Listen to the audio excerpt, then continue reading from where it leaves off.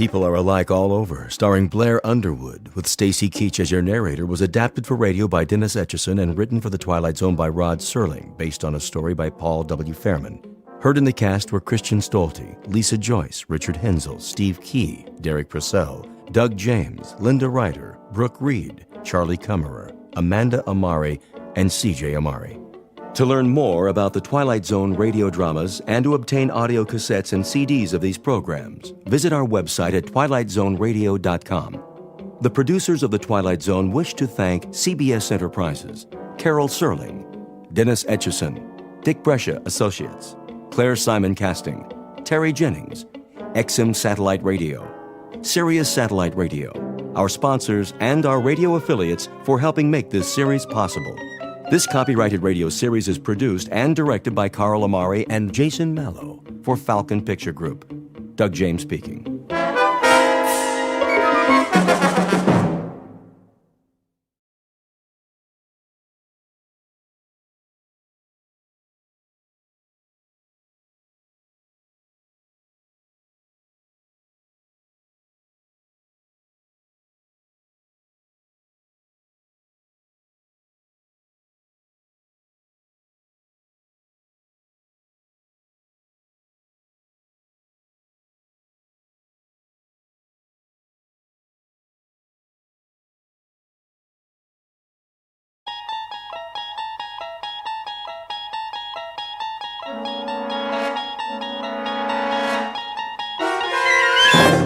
There is a fifth dimension beyond that which is known to man. It is a dimension as vast as space and as timeless as infinity. It is the middle ground between light and shadow, and it lies between the pit of man's fears and the summit of his knowledge.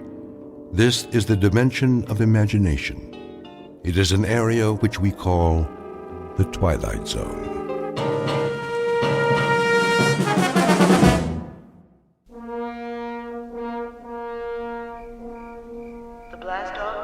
Must be cleared by 0200 hours. All personnel, please stay behind the steel fence. Repeat, the blast-off area must be cleared by 0200 hours. That you, Markison? Evening, Conrad. Thought I'd find you out here. You thought right. Look at her. Like a needle pointed straight up at the sky. Pretty big needle. Odd, isn't it? Why do you say that? For us, I mean. Odd way to spend the last night. Yeah, I couldn't sleep. Neither could I. But what a thing to do. A last night on Earth you don't spend in the middle of the desert looking at your transportation. A last night you spend it enjoying Earth. You walk around its streets, you go into its bars, you dance with its women. Yeah. You drink in its view, savor it, enjoy it. But not us. That ship out there. We'll have all we want of her and more. She'll be our world for quite a while. 113 feet long by 18 feet wide. And yet here we stand, Conrad, watching her. Just 3 hours before we take off. Maybe we're trying to get used to the idea. Oh, we'll have plenty of time to get used to it. That'll be our city and country and house and front yard and backyard for the next 3 months. And we won't have any choice in the matter. Markson, could I ask you a question? Go ahead. Are you afraid? Of some things, I guess. The unknown, loneliness, the silence up there. But the ship, after all the work that's gone into her, I don't think so. How about you, Sam? It's different. You're ready for this. 3, 4, 5 years. It's all you've prepared yourself for. But it's not the same with me. We both went through the same flight training. I know, but I'm a scientist, Markison, a biologist. My whole life, my world has been books and slides and microscopes. I'm being sent up there because they need my mind. Pity they just can't send that and leave my body back here where it belongs. But speaking frankly, yeah, I am afraid. I'm frightened of the place we're going and what we might find there. Martians? Well, that's not very likely. They're the one thing you don't need to be afraid of. They shouldn't be feared, even if we do run into them. Whoever we meet up there, whatever kind of creatures they are, if they exist, There'll still be people of one sort or another. You don't really think that. Why not? I've got a philosophy about people, and I mean all people. I'm sure that when God made human beings, he developed them from call it a fixed formula, with the same batch of ingredients. We have a pattern of behavior designed to meet certain needs, and those needs are going to be identical no matter what the form and the place. And that means we're all essentially the same on Earth or in the farthest reaches of space. Think about it, Sam. People. On Mars. Wherever they're able to exist, they have to be the same, even up there in the stars. I'd like to be able to read those stars. I wish there were an equation that applies. A plus Y equals what? A rocket ship plus 2 men equals... Equals a wondrous adventure. Let's get ready, Sam. We've only got a couple of hours.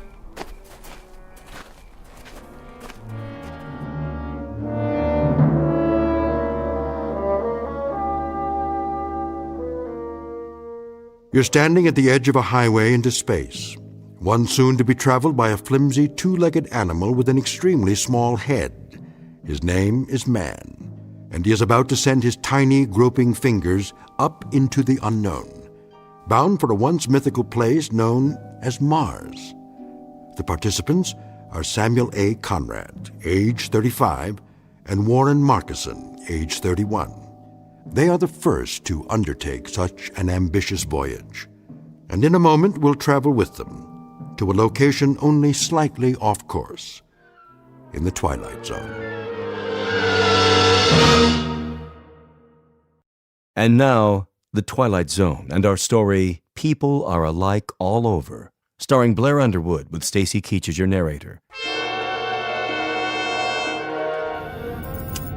Prepare to correct course. Not yet. Fire retro rockets on my mark. Wait, I said. For what? I want to run a thermal scan on the landing gear. You did that. Well, I'm doing it again. Plus a spectrographic on the planet's surface. We can't even see the surface till we correct. By the time we finish the turn, it'll be too late. Too late for what? To change the flight plan, the gravitational field will take effect. Exactly. We cut the main thrusters and fire the retros for a nice soft landing, right? Isn't that right, Conrad? What if something's wrong? Nothing's wrong. But what if it is? It'll take all the fuel we've got for another orbit. We have to be absolutely sure. We're as sure as we're ever going to be. There are too many variables. Atmospheric density, drag coefficients, power consumption. We've been through all that. I just checked the readings. The readings could be wrong. If we're off by a factor of 0.01, we'll miss the landing site completely. I'm going to run the numbers one more time. No, you're not. I'm in command here, and I say we're going in now. At least wait till the planet rolls up on the view screen. I want a spectrographic readout. 5, 4. Not yet. Cancel the sequence. I'm not canceling anything. 2, 1. Fire retros. I said fire. All right, if you won't do it... Don't touch that switch! Fire! Fire! You fool! Strap into your seat now!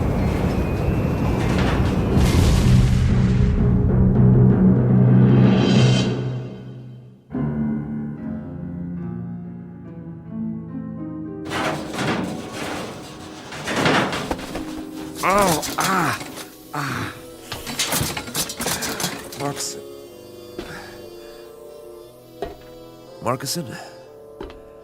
You all right? Markison, where are you? Warren? Warren, can you hear me? Over here. Oh, thank God. After a landing like that? Any landing you can walk away from is a good landing. If you can get this instrument panel off me, I'll try to do that. Hang on. It's split in two. I'll see if I can lift it. How's the rest of the ship? Nose down in the bottom of a crater, as far as I can tell. Air pressure seems to be holding. Here, take my hand. Whoa. Not just yet, Sam. I've got a little bit of a problem with this leg. But we made it, didn't we? Yeah, we made it. With or without my help. It wasn't your fault. Sure it was. If I'd followed your order... We still would have come down at the wrong angle. The flight plan was off. There's nothing wrong with the flight plan. It's the terrain. It's not like the reconnaissance photos. Close but different. Somehow... Then you were right to be cautious. Do we have power? I don't know. I haven't had time to check anything. Try to get the lights running. It's dark in here. I may be able to rig a new circuit. You do that. I'll give you a hand. Don't be crazy. You can't even stand up. I'll do it. Sam? Yeah? Hurry, if you can. Will you, Sam? I want to take a look outside. I want to see what's really there. There's plenty of time for that. Is there? I told you, we've got air. That means the hull's intact. You rest easy. I'll get the medical kit. If you say so, Sam. If you say so.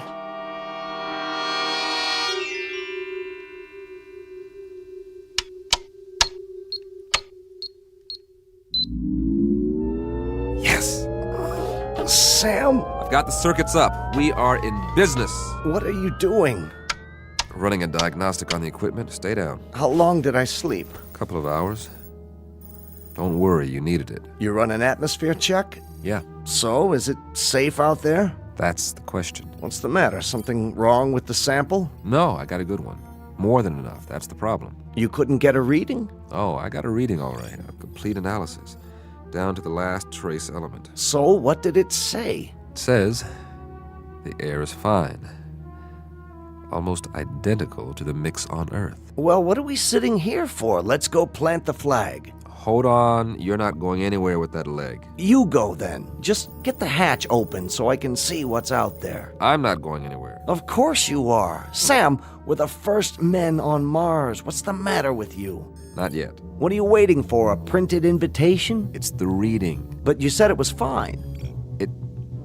It can't be right. Don't you trust the equipment, Sam? You designed it, remember? You and I both know there's no breathable atmosphere on Mars. Well, maybe there is where we landed. That doesn't make sense. If we're in a crater, there could be a buildup of gases. Not according to any scientific literature I've ever read. Then it's obvious the literature is wrong. You trust your equipment? I've run the data 50 times. And everything checks out. We made it, Sam. We made it. You know what that means? I want to filter out another sample and run it through the analyzer. We've traveled 35 million miles. Exactly. Another few hours won't make any difference. We can't wait any longer. The human race won't wait. If you won't open the hatch, I'll do it myself.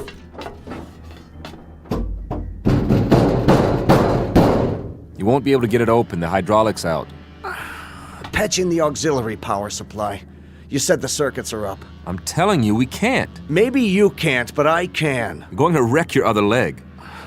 I'll use the manual override. That's what I'll do. I'll disconnect the hydraulic lift at the wall and... I told you to take it easy.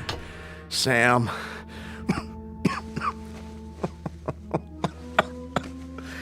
Just my luck, eh?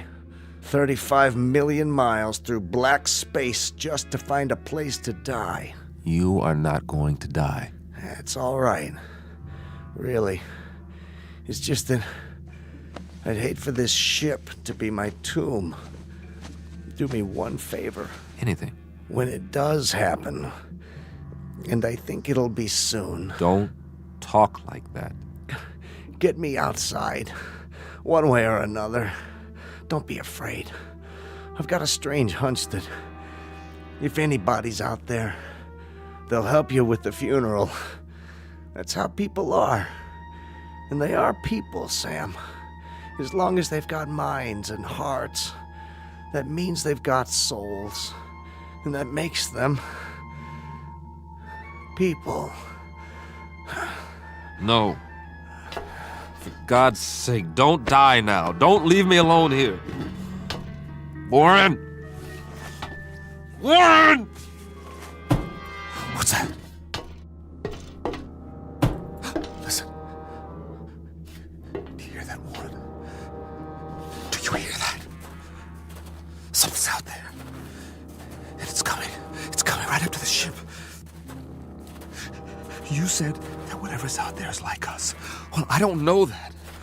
There's no way to find out, and I'm not ready to find out. Go away! Whoever or whatever you are, go away!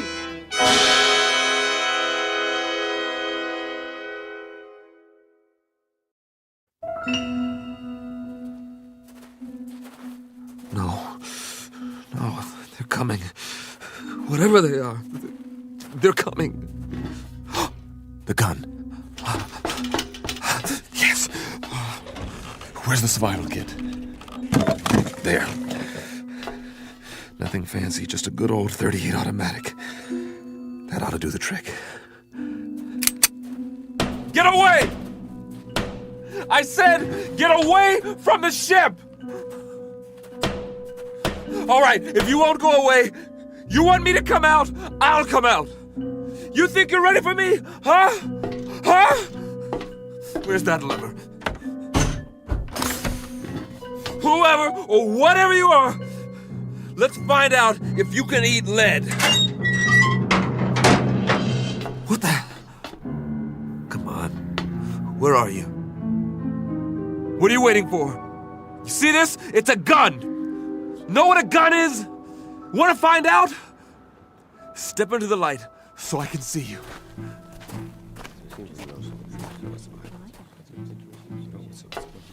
But you're people. I swear you are. You're just like me. Face, body, everything. Please, don't be afraid. There's no reason to, you know. What do you have in your hand? Oh, this it's a pistol. It's a... I was only going to use it if... May I see it? What? I suppose so. Just don't touch the trigger. It contains explosive missiles. They're called bullets. We didn't know if you were ever going to come out. We've waited most of the night. Very glad to see that you've finally done so, however. This is amazing. I'm Conrad. Samuel Conrad. That's my name. You understand? Name? We understand, Mr. Conrad. We landed here, my friend and I, in this ship. Crashed, I should say. We come from Earth.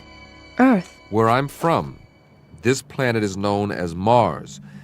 We took off in our ship almost 3 months ago. Check on the other one. He may be injured. Yes, of course. Here, I'll show you in the sand. See, this is the sun. Sun, the big star. And this is the Earth, the third planet from the sun, and this is you. Here. The other one is dead. His name is Marcuson. Don't be alarmed, Mr. Conrad. We don't intend to hurt you. We've only been wondering when you intended to come out. Of course, we were curious. But how do you know my language? We don't, Mr. Conrad. As you'll no doubt soon realize, you're speaking our language. Your language? Unconscious transference. You'd call it hypnosis of a sort. But you must be tired. We'll prepare a place for you to rest and food. I'm appreciative. I really am. You'll forgive me my staring. I mean, but I can't get over it. I mean, you're people. Just like I am. Actual human beings. Markson said you'd...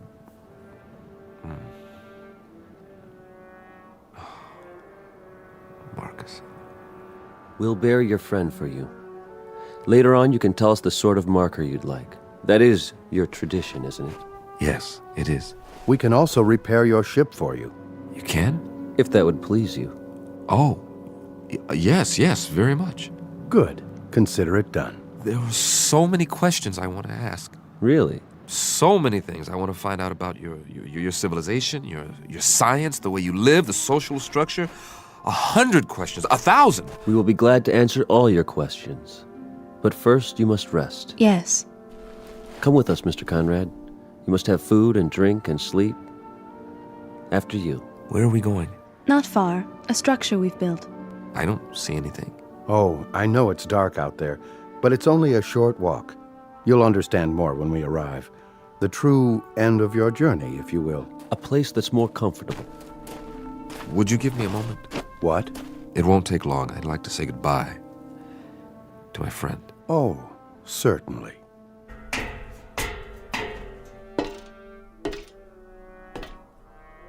Marcus.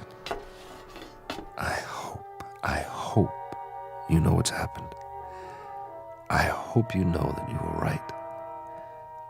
There are Martians, after all, and they're people. It's incredible, but they really are just like us. You knew, didn't you? Somehow, you knew. Oh, I'm sorry, old friend, that I didn't believe you. And that you didn't live to see them. Are you ready, Mr. Conrad? Yes, I'm ready.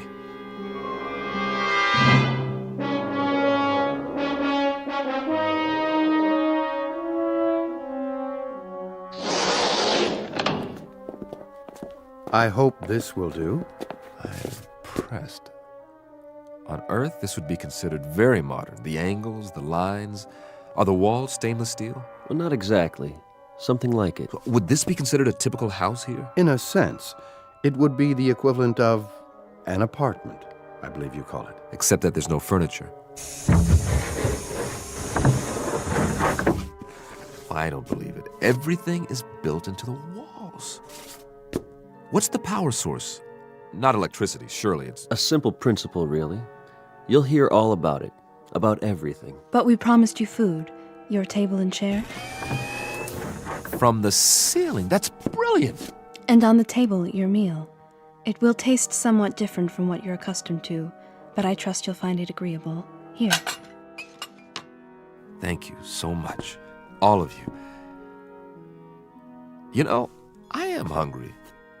Very hungry. Please sit down, Mr. Conrad, and eat.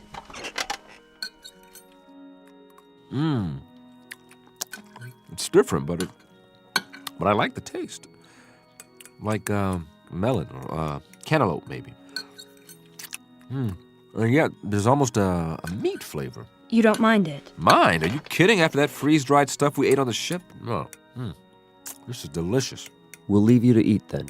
Oh, I wonder, could you do us a small favor, Mr. Conrad? Anything. As a favor, would you mind sketching for us what a home looks like on Earth, so we'll better understand your culture? No, not at all. This is what we call a ranch house.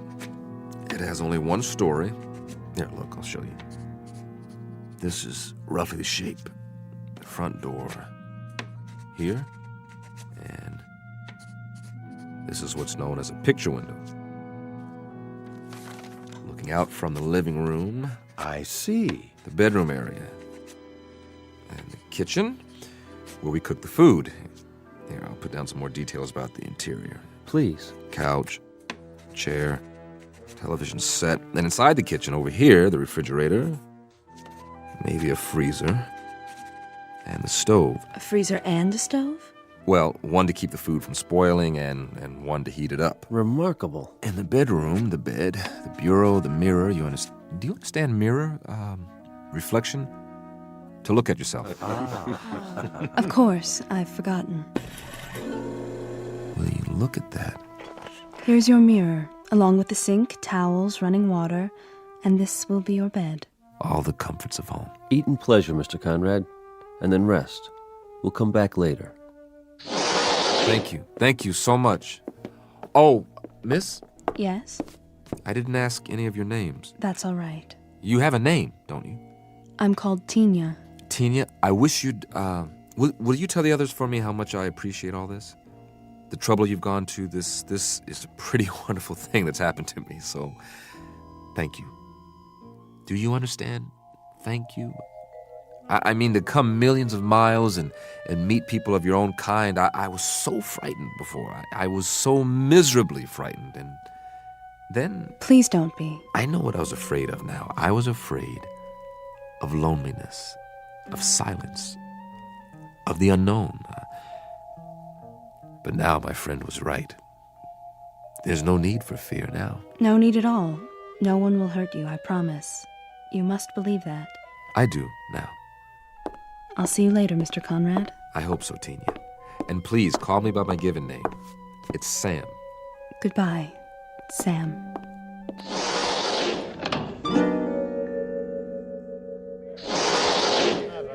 There she is. Sorry, he had more questions. What did you tell him? That we'd be back later. He understands. How did he take the language transference? Oh, quite easily. His quotient is low enough. You should see the wave chart. He has the mind almost of an infant. And you must have a look at his ship. I have done so. So primitive as to be almost unbelievable. You wonder how he made it here. Tina, how does he react to things? What? He asked you a question. I'm sorry, how does... His reactions. Most trusting, emotionally very complex. He feels loneliness, curiosity, excitement. He seems to crave companionship. And what is your recommendation? For what we should do with him? I think we should let him go. Let him go? How can we let him go? He means us no harm, and he's... He's what? Tell us what he is. Go ahead, Tina. Feel free to speak. He's so much like us, that's all. Did you hear that, everyone? He's so much like us. Excuse me. Tina, where are you going? I have something to do. At this hour, surely not. Perhaps to observe our new arrival. After all, he is almost one of us now. One of us indeed.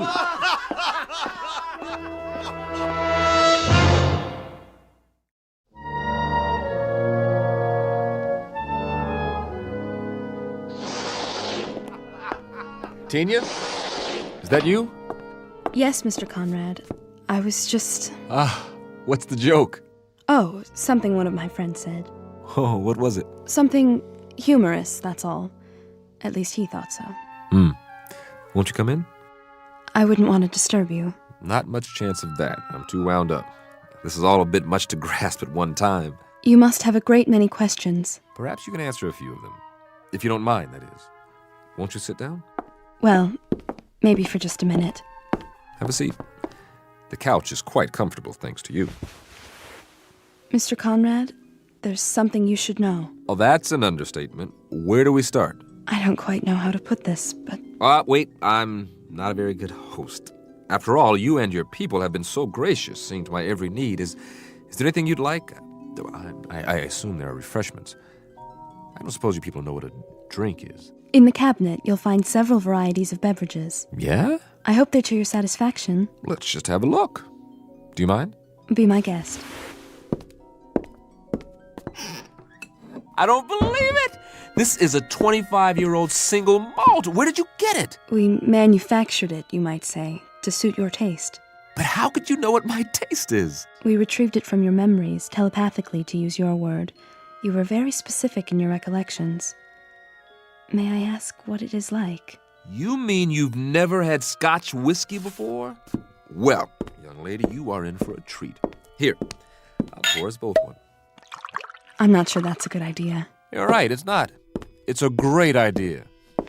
Give this a try. Perhaps just a taste. Here's to the end of a long, long journey. And to good people everywhere. It's a strange taste. It's so sharp. Oh, I should have told you to sip it. Just take a small amount and just roll it around in your mouth. Then you swallow it. Yeah. How's that? It's interesting. You said your people manufactured this. How, exactly? You must use some sort of molecular reconstruction powered by... what is the power source here, by the way? Solar? Hydrogen fusion? We've been experimenting with this on Earth for years, but so far... Please, Mr. Conrad, You seem nervous. It's just that... Not my fault, I hope. I've never been very good at small talk, getting to know people socially. And now I'm more aware of that than ever. You're behaving perfectly. That's not the problem at all. You're the one who should be uneasy with us. Suspicious. What's to be suspicious about? Do you want to know the absolute truth? This experience, meeting all of you, it's lifted a burden off my chest. All this time, not knowing what to expect. But you're so kind. You're so understanding. You take it all in stride. A visitor from another planet, I mean, am I... The first? No, I can't say that you are. I should have known. You accepted me so easily.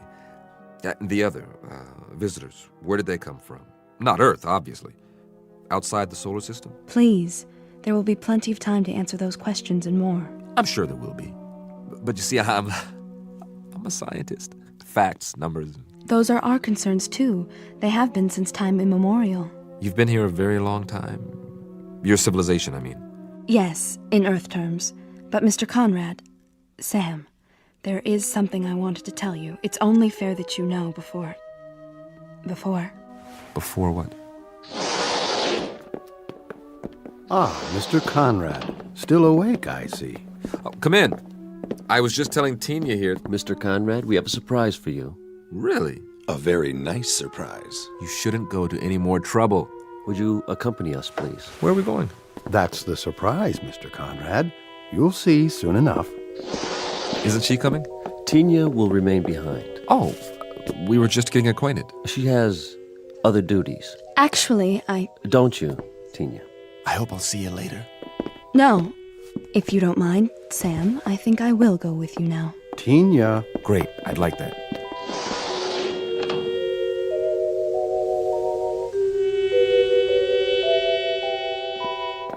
Quite a complex you have here. There must be miles of corridors, like interconnecting tubes. It provides both shelter and a gathering place for our people. The walls, are they glass? A form of what you call plastic. Very strong, for protection against the elements. Then you have seasons. We've seen evidence of dust storms on the surface and, of course, the polar ice caps. We've had to recreate an atmosphere in recent centuries that has wrought havoc with the forces of nature, far more than you might have observed from space. I can hardly wait to take a closer look. Really, Mr. Conrad, you don't want to tire yourself. You should get a good night's rest while you can. No reason to. I feel fine. Does the complex house your research facilities, laboratories, that sort of thing? They are in an adjacent structure. I thought I saw a reflection out there, but it's so dark. All in good time. It will be a few more hours until sunrise. Then, all will be clear. Ah, here we are. After you, Mr. Conrad. What? Allow me to illuminate it for you. But this is... This is what, sir? Why, it's just like the entrance to my house back home. Is it? Yes, this is the foyer, and the living room would be down here. You like it? Do I? It's a perfect replica of my place in California. This is perfect. We did our best. I mean, in every detail. Furniture, the works, even the drapes. If I open them, I bet I'll see my old picture window. No point in opening them now. It's dark. Wait till morning. How did you build it so quickly? We sincerely hope this is the way you're used to living. You didn't miss a thing. The general outline came from your diagram, the rest from your mind. You think very clearly, Mr. Conrad. Very clearly indeed. Strong, clean impressions. Would you care to see the rest of the house? Would I ever? Ah! My kitchen! And my refrigerator. It's filled with your favorite foods, the ones you remember most vividly. Cheese, fried chicken, and pizza. Oh, I'd love to have some warmed over pizza right about now. This is really fabulous. I don't know how to repay you. Your presence is quite enough. I really, truly appreciate it. We wanted you to feel at home, Mr. Conrad. Do you? Well, I never saw it this clean. Splendid. In that case, we were wondering if you'd mind remaining here for a little while. Oh, sure. And about my spaceship. Take your time. Your spaceship? You said you'd be able to fix it. Oh, yes. We'll restore it to its original state and then transport it here, outside your residence. It will be in perfect working order. That's great. You expressed interest in seeing more of our people. We'll arrange that, first thing in the morning. I'm sure they will be most interested. I'd be delighted. For a little while longer, then. Enjoy yourself, Mr. Conrad. Enjoy your house. You bet I will. I can hardly wait to sleep on a real mattress again. Oh, let me show you out. That's not necessary. Sure it is. This is my house, isn't it? It is, sir. It most certainly is. What's this in the vase? You call them roses, don't you? Well, yes, but how? We had a little trouble with the petals. So delicate. If you examine them closely, you may find them somewhat imperfect. I doubt that very much. Here, I want you to have one. It's my way of saying thanks. Thank you. I'll keep it to remember you by. But we'll see each other again, won't we? What? Are you crying? Come along, Tina. I'm very happy to have known you. Sam. Time to go. Sleep well, and wake refreshed.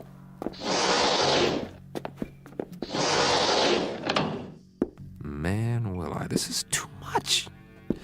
Wonder if there's some more of that scotch in here. Yes! Well, all I can say is if this is an illusion, it's one a guy can live with.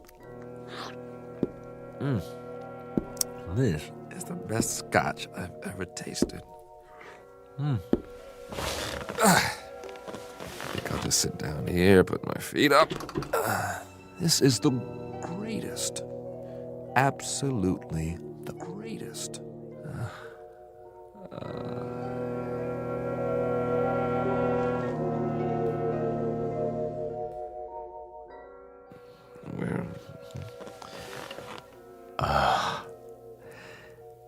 It wasn't a dream. I really am here, after all.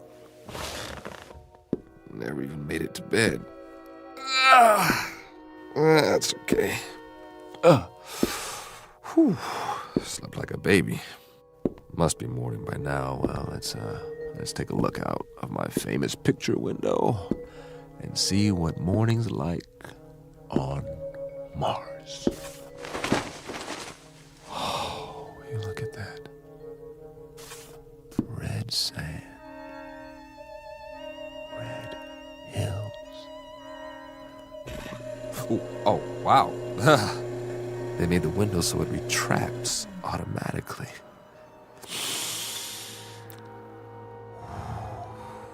Smell that. Oh, real honest to goodness air. I gotta get outside. Come on. What's the matter with this door? Wait a minute. What's that? Sounds like some kind of vehicle. Hey! Hey, everybody! I bring you greetings from Earth! Hey, what are these bars for?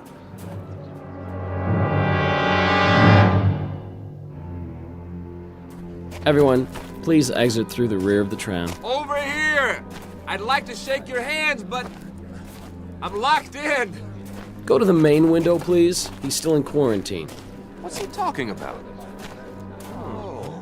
Why are you all looking at me like that? Please don't touch the bars. Hey, what's going on? Hey! This is our latest acquisition. No, it can't be. My ship. They said they'd move it here. Wait, why would they? It can't blast off this close. It would set the whole house on fire. Unless they don't intend. Isn't he unusual? Careful, children. Can it talk? Yes, on an elementary level, a very limited vocabulary, of course. Its primitive spacecraft will soon be on permanent display. For now, you're free to observe the creature in its natural surroundings. I don't belong Note in the here. simple primal emotions. No! Let me out of here! You may take holograms if you like. And next, we'll move on to the Venusian habitat, the intergalactic breeding area, and the Alpha Centauri house. This, again, is a holographic opportunity. I don't belong in here, please! Please! I would like to take a hologram. Isn't he cute? Look this way, Earthman.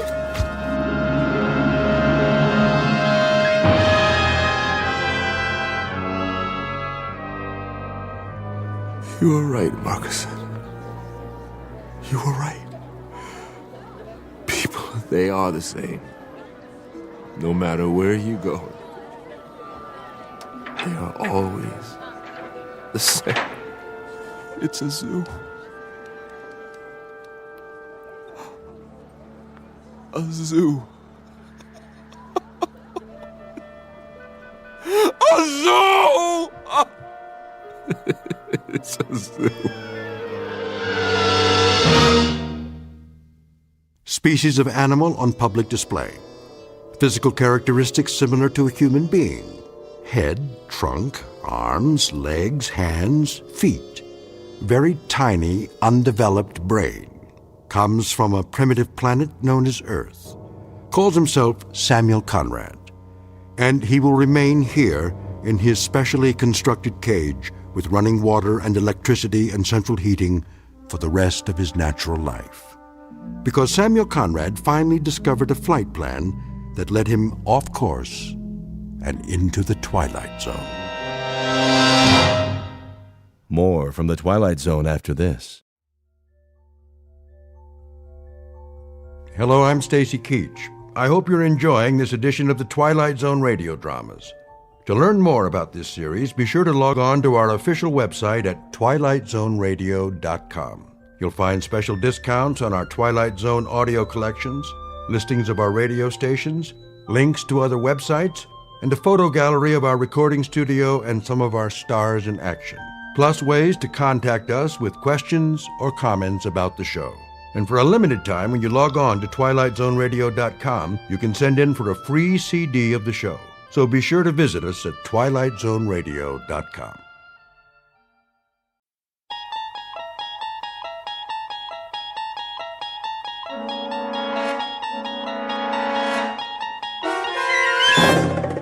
You unlock this door with the key of imagination. Beyond it is another dimension, a dimension of sound, a dimension of sight, a dimension of mind.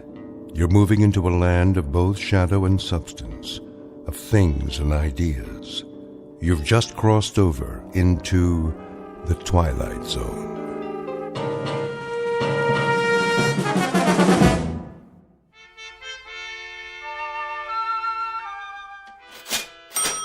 You're quite sure this is a genuine Tiffany? Quite. The provenance dates back to 1922. Very well, then. Kindly have it delivered. Of course, madam.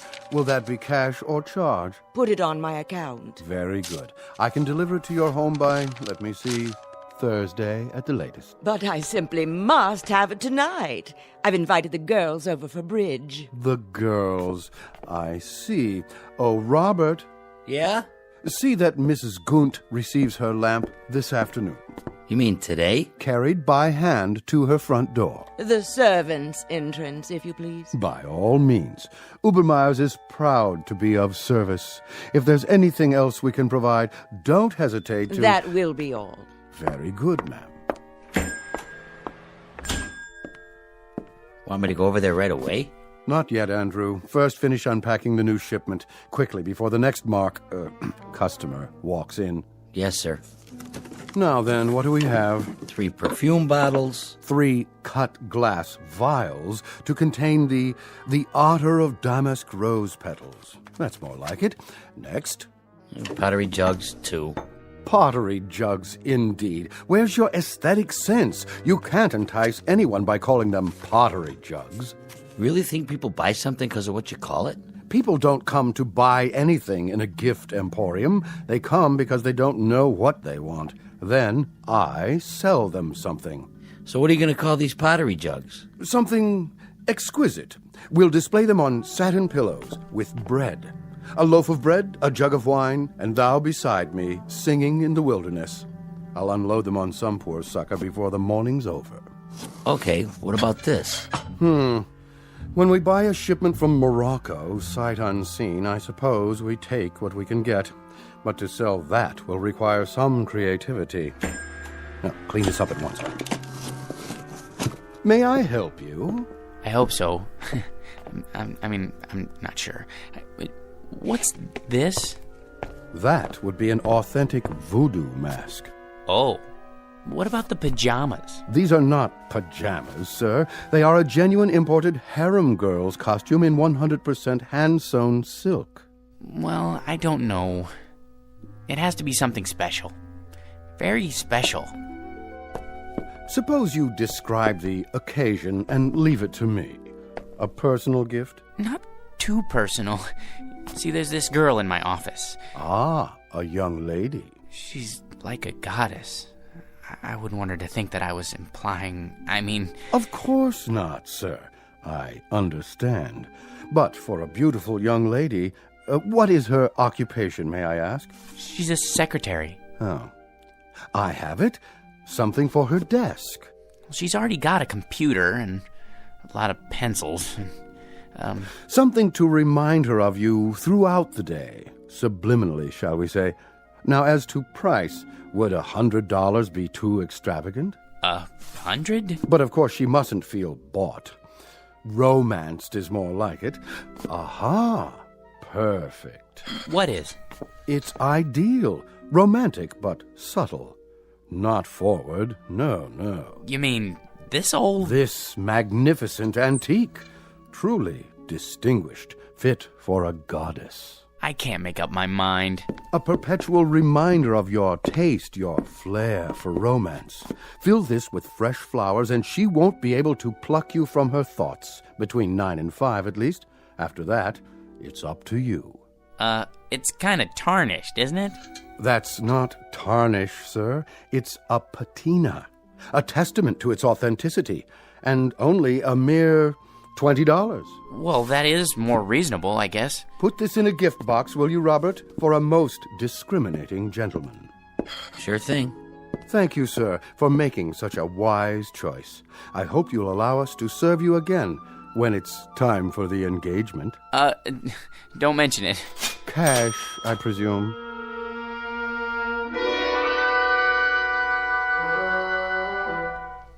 Meet Mr. George P. Hanley, a man life is always treated without deference, honor, or success. Waiters serve his soup cold. Elevator operators close doors in his face. And mothers never bother to wait up for the daughters he dates. For George is a creature of humble habits and tame dreams, a square peg in a square rut, and the living embodiment of what's commonly referred to as some poor sucker. He is, in short, an ordinary man, but at this moment the accidental possessor of a very special gift, one that measures men not against their accomplishments, but against their deepest desires, the kind of gift most of us might ask for, then learn to regret. If, like Mr. George P. Hanley, we were about to plunge headfirst into our own personal Twilight Zone. And now, The Twilight Zone and our story, I Dream of Genie, starring Hal Sparks, with Stacy Keach as your narrator.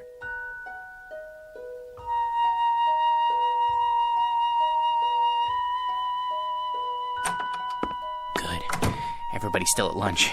I'll just leave this on Anne's desk. No card. She'll just figure out who it's from, right by her keyboard. No, a little to the side. Oh, maybe on her chair. No. Oops. Better put this away for now. Where? In my drawer.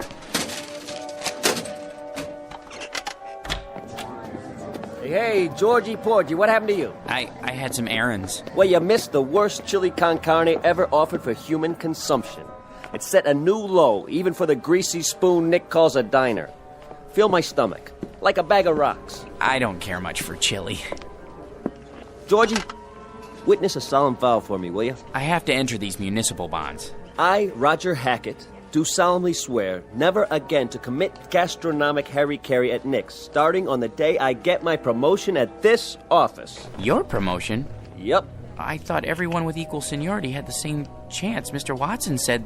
That's correct, Georgie old Porgy. We're all equal, but some of us are a little bit more equal than others. Especially me. Hi, Anne. How are you? You're looking nice. Hello, boys. Don't be so sure, Roger. Mr. Watson's a fair man. I'm sure he'll compare our experience in debit financing, evaluating liabilities. And that, old Georgie, is one reason why I am more equal. All you think of is debits and liabilities, with assets like hers around. Now, where'd I put my little surprise? Here, Anne, for you.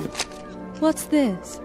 Oh, just a little something to say happy birthday to the prettiest girl in the entire office. I'm the only girl. And you'd still be the prettiest, even if this whole place was staffed with Miss Americas. Are you gonna open it? Roger, what? Go ahead. Oh, Roger, it's beautiful. Like it? Why, this is the most gorgeous peignoir I've ever seen.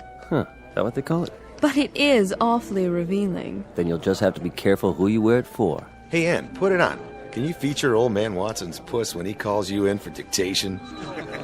Mr. Watson is interested in a different kind of figure, Sam. Is that what you think? You really like it? I love it.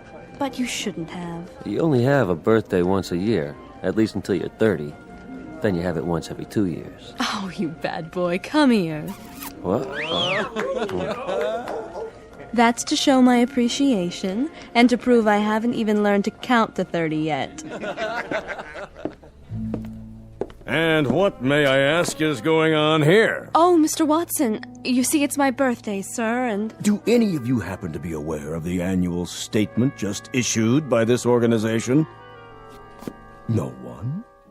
Well, then it may come as a surprise for you to learn that we have just completed the best year in our history, and I believe this department had no small part in that success.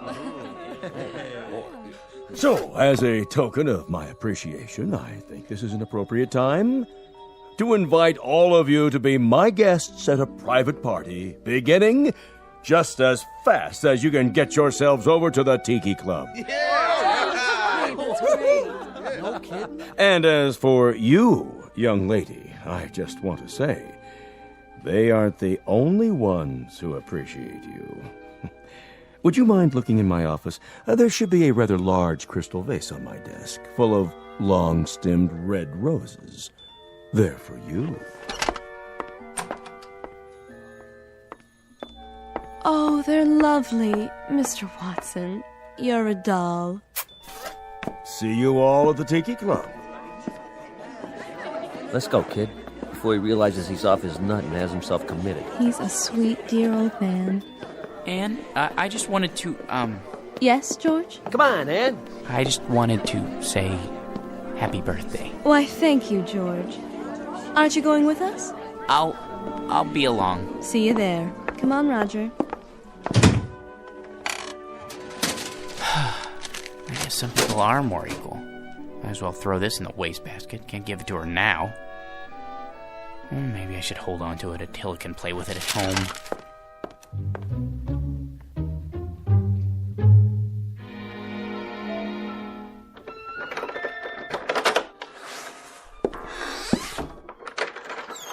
Hello, boy. Have a good day? Yeah, mine was lousy, too. You know what they all think I am, Attila? A #1 jerk. And they're right.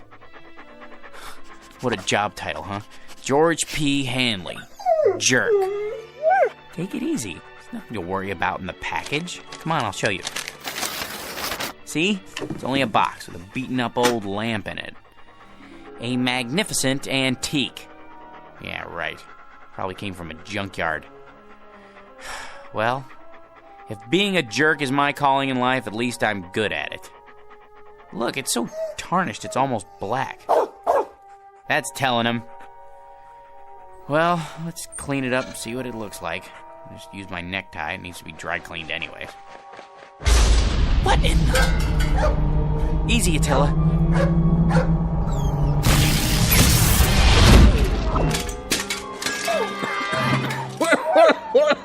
Oh, boy.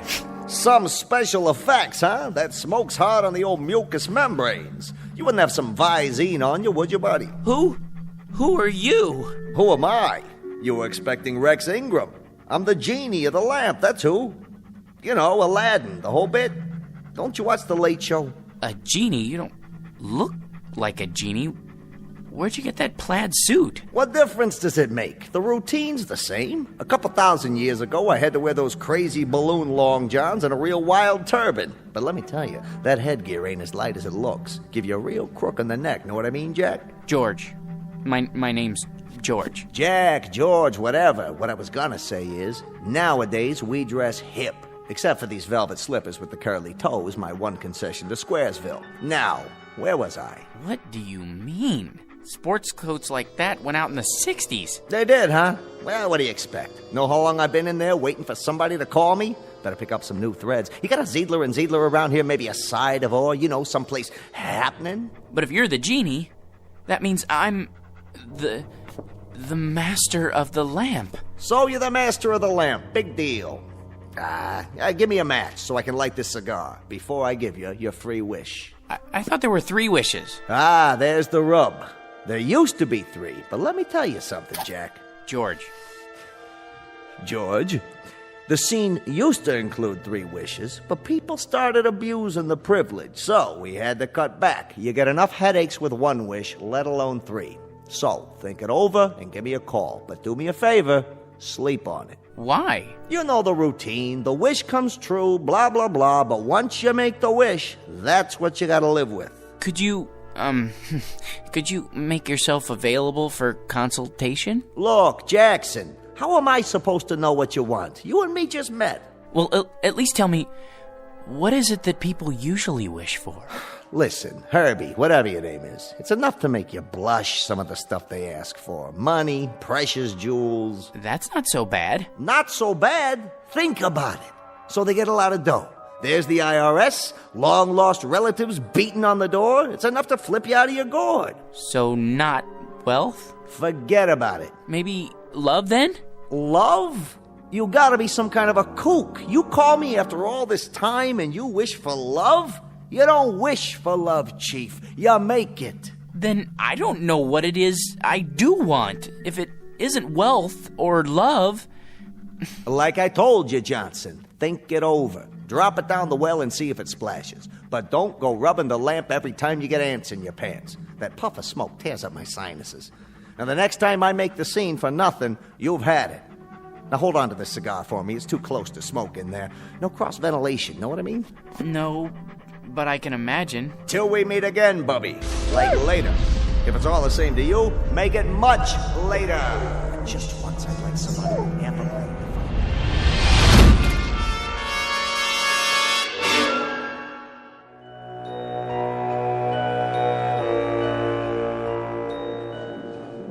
All right, everybody. Places, everybody. This is a run-through. Stand-ins, please. Positions. Lighting. Lights on. Camera. Ready with a camera. Excuse me. Hey, buddy. Don't you know this is a closed set? It is? Who let you in here? They said it would be all right. I'm George Hanley. Who? Her husband. Miss Alexander's, I mean. Oh, yeah. Haven't seen you around here in a while. It's been months, actually. Well, this is the big one, huh? I beg your pardon? The last shot of the picture. Once we get this one in the can, it's a wrap. It is? Say, can I ask you a question? What's that? What's it like being married to her? Well, I don't really know. That is, Man, I sure wish I was you. You do? You lucky stiff. Yeah, I mean, yes. I guess I am. Where is she, by the way? Anne? In makeup, where else?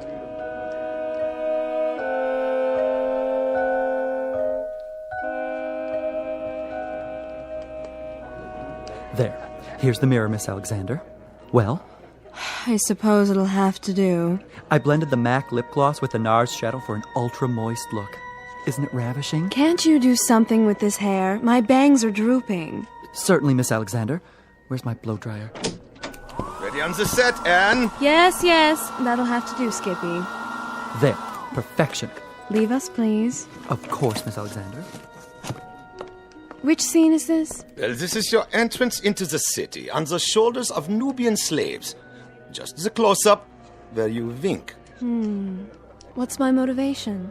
Oh, to rule, my dear, with him at your side. Got it? Just remember, you love this guy so much, your guts do a loop-de-loop every time he creeps up on you. He's big. He's manly. He wears a leather skirt. Well, tell him to oil it, will you? He screws up my lines every time he moves. Not a problem. Props! Get me some WD-40 now! Anne? Darling! Hello, dear. My, you look lovely. Good enough to kiss. Not now, Georgie. You'll smear my lipstick. This is the final scene, isn't it? It's been such a long grind. It sure has. They said you could take a few weeks off, but that was 6 months ago. We can still take our honeymoon. That is, if you want to. Do I? Careful with the hair, Georgie. Sorry. They don't pay me to look ugly, sweetiekins. Besides, anticipation is the real joy. Isn't that what they say? They haven't been waiting for 6 months to take the most beautiful woman in the world on her honeymoon. Places, people. This one's for real. It won't be much longer, I promise. Just think. No more crawling into bed with a script so you can study your lines half the night. After today, no more getting up at 4:30 in the morning to go to the studio, and when we get home, you can take a nice hot bath, maybe even let me wash your back. And then first thing tomorrow, we leave on our cruise. But darling, have you forgotten? Forgotten what? The wrap party, here on the set. There will be a million photographers. There's no point in going home. Not tonight. Not tonight, huh? Sure, Anne, I understand.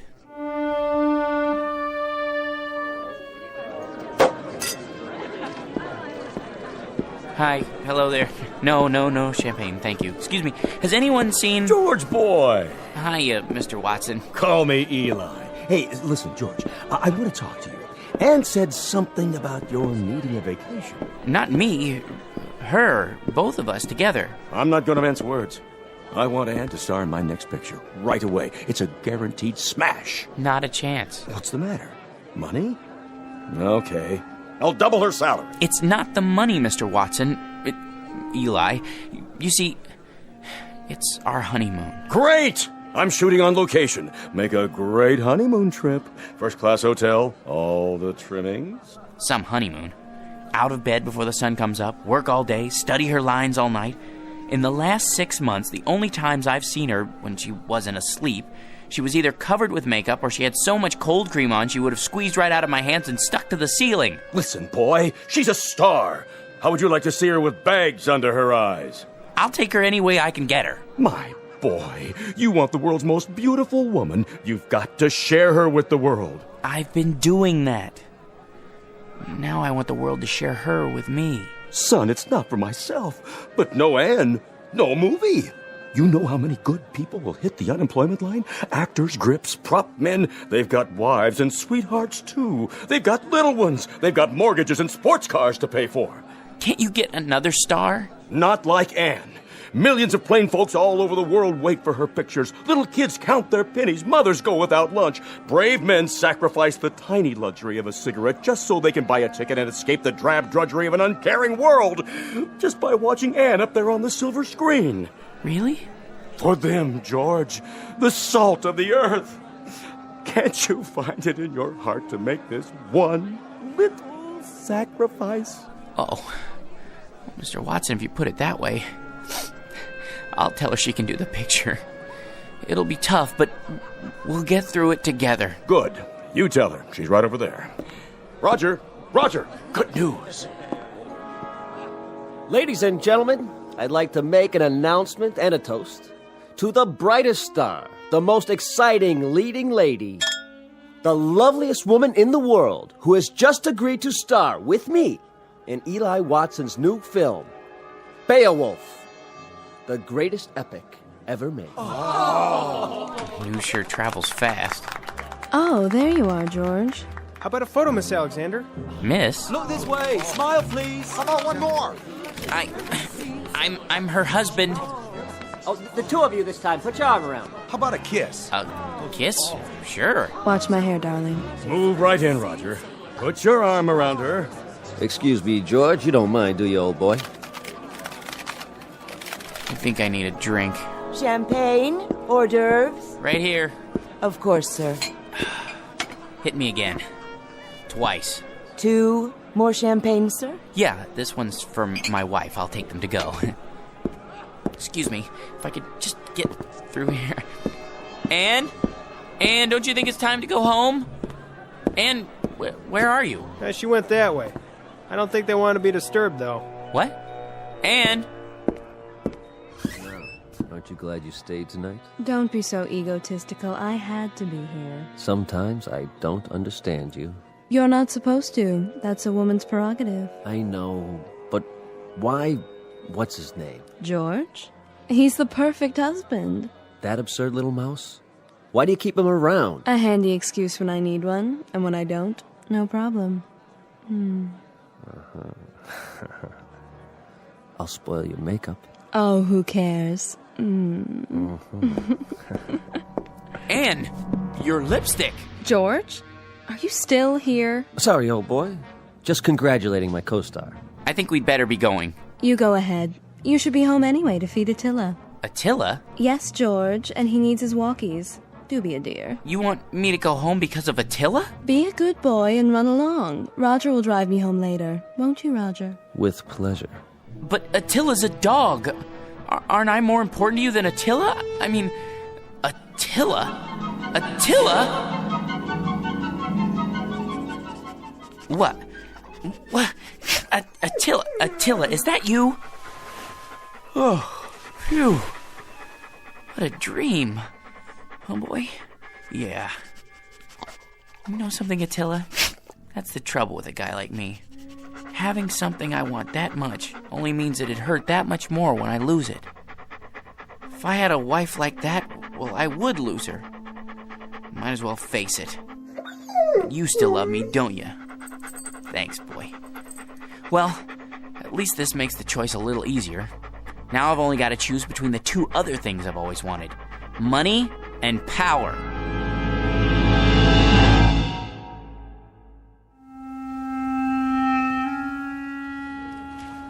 Morning, Georgie. Morning. Well, today's the day, huh? For what, Raj? For what? Well, you listen to this guy. Watson. Has he said anything about the promotion yet? Oh, the promotion. Forgot. He forgot. Roger, Mr. Watson would like to see you in his office. Well, George, this could be it. You wanted to see me, sir. He'd never pick him. Never. Hey, George, the old boy wants you to double-check these entries. I did that already. It's a waste of time. Look, how much do we make a week? Well, look at this account. Guy makes so much dough, he sweats more than that every time he ties his shoelaces. So waste a little time, all right? My gosh, net worth $260,832,461. What would it be like to have all that money?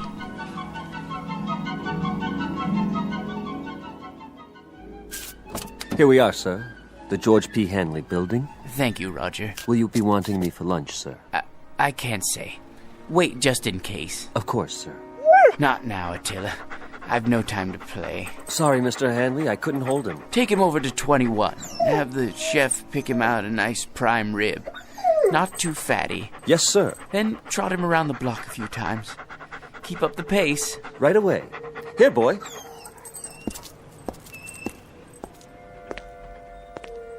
Paper! Get your morning paper! How old are you, son? 9, sir. 9? I see you every morning. Aren't you missing school? Oh, no, sir. I wouldn't miss school. I get up at 5 for my papers, and then I go over to PS 31 for the afternoon session. Incredible. What about your parents? My mom is dead. My old man had a store, but it went broke. Sorry to hear that. I'll have a paper. Golly, I can't change a $100 bill. I didn't expect you to, son. Gee, thanks.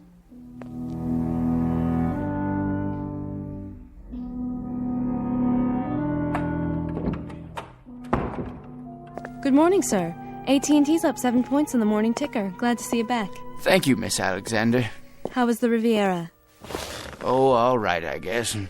Kind of like a suburban tract with castles. I see. Well, sir, shall I send in your first appointment? Might as well get started. Mr. Hanley will see you now. Watson, what are you doing here? Begging again, I'm afraid. These days, a college president has to worry more about salesmanship than scholarship. Then you came to the right place. Hanley, you've already done more for your alma mater than we have a right to ask. How much? Just enough to start the ball rolling for the alumni. Don't be coy, sir. Give me an amount. Altogether, $10 million. If you could possibly start us off with, say, $1 or $200,000. Done. You're a generous man, GP, but you've made a mistake. This is the entire sum. Don't worry. It's deductible. Besides, I want you to have it. Well, so would others, GP. Thousands of alumni, not as successful as you. Giving, sharing the burden and the satisfaction. It's the cement which binds them to our institution.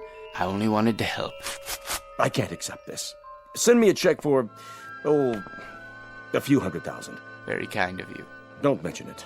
Miss Alexander will show you out. Oh, nonsense. I know the way by heart. Send in the next one. Right away, sir. Hello, Masters. Well, Mr. Hanley, ready to add to the old empire? I suppose so. I brought along a few new catalogs.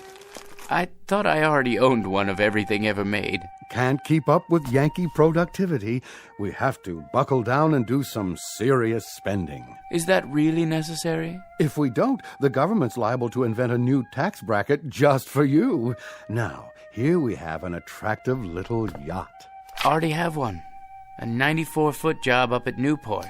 This one makes it look like an absolute dinghy. You know, Masters, there's no fun left in buying things anymore. Once I looked forward to a second-hand car like a kid waiting for Christmas. Now there's no anticipation, no hunger. Oh, perk up. I used to enjoy the little things. An ice cream cone, a ball game, going out for a walk in the park. Now people run up and ask if I'm going to subdivide it. No, I've had it. Sir, that's un-American. Think of all the men living on blue sky and a prayer who depend on you for their daily commissions. They have little ones, mouths to feed. Mr. Hanley, you can't stop buying. Please see yourself out, Masters. If you're absolutely positive, sir? Out! I don't know who let them in, Mr. Hanley. That's all right, Ann. Why, hello, son. Is this the man? Yes. Here's the C note. Awful sorry. What else did he lift? I don't know what you're talking about. I told you, Pop. He gave it to me. You gave my boy a $100 bill? He's a fine lad. Listen, you fathead.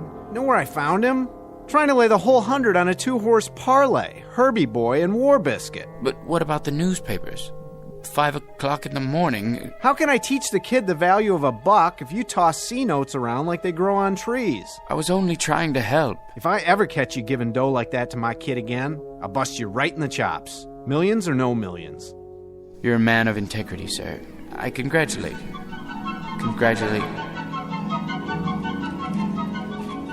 Congratulate me.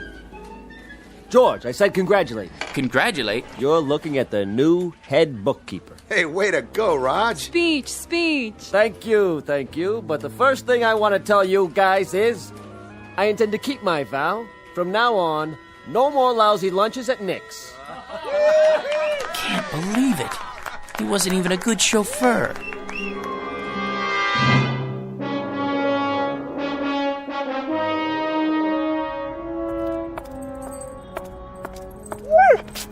Easy, Attila. You're wearing me out. Sit here for a minute. Well, boy, we're down to the last choice. I could never hold on to a beautiful wife. And money's no fun. Maybe power. That's what makes the world go round. Look at the way Mr. Watson gave that promotion to Roger. Believe me, if I had power, I'd be fair.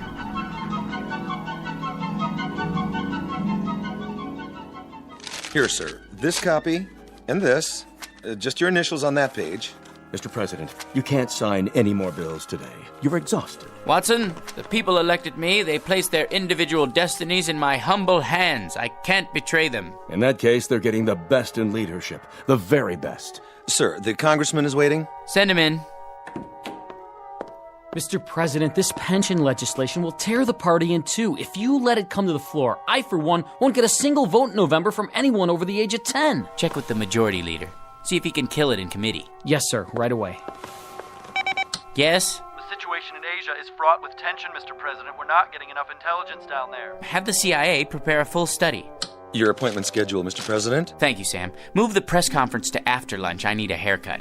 For the UN speech, have someone whip up a draft. Tell him I need jokes. Yes, sir. Who are Sonny and Mickey? Those scrub scouts who wrote the letter about citizenship. You asked to be reminded when they arrived in the capital.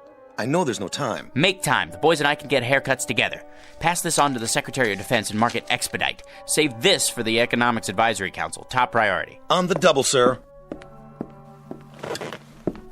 Decisions, eh, Attila? Mr. President, I had to see you. Who let you in here, woman? I hid in the building all night.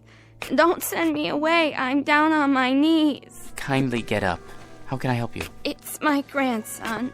He's just a boy of 18. He fell asleep on guard duty, and they said it was treason. They're going to hang him. Easy, ma'am.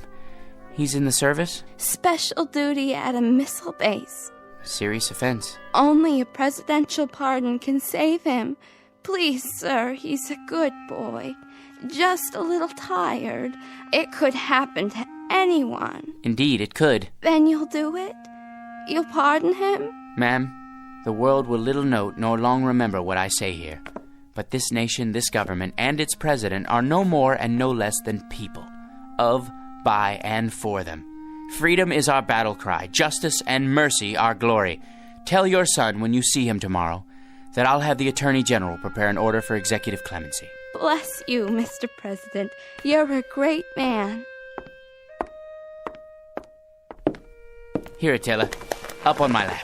You know, I think we found our niche. Who said power was hard to handle? All you have to know is how to use it, right, boy? It couldn't wait, Mr. President. What couldn't wait, General Hackett? It's the hotline. Red alert. Red? You mean the missiles? Yes, sir. They're on their way. What do we do? The decision is up to you, sir. The world's about to go up in one big poof. What do you say? Counterattack? How about a staff study? It's too late. Call in the Secretary of Defense. No time. You have 10 seconds, sir. It's up to you. I can't. Let someone else decide. I don't want to decide. Not me. Not me. Not me. Not me. No! Not me! Not... Yeah, you, Mac. You and your mutt, get off my stoop. Oh. I must have dozed off. Come on, dog. Let's go home. Well, Attila, we've got a magic lamp waiting for us back at the apartment. Anything I want, just for the asking, and I can't even figure out what to wish for. I never even thought it through until now. You know something? No matter what I wish for, it won't change a thing. I'll still be me, George P. Hanley. Vocation, jerk. What's that quote? The fault, dear Attila, is not in our stars, but in ourselves. Ourselves, huh? That's it. Come on, Attila. We're gonna show that bored old genie a thing or two. We're gonna wish for something original.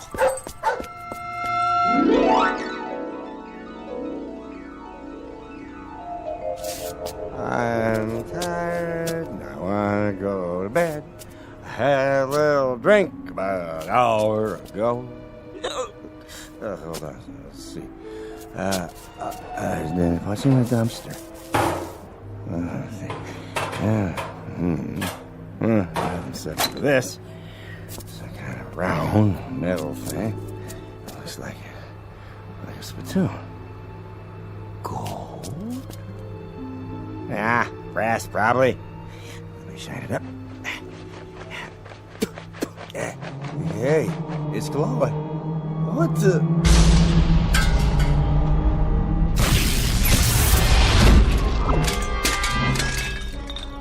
Yes, master? Hey! Where'd you get the funny pajamas and the headpiece? They're traditional. I am the genie of the lamp. Your wish is my command. When you have made your wish, you must return the lamp to this alley so that others may find it. Keep your turban on straight, Attila. Now then, as I was saying, I am at your service, sir.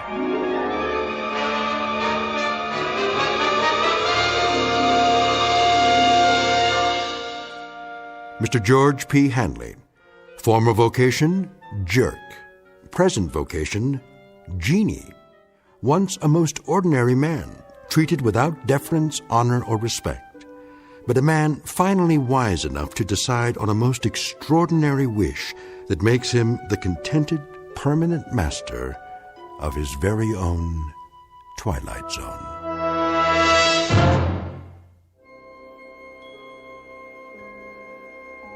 Hi, this is Carl Amari, producer of the Twilight Zone Radio Dramas. I'd like to take a moment to tell you about our official website at twilightzoneradio.com. where you'll get the latest news and information on these Twilight Zone radio dramas. Plus, at twilightzoneradio.com, you can digitally download 3 free episodes or any of our episodes for only $1.95 each. In this age of ever-changing technology, we've decided to make these episodes instantly available to you by making the Twilight Zone radio dramas a digital download-only series. This means that this series will no longer be offered on CD. The CD collections at our website are now being offered while supplies last at buy one, get one free. So be sure to get your favorites before they're sold out. Be sure to visit us often, and I'll see you in the zone.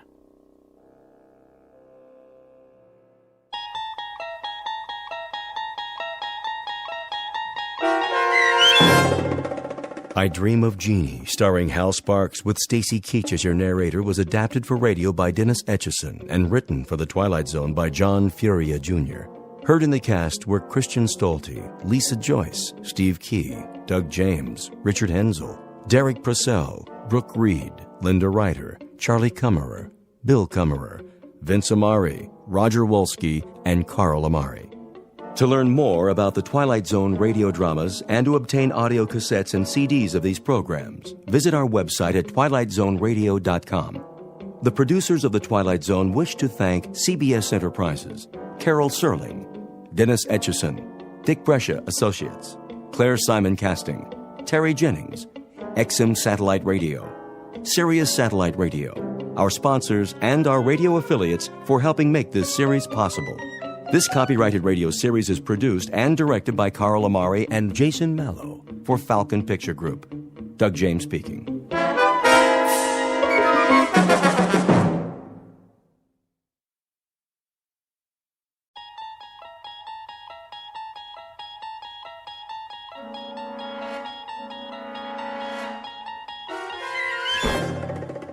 There is a fifth dimension beyond that which is known to man. It is a dimension as vast as space and as timeless as infinity.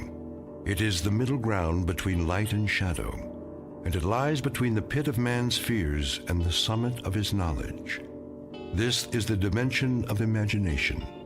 It is an area which we call the Twilight Zone.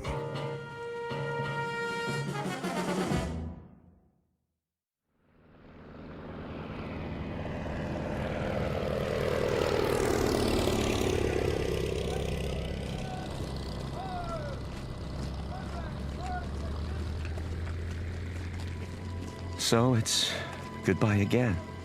Yes. We should be used to goodbyes by now. You'd think, wouldn't you? You know, I used to think when I was a little boy back in America. You used to think what, Tony? Oh, it doesn't matter. Of course it does. I love to hear you talk about when you were a little boy. But you know something funny? I'm jealous. Jealous? Jealous of what? I'm jealous of those years. I'm jealous that you grew up and I didn't get to know you because we hadn't met. So many years. And I think now, what a waste that we didn't know one another then. We had time once, didn't we? All the time we needed. But not now. Now there is no time, Tony. Now there is only time for goodbyes. Now people fly by so fast, you want to call out to them. And then it's too late. They've gone. They've disappeared. It's time to take off, Lieutenant. The Luftwaffe is coming. I'm on my way. But, sir, the troops are moving out. Thank you, Private. Oh, my darling. Tony, sweetheart. Now, you must go. You must go. I know.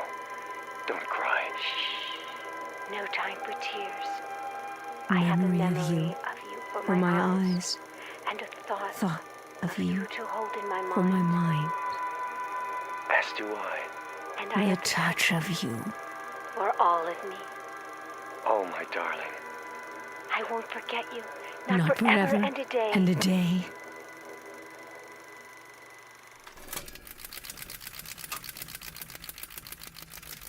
Oh, Jerry. Cherry, where are you now? Where? Picture of a woman looking at a picture. Her features alive to everything that appears on the screen. Her lips move and her eyes flash, mirroring every expression, every emotion. The features are exquisite, beautifully chiseled and proportioned. And even in the flickering light, she is easy to recognize. Like the face on the screen, this is Barbara Jean Trenton, movie great of another era. Once brilliant star in a firmament no longer a part of the sky, eclipsed by the movement of the earth and time. Barbara Jean Trenton, whose world has become a projection room in her home, whose dreams are made of celluloid, struck down by hit-and-run years and lying on the pavement, trying desperately to get the license number of fleeting fame, somewhere on a side street in the Twilight Zone. And now the Twilight Zone and our story, The 16mm Shrine, starring Kathy Garver with Stacy Keach as your narrator.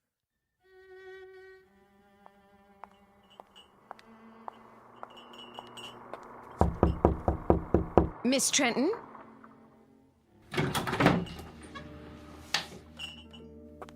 Miss Trenton? Miss... What is it, Sally? Oh, I didn't see you standing there. It's so dark in this room. Would you like me to open the drape? No, thank you. What is it that you want? I brought you a snack, Miss Trenton. You always used to have snack this time of day. Just put it down on the table. Yes, miss. If you don't mind my saying so, you really should have something to eat. I do mind. That will be all, Sally. Yes, Miss Trenton. I'll be going now. You do that. Will you be wanting lunch this afternoon? I'll be glad to make you a nice... I'll let you know. Very well, miss.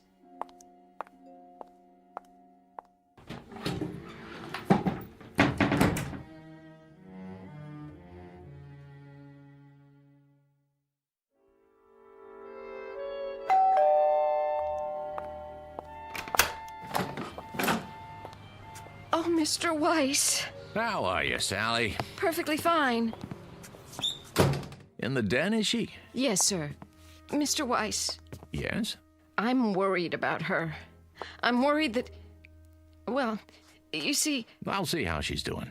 But you don't understand, Mr. Weiss. It's getting worse, much worse. I go in there and... And? There have been times when I've gone in and I could almost swear that... What could you swear to, Sally? That sometimes she... Well, she's not in the room at all. She's up on the screen. But she is, isn't she? You know those old films she's watching are her films, right? I do, yes. But I take your point. She's been in there too much, and it's disturbing you. That's perfectly understandable. I tell you what, let me talk to her. Would you? Yeah, just give me a minute. Of course, sir.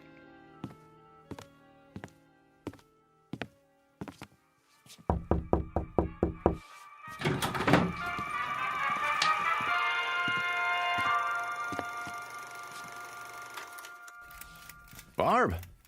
Fix yourself a drink, Danny.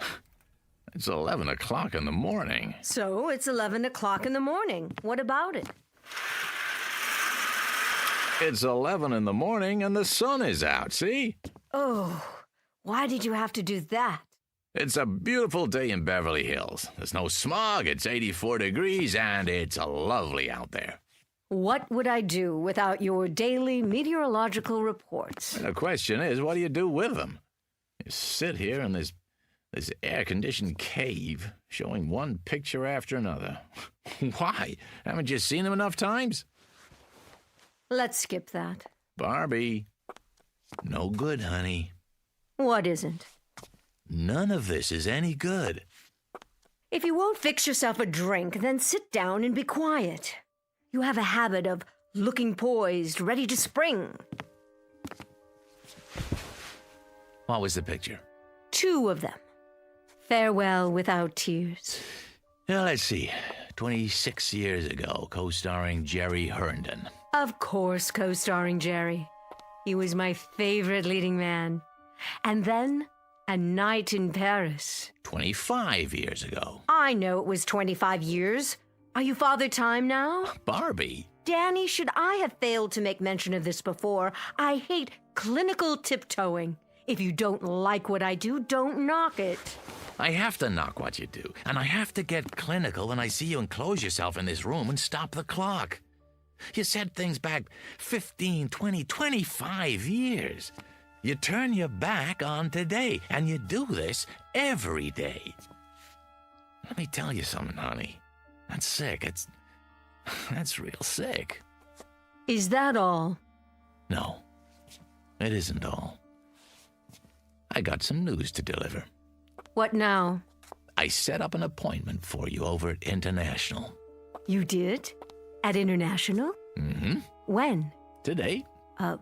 Heart? Sounds like a good one. Is Marty Saul still running the studio? Sure is. Too bad. I never got along with Marty. Yeah, I remember. But he's older now. I think you'll find he's mellowed. He said I was the most temperamental star he'd ever worked with. Now, why would he say a thing like that? Danny, you know something. You're a nice guy. A very nice guy.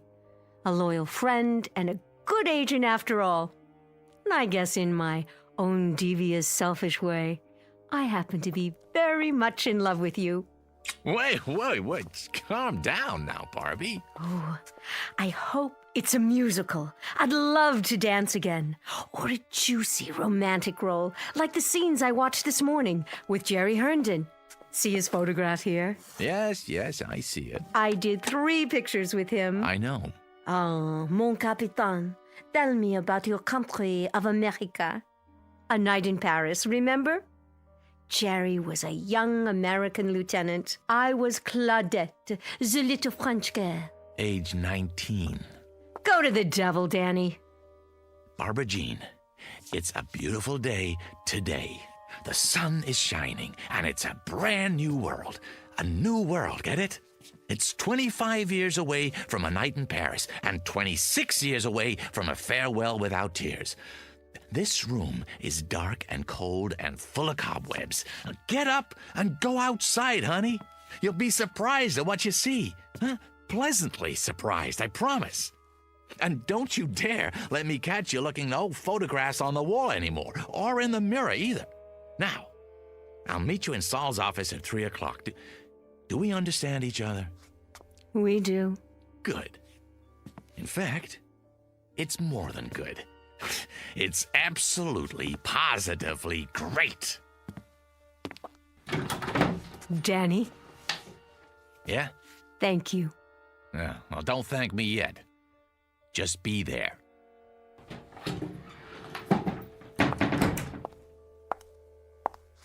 Mirror, mirror on the wall, am I still the fairest of them all?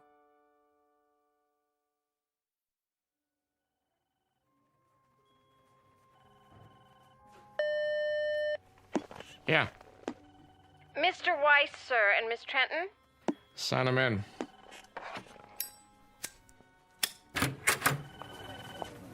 Marty, there you are.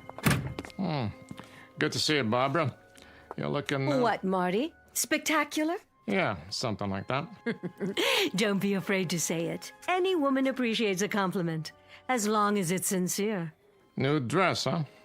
New hat. Flowers, even. Veil. The whole schmear. You going somewhere? Why, no, Marty. It's all for you. I believe you know my agent, Mr. Weiss. Yeah. How you doing, Danny? Fine. And yourself? Sit down, please. My, you've redone your office. Did he tell you about the part? Not exactly. I think it fits you. It's not big, but it'll be a nice showcase. How big and how much of a showcase? I meant to tell you, Barbara, it's not the lead, more like a special cameo appearance. No, very special. Surely Danny's told you what my requirements are. Mm-hmm. Why is it, Barbara, you and I always get off on the wrong foot? And what foot is that? The one in your mouth? Oh, excuse me, that's a cigar. Still smoking those nasty things, I see. We always seem to fight. Doesn't that always seem to be the case? We begin by fighting. I'm still waiting to hear about the part, Marty. Raise the veil. What? On your hat. Go ahead. That's it. Uh-huh. Perfect. What do you mean? You play a mother. How old a mother? No, that's not the point, Barbara. 40-ish, but very vibrant, very alive. As opposed to what? A corpse? I don't play mothers, Mr. Saul. I never have, and I'm not about to start now. I also don't take bit roles, even if you call them cameos. You should know that. You'll forgive me, my dear, but I didn't realize you were still so particular. Well, now you do. At least I would think you'd look at the part. That would be a waste of my time. Look, I think we could at least take the script home with us, Barbie. You take the script home with you, and you play it. I didn't like this crude, tasteless man when I was under contract to him, and I don't like him anymore now. And especially when he offers me a fast walk-on. And you, Miss Prima Donna, I got news for you. You may think you're still the number one lady on top of the heap, but you got it wrong. You're just an aging broad with a scrapbook. And any part you get at this studio won't have to go through an agent. You can set it up at the community chest, because it'll be charity. Barbara, wait. Remind me someday, Saul. Remind me when you've gone over the hill and you're down on your hands and knees. Remind me to give you a swift kick, just so you'll know how it feels.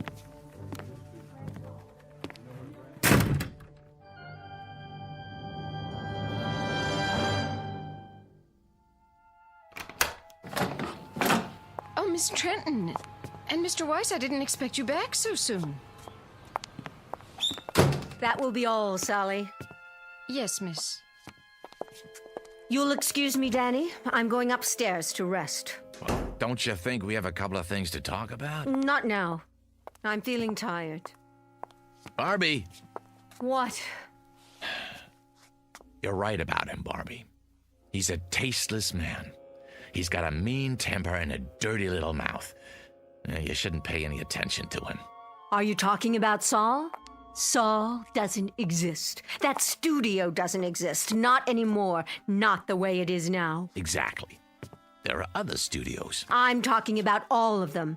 This is the world, Dan, right here. From now on, I keep the doors locked with drapes over the windows. I don't want any of the outside coming in. Not the Marty Sauls or the movies without sentiment or those teenaged actors on television or rap music or any of it. Barbie, whether you like it or not, that's the way it is. That's the way things are. What can you do, Barb? Shut your eyes? Say it doesn't exist because you can't see it? It doesn't have to exist. If I shut my eyes, it disappears. Yes, it does. I can wish it away. But that doesn't make sense. It makes sense to me. Perfect sense. And you know what else makes sense? As of right now, as of this minute, this is the old Hollywood, with all the charm and romance, with all the glamour. It's a carefree world again, Danny, just like before, in this house. Barbie, none of that's true. It's nostalgic and nice, but it's not true.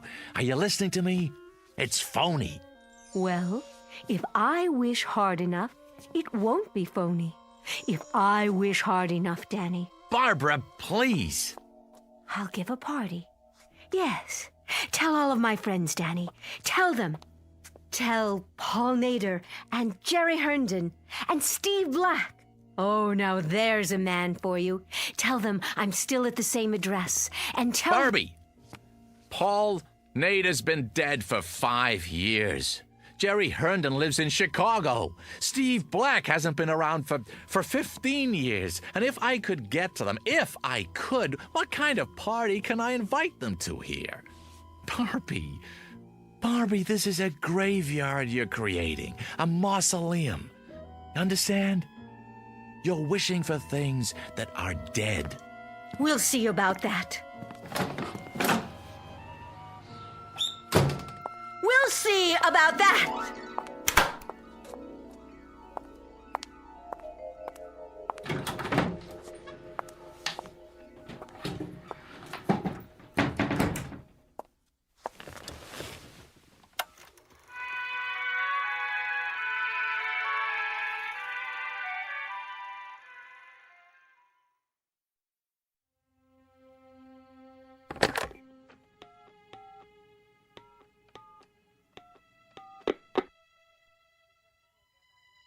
Miss Samosa, please. Tell him it's Danny Weiss. Hey, Walt. Long time, huh? No. I didn't go to the awards. Congratulations, by the way. Heck of a picture. Yeah. Say, listen, Walt. I got an idea, and I wanted to run it by you first, before I shop it around. Yeah, that's right. Yeah, nobody yet. Well, you know the actor who just won for Best Supporting? Uh-huh. Well, About Time is right. Yeah, he's all over the talk shows, giving interviews left and right. No, I don't represent him. But he's been in this business a long time, started as a teenager. I know, at your studio. That's why I'm calling. See, here's what I think's gonna happen. A brand new interest in the greats of our industry who made it what it is today. I can see it coming. Not nostalgia exactly, but a wave of appreciation, reevaluation. So I was thinking, why not put together a special project just for them? The ones who've been out of the limelight a few years. Stars who never got an Oscar but deserve to. Yeah, I tell you, the media will lap it up. Yeah, no, I don't have a script yet. Uh-huh. Yeah, I suppose so. I'm a sci-fi fan, too. Sure I am. Yeah, so it makes... So make it like Star Wars meets, I don't know, On Golden Pond or something. I'm just riffing now, but... Really? You never saw it? Oh, great flick. Hep and Fonda. No, Henry. Yeah. Yeah, a whole generation that... Well, they would if you set it up right. You what? Oh, a series of pictures, huh? Uh-huh, based on video games. Yeah, I see. Well, of course they have to be young. Still, when you think what a great name could bring to the package, well, Barbara Jean Trenton, for one. No, she's not dead. No, I assure you. A highlights reel. Yeah, I don't think she'd mind. Sure, I understand. Well, give me a call when you get back in town, huh? Yeah, well, looking for it. All right, take care now. Yeah, you too.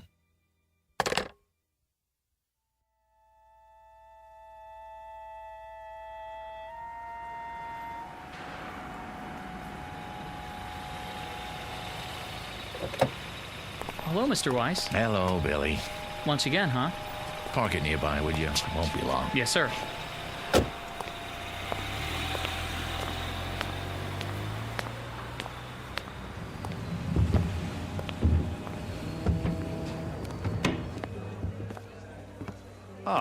Good afternoon, Mr. Weiss. Table for two? Not today, Jimmy. I don't need it, after all. Very good. I'll get your waiter. I don't have much of an appetite, just the bar. Of course.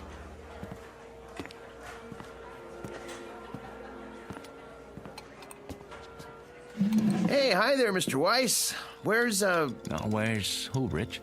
Well, you'll excuse me saying so, but the place has been buzzing. I heard you're bringing Barbara Jean Trenton for lunch. Some kind of celebration. Well, there's been a change of plans. Oh, well, the reason I mention it is I was going to ask her for an autograph. You think she'd have minded? I'll bring you an autographed 8x10. How's that? Would you? Oh, that'd be great. Just a scotch and water for now, Rich.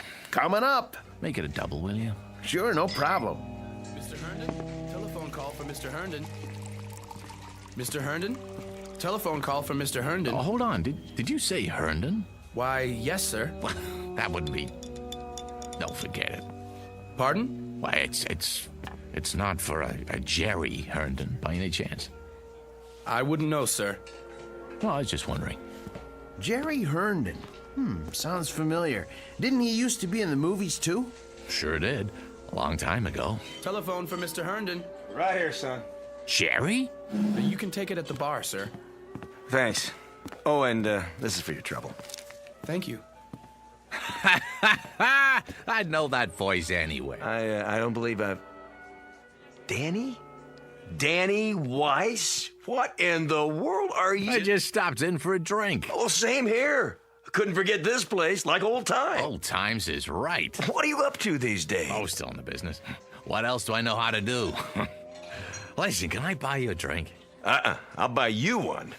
Come on, sit down. Talk about a coincidence. I was just mentioning you to someone. Pull up a chair. You'd better take that call. Forget it. They'll call back. We've got a lot of catching up to do. Listen, Jerry, there's something I want to talk to you about.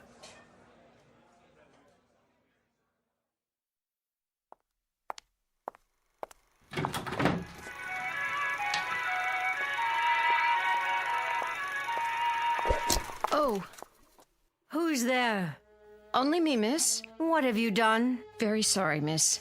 I didn't see you sitting there. I must have tripped on the electrical cord. Shall I plug it back in? Thank you, no. I'll take care of it, Sally. And Sally. Yes, miss. I'm locking the door to this room. I don't want to see anyone. I understand, miss. Sorry.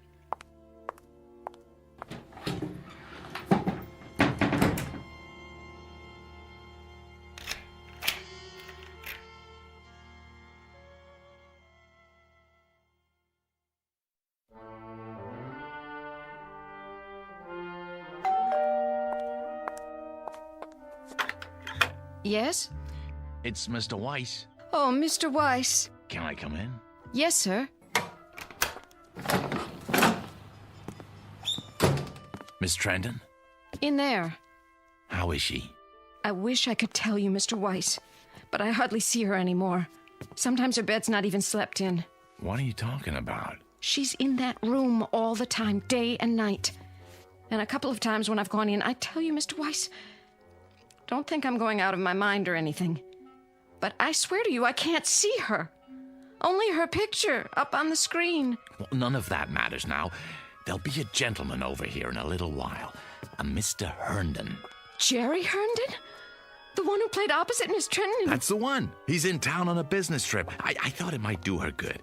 Take him into the den, will you, Sally, when he gets here? I will, but it won't do any good. She won't see him. I wouldn't be too sure. She won't. She doesn't talk to anyone, not even the phone. Just stays in that room looking at her old movies, running them over and over. I'm worried about her, Mr. Weiss. You don't know how worried. I'll go in and talk to her. Now, Mr. Herndon should be here any minute.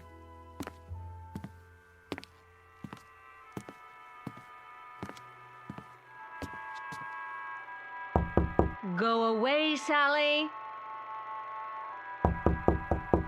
I said go away. I don't want anything, and I don't want to see anyone. Barbie, it's me, Danny. Now, please let me in. Why should I? Please, Barbie, I got something to tell you.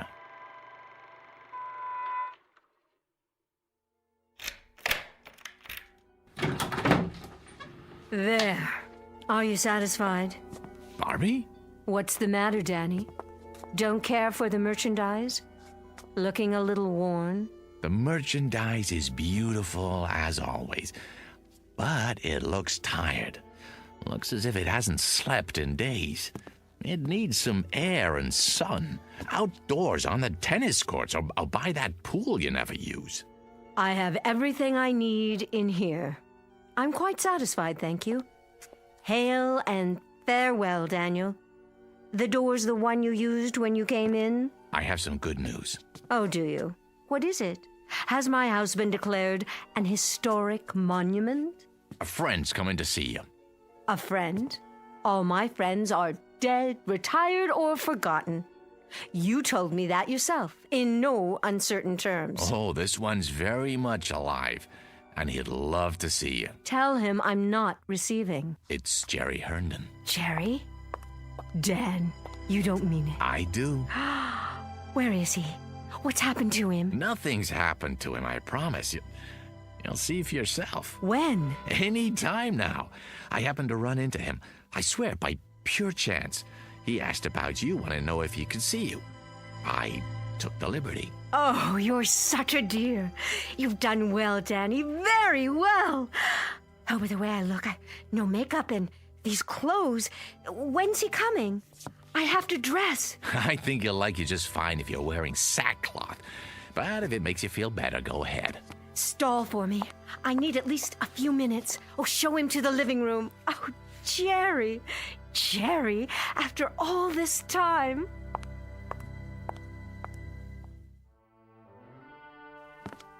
How is she? Really? I'm so sorry I haven't kept in touch. She's still Barbara, same zest for life, same charm. Why, we just had a meeting at the old studio. Yeah, the day I ran into you, matter of fact. Oh, not that same terrible head of production, I hope. Yep, Marty Saul in the flesh. He's running the whole place now. And he hasn't changed one bit. Same chip on his shoulder. No kidding. Jerry, truth is, she's not well. Nothing serious, I hope. She'll pull out of it, I'm sure, but make a fuss over her if you would. Tell her how wonderful she looks. It would mean a great deal to her, Jerry, and you can help, and that's something she needs right now. Well, sure, Dan. I'll do my best. Danny? Yeah, in here, Barbie. I heard you'd invited someone for a visit. Let me guess. Could it be... Hello, Barbara Jean. Who's... Jerry? Oh, no, but this can't be Jerry. Are you playing a trick on me again, Danny? Is that it? It's been a long time, huh? A lot of water over the dam. Oh, well, yes. Jerry's just in town for a few days on business. I see. You're looking downright lovely, if I do say so. Isn't it odd the way we picture people as they were, never as they are? You haven't changed, Barbara Jean. Hardly at all. Well, I thought you'd be here on a white horse or in an officer's uniform. Why, isn't that silly of me? I thought you'd be as I remembered you, Jerry. A young man. I was. 20, 30 years ago. And do you know I had a crazy idea? That we might even do a picture together again. Not much chance of that. He's not an actor anymore. No, I gave that up a long time ago. Went down the drain, along with my youth. You don't act anymore? What do you do? It's not so bad. I run a chain of supermarkets outside of Chicago. A chain of supermarkets? In Chicago? I'm doing really well, in fact. More than I ever made in the picture business. You're joking. No, you're not. You're not joking at all. Barbie. See this photograph? This is the one I expected. This is the one I wanted to come see me. With that darling little mustache. Well, I've still got one. Only it's gone white, like the rest of my hair. So you have. But you're not the one in the photograph, are you? He's dead. He's dead, like all the others. Barbie, honey. Go away, please. Both of you. Will you just go away? It was very nice to see you. Goodbye, Barbara. Goodbye, my dear. Take good care.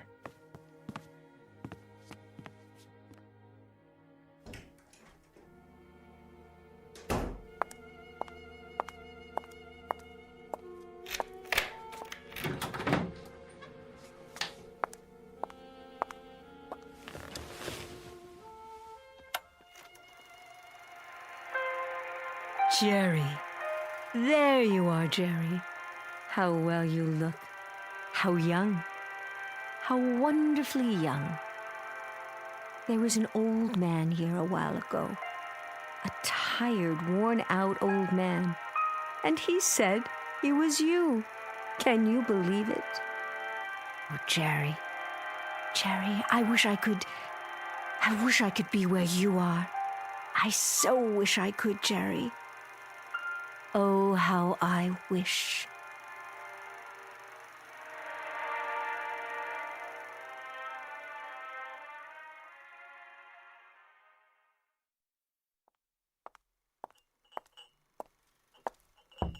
Miss Trenton?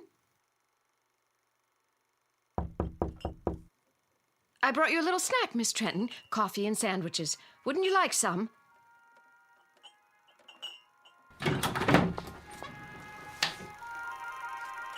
Miss Trenton, where are you? Jerry? Jerry, wait for me! I'm afraid this is goodbye, Sally. No! Goodbye!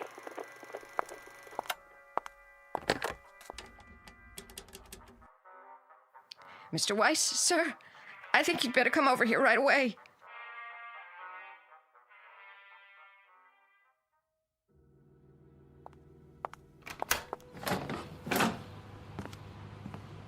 What is it, Sally? You'd best see for yourself.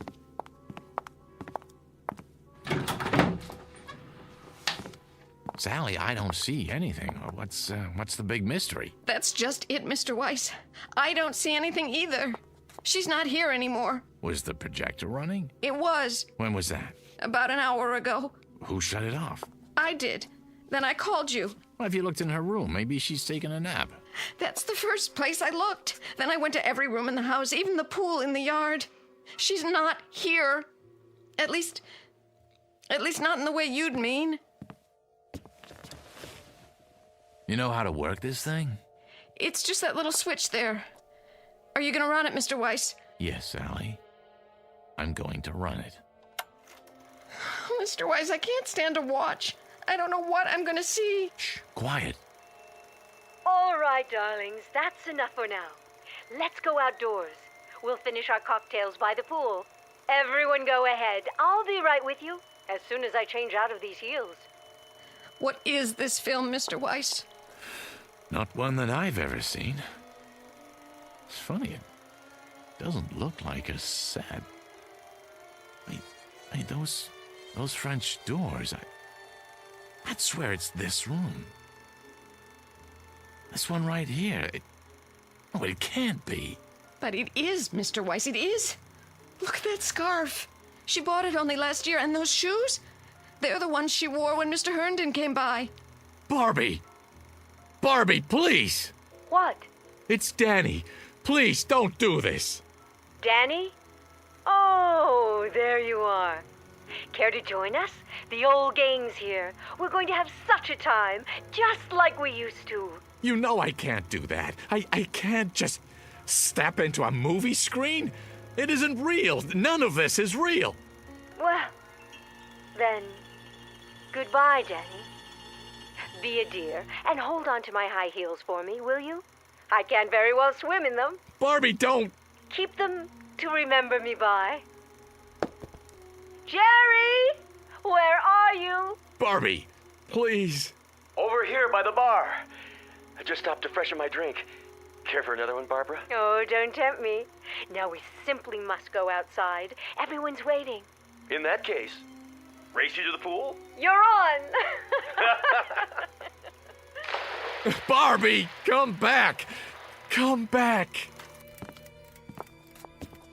Sally, these shoes by the French doors, you didn't drop them here, did you?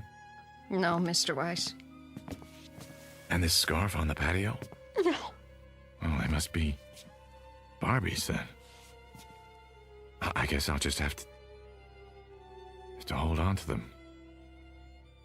In case she comes back. Oh, Mr. Weiss, what are we going to do now? Well, the only thing we can do. Wait. Meanwhile, here's a toast to you, Barbie. And to wishes. To the ones that come true.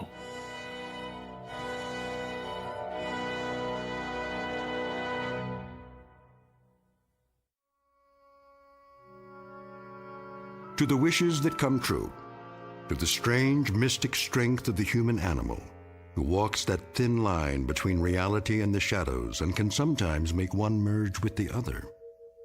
To Miss Barbara Jean Trenton, movie queen of another era, and no longer of this one, may her star shine brightly in the Twilight Zone.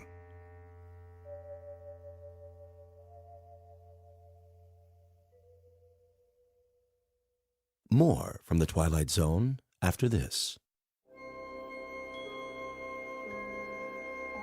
Hi, this is Carl Amari, producer of the Twilight Zone Radio Dramas. I'd like to take a moment to tell you about our official website at twilightzoneradio.com, where you'll get the latest news and information on these Twilight Zone radio dramas. Plus, at twilightzoneradio.com, you can digitally download 3 free episodes or any of our episodes for only $1.95 each. In this age of ever-changing technology, we've decided to make these episodes instantly available to you by making the Twilight Zone radio dramas a digital download-only series. This means that this series will no longer be offered on CD. The CD collections at our website are now being offered while supplies last at buy one, get one free. So be sure to get your favorites before they're sold out. Be sure to visit us often, and I'll see you in the zone.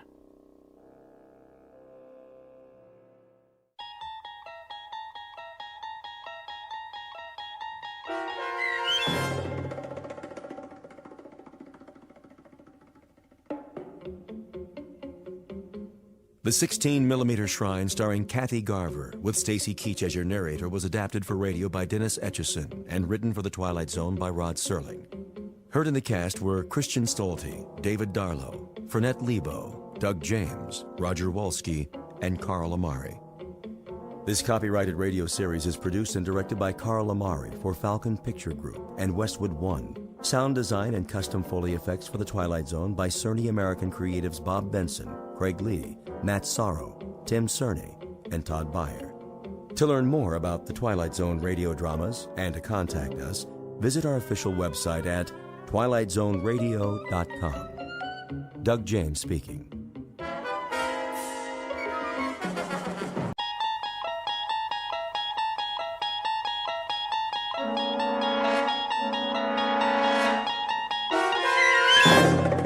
You unlock this door with the key of imagination. Beyond it is another dimension, a dimension of sound, a dimension of sight, a dimension of mind. You're moving into a land of both shadow and substance, of things and ideas. You've just crossed over into the Twilight Zone.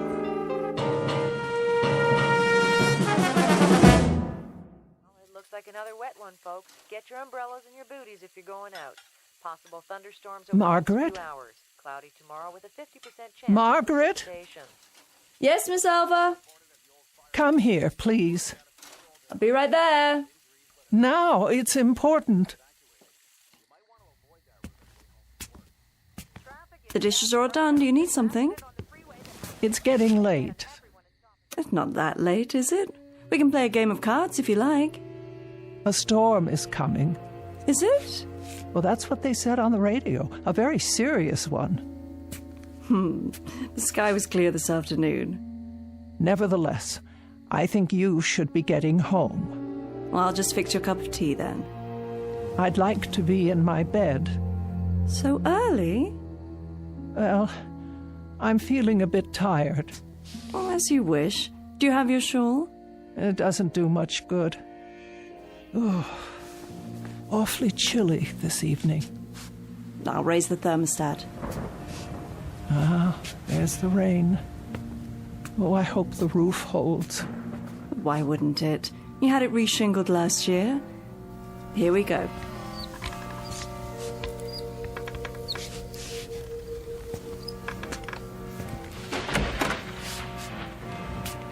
I'll turn the bed down for you.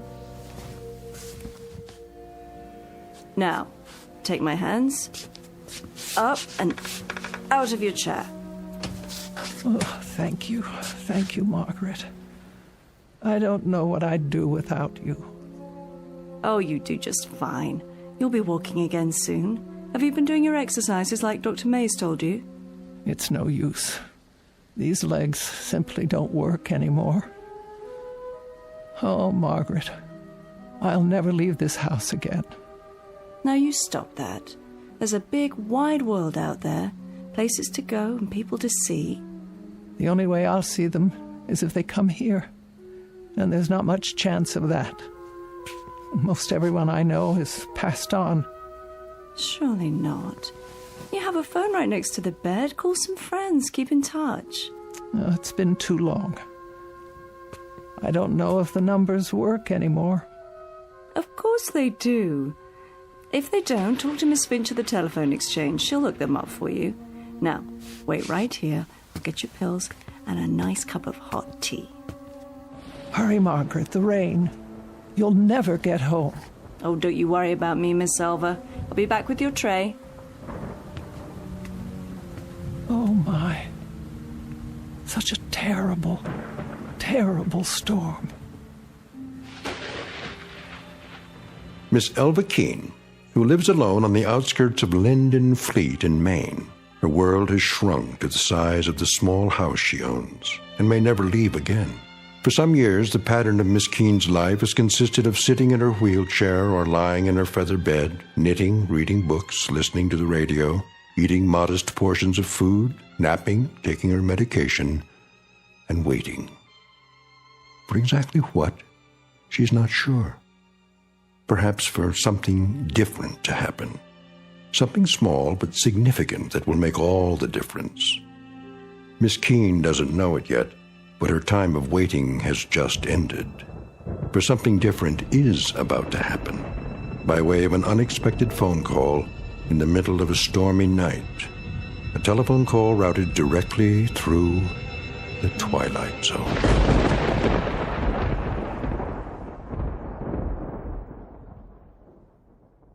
And now, The Twilight Zone and our story, Night Call, starring Mariette Hartley, with Stacy Keach as your narrator.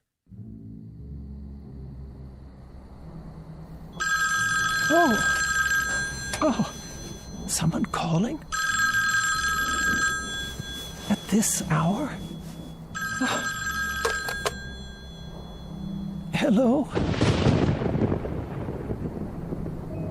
I'm sorry, I didn't hear.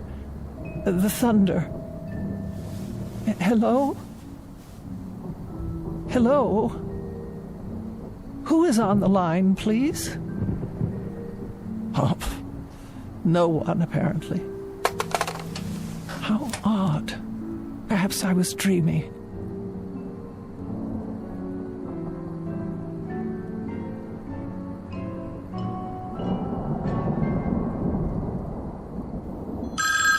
Oh, for the love of... Hello? Hello? I can't hear you. If you wish to speak to me, please say something, or I'll hang up. Hello?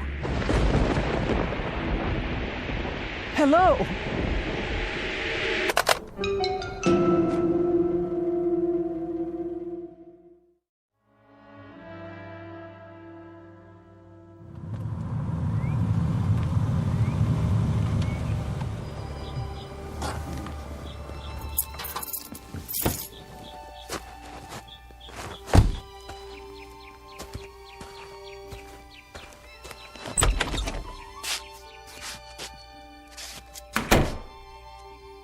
Hello?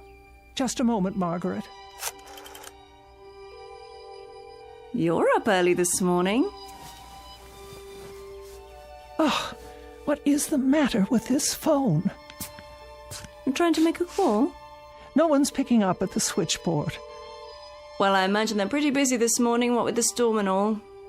I suppose. Phone company, Miss Finch speaking. Ready for your tea? Just a moment. Miss Finch, this is Elva Keene. Yes, Miss Keene, can I help you? Oh, I certainly hope so. Oh, I'll do my best. What is the problem? Last night, about 2 a.m., my telephone rang. Oh? I answered it, but no one spoke, and I didn't hear any receiver hanging up. just silence. Is that right? Or rather, a crackling sound like wind and rain. That would be electrical noise, a faulty line, most likely. The same thing happened a few moments later. Well, I'll tell you, Miss Keene, that storm last night about ruined our service. We've been flooded with complaints about fallen wires and bad connections. I'd say you're pretty lucky that your telephone is working at all. Oh, you would you? Yes, ma'am. And would you say then that someone was trying to call me, but that the connection was washed out? That's as good an explanation as any, Miss Keene. But who would have tried to call me in the middle of the night? I'm sorry. I wish I could be of more help, but the way things are right now... Is it likely to happen again? I really couldn't say. It might. Were you expecting a call? Not at that hour. It depends on what's causing it to happen, of course. Could you find out? If there's a breakdown somewhere, our crews will find it and repair it. And what am I to do in the meantime? If it does happen again, you just call me and I'll run a special check on it. Will you do that? Well, if that's your only suggestion. I'm afraid it is. I'll be here in any event. Well, goodbye, Miss Keene. Goodbye. All taken care of? I'm not sure. I'll start your tea, and then we'll move into the living room. Would you like that? Margaret. Yes, Miss Alva? Did you call me? When? Last night. At 2 a.m? No, ma'am, not me. Oh. I thought you might have tried to check on me because of the storm. But then I don't pay you for nights, do I?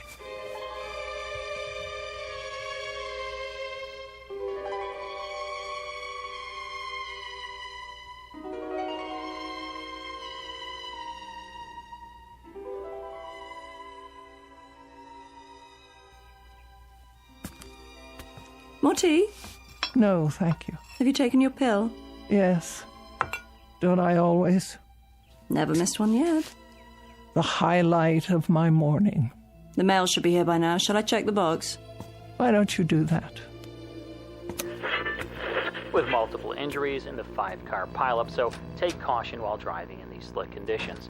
The storms are still very strong in the north and northeast, while the rest of the city, the severe storms seem to have passed over. Several areas were still without power last night due to fallen wires. Workmen restored electrical service shortly before dawn.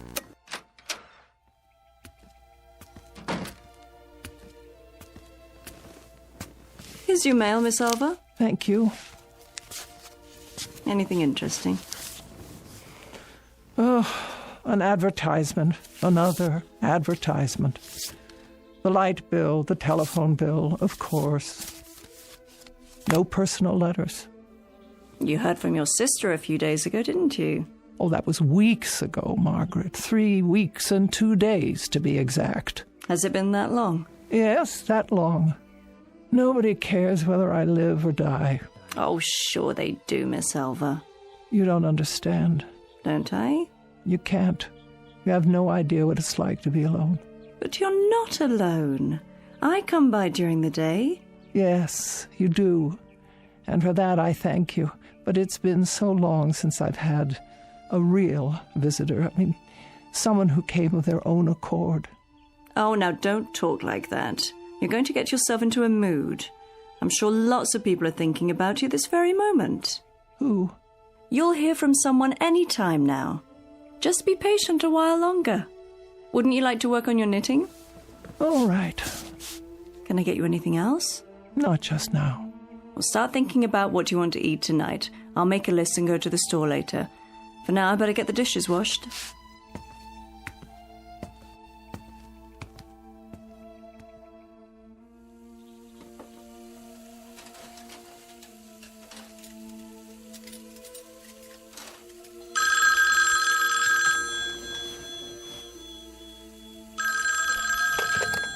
Hello? Hello? Margaret? Yes? Come here, quickly. Was that the phone? See, someone's calling you now. Take the receiver. What for? I want you to listen. If you like. Well? There's no one on the line, Miss Alva. Just listen. See if you can hear whether anyone's there. There's nothing. But you heard it ring, didn't you? Yes. Tell me if someone hangs up. Not a thing. The line's dead. Wait. What's the matter? Oh, well, it doesn't matter. I'll call Miss Finch and have them check on it. You really think that's necessary? Yes, I think it's necessary. Am I to suffer calls like that at all hours of the day and night? Calls like what? There was no call. Then why did it ring? It was a mistake, that's all. How could it be a mistake? Someone must have dialed my number. Not if it's a malfunction. Something's wrong with the equipment. I'm sure they'll... What are you doing? Reporting it. Phone company, Miss Finch speaking. Hello, Miss Finch. I thought you should know. I've received another one of those calls.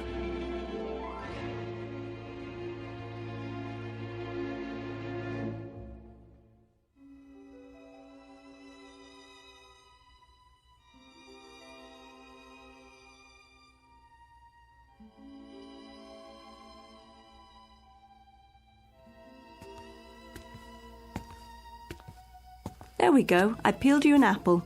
And here are 2 of your favorite cookies to go with your tea. Can you think of anything else?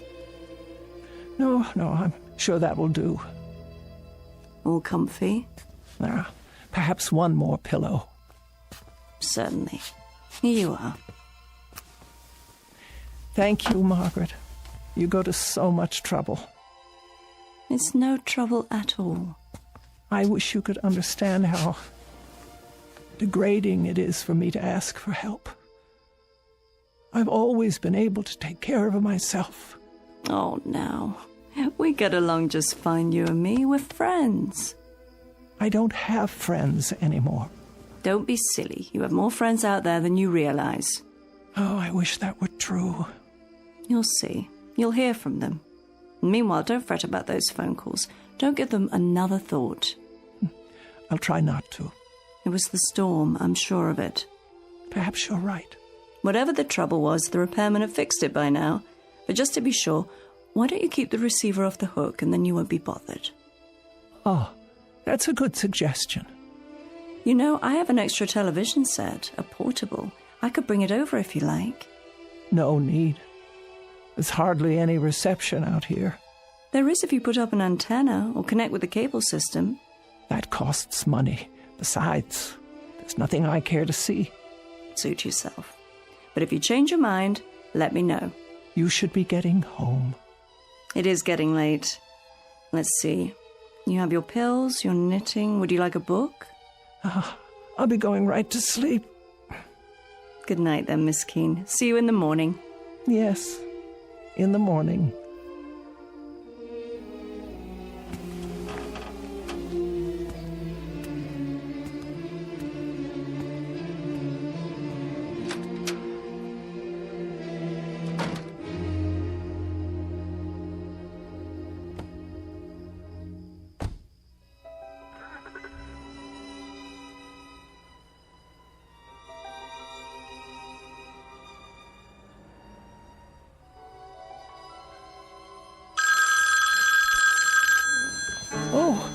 Margaret, there it is again.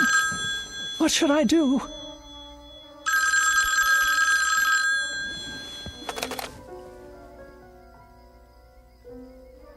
Nothing. Just as I thought. I won't speak. I'll hang it up and then leave it off the hook.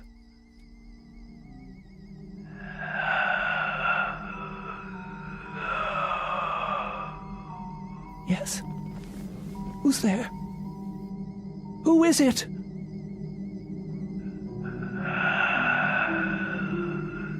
Hello? What is making this sound? Is anybody there? Anybody at all? Who is on the line? Who is it? Who? Hello?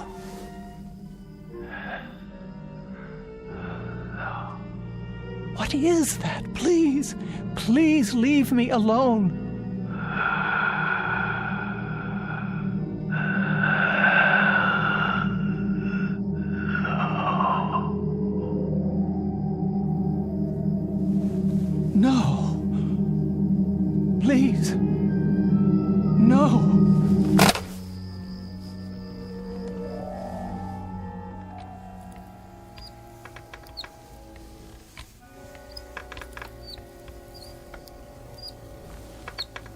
Here we are, your favorite spot in the living room. Not today, please.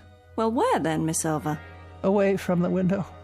If you're going to knit, you'll need the light. I don't care to knit just now. Very well. And close the curtains. Close them? I just opened them.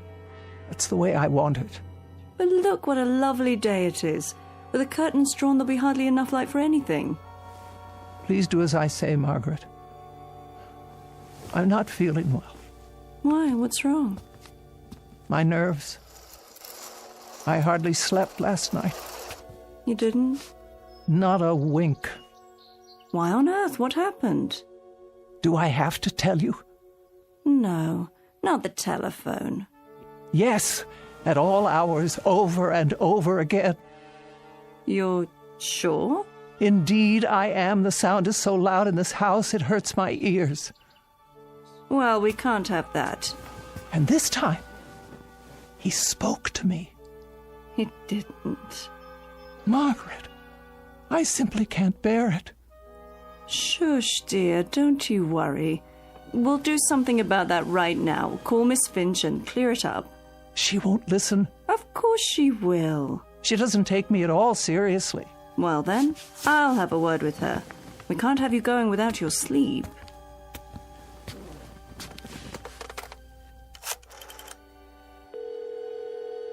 Operator?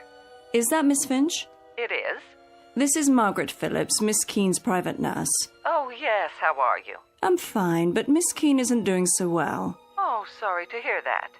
Why haven't you fixed her line yet? I've told her we'll repair it as soon as... It's gone beyond that. Now someone is speaking to her. She can't sleep at all. If Miss Keene's health should be disturbed any further, the phone company will be held responsible. Now, just a minute. Give me the phone.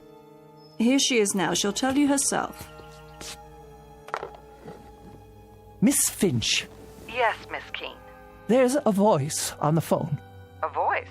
It says one word over and over. Hello. It doesn't sound normal. It sounds distorted. Are you sure it's a voice? What else could it be? Well, static on the line sometimes. It was someone, I tell you, the same someone who kept listening to me say hello over and over again without answering back. The same one who made those horrible noises. What kind of noise? I don't know. That's why I'm calling you. It must stop immediately. A voice, you say? Was it a man or a woman? I couldn't be sure. So you have no idea? I tell you, there is no way of knowing. It could be either. And you're positive it wasn't someone on your party line? Oh, don't you think I know the people on my party line? Of course, Miss Keene, of course. Well, I'll have a man come out as soon as possible. The crews are still pretty busy, what with the damaged lines and all from the storm, but I'll tell them to put a rush on it. And what am I to do if this person calls again? Hang up, Miss Keene. But whoever it is will only call back. And then I have to answer to stop the ringing. That's my best advice. It's either that or disconnect the line. No, you can't do that. What if there were an emergency? I have no way to call out. That's true. Then there isn't much choice. I suggest you talk to them. Try to find out more. Get a name if you can. Do that and we'll have something to go on. We'll take immediate action, I promise you. But I don't wish to speak to them at all. Then I'm afraid there's nothing we can do. So you won't help me? We can't. It could be absolutely anyone. There's no way to know. I see. Then,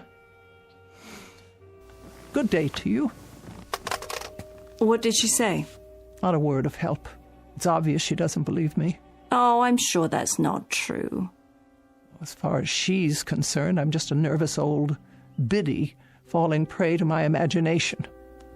But she didn't actually say... Well, she'll find out differently. You all will, if it's not too late by then. Such talk. You're letting yourself get way too upset. Why don't we have some breakfast? Would you like that? No, I'm not hungry. In a while, then. We'll both have something. I'll leave the curtains drawn so you can catch up on your rest. Would you like a pillow for your back? Make sure they're completely drawn. But it's so dark in here. I can't afford the risk. What do you mean? If someone's out there, he could be watching. Watching what? Me.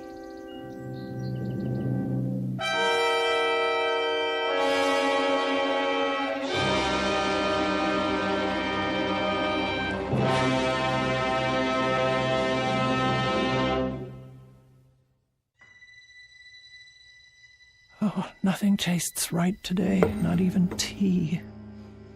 It's not your fault. I'm feeling so out of sorts. Margaret? Margaret? That's all right. Stay where you are. You're entitled to a nap, too.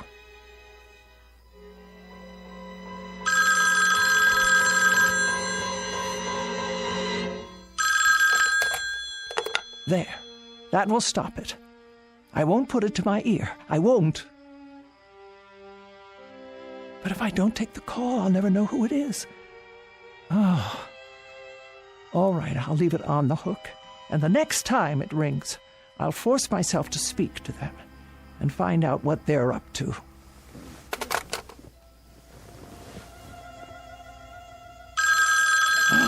Oh. Hello? Hello? Who is this? Who's calling, please? Hello? Who's calling? I've had quite enough. Stop this at once. Hello? Why do you keep saying that? Can't you hear me? Please. Hello. Hello. Margaret! Margaret! Margaret! Yes? Oh, Miss Alva. I was just resting my eyes. Is everything all right? No, it is not. Then what? The telephone. Oh, did it ring? I thought I heard something. It's a man. I'm sure of it. How do you know? Because he just called again. I heard the tone of his voice. It was deep and hoarse, like there was something wrong with him. What did he want? I don't know. Then how? He just keeps saying hello, over and over. That's all he says. Hello. Hello. Hello. Now you've got to stop this, Miss Keene. I've got to stop. I'm not the one who... You're working yourself into a state over... Over nothing? I didn't say that. You didn't have to. You were going to say it. Now, Miss Keene, I was not. I think I'd better put you back in your bed so you can... I don't want to be put in my bed. I want to know who this terrible man is who keeps calling. What did Miss Finch tell you? She told you it was probably a bad connection, didn't she? The telephone wires are still wet from the rain. It was not the connection. It's a man. I'm not arguing, Miss Keene, but if he keeps on saying hello... That's all he says. Then obviously he can't hear you. And that would be because of a bad connection. Doesn't that make sense? No. He heard me. I know he heard me. He paused each time and waited for me to speak. I don't know what he wants. Then why don't you hang up on him, Miss Alva? You don't have to listen, just hang up. Is that so hard to do? No, I've tried that. But the voice... Hello, over and over. Hello, hello, hello. Then do this. Take it off the hook. There. Now he can't call you, right? Nobody can call me. Leave it that way just for the time being, until all this funny business is over. It will be the same on the extension. And then if you decide to make a call, all you have to do is hold down the arm for a second. Isn't that right, Miss Keene? Miss Keene? But Why is he calling me? Why would he? Can you tell me that? Why? He wants something from me, but I can't imagine what it is.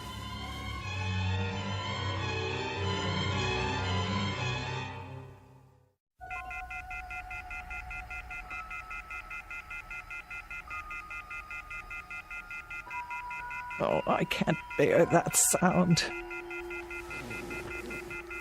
Try putting a pillow over it. There. No. Hello. Hello? Where are you? What? I want to talk to you. No.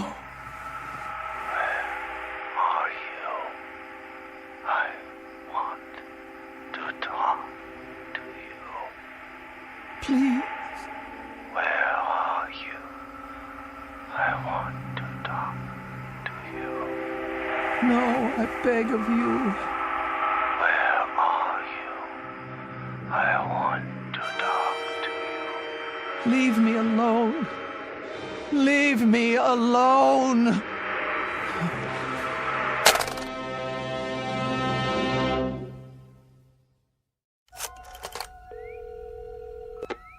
Phone company. Miss Finch, the problem is getting worse.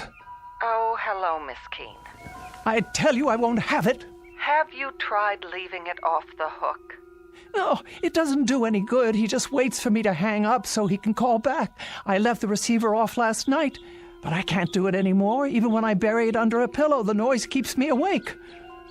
I haven't had any sleep in 24 hours. Then perhaps, Miss Keene, we should disconnect it after all. No, I am an invalid, Miss Finch. I must have telephone service in case of emergency. I'm sure you must. Now, I want the line checked. Do you hear? This terrible thing must stop right away. All right, Miss Keene, I'll put a man on it right away, and this time we'll get to the bottom of it. Swear to it. I give you my word. Oh, good. Thank you. You don't know what this means to me. I'll call you as soon as we find out the problem. You'll see to it, no matter what it takes. Of course. First thing, we'll give you an answer before noon. Thank you. Don't you worry now. Oh, bless you. That's what we're here for.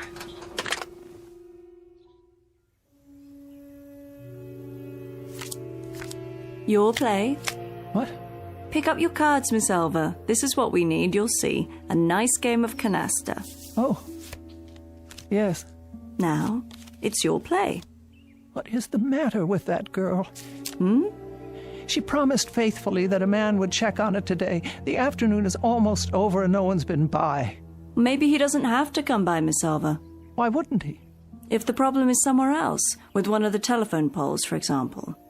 Well, I suppose that could be true, but she promised she'd let me know. Look at your cards. Did you get a good hand this time? Oh. That'll be her, don't you think? Want me to answer it?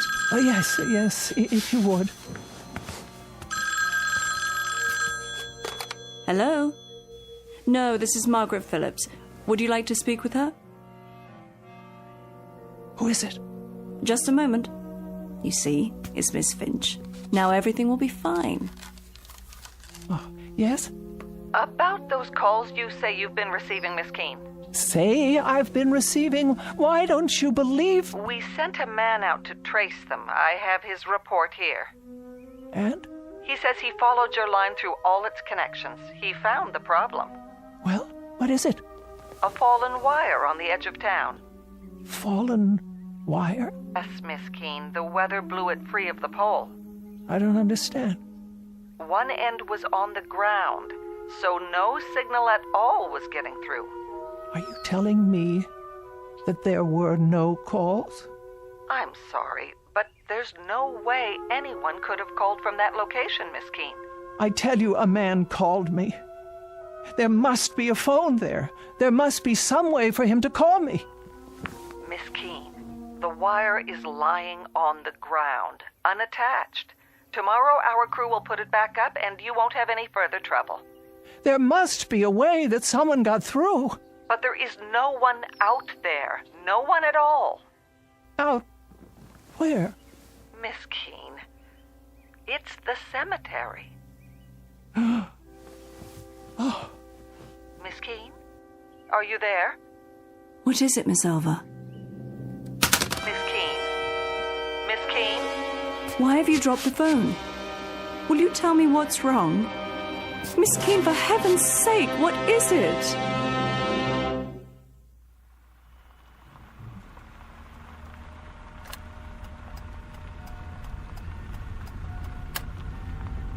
Here we are.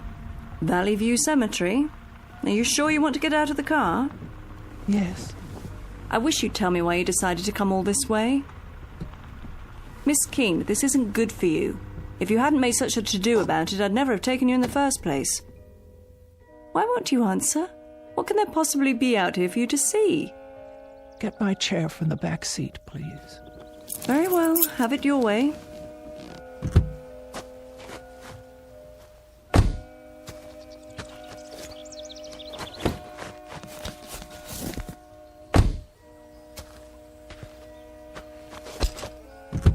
Careful. Now. Up and out. Here's a blanket for your legs. Though I can't imagine why you'd want to. Miss Elva?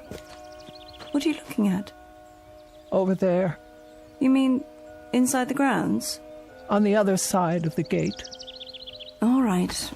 We'll have to steer clear of the power lines, though. Well, there's a loose telephone wire hanging down.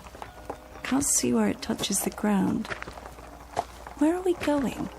The first row on the left.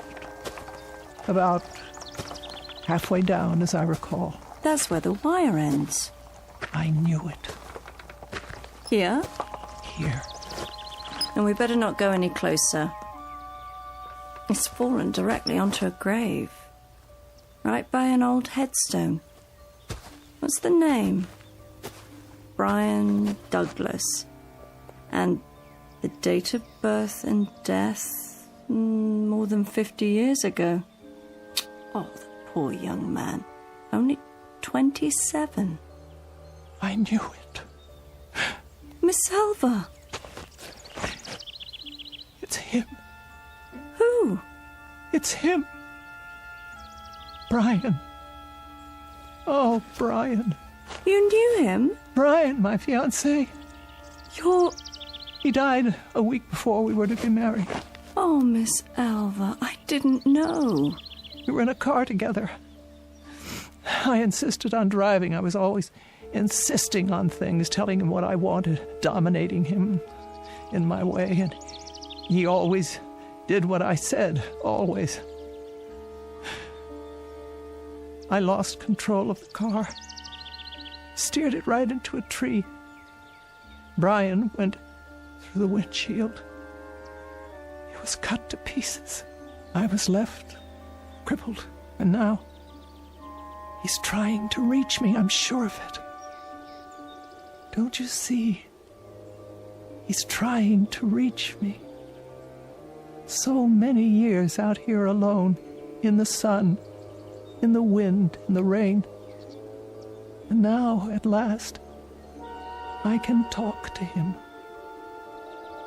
I won't be lonely anymore.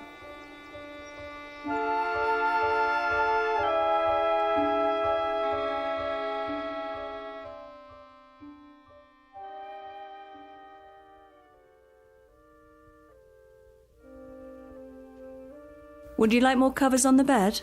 No, Margaret, I'm perfectly fine. I can plump up your pillows for you. That's not necessary. I can't leave you like this. I'll be all right. Good night. But... Good night, Margaret. You call me if you need me now. I will. I'll be home all night. Yes, Margaret. Good night. You sleep well.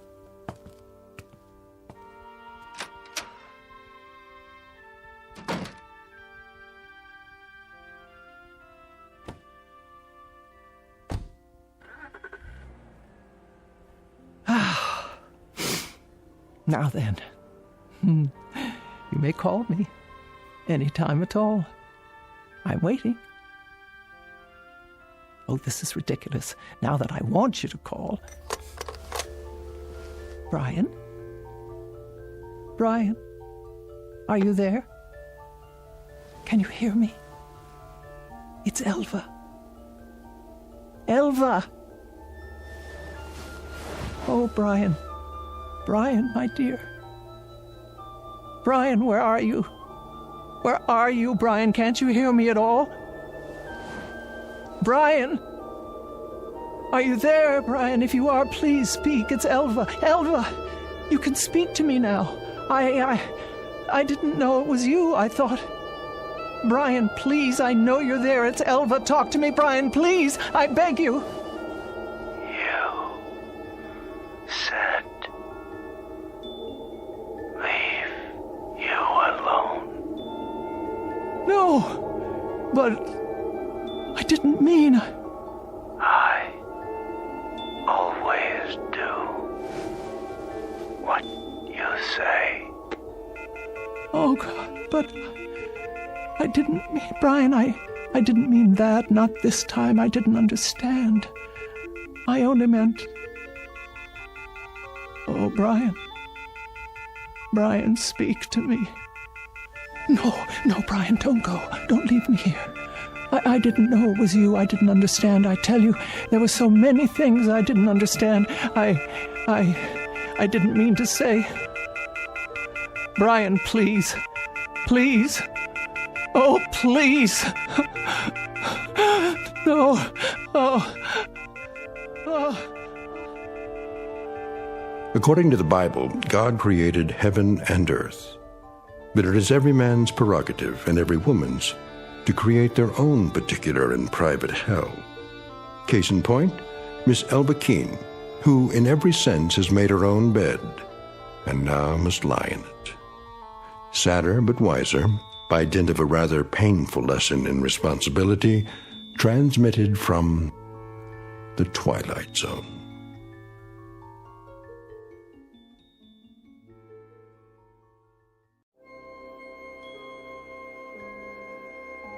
Hi, this is Carl Amari, producer of the Twilight Zone Radio Dramas. I'd like to take a moment to tell you about our official website at twilightzoneradio.com, where you'll get the latest news and information on these Twilight Zone Radio dramas. Plus, at twilightzoneradio.com, you can digitally download 3 free episodes or any of our episodes for only $1.95 each. In this age of ever-changing technology, we've decided to make these episodes instantly available to you by making the Twilight Zone Radio Dramas a digital download-only series. This means that this series will no longer be offered on CD. The CD collections at our website are now being offered while supplies last at buy one, get one free. So be sure to get your favorites before they're sold out. Be sure to visit us often, and I'll see you in the zone.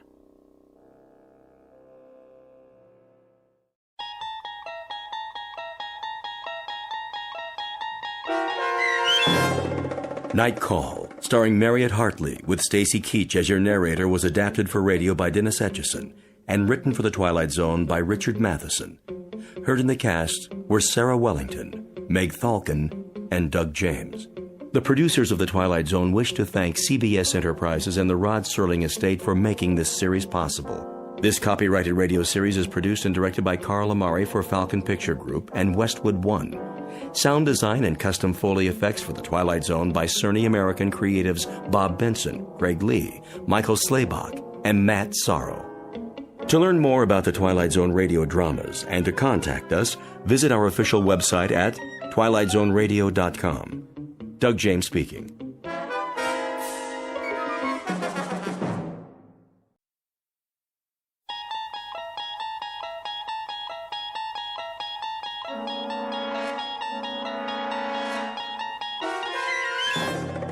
You unlock this door with the key of imagination.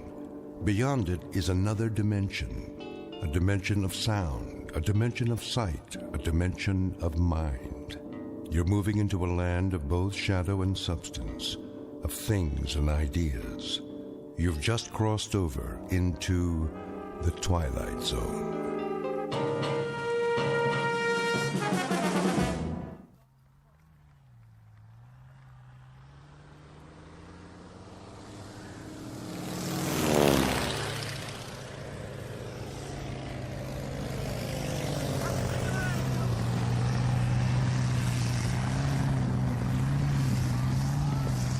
Here we are then, all in. Well done, chaps. In time for tea. Rather have a pint. Which one is this? Lieutenant Jones, sir. None the worse for wear. All back then, are they? Not quite, sir. Let me see. Campbell, McCudden, Rhys Davids. Who's still in the air?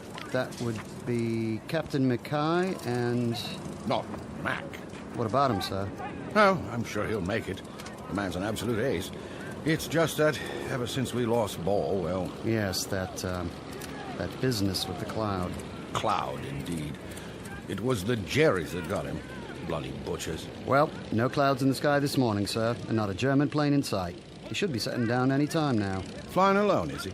On patrol with another scout. Good plane. Decker, I believe. Ah.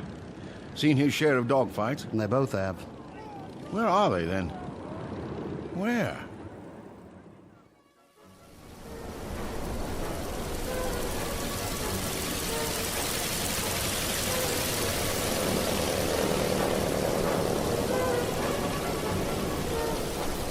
Where's he going now? Mac! No, this way! Back to base, man! No, take it down! Cherries! Where did they come from? Look up, Mac! They're above us! No, reduce altitude! Oh, he doesn't see them, Paul. I've got to get out of here before they spot us. Watch it, Mac! Watch it!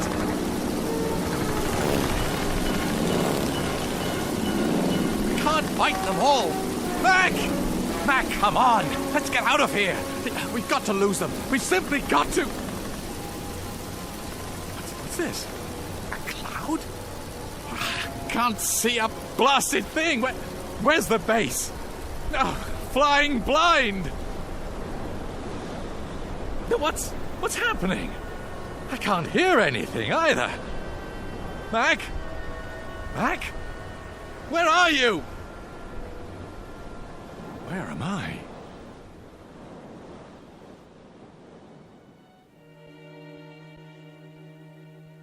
Witness an aerial view of Lieutenant William Smith Decker, Royal Flying Corps, returning from patrol somewhere over France.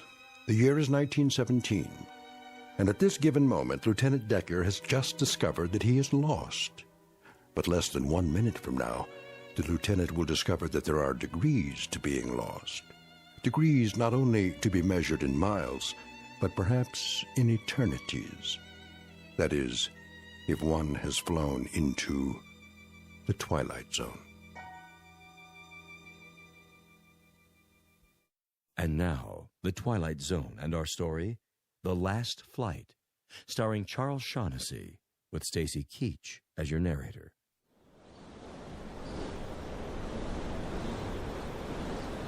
Can't see, can't hear. Oh, good Lord, what was that?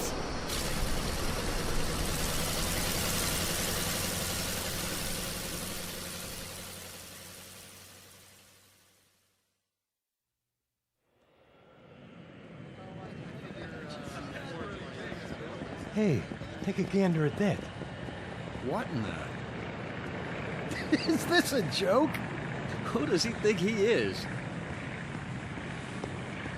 What are you men standing around for? Just heading into the hangar, sir. Corporal, what is that anyway? What's what?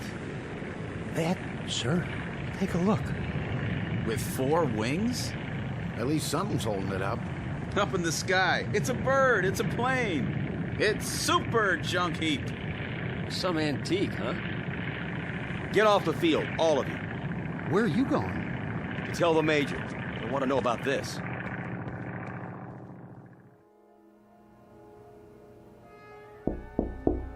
Major Wilson? Yeah? Major, Have you? Have I what, Corporal? If you don't mind, sir, I think you should take a look outside. Something wrong? I'm not sure, but I thought you should know. That sounds like it.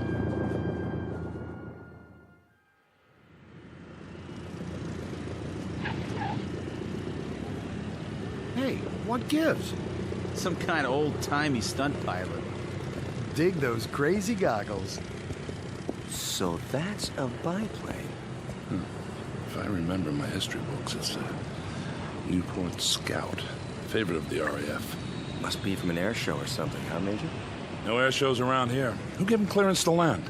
That's just it, sir. As far as I can tell, no one. Look, he didn't get shot down. This is restricted airspace. Jeep. Driver for the Major. On the double.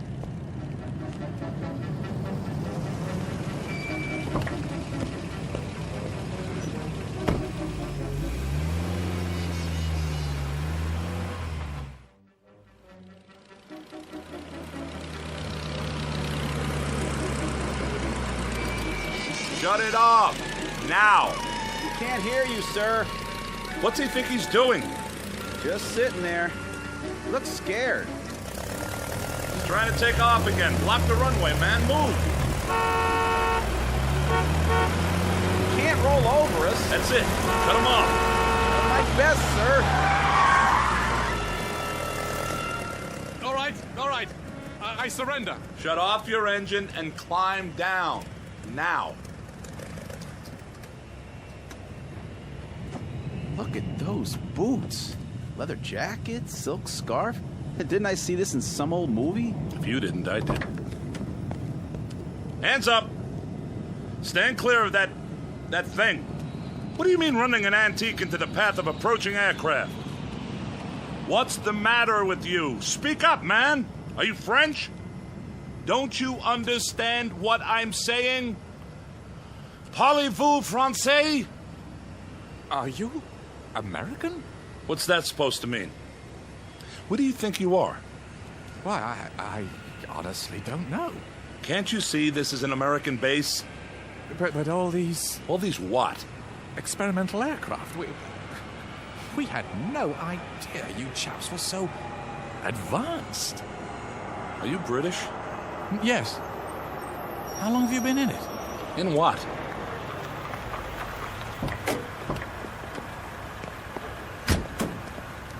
What's going on, sir? Get it out of here. How do we do that? Tow it. I don't care. But get it off the runway. Yes, sir. You'd better come with me. Well, of course. Get in. Extraordinary vehicle. It's a Jeep, all right? Back seat. Oh, yes. Administration building. Yes, sir. Whoa! Hold on, flyboy. You'll fall out. I just can't believe it. Believe what? Well, an airstrip so close to the lines. How long? I don't follow you. What lines? How long what? Why the war? How long have you chaps been in it?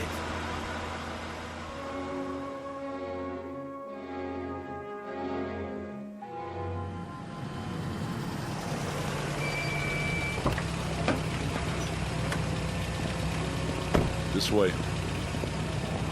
Quite impressive. I have to hand it to you, Yanks. Major? Lieutenant. I say, what's she doing in uniform? She's a WAF. How's that? Women's Air Force. I see.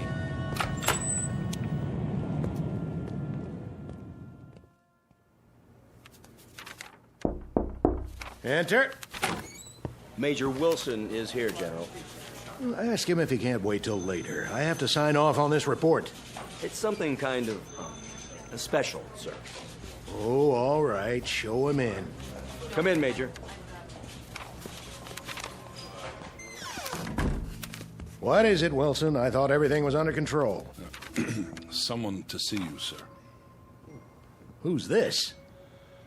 Well, sir, this man, he's British apparently, landed on our airstrip a few minutes ago, delaying Captain Bradford's takeoff, I might add. The aircraft, such as it is... Who are you? William Smith Decker, sir. First Lieutenant, Royal Flying Corps.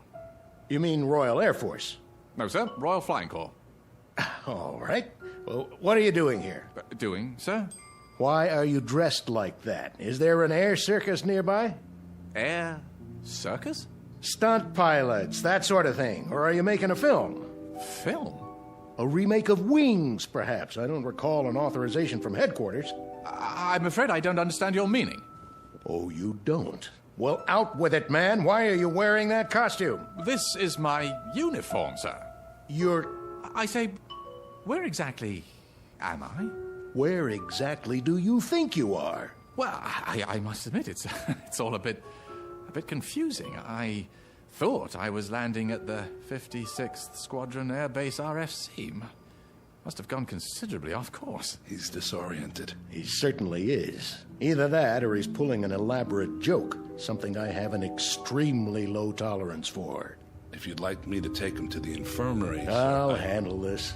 If you'll allow me to explain... 56th Squadron RFC, you say?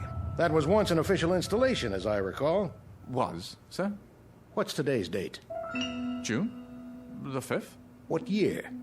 I'm afraid I'm missing the point. Just answer the question. Why? 1917. 1917. Isn't that correct? Well, isn't it? Or are you fellows using a different calendar? It's June 5th, all right. 1959, Lieutenant. Oh, good Lord. Oh, careful. You don't look so good. You sure you're not having me on? Sit down. Some water. May I, General? Yes, of course. Did you say 1959? Drink this. You don't have anything stronger? Lieutenant... Decker, sir. You don't seriously expect us to believe... But it's true. When I took off this morning, it was 1917. Then... the cloud. Cloud? It was suddenly there, in a clear sky. And while I was passing through it, I couldn't hear my engine. It was like being swallowed up. Oh, come now, man. Yeah, the same sort of thing happened to Geinmeyer. Who? Geinmeyer. Wasn't he a French fighter pilot? Yeah, he simply disappeared one day while flying. At the memorial service, a cardinal said he belonged to the skies, and the skies have taken him. And in my own outfit, Captain Ball disappeared the same way. He was last seen flying into a dense white cloud. I should have known. Say, just who the devil do you think you're fooling, Decker? Or whatever your name Sir, is? I swear to you, when I left base this morning, it was June 5th, 1917. Mac and I were going on our usual patrol and... Who? Mac, Captain Mackay. Mackay? Yes. Alexander Mackay? How did you know? What have you to do with him? How did you know?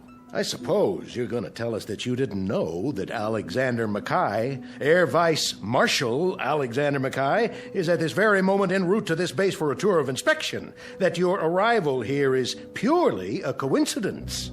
Well, that's impossible. And why is it impossible, Lieutenant Decker? Because he's dead.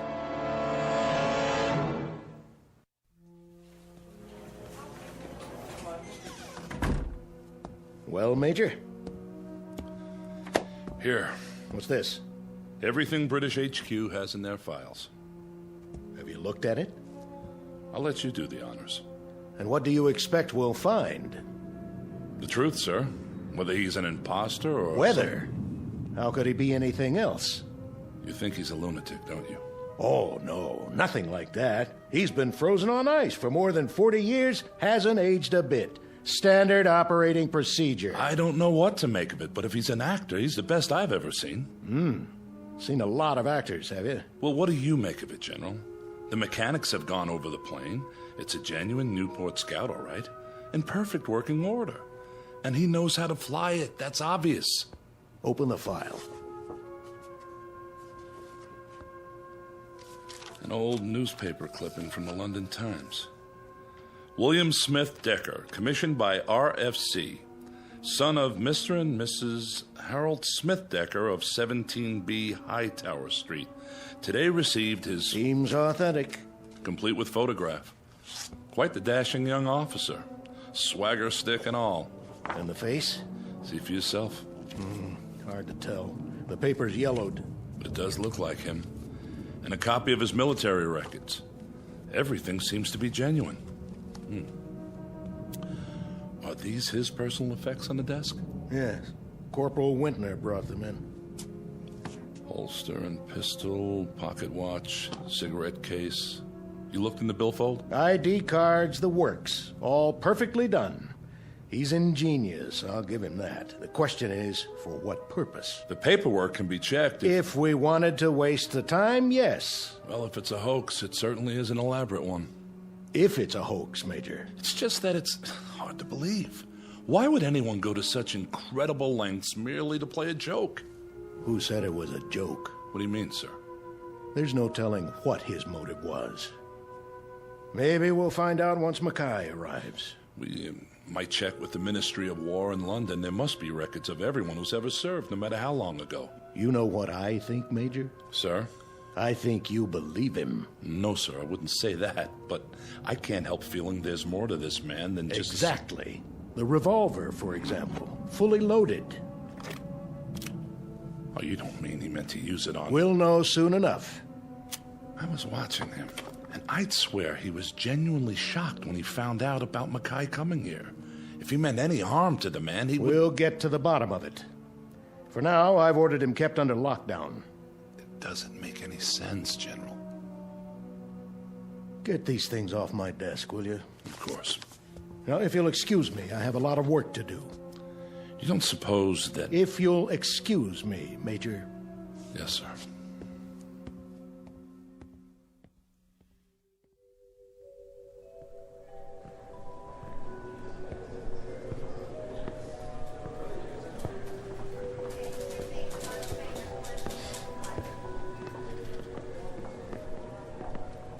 Major? Corporal Wintner? Sir? Yes? I was just wondering, what are you going to do? Do? With the airman. Decker, is that his name? So it would appear. We're checking him out. Oh. Is he a prisoner? Not officially. He's being detained.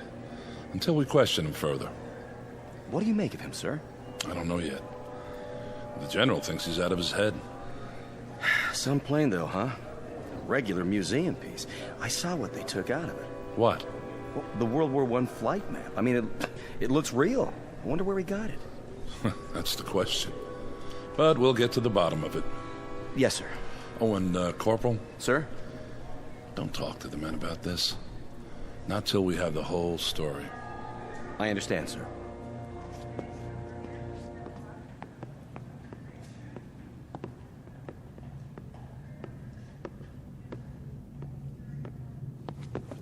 Major Wilson? At ease. How is he? He asked for tea, sir, with milk. Can you beat that? Had some brought over from the commissary. That's fine. I'll be inside with him. Yes, sir. Lieutenant? Why am I a prisoner here? That's not quite that bad. I'm being kept here, am I not? For the time being. But I'm not free to leave. I'm only following orders, Decker, until Vice Marshal Mackay arrives. What earthly good will it do for me to see him? Well, you mentioned him by name. You claim to know him. I most certainly do. Then this will give us a chance to straighten it out. There's nothing to be straightened out. Why are you so afraid of that? I'm not. I'm not afraid of anything. Well, then, there's no need to worry. So, I'll see him. Good. I wanted to ask you something about that cloud you spoke of. I've told you everything. Why don't you relax? Sit down. I don't care to sit down just now. Nervous, are you? I wouldn't say that. You do realize, Decker, that you're asking us to believe something rather incredible. A cloud of silence in a clear blue sky. A World War I pilot landing at an American SAC base in present-day France. Such a thing doesn't happen every day, you know. Yet it did happen, and it happened today. We're in agreement on that. Look, I told you I'd see Mackay. Look, why don't you leave me alone till then, You really feel you know him, don't you? Know him? Ha! Old Leadbottom. Leadbottom? Whenever we flew over German lines, the soldiers fired at us, quite naturally. And one day Mac got hit in a most embarrassing spot. I always called him Old Leadbottom afterwards. It's a personal joke, of course. Mac's a proud sort, don't you know? He wouldn't like it if I bruited it about. Why did you keep insisting before that he was dead? Because the last I saw of him, he was caught in a circle of 7 German planes. 7 biplanes. There was nothing I could do, you understand? I was in my own plane, involved with 3 others. They were closing in on me. So he got away. I don't see how he could have. He not only could have, he did. He was one of Britain's great heroes during the Blitz. What do you mean by Blitz? The second war we told you about. He won the DFC for knocking down 3 German bombers one night over London. Undoubtedly saved hundreds of lives. Oh. Decker! I have to get out of here! Oh, you don't. I've got him. Sit down, Decker, now. Can you manage, sir? Yes. Stay outside. For the love of God! Sit down. Now you tell me, what is wrong? I must leave. I'm afraid that's impossible. When Mackay arrives, we'll get to the bottom of everything. I tell you, I can't see him. Why? Look, it wouldn't make sense to you. Try me. Because he'll know me for what I am. And what is that? A coward. A coward. I'm sorry. I've always been a coward. All my life, running away. Pretending to be something I never was, never could be. That's why I'm here now, because I ran away, because I wanted so desperately to escape that I did. The chaps in the 56th are such bloody heroes, don't you know? Men like Ball, McCudden, Rice David, so brilliant pilots, magnificent fighters. I always feel like such a rotten sham among them. I keep talking about it as if it were the present, don't I? Yet it isn't. If I can believe my own senses, it's the past now. 42 years in the past. Decker. Oh, I got by with pretending well enough. My kind of strained idiocy was exactly the brand we all put on. Playing the part, don't you know? Exaggerated, near hysterical with confidence. Boys on a crazy lark, drinking, joking, laughing, far too much, all of it. Then turning into deadly, ice-cold killers in the sky. Not me, of course, no, not me. Up there, I was just as terrified as I was on the ground. Even more so.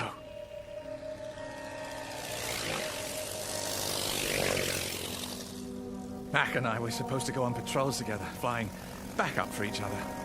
Most of the time, I talked him into splitting up, but he didn't mind. I believe he actually hoped he'd run into trouble. Me? I'd just linger in the clouds, if there were any, flying back and forth around in circles, dreading the possibility that I'd see an enemy ship. Waiting for enough time to pass so I could go back and pretend I'd flown the course. Sometimes I even thought I'll land behind the German lines, let myself be captured. Their pilots always get the best of treatment as prisoners of war. Except I've been afraid of doing even that. Afraid that somehow the truth would come out and I'd be discovered. Discredited. I couldn't bear that. I'm such a dreadful coward that I'm even afraid to admit my own cowardice.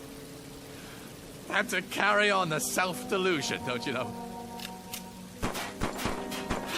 I've actually fired revolver bullets through the cockpit walls just so, later on, the chaps would see them and be impressed. I told them I took enemy gunfire. God help me.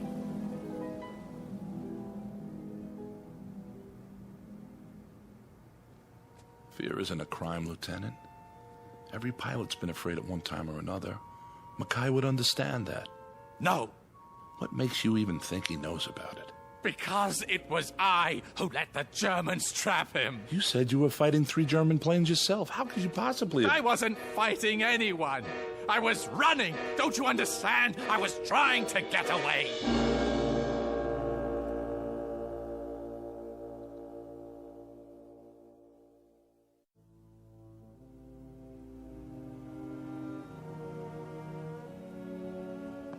Easy, Lieutenant. It's true. When the Germans came at us, I flew away. I just deserted him, left him up there to die. But he didn't die. Listen to me. I don't understand what you're saying. I mean, it's not possible. Perhaps he got help. What? How's that? What is it? What you just said. I only meant that... That he got help. Well, could it be? Well, it's certainly in the realm of possibility. Then don't you see? See what? Maybe I'm the one who helped him. Maybe... Decker, when I said he got help, I was referring to other pilots in the area, other fighter planes. But there wasn't anyone within 50 kilometers who could have helped him. Decker, what do you... Well, maybe it wasn't just an accident that made me land here. Maybe I was brought here for a purpose. To find out that Max survived. To find out that time has given me a second chance. I'm not sure You've got to let me go. I can't do that. You must! Don't you see? It's the only chance I have. The only chance he has. But he's alive, Decker. He's on his way here now. How can you be sure? How do you know that if I don't get back, he may not be here?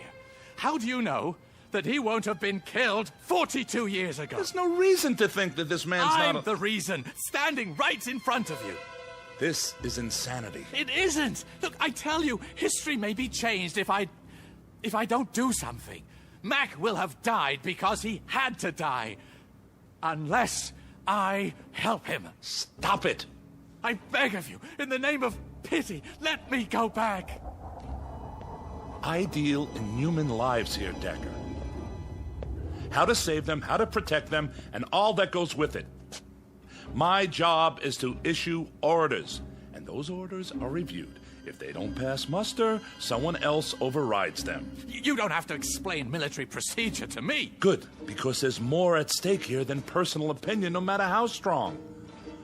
What goes down under my command is subject to scrutiny, very close, rational scrutiny. I follow your logic. The problem is it doesn't jibe with reality, military or otherwise. I'm talking about something much more important. Are you? Take a look out the window, Lieutenant. Those are jets out there, fueled and ready to go at a moment's notice. We're the DEW line for security in this part of the world. You won't know what I'm talking about, but there are bombs now that can destroy entire countries. Enemy forces held in check only by our presence. Not by feelings or emotions, but by the threat of mutual annihilation. Say I wanted to help you. Say I believed your story, no matter how outlandish it sounds. Even so, there's nothing, absolutely nothing I can... Well, maybe you can't, but I still can. Where's Major Wilson? Out of my way. What are you... I said, get out of my way. Here now, you can't... Stop it! Someone, please!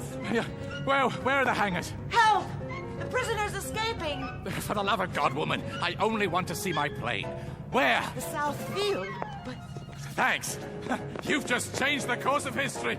Cheers! Hey, stop him!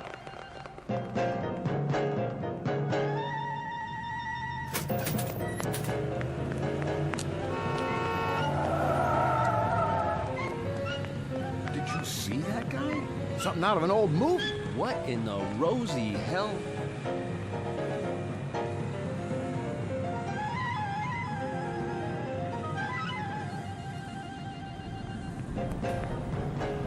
Hey, fella, where do you think you're going?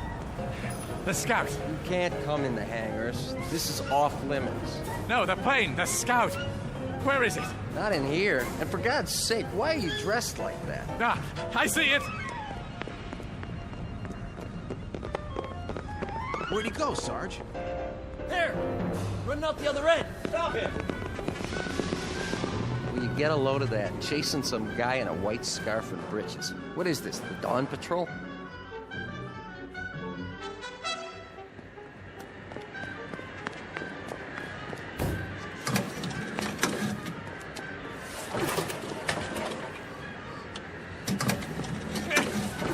Come on, it's got to start!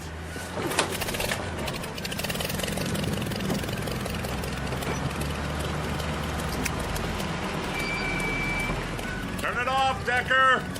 No! Right now! Get your hand off the switch! Out of the plane. Can't you understand? It isn't just for me. You said it yourself. What about the hundreds of lives he saved? Are they all to be lost as well? If you're right. Are you willing to take the risk? Turn off the engine or I'll fire this pistol into your head. Fire, then. I'd rather die. Shoot him, Major. He's getting away. Shoot!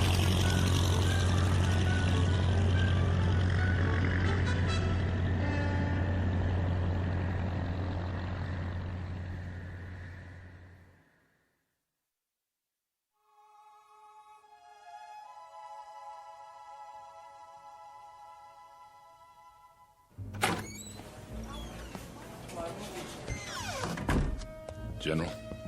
You're in trouble, Major. I hope you know that. I understand, sir. Well, what do you have to say for yourself? I don't know how to explain it. I just couldn't pull the trigger. Your thought processes elude me, Wilson. They positively elude me. Letting that maniac loose. Yes, sir. I'm trying to understand. You had him. How could you... Yes? Air Vice Marshal Mackay, sir. Fine. We were supposed to meet him when he landed. I know, sir. I'm sorry. Marshal Mackay. How'd you do, General? Very pleased to meet you, sir. I trust you had a comfortable flight. Oh, yes. Splendid. Good, good. This is Major Wilson. Honored, Major. The honor is mine. Now then, shall we begin the inspection? Or perhaps you'd care to have a meal first. Not really. I'm on a bit of a schedule this afternoon. Sir, may I ask you a question? Not now, Wilson. But what is it, my boy?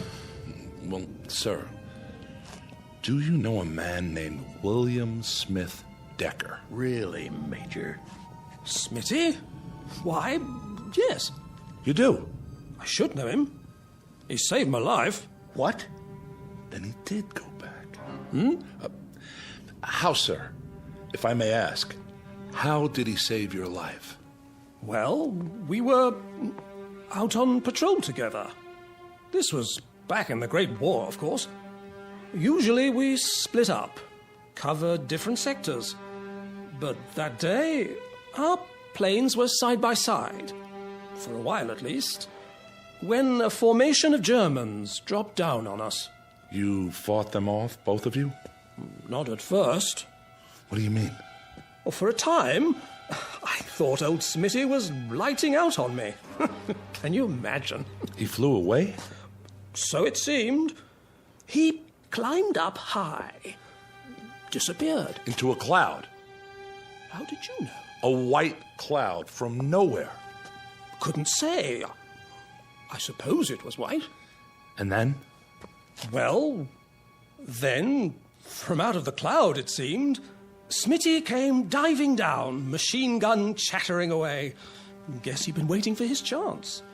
Knocked out 3 of the bandits before they got him. Saved my life, rest his soul. I say, what's all this about? How did you know? The Germans. Didn't they usually bring back the personal belongings of pilots who were shot down? Quite often. Did they bring back his? Why, now that you mention it, no. Are you sure?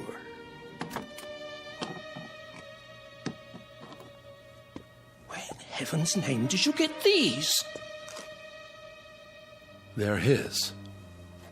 Know them anywhere. But how? So, you've never known exactly what happened to him, to your friend Smitty.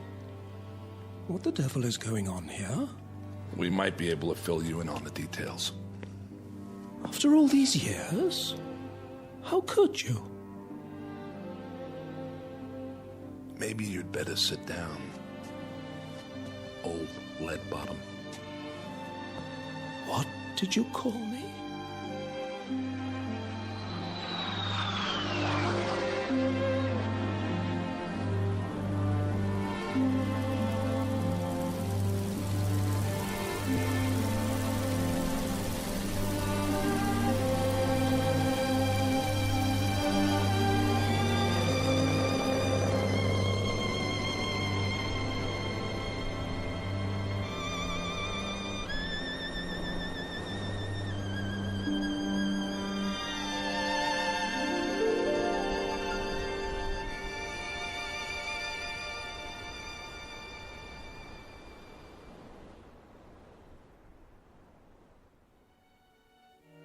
Dialogue from a play, Hamlet to Horatio. There are more things in heaven and earth, Horatio, than are dreamt of in your philosophy. A play written long before men took to the sky in flying machines, before they added yet another dimension to knowledge and to mystery. Perhaps there are more things in heaven and earth and in the sky that can be dreamt of. And somewhere between heaven, the sky, and the earth lies an even vaster dimension, known throughout history by various names. For now, we'll call it the Twilight Zone. We'll return to the Twilight Zone in just a moment. You are about to enter another dimension, a dimension not only of sight and sound, but of mind, a journey into a wondrous land of imagination. Next stop, the Twilight Zone. Hi, this is Stacy Keach. I'd like to take a moment to tell you about our Twilight Zone website at twilightzoneradio.com. At twilightzoneradio.com, you'll find the latest information on these Twilight Zone radio dramas, including behind-the-scenes photographs, plus the newest product releases, trivia contests, ways to contact us, other Twilight Zone-related info and merchandise, plus links to other fascinating websites. So make your next stop twilightzoneradio.com. Visit twilightzoneradio.com to purchase these Twilight Zone radio dramas on cassette and CD, or call toll-free 1-866-989-ZONE. That's 1-866-989-9663.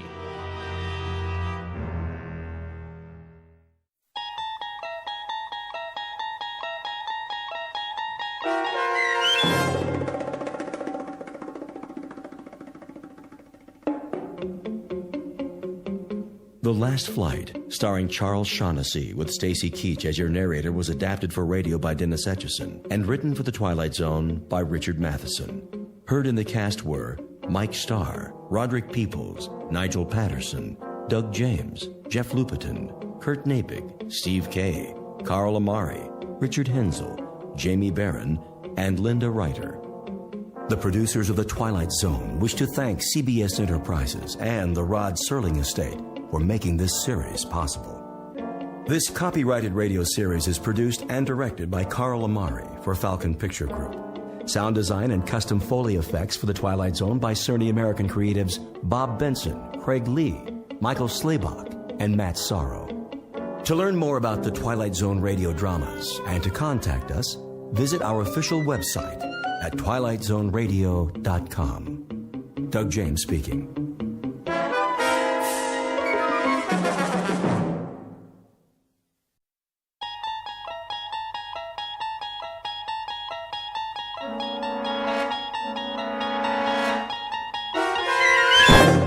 You're traveling through another dimension. A dimension not only of sight and sound, but of mind. A journey into a wondrous land whose boundaries are those of imagination. Your next stop, the Twilight Zone.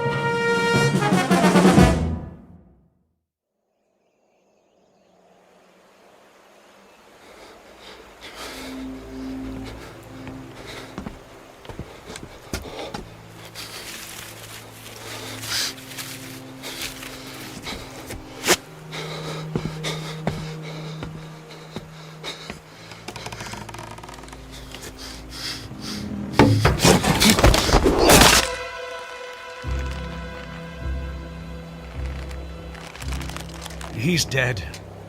Get him down. Yes, Captain. Clemens, what the devil do you think you're doing? Cutting him down, Captain. This is the last of the rope, Clemens. There's still one more to go. Just untie him. For pity's sake, catch him before he falls into the river. Traitor or not, he deserves a decent burial. Captain, the rope's looking pretty frayed. I'm not sure it'll take the weight of another prisoner. It'll have to. But, Captain... I said it'll have to.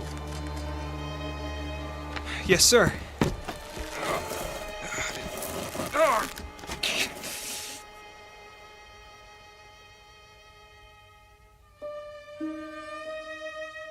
You have just witnessed a military execution. Death is a dignitary who, when he comes announced, is to be received with formal manifestations of respect, even by those most familiar with him. This particular execution occurred on Owl Creek Bridge in northern Alabama during the war between the states. You might find it in the works of that past master of the incredible Ambrose Bierce, but its proper home is in the Twilight Zone.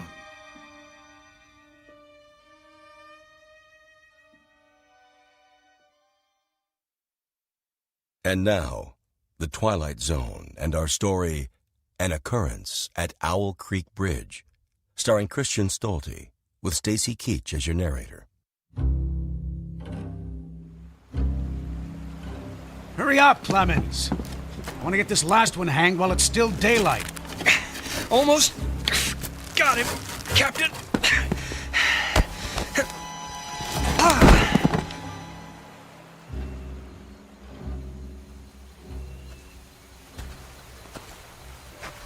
Your friends are dead, Peyton. That's your name, isn't it? Mr. Peyton Farquhar? Your act of treachery came to nothing, Peyton. And now you'll be called to account. I wouldn't recommend you think of doing anything as stupid as trying to get off this bridge. Apart from the fact that your wrists are tied behind your back, you'll find yourself more than adequately surrounded, whichever way you choose to run. See those sentinels at either end? Please don't get the impression they're just taking a rest. The way they're holding their rifles, they call that the support position. Means they're always at the ready. As a good soldier of the Federal Army should be. Don't say too much, do you? Huh? Peyton? Peyton Farquhar. Hello? Anybody at home? And here I thought you were a true Southern gentleman. I know what you're thinking, Peyton. That maybe you can make that 20-foot drop into the water.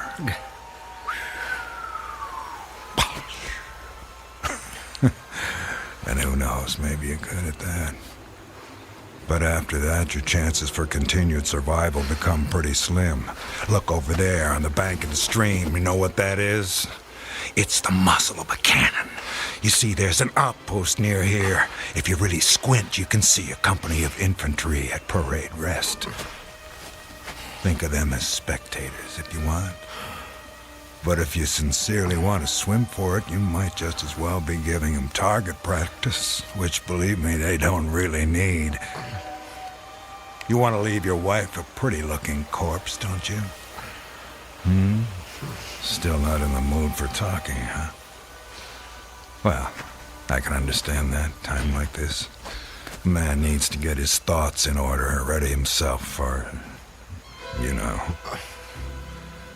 Perhaps I can help you with that. From a purely practical standpoint, I mean. I'm not a priest or anything like that.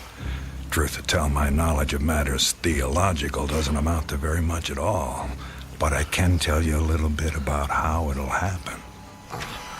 Me and Clemens will escort you out to the center of the bridge, then introduce you to Captain Newman. He's a nice man. You'll like him. Me and Clemens salute the captain, then we stand behind him, leaving you face to face with the sergeant. Now, he's not such a nice man, sorry to say, but... Oh, I forgot. You two have already met. Well, when the moment comes, you'll both be standing on opposite ends of the same plank. He stands on the safe end, but you probably already guessed that. And you probably guessed that it's his job to hold the plank in place. Then, when the captain feels the time is right for him, not for you, he gives a signal to the sergeant. The sergeant steps aside, the plank tilts, and down you go. Nah, never having been hanged myself, I can't give you any information on what your final moments on this earth might feel like. But I can tell you, I've seen more than a few of these. And I'm sorry to have to tell you, it doesn't look any too pleasant. Anything to say about that? Well... That. Speak up, Peyton. If you got any famous last words, we should hear them. Otherwise, they won't be famous. I am a living man! Not for much longer. No, sir, not for much longer. Captain says we're ready for him. Hear that, Peyton? We're ready for you. They say the Lord hates a coward, so take my advice and try and face it with a smile. Why do you have to do that, Levine? Do what? Taunt him like that. He shouldn't expect anything better. This is war. He was on the wrong side. The wrong side? Do you think he thinks that? I don't give a damn what goes on inside his head. Neither should you, Clemens. And unless you want to end up with a noose around your neck, don't let anyone else hear you talking like that. Now, help me up with him.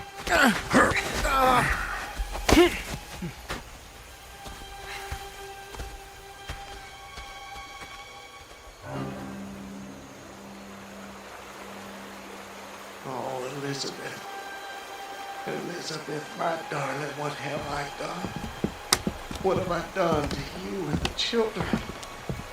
I promised you. Promised I'd come back. What is a man if he's not as good as his word? What am I? Secure the noose. The noose. If only I could free my hands. Perhaps I could throw off the noose. Perhaps I really could dive into the stream. I might evade the bullets, and if I swam vigorously enough, reach the bank, then take to the woods and get away. Get back home. Yes, home. And back to you, Elizabeth. Thank God home is outside their lines. My wife and little ones are still beyond the invaders' farthest advance. That pounding. What is causing that pounding? It's like the stroke of a blacksmith's hammer on the anvil. Is it distant, nearby, or both? Perhaps it's my death knell. Feels like a knife being thrust into my ear. Damn them, what's taking them so long? If you're gonna do it, just do it! Sergeant, step away. Too late. My God, it's too late. Oh, Elizabeth.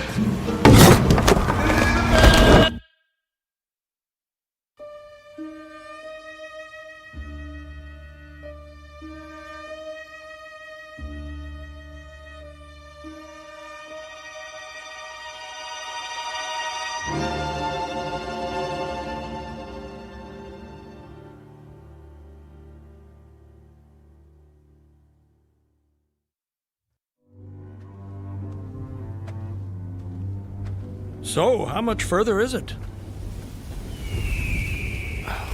What? Much further to where? Where am I? You're home, Mr. Farquhar. How much further?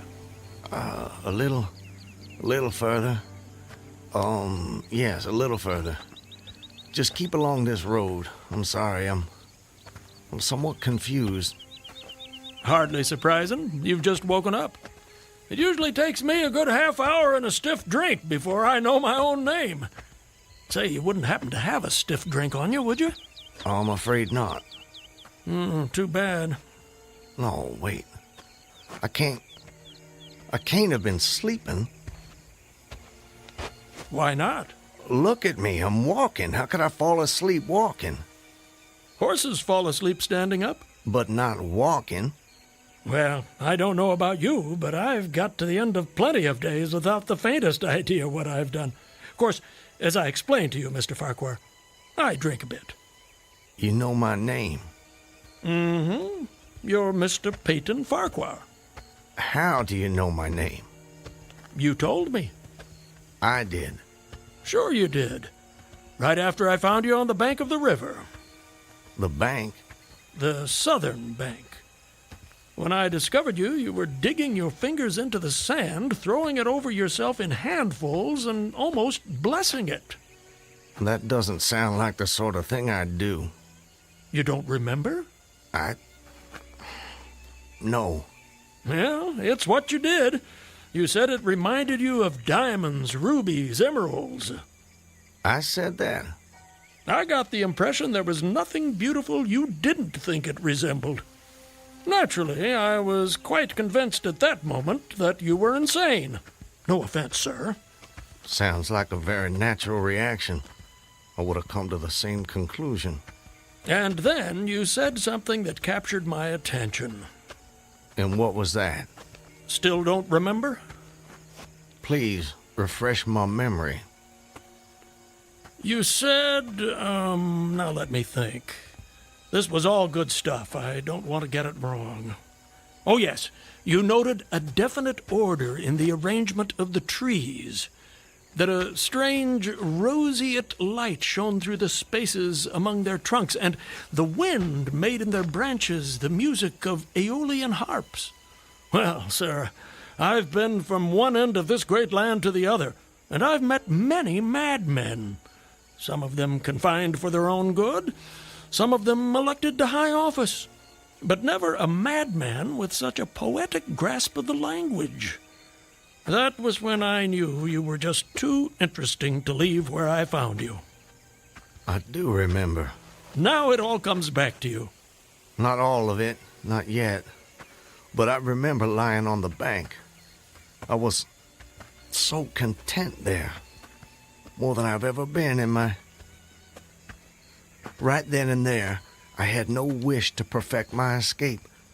I was happy to remain in that enchanting spot until they recaptured me.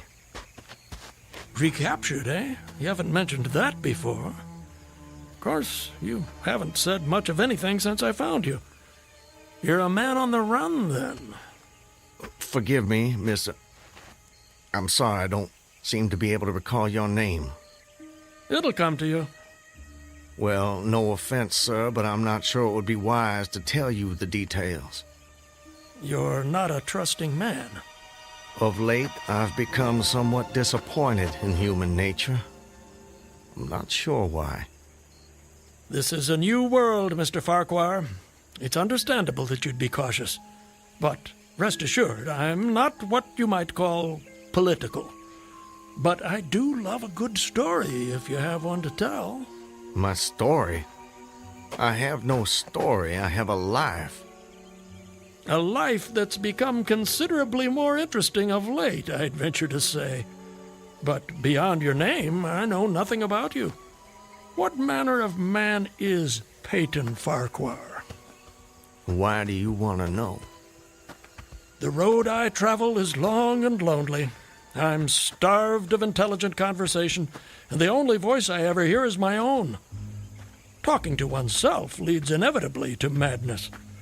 With you here as my temporary companion, I can stave off that unfortunate condition for at least another day. I see. And tell me, sir, where are you headed? Anywhere I'm welcome and nowhere I'm not. In short, nowhere in particular. So, you were telling me about yourself. Very well. My name is Peyton Farquhar. Peyton Farquhar. I'm a planter in these parts. A planter, eh? Good to have land. It is. So, I guess you have slaves. Naturally. No need to adopt that tone, Mr. Farquhar. I told you I'm not a political, just asking. Well, as it happens, I am what you would call a political. The Farquhars are an old and highly respected Alabama family. I'm naturally an original secessionist and ardently devoted to the Southern cause. Oh, your memory is reliable when it comes to the matter of who you are, if not where. I suppose so. And yet, if you'll forgive my temerity, for all your patriotic fervor, you clearly didn't take service with the gallant Army of the South. May I ask why that was? Circumstances of an imperious nature prevented me from doing so, but I assure you I chafed under the inglorious restraint, longing for the release of my energies, the larger life of the soldier, the opportunity for distinction. And in good faith and without too much qualification, you assent to at least part of the dictum that all's fair in love and war. Are you mocking me by any chance? I would never, ever risk a fellow traveler's friendship for such a trivial gain. Please, continue, I beg of you. I imagine that the opportunity to serve your birthplace came at last, as it comes to all men in wartime? It did. It was one evening, as I was sitting under the magnolia trees near the entrance to my grounds. I was with my wife, Elizabeth. The children were playing nearby.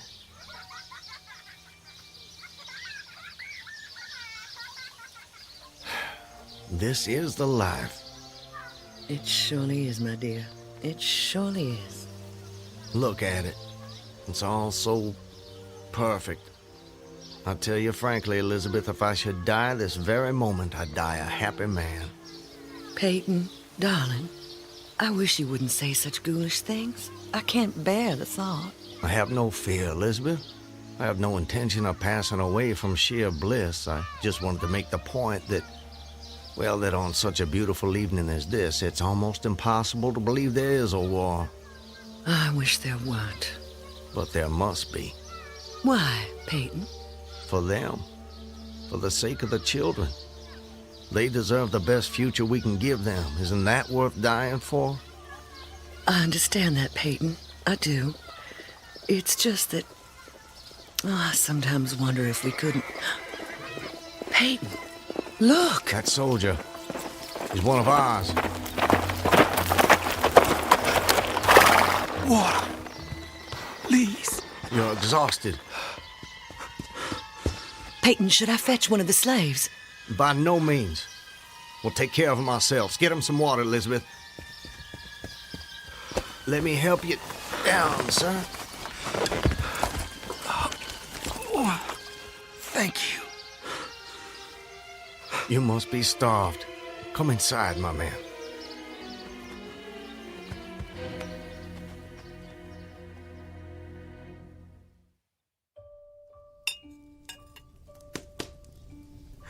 Oh, this is a splendid meal. Thank you. Some more? Alice, more cornbread. No, please. This hospitality is far more than I deserve. Nonsense. Nothing is too good for our brave boys. Tell me, Corporal, whose command are you with? Colonel Tolliver, 13th North Carolina. How are things at the front? We hear so little down here. I'm sorry to say things are not going so well. Not so well at all. The Yankees are repairing the railroads in preparation for another advance. They've reached the Owl Creek Bridge. Owl Creek Bridge? Yes, sir. They've put it in order and built a stockade on the north bank. I'm sure you know what that'll mean. Yes. If they can run trains over the bridge, there'll be nothing to stop them. Damn those sons of... Forgive me, Elizabeth. You shouldn't be subjected to this manner of talk. Peyton, I understand. Go and see what's keeping Alice with the cornbread. As you wish, my dear. Something on your mind, sir? Corporal, refresh my memory. It's about 30 miles to Owl Creek Bridge? About that. Maybe even a little less. And there's no force on this side of the creek? Only a picket post a half-mile out, on the railroad, and a single sentinel at our end of the bridge. Suppose a man, or perhaps several men, civilians and persons of intelligence, should elude the picket post and perhaps get the better of the sentinel. What could they accomplish? Accomplish? Well, sir, I was there a month ago. I saw that the flood of last winter lodged a great quantity of driftwood against the wooden pier at this end of the bridge. Driftwood, eh? It's dry now, exceedingly dry. If someone were to put a light to that driftwood, it'd burn like tow. That it would, sir. And that would mean the end of the Owl Creek Bridge. I don't think the Yankees would care for that. Not one damn bit would they care for it. And it goes without saying that such a conflagration would seriously hinder the northern effort. Oh, it would. But you should know, sir, the Commandant's issued an order declaring that any civilian caught interfering with the railroad, its bridges, tunnels, or trains will be summarily hanged. I've seen the order. It's posted everywhere. Risk is a part of life, soldier. You face it every day. I do. That I do. And in my own small way, I've done what I can. No service is too humble to perform in the aid of the South. And should the opportunity present itself, no adventure would be too perilous to undertake if consistent with the character of a civilian who is at heart a soldier, of course. Mr. Farquhar, you are a true son of the South, and a very brave gentleman.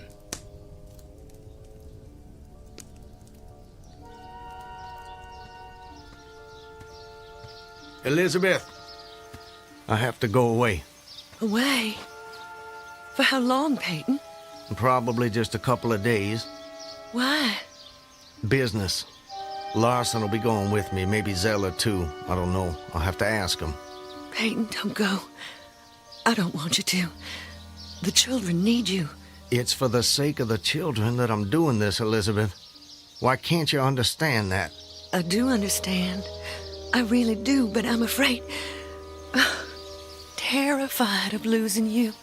If a man doesn't stand up for what he believes in, then we lose everything. Just promise me one thing. Promise you'll come back to me. I promise. And I'm a man who keeps his promises, my love. Setting fire to the Owl Creek Bridge. Sounds like a most audacious plan. It was. I must confess, Mr. Farquhar, I'm a little confused. How so? You strike me as a competent and determined gentleman. I imagine whatever you want out of life, you get it. That's fair to say. What of it? Simply that I'm surprised your endeavor came to nothing. And what makes you imagine that? Your present predicament. The absence of your co-conspirators, those marks upon your neck. And if someone had set the Owl Creek Bridge alight, I'm sure I would have noticed it in some way. Let me check. Where there's smoke, there's fire, and... Nope, no smoke. You're a very thorough fellow. For a moment I thought you might know more of my situation than you let on. From the way you talk, do I take it someone in your party betrayed you? Not in my party. But you recall the corporal who appeared at my plantation? Of course. He was a federal scout. Then you were deliberately entrapped. It seems they wanted to weed out the civilians who might cause them some trouble. If I'd only stayed out a little longer that night, I'd probably have seen that same rider repass my plantation, going northward in the direction from which he'd come. From the Owl Creek Bridge. Precisely. And when you and your co-conspirators... Patriots.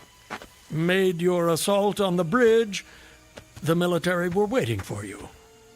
They made me watch as they hanged my friends for an act of treachery. The sergeant who put them to death was the same man who lured us there. Is there no honor in conflict? I've never been accused of having much imagination, but I might have guessed it would be something like that. I would say, sir, that you have too kindly an expression for one whose neck is in the hemp. It isn't. Isn't what? In the hemp. Of course, of course. What I mean, Mr. Farquhar, is that you are clearly no vulgar assassin. Fortunately, the liberal military code makes provision for hanging many kinds of persons, and gentlemen are not excluded. As they fastened the noose around my neck, I tried to fix my thoughts on my family, but there were so many trivial distractions. The water, touched to gold by the early sun, a piece of dancing driftwood caught in the sluggish current, the brooding mists under the banks some distance down the stream. Then there was a sharp pressure around my throat, followed by a sense of suffocation. Agony shot from my neck downward through every fiber of my body and limbs like streams of pulsating fire, heating me to an intolerable temperature. There was no more thought, only sensations. The intellectual part of my nature was effaced. I had power only to feel, and feeling was torment. I was conscious of motion, encompassed in a luminous cloud, of which I was now merely the fiery heart, without material substance. I swung through unthinkable arcs of oscillation, like a vast pendulum. But you're here. What? What? I said, you're here. Why is that?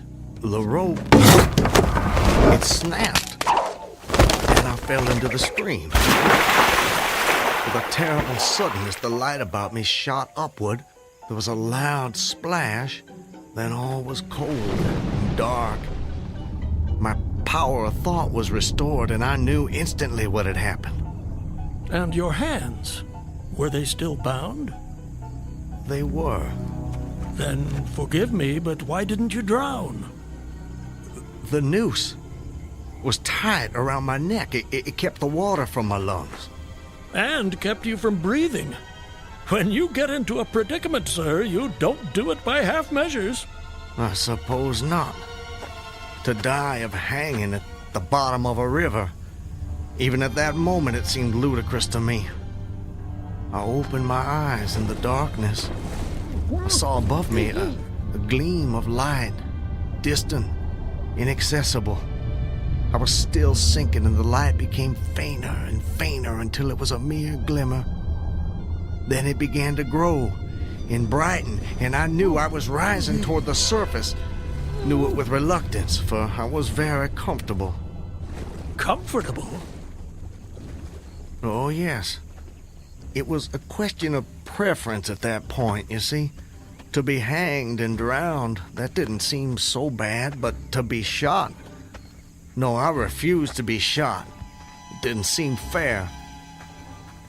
I'd say you have a quite singular set of values. Do they offend you? Not at all, not at all. It makes for a more entertaining story, and yours is the most fascinating I've heard in many a year on the road. Please, continue. You're under the water, slowly rising to the surface. Your hands are tied. A sharp pain in my wrists apprised me of the fact that I was trying to free my hands. I gave the struggle my attention as an idler might observe the feat of a juggler without interest in the outcome. Eventually, The cord fell away. My arms parted and floated upward, but I could only dimly make out my hands in the growing light. I watched with a new interest as first one and then the other pounced upon the noose at my neck. They tore it away and thrust it fiercely aside. Its undulations resembled those of a water snake, and my first thought was to put it back. To put it back?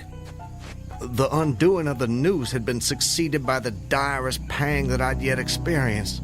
My neck ached horribly, my brain was on fire, my heart gave a great leap, and I felt as though it was trying to force itself out of my mouth. My whole body was racked and wrenched with an insupportable anguish. And I imagine the desire to rise to the surface was even greater, no matter what you might find waiting for you there. I wanted to stop myself, had to stop myself, but my disobedient hands gave no heed to my command. They beat the water vigorously with quick, downward strokes, forcing me to the surface. I felt my head emerge. My eyes were blinded by the sunlight. My chest expanded convulsively, and with a supreme and crowning agony, my lungs engulfed a great draught of air. So now you were in full possession of your physical senses. If anything, they were more keen and alert than before. I felt the ripples on my face, heard their separate sounds as they struck.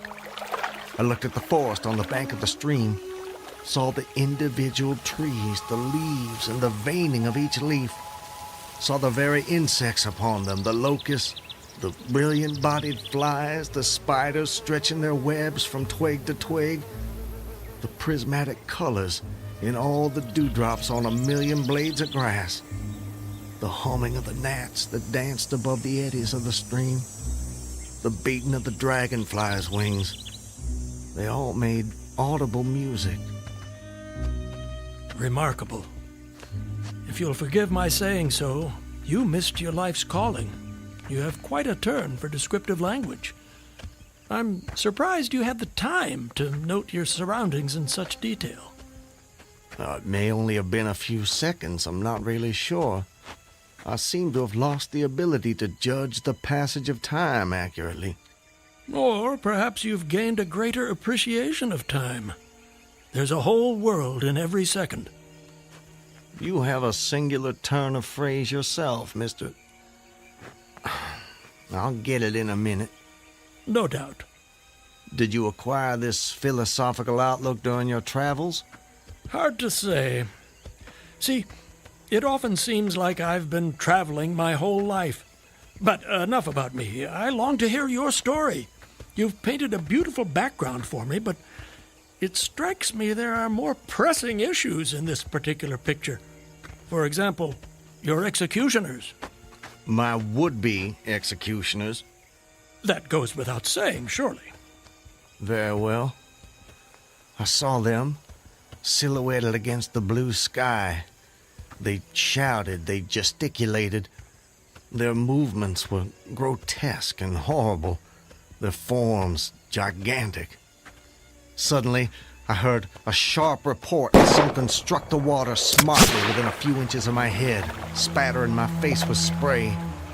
One of the officers had his rifle. At his shoulder, there was a light cloud of blue smoke rising from the muzzle. I was surprised he missed. I read somewhere that marksmen with gray eyes are the keenest shots. This fellow was the exception to the rule, it seems. The marksman had gray eyes? Mm-hmm. How could you see that? I'm sorry? He was on the Owl Creek Bridge. You were in the water. And you must have drifted some distance. So, how did you know the marksman had gray eyes? I don't know how I know. I must have noticed it on the bridge. Just before your execution? My intended execution. As you say. Doubtless the detail was burned into my mind. Doubtless. I told you how much more alive my senses had become at that moment. Alive. Yes, indeed. That you did. At that moment, a counter-swirl turned me half round. I was looking into the forest on the bank opposite the fort. A clear, high voice rang out and came across the water with a distinctness that pierced and subdued all other sounds, even the beating of the ripples. The voice, what did it say? It said, Attention, company! Ready! Aim! How did you do that? Run! Fire!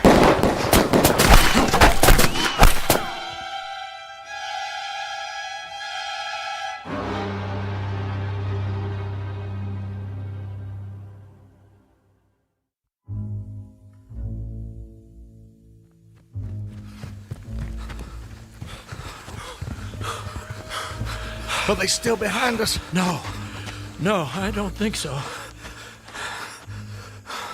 All right, that's enough for now. No more running for my life. Your what? Wait, I need to get my bearings. I have to know how close I am to my destination. Closer than you think, I'm sure. Eh? Does anything look familiar, Mr. Farquhar? Yes. This way. I think. Yes, this way. Can you see your home? Not yet. But it's not far now. I intend to be back in my wife's arms by close of day. You gave her your word. That I did. And that's important to you. It's a matter of honor. An honor, Mr. Honor means as much as love to a man of the South. A very moving sentiment. Now, where were we? Where were we with what? Your story. My story? Yes. You were just reaching a most exciting point when we were interrupted. I long to know what happened next. Are you quite insane, sir? I don't believe so. But I thought the same of you when I first met you, so I suppose it's a fair question. I am in full possession of all my faculties, Mr. Everything except the memory, eh? Don't try my patience, sir. I wouldn't dream of it. You asked me an important question, and I'm doing my best to answer it. But you'll appreciate it's difficult to judge these things when one spends so much time alone. If I had a constant companion, someone to tell me if and when I appeared to be losing my senses, that might be helpful, but that's not what fate has in store for me. And as I say, I try to avoid talking to myself because that seems to me the fastest route to madness. But mad or sane, I know a good tale when I hear it, and yours is the most entertaining I have heard in all my years. Yes, sir, I shall cherish the memory of your experiences when I have long since ceased my wanderings.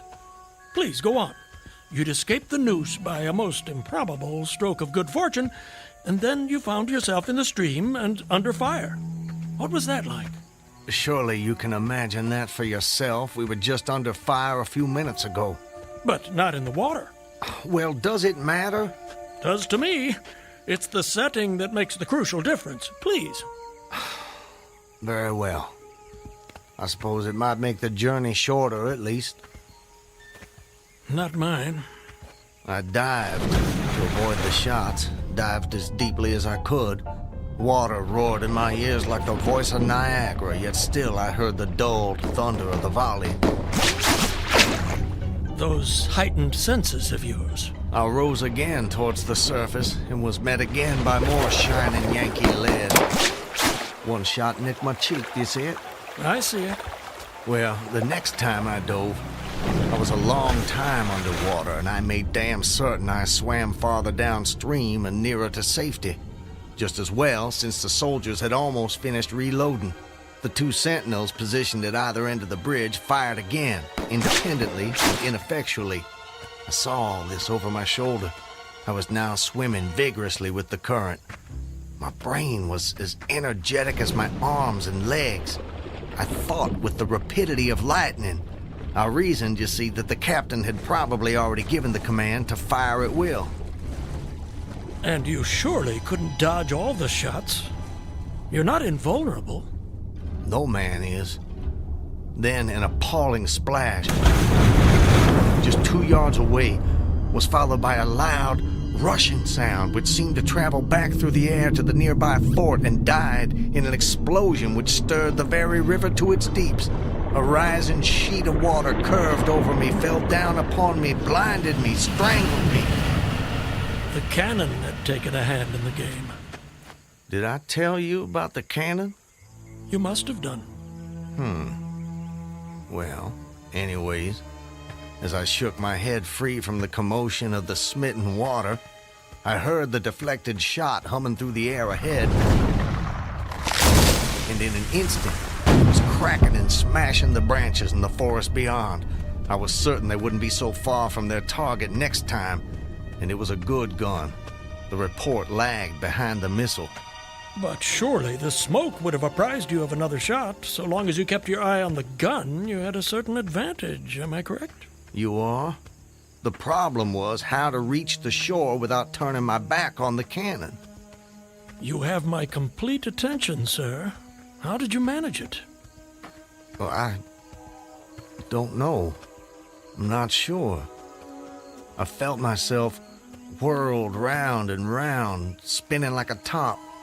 The water, the banks, the forest, the distant bridge, fort, and soldiers, they were all somehow commingled, blurred. I could no longer make out objects, only colors. Circular, horizontal streaks of color. It was all I saw. I was caught in a vortex. I felt giddy and sick. Fascinating. Incredible. What is that damned hammering? I don't hear anything. Unless it's the ticking of your watch you can hear. My watch? You're lucky it still works after such an immersion.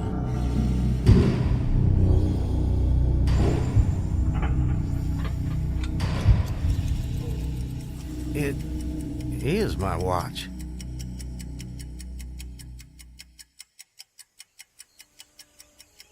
But why should I think... Perhaps you're the sort of man who values the seconds as much as the minutes and the hours.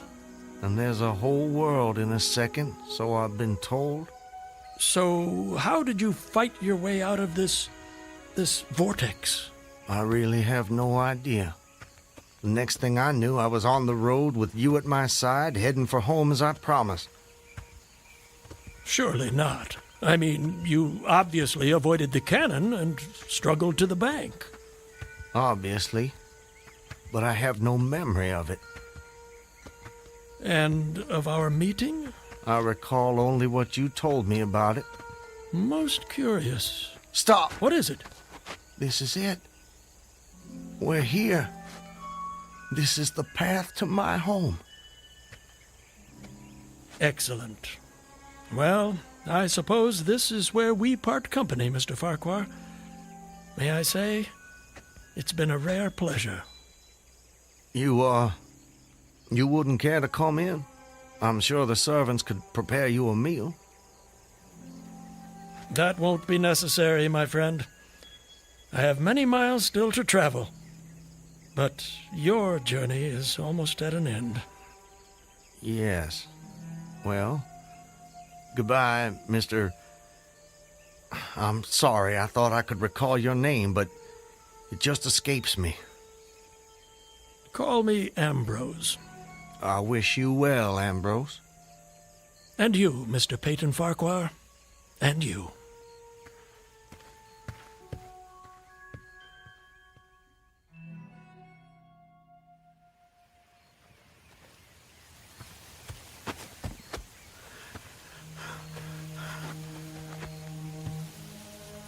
Home. Almost home. How long? How long since that damn imposter rode down this road? How long since I was drawn to the Owl Creek Bridge? I would say, sir, that you have too kindly an expression for one whose neck is in the hem. It is. Isn't what? In the hem. Of course, of course. I promised I'd return, Elizabeth. All so perfect. They couldn't keep me from Just you. before your execution. My intended execution. As you say. Not even a noose around my neck could stop me from coming back to you, to the family. Yes, indeed. I told you how much more alive my senses had become at that moment. Alive. Yes, I saw them. John, don't tease your sister. I want you Elizabeth! both on your best behavior when your father returns. Elizabeth! Elizabeth! You're not invulnerable. No man is. Elizabeth! Elizabeth! I swore I'd come back to you. I promised. Peyton! Elizabeth! Peyton! Elizabeth! Peyton!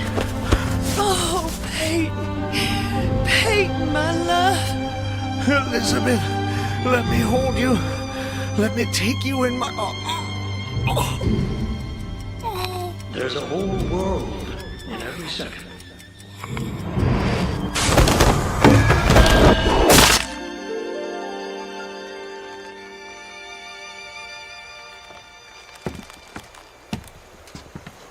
He's dead, Captain. Good work. That's the last execution for today. Get him down! You know, Levine, for a moment there, I thought that rope wasn't gonna hold.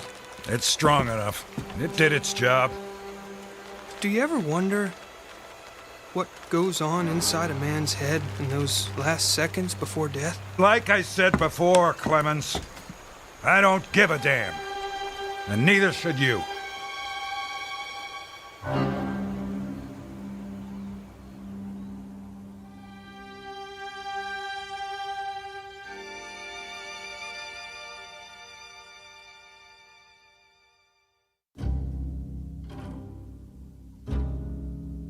An occurrence at Owl Creek Bridge in two forms, as it was dreamed and as it was lived and died. This is the stuff of fantasy, the thread of imagination, the ingredients of the Twilight Zone.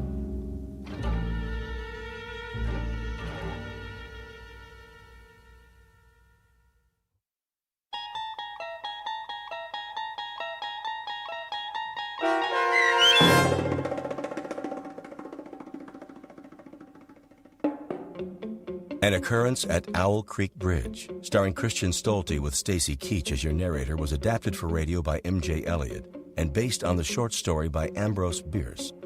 Heard in the cast were Rob Riley, Danny Goldring, William Dick, Susan Hart, Gonzo Schexnader, and John Hogenacker. The producers of The Twilight Zone wish to thank CBS Enterprises and the Rod Serling Estate for making this series possible. This copyrighted radio series is produced by Carl Amari and directed by Joe B. Cerny for Falcon Picture Group. Sound design, custom Foley effects, recording, and editing are done in the Cerny American Sound to Picture Theater by sound designers Craig Lee, Todd Beyer, and Tim Cerny. To learn more about the Twilight Zone radio dramas and to contact us, visit our official website at twilightzoneradio.com. Doug James speaking.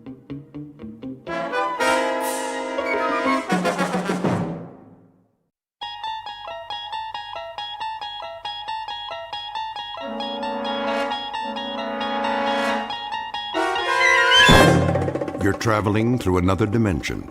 A dimension not only of sight and sound, but of mind. A journey into a wondrous land whose boundaries are those of imagination. Your next stop, the Twilight Zone.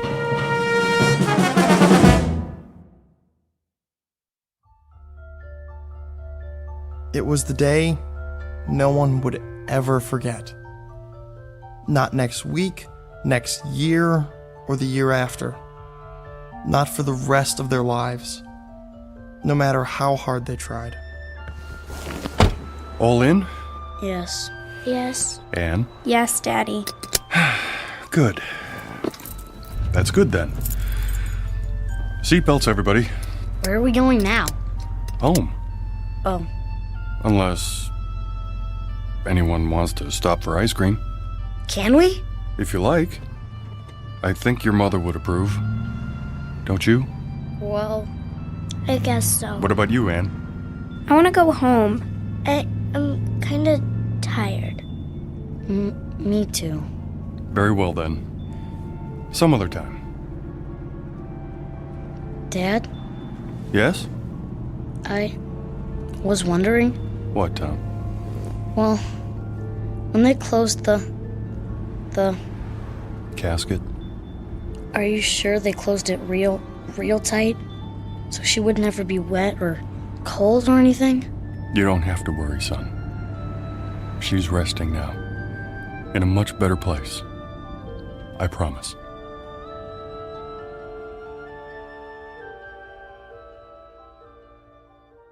It was the week the world ended. And yet, incredibly, it was also the week something new, something truly fantastic began.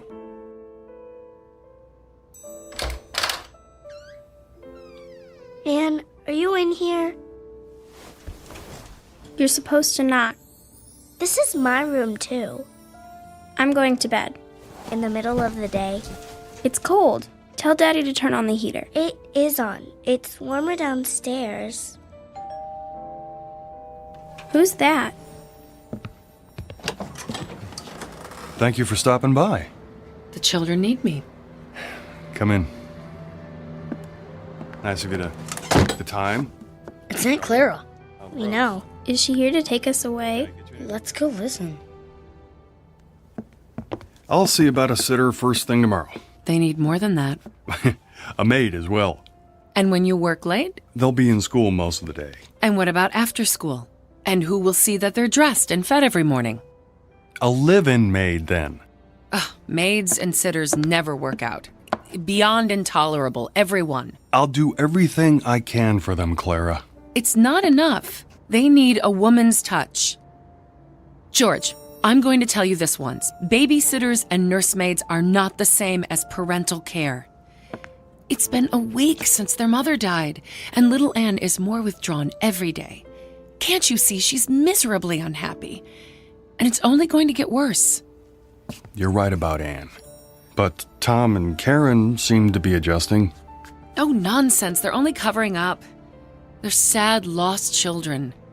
They have no anchor now. It's going to take time, Clara. Well, that's all well and good. But how much time? This is ridiculous. I know my own children. Do you? Clara, please. Daddy. Now you've upset the children. There they are. How long have you been listening? We were on our way out to play a game. Weren't we, Tom? Yeah. We were just... Oh, come to me, my dears. No. Anne, please don't run away. I should explain. Your father and I were having a talk. A very important one. And I told him I'm not pleased with the way things have been in this house since your mother died. But I have some good news. How would you like to come and live with me for a while? Well, how does that sound? We're okay here. School starts next week and everything. Let us talk it over among ourselves. In private. Is that your final word? I'm afraid it has to be. In that case, you'll hear from me, George. You can rely on that, and the next time it may be in the form of legal papers. No doubt. My only concern is what's best for the children. Goodbye for now. Oh, you precious dears. She wants to take us away. Does she, Daddy? She doesn't approve. She says I'm too busy to bring you up properly. That's not true. Perhaps it is. I can't stay home from work forever. She says you're unhappy here. Are you? No. Well, if love were enough, you'd have all you need because I couldn't love you more. Perhaps I can find the right help, the right guidance. Someone who'll be here all the time, someone who cares. But where? Where do I advertise for that? Wanted. One loyal, gentle soul will always... Dad. Look at this. What do you have there? Modern Science magazine? It came in the mail. There's an ad in the back. It says... Let me see. There.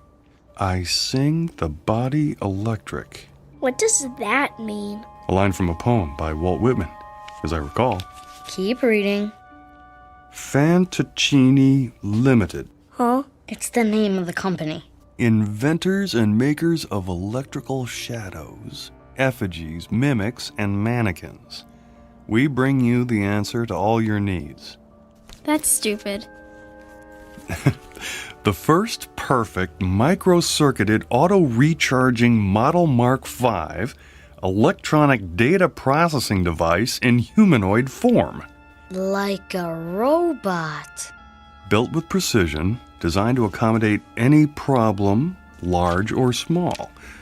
Worried about finding the right housekeeper, personal assistant, secretary? Whether you require a teacher, friend, or companion, the Model Mark V will listen, interact, and learn, adapting perfectly to your requirements. A lifetime warranty. It never breaks down. There's no such thing.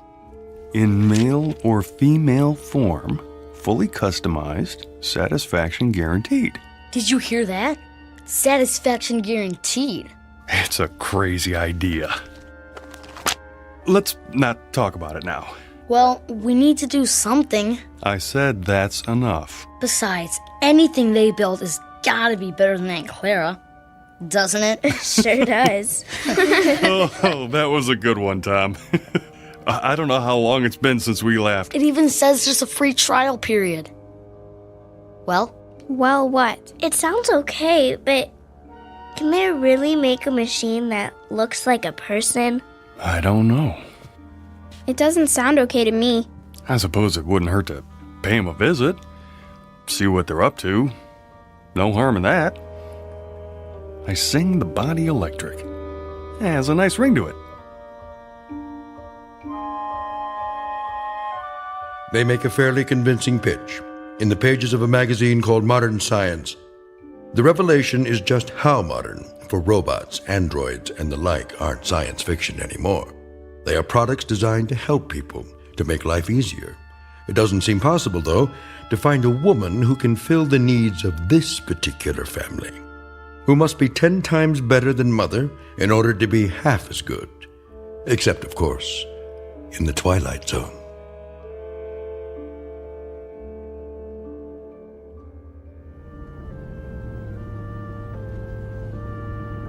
There's the sign. Fantaccini.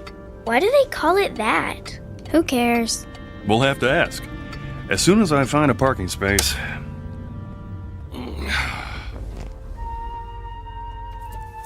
Okay.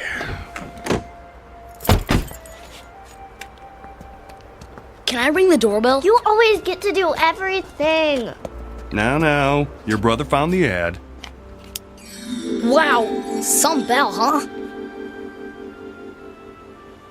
Won't you come in, Mr. Simmons? We've been expecting you. You have? I called ahead for an appointment. Feel free to browse the showroom. I'll be right with you. Wow, this is incredible. Look. What's that supposed to be? A whole table full of marbles? I don't think so, son. More like glass eyes. Wow. Blue and brown and hazel and green. I want her to have eyes like this. Well, careful, don't touch them. Oh, please do. Guido Fantaccini at your service. An unusual name. It's Italian. It means, roughly, dream people. Or, as I prefer, shadow puppets. This is my daughter, Karen. Hello. And, Don't tell me. Tom. And you must be Miss Ann Simmons. Age 11? Or is it 12? She's only... I'm going to be 11 next month. In that case, allow me to present you with this golden key. It's awful big. What's it for? To wind her up, of course. To wind what up? Why, your new, let me guess, nanny? tutor? Oh, that and more, I'm afraid. The children lost their mother recently, and without anyone else at home... Nobody can take her place. Nobody. In that case, might I suggest our grandmother model? It's very popular. Do we have to wind her up every day? The key is symbolic, a way of introducing our product line. What sort of product are we talking about? If you can be more specific. As specific as you like. The end result is entirely your choice. First, you'll select the eyes, any color at all. This color's perfect. Then you'll move on to the hair salon. Our wigs are of the finest quality. Blonde, brunette, brown, red, white, and every shade in between. I want her to have long hair, like this one. Ears, with or without earrings. Arms, slender or sturdy, graceful or strong. Hands, fingers, lips, full or thin.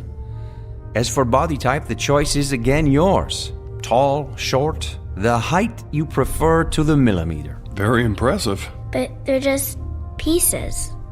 Until we put them all together at the factory. Then they'll become something else, something new. They'll move and walk and talk. Machines don't talk. Grandmothers do. Listen. I sing the body electric. I celebrate myself and sing myself. Who's that? One voice out of many possibilities. Try another. Myself and sing myself. I sing the body electric. I sing the body I celebrate electric. myself. Or another. Sing myself and sing myself. I sing the body electric. I sing the body electric. I celebrate myself. I sing the body electric. Myself. I celebrate myself. I sing and the sing body myself. electric. I sing the body electric. I I celebrate myself. and sing Pick one. myself. I sing the body electric. I celebrate myself and sing There. myself. I sing the body electric. That's not right. I celebrate Too high? myself Too low? and sing myself. Go ahead. Turn the knob. I sing the body electric. I celebrate myself and sing myself. I sing the body Could electric. you make her just like my I mother? celebrate If you myself wish. and sing myself. Exactly? I sing the body To electric. a I T. celebrate myself Then and sing myself. I don't want her. Please, Anne. I want to leave. You've dropped the key. Wait. I sing the body electric. I celebrate myself and sing myself. I've I almost sing got the it body right. Electric. I celebrate myself and sing myself. I sing the body electric. I celebrate myself and sing myself. The armies of those I love engirth me, and I engirth them. They will not let me off till I go with them, respond to them, and discorrupt them, and charge them full of the charge of the soul. Grandma.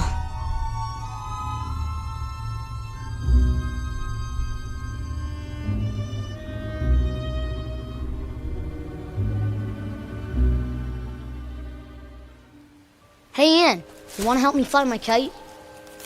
I'm reading. Where'd you get that? Dad bought it for me. Here, hold the string. I'll run till it gets up in the air and... What's wrong? Hear that? So? Somebody's coming. Maybe it's the mailman. No. Then who? Hello. Hi. You must be Thomas. Do they call you Tommy? Just Tom. Well, Tom, then. Is that your sister, Karen? Yes, that's Anne over there. Of course. Who are you? Well, give me any name you like. Melissa, Lavinia, Malvina. Do I know you? Well, don't you? I think I saw those eyes before. So did I. You must be... Yes. Grandma? Say it a few times. You'll get used to it. But I thought you were gonna come in a big box, all wrapped up, like a... Mummy. Yeah. Well, then I'd need an Egyptian name, wouldn't I? Like Nefertiti? Oh, Nefertiti's a fine name. Do you know what it means? I believe I do. It means the beautiful one is here. Well done! George Simmons. So, we meet at last. A pleasure, Mr. Simmons. Welcome to our home. You're not my grandmother. Anne. Well, then who am I, pray tell? Nobody. Just a machine. Well, she doesn't look like a machine. Ah, but I am. A very special one. How shall I prove it? Let me see. Have you ever been to the beach? Yes. Sure. And when you were there, did you pick up a shell and hold it to your ear? Many times. What did you hear? The ocean. Yeah. Then listen. I'll cup my hands together like this and hold them to your ear. Now, what do you hear? I want her to have long hair, like this one. That's my voice. All your wishes recorded. You too, Tom. This color's perfect. How did you do that? Well, you're a part of me now, stored in my circuits. Anne, what was it you said? I don't care. Well, it may take a while for that one. I'm not worried. Tom, what is that you're playing with? A kite. Oh, will it fly high? I think so. If I don't run out of string first. Well, what do you know? I happen to have some with me. Where? Touch the end of my finger. You have string in your finger? If that's what you need. Now tie the end to your kite. Why don't you run with it, Anne? Go on. It won't fly. Oh, are you sure? Hold it over your head. Please, Anne. Give it a try. Well, if you want me to, Daddy.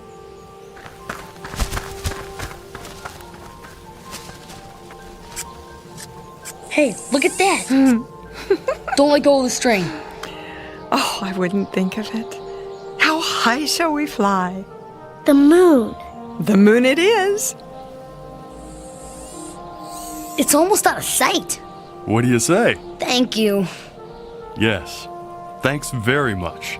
You're a great kite flyer. Now, what's my name? Grandma. Anne, look at what Grandma did. Anne? I don't want to play.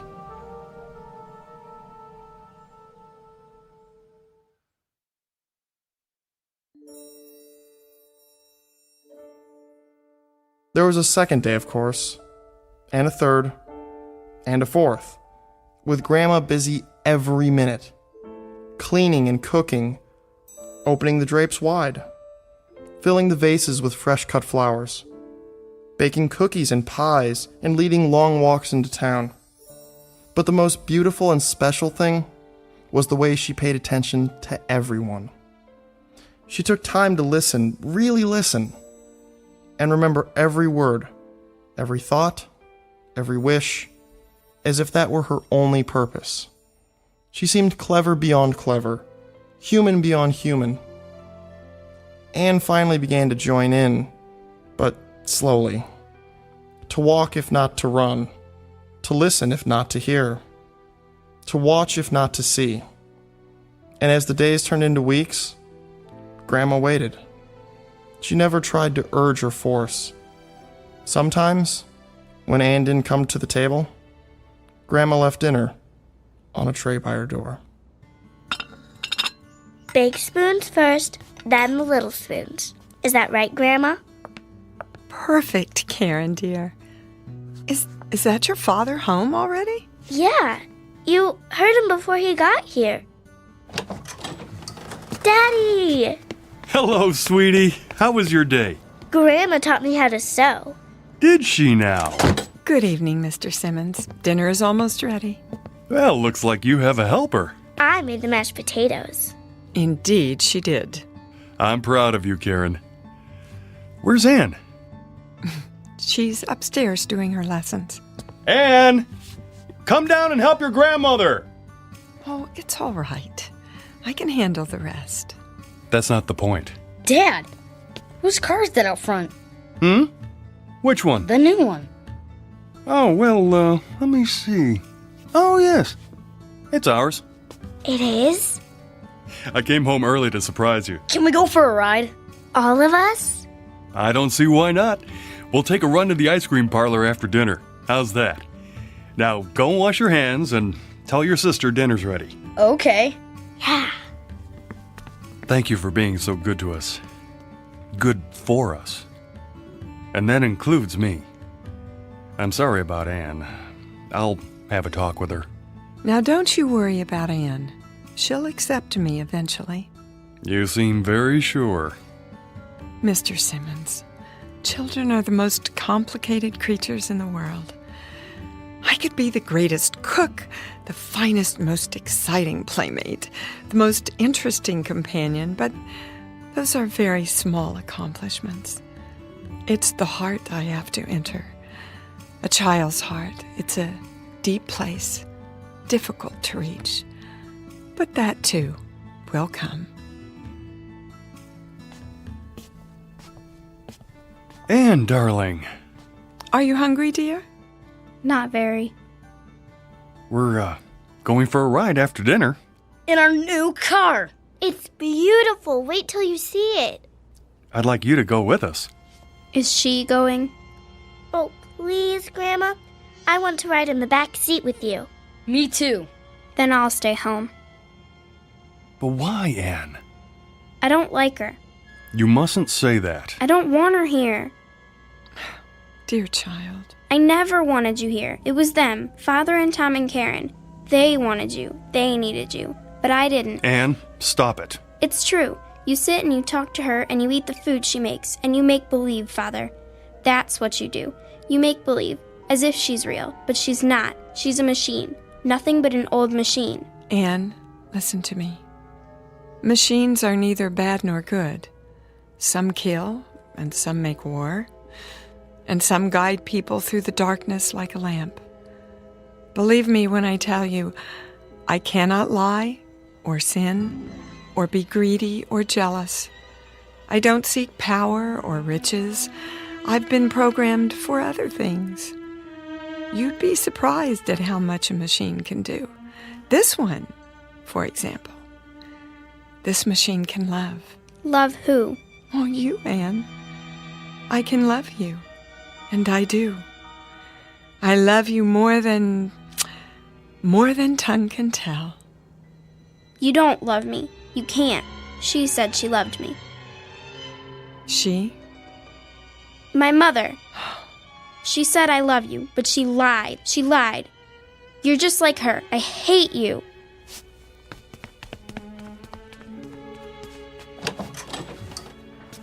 I'll go after her.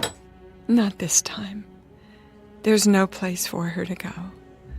No place except to me.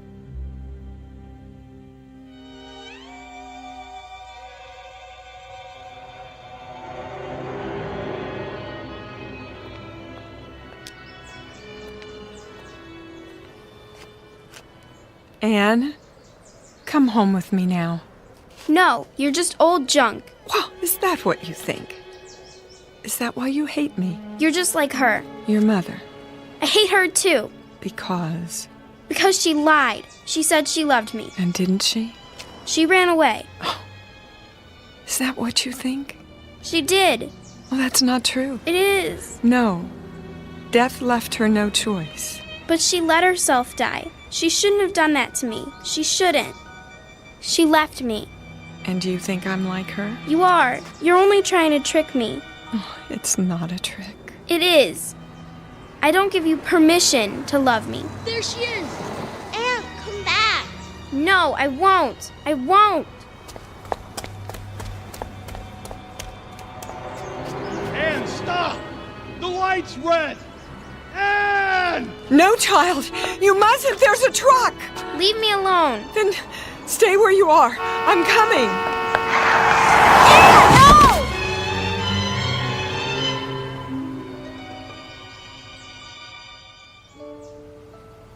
They're not moving. Either one of them. Don't touch them. I didn't see them, honest. I mean, they ran out into the street. The little girl and... Stand back. A lady. Oh, man. Look, I'm gonna get an ambulance. Wait. She's moving. Anne. Oh, thank goodness. Daddy? You're going to be all right, darling.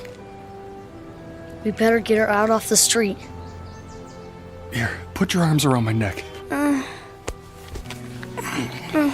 What happened? There was a truck, but Grandma stepped in front and pushed you aside. She did? You fell down, that's all. Grandma. What about that lady? I mean, she's not breathing. Look, she's starting to move her fingers. And her eyes. Grandma, can you see me? Why, hello, Tom. You know, we really shouldn't be out in the intersection like this. Come over to the curb, Grandma. Can you walk? Oh, of course I can. But how? See, Anne? She's perfectly all right. She saved your life. Do you realize that? I'm sorry. Sorry. Shh. Now stop your tears, child, and listen while I cup my hands by your ear. Remember? Like this. A machine. Nothing but an old machine. You're just old junk. Old junk. That's my voice. Your voice, Anne. The way it was once. When I was a child, I spake as a child. Oh. Grandma? Grandma? There. You are alive. Well, I most certainly am. But the truck. It couldn't hurt me. Nothing can. 2 leave-takings in 1 year would be too much. Then you're not like Mother. Your mother didn't run away. She was taken away by death. Do you understand now that I shall always be with you? You won't run away? I can't. And I won't. Oh, Grandma. Thank you. You'll never know how much. She had nowhere to turn. She was afraid that everyone would leave her, even her Aunt Clara.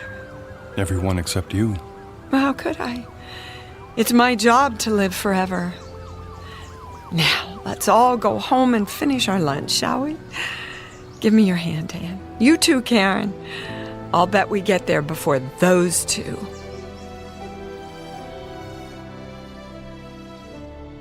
As of that moment, Grandmother became an irreplaceable member of the family, an integral part of their lives. She was more than important. She was vital, the very essence, the most crucial part of being alive.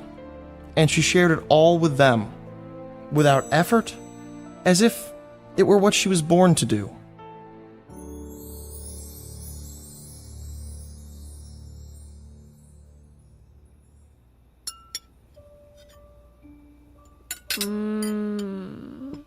This is so good.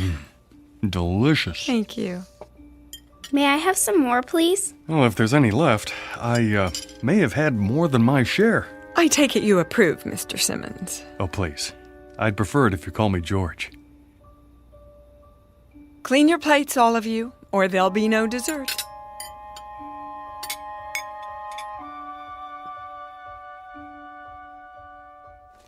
That's enough for tonight.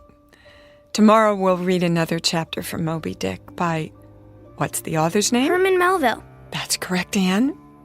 Now, there's just enough time for your language lesson. Who can conjugate the verb to love in Latin? Me! I can. Me! She taught them better than any flesh and blood teacher, in a manner perfectly suited to their expanding minds, until learning became a hunger that would never be quenched. Grandma? Are you asleep? Oh, you know better than that. Do you need something? Hot chocolate? A plate of cookies? It's the storm. They're scared of thunder. And you, Tom? Heck no. Oh, well, come over here just the same. Everybody crawl into my bed. That's it. We'll weather this old storm together. They would never see lightning, never hear poetry, never listen to foreign tongues without thinking of her. Everything they would ever see, hear, taste, smell, and touch would remind them of her. She was all life to them, the source of the Nile. And all life became wondrous, quick and electric, like her. And one day, it came time for the inevitable, the unthinkable, the day of saying goodbye. Thank you for carrying my suitcase, Tom. Such a fine gentleman. It's the least I can do. The same suitcase you brought with you, how many years ago? Now, let's not get maudlin. Grandma, do you have to leave today? Oh, yes, Karen. It's time. We're going to miss you. And I you, Anne. But why do you have to leave at all? You're going off to college now, and you won't need me. That's the way it should be. But you've been our world. I'm not the world. The world's out there, and it needs you. What happens to you now, Grandma? Oh, back to Mr. Fantaccini and the rest of the Pinocchios. He should have called himself Geppetto. Don't joke about it. Oh, but it's true. You've been my family here, and now I must go back to my first family. My brothers, sisters, aunts, cousins, all the other robots. And do what? Some stay at the factory. They're taken apart and recycled. Not you. Or perhaps I'll be returned and sent out to help another family like yours. They can't destroy you. I won't let them. Nor will I. Destroyed? Oh, what a silly expression. I'll go for a while to the Room of Voices. The Room of what? Oh, a great dim room. A kind of parlor where all the other mechanical grandmothers are brought and stored for, a month or a year. And in that room we'll sit and rock and murmur and whisper to each other. And we'll listen and tell what we learned from the world and from the families we lived with.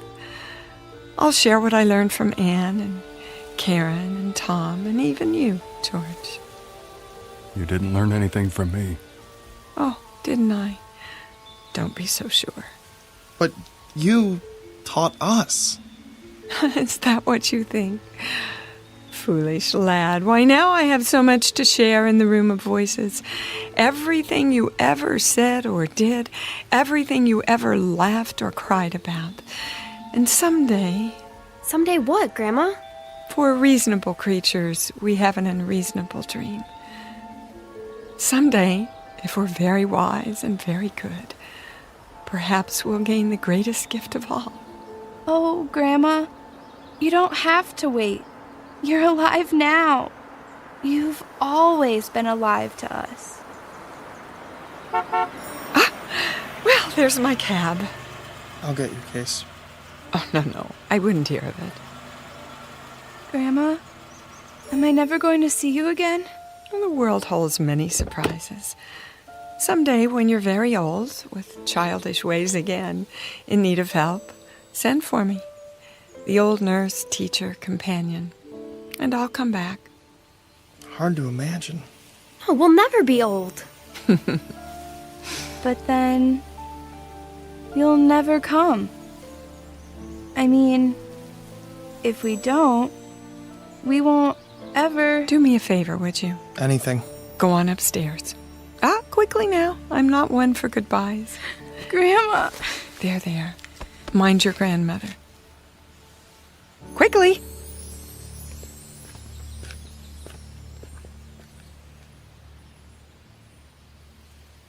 She kept her word, as promised. She has remained with us always, to this day. I've saved the key, the golden key, in a special place. Sometimes when lightning rends the sky, I see her face flash before me in the dark. And sometimes I still hear her ticking and humming above our beds in the night, keeping watch. She passes like a clockwork ghost in the long halls of memory. The sound of bees swarming after the spirit of summer's lost. I remember the day no one will ever forget. Not for the rest of our lives. It was the week the world ended. And, incredibly, it was also the week that something new, something utterly fantastic, was about to begin.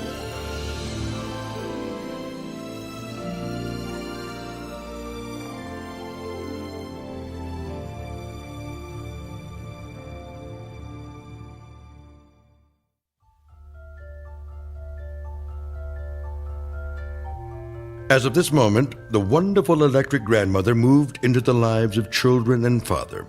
She became integral, important. She became of the essence. As of this moment, they would never see lightning, never hear poetry, never listen to foreign tongues spoken without thinking of her. Everything they would ever see, hear, taste, feel would remind them of her. She was all life, and all life was wondrous, quick, magical, and electrical. Like Grandma. A fable, most assuredly, but who's to say that at some distant moment there might not be an assembly line, producing a gentle product in the form of a grandmother, whose stock in trade is love. A fable, sure, but who's to say what's possible in the Twilight Zone?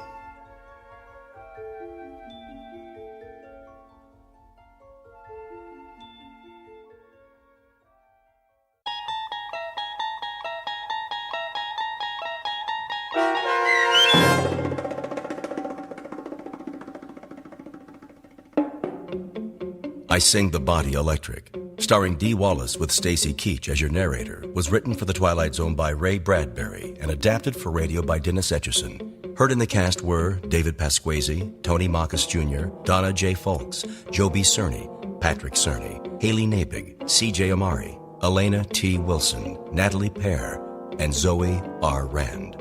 This copyrighted radio series is produced by Carl Amari and directed by Joe B. Cerny for Falcon Picture Group. Sound design, custom Foley effects, recording, and editing are done in the Cerny American Sound to Picture Theater by sound designers Craig Lee, Bob Benson, Todd Beyer, and Tim Cerny. Music for The Twilight Zone is provided by CBS and American Music Incorporated, New York. To learn more about the Twilight Zone radio dramas and to download episodes, including 3 free episodes on our homepage, visit our official website at twilightzoneradio.com. Doug James speaking.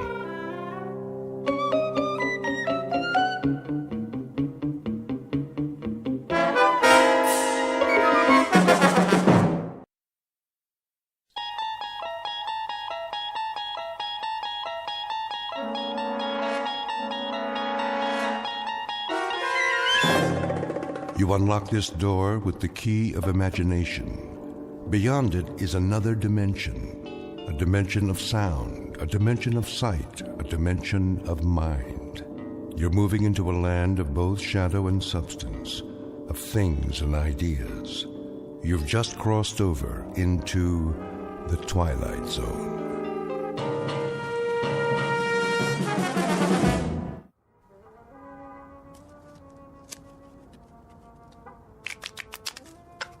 Time to feed the kitty. I've been feeding it all night. Yeah, that baby's hungry. Let's go, boys. You heard the man. Put in 2 chips. 2 times how many hands? The auntie's eating me alive. You got some cards coming. I can feel it. Yeah? That a money-back guarantee? You pay your money, and you take your chances. Dealer aunties.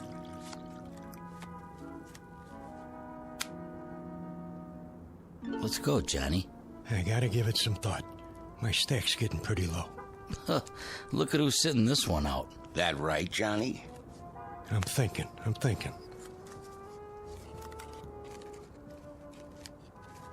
I know one thing. Takes money to win money. Yeah. Listen to the man. Are you in or out? Give me 1 minute, all right? Take it easy, John. Hey, you don't look so good. Maybe you should kick back, watch some TV. Hey, hold on. I came here to play cards. Hand me that remote.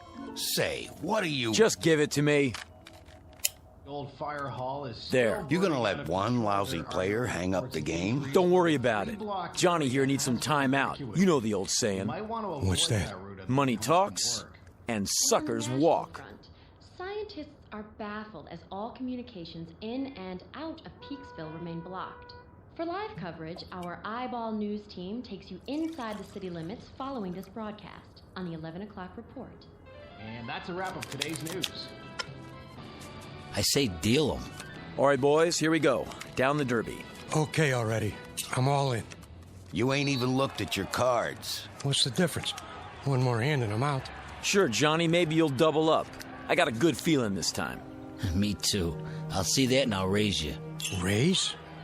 Everything I got's in the pot. Separate side bet. I fold. Dealer raises again. Call. Cards, John? 3. Keeping a kicker, huh? All right, 4. Come on in! Who's that? A friend of mine. Said he'd stop by. Heck of a time for it. It's open! Jody Hallam? Who wants to know? Mr. Hallam, will you come with us? You got a warrant? No, sir, but... Then get out of my room. My associates and I are having a friendly game of cards. This is a federal matter. We have a car waiting downstairs. Oh, good for you. You see any money on this table? Because I sure don't. There's no time to lose, sir. If you'll just come with us. Hey, why the cuffs? Someone wants to see you in Washington. Be seeing you, Jody. I'll just hold on to my chips for now. Let me call my lawyer. There's no need for that. What's this all about? A matter of national security, sir. You might say a matter of life and death. Excuse me, gentlemen, if you don't mind. We'll just fast forward out of here. Hey, will somebody tell me what this is all about? Winning lottery numbers coming up, but first the news. In world news, the asteroid known as Wanderer continues on a path toward our solar system. But there's no cause for alarm. Scientists say it will miss Earth by several million miles. Repeat, despite rumors, there is no danger. Wanderer poses no threat to our world. And now, here's a handy household hint from our home economist. Portrait of a man who has just been granted a reprieve. Not from a card game, because it's a sure bet he would have won, given his considerable skill as a dealer. No, the 2 men in gray suits have saved him from almost certain deaths. His name? Jody Hallam, a gambler and con man who lives by his wits, and wants above all else to go on living. At the moment, the odds still look good for Mr. Hallam, but he is about to discover that the laws of chance don't always apply in the Twilight Zone. And now, The Twilight Zone and our story, Pattern for Doomsday, starring Henry Rollins, with Stacy Keach as your narrator. And I can tell you that its progress has been closely watched for the past month, as is the case with all unidentified objects sighted in space. May we have the slide, please? Excuse me, General? Yes? The 8th man, he's here. Showman? Yes, sir. Has he been briefed? Just the basics on the way over. I'll handle it from here. Mr. Hallam, have a seat at the end of the table. Well, aren't you going to introduce me to everybody? After the presentation, General Sinclair has the floor. Sit, please. Okay. Now then, slide, please. This is a routine photo from the 200-inch Hale telescope on Mount Palomar. Must be some camera. Shh.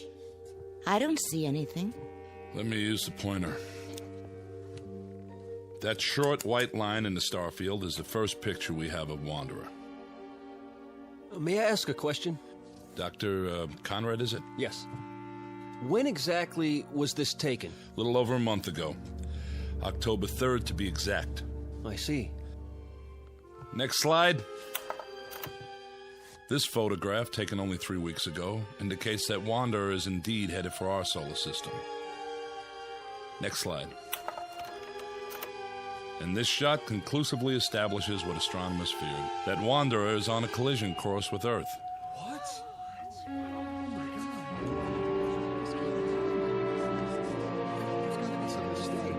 Next. This picture from 2 days ago allows astronomers to accurately measure Wanderer. It is about 2,000 miles in diameter, a little less than our moon. Can we have the lights, please? Hey, General, is this on the level? I wish I could report otherwise. The fact is, the time of collision is now 53 hours and 40 minutes. Couldn't we blast it with an H-bomb or something? I saw that in a movie one time. Efforts are underway to destroy or deflect the asteroid, but unfortunately there isn't much hope for success. General, if, as you say, astronomers have known about it for some time, why is it that the public hasn't been told the truth? To begin evacuating the cities, for example. To avoid panic, virtually all heads of state are in agreement. And the damage is projected to be so widespread that there's no longer any point. But what about us? Why were we dragged here if this thing's gonna hit in a couple of days? And I thought I was washed up. Now I find out the whole world's done for. What do you expect us to do, General? Most of us are ordinary citizens. Mr. President. Please remain seated. Have you finished your briefing? I have, sir. I wanted to meet you all personally. It's a great service you're about to perform for your country and for the world. I don't like the sound of that. He's not as tall as he looks on TV. Please, hold your questions. That's all right, General. They're about as confused as the rest of us. I'll get to the point. Out of the entire population, you 8 people are among a very few to be made aware of the situation. Let me tell you why.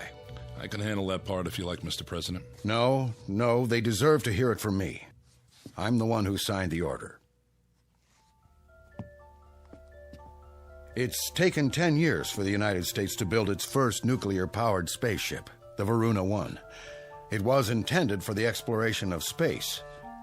That ship now stands on a launching pad in New Mexico, ready for its first and last mission, that of transporting human life to a new planet, to grow and multiply. To put it simply, you have been selected to represent the future of the human race. Then we're really in trouble. You can say that again. Is he serious? That's crazy. Why us? Know that in you rests the heritage of all humanity. Our prayers go with you. Good luck and Godspeed. We're really grateful. Thank you, sir. Are you the psychologist? Dr. Russell Conrad, Denver, Colorado. I'd like to shake all of your hands. Francie Blaze, Los Angeles. I entertain. Pleased to meet you. Jody Howland, Mr. President. I'm from Chicago. I guess you could say I'm a speculator. I see. Regina Walsh, Kansas City, Missouri. I'm a singer. Or I was. Is that right? Dee Clark, Spokane, Washington, bacteriologist. How do you do? Philip Jewell, New York City. Mr. President, I'm not sure I approve of all this. I don't understand... You're Dr. Jewell? Yes. I've read several of your books on philosophy. Thank you. But about what's happening here... General Sinclair will fill you in on the details, Doctor.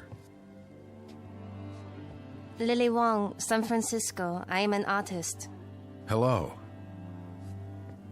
Harvey Winterroth, Traverse City, Michigan, and just an auto mechanic. Don't say that. You all have very valuable skills, chosen to complement each other. Believe me, the hopes and aspirations of the world go with each and every one of you. Try to bear that in mind. And now, goodbye, and good luck. Thank you for taking the time, sir.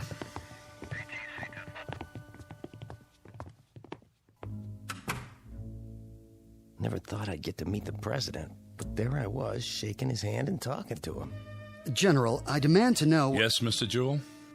Just how did 8 people get picked to represent the human race? It was not at random, I assure you. It was a matter of careful selectivity.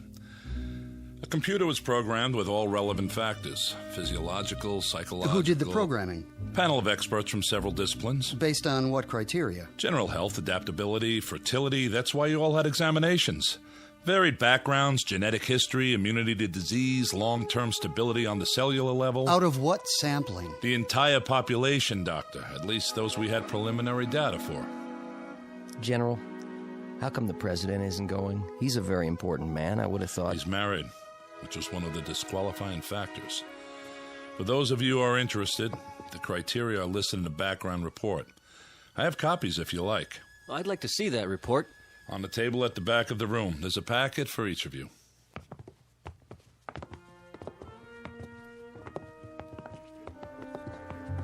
Look at me. What a mess. I better fix my face. You look fine. Don't kid me. We're not here because of our looks, that's for sure. Must be because we're in such good shape. Yeah, you're a regular bodybuilder. I'm serious. Other kids got the measles, but not me. I was always lucky that way. Goody for you. Oh, maybe not 100%. But when I lost, it was because someone else was dealing. Man, I sure wised up in a hurry. A dealer, huh? I can spot one a mile away. Fingers always twitching. Just keep them to yourself. Hey now, baby, I never done anything crooked with these fingers. I know. You just help the cards along. The suckers get greedy, that's all. So they get restless and overplay. Is that my fault? Can I help it if they want to make it all in one night? I ask you, who's the smart one, me or them? You heard what the general said about brains. We'll see how you make out where we're going. Listen, Jody Hallam always makes out. You remember that. Just don't try any magic fingers on me. Ha! Don't flatter yourself. Come on, I want to get the lowdown on this game.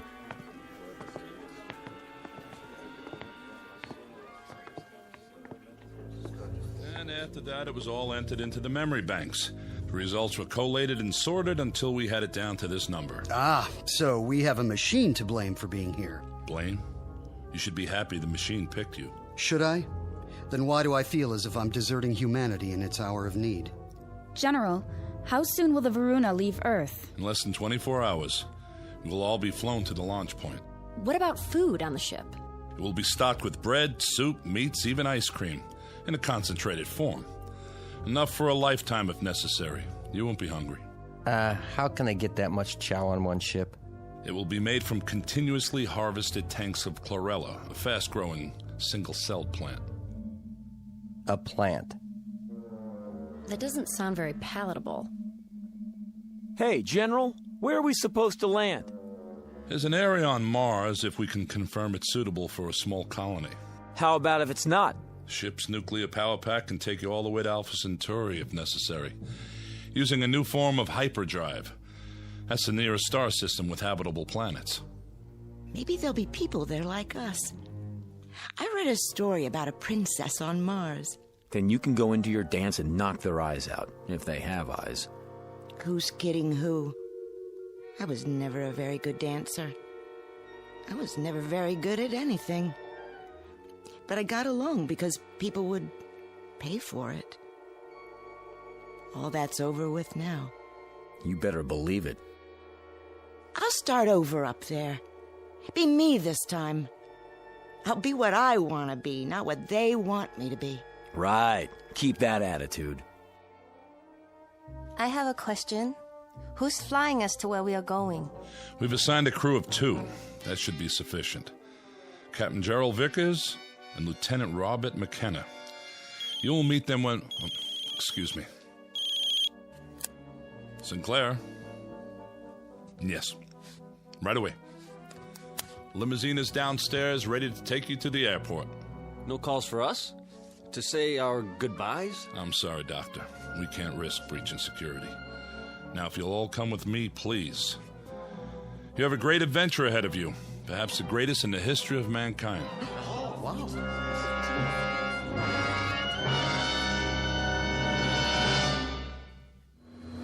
This is air traffic control. You're cleared for takeoff. In position. Clear to start.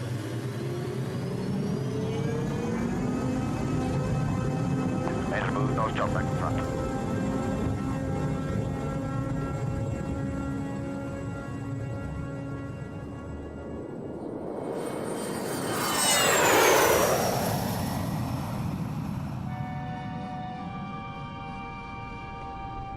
Ladies and gentlemen, although the fasten seatbelt sign has been switched off at this time, I hate that. I really do. Hate what? When airplanes take off. Oh, don't worry about it. The odds are on our side. Are you serious? This crate could fall out of the sky at any time. Relax, you got more chance of being hit by a car. Yeah, sure. I mean it. You see the giant seal? What? There ain't no animals. Are there? The seal of the United States of America. This is some kind of official plane. They're not going to take any chances. What if we get hijacked? Now you're really dreaming. We got searched. Nobody could bring a gun in here. Oh, yeah? What about them? Who? The guys up front. With Sinclair. Take a look. They both got pieces under their coats. How do you know? I know. You don't think I ever saw a shoulder holster before? Well, if they got him, it must be okay. Secret Service or something. A lot of good they can do us now. Easy, baby. Easy. Ladies and gentlemen, in a few moments we shall be landing. Thank you.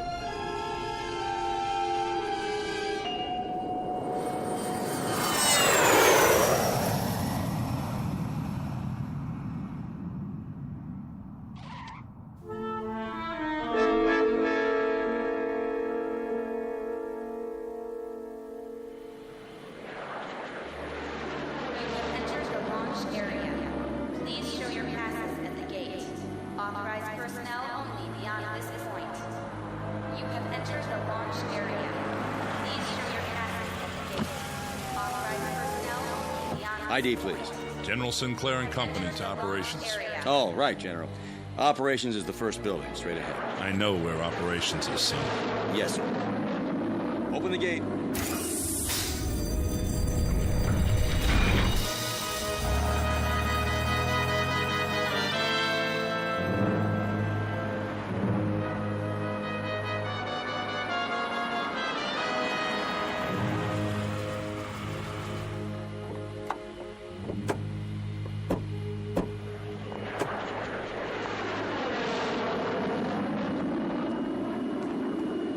Here we are. If you'll just follow the walkway to the entrance. How do you do, sir? Good to see you, Captain. Lieutenant John McKenna, General. At ease. This is your pilot, Captain Gerald Vickers, and Lieutenant McKenna. Mr. Hallam, Miss Walsh. Welcome. Hiya. Captain, huh? Miss Blaze, Dr. Conrad. Hello. Miss Clark, Dr. Jewell, Miss Wong, Mr. Winteroth. Hi. Nice to meet you. You're the pilot? I'll do my best. I sure hope you know what you're doing. Well, there she is. Where? Out in the field. Take a good look. That ship's gonna be home for a long time. It's beautiful. Wow, some design. A little small, isn't it? Not really, Miss Blaze. It's a very efficient design. Just enough room for 8 passengers. 8? Don't you mean... I'll go over the details in a few minutes. For now, they're expecting us inside. If you'll follow me...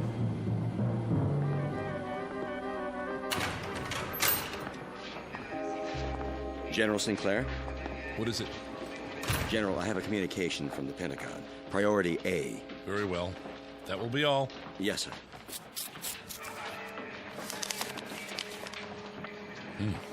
What is it? Don't tell me. The flight's overbooked. You might as well know. The nuclear missiles we sent up from 3 countries to intercept Wanderer have made contact.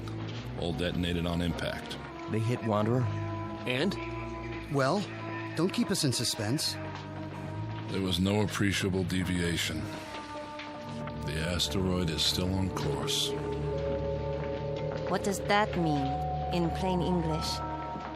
It means that there's no last great hope for Earth. I would say then that this group is our hope. Captain Vickers. Yes, Doctor.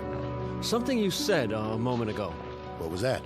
Well, you said there was only room for 8 people aboard the ship. That's right. Does that include you and Lieutenant McKenna? I'll answer all your questions at the final briefing. But... This way, please.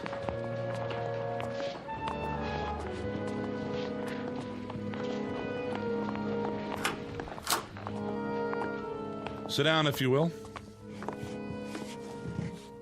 How many more hours do we have? When are you gonna feed us? I'm a little queasy myself. In about an hour. We're on a tight schedule. General, I asked a question outside. I think I deserve an answer. We're 8 people. The captain and the lieutenant make 10. But if the ship will only hold 8... I have an announcement in that regard. When this group was organized by presidential order, 2 reserves were included.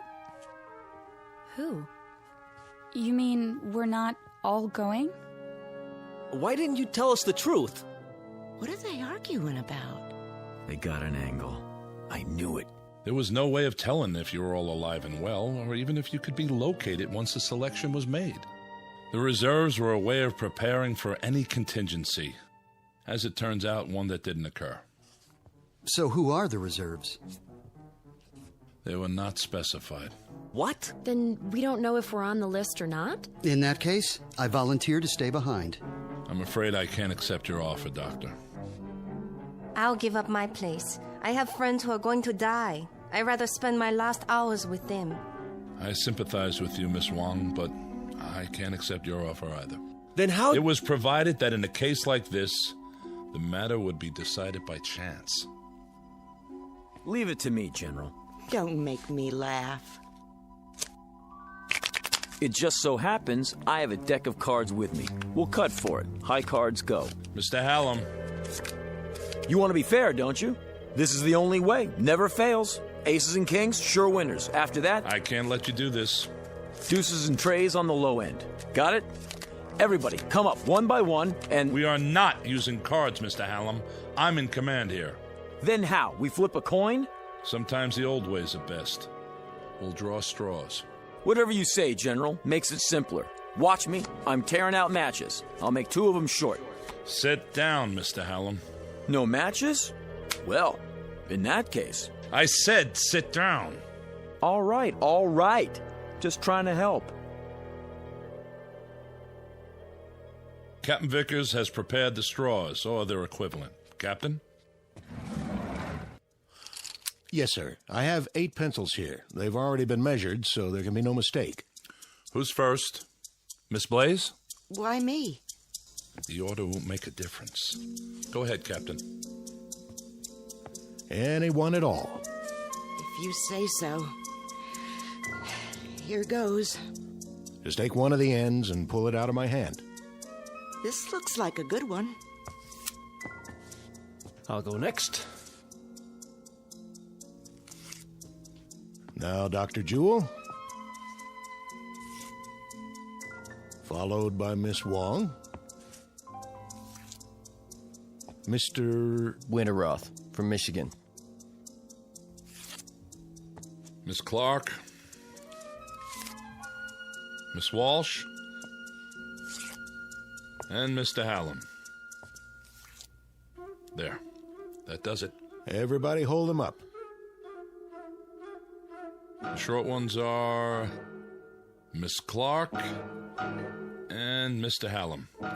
You 2 will not be going with us.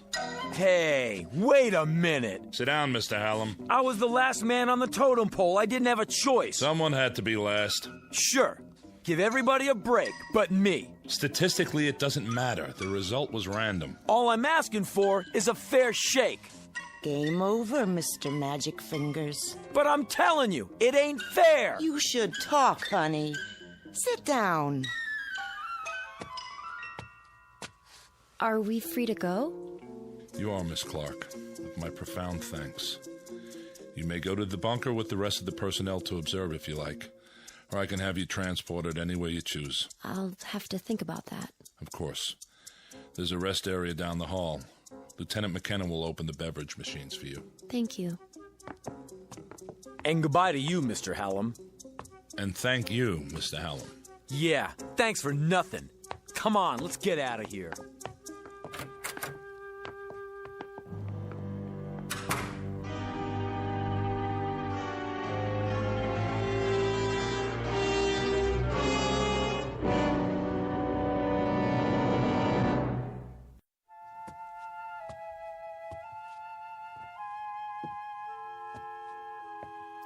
Why don't you sit down? You're making me nervous.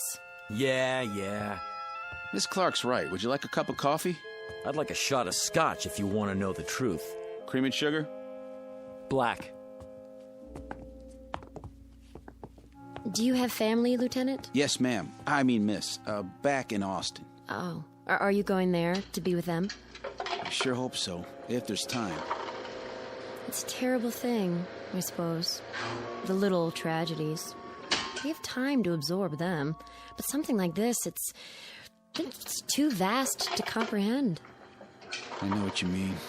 Cut the chatter. What is this, a funeral? You might call it that. Well, I tell you one thing. The game isn't over till it's over. You never know what's going to happen at the finish. This isn't a horse race, Mr. Hallam. We'll see about that. Give me the coffee, will you? Of course. Yeah, tastes like mud. If you'd rather have a soft drink. Forget it. Sorry you didn't care for it.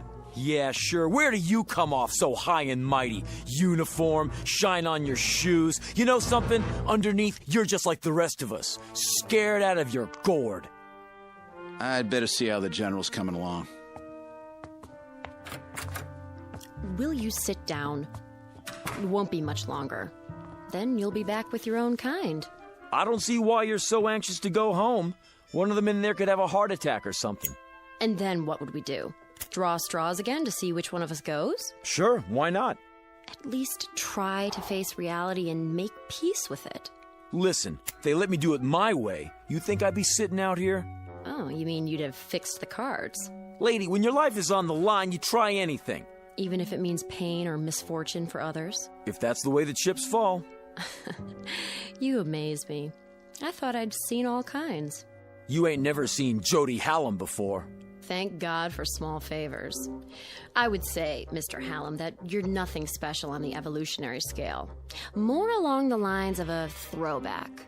You've hardly advanced beyond your one-celled progenitors. Say, is that a wisecrack? I've seen your kind under microscopes. Bacteria don't have a conscience either.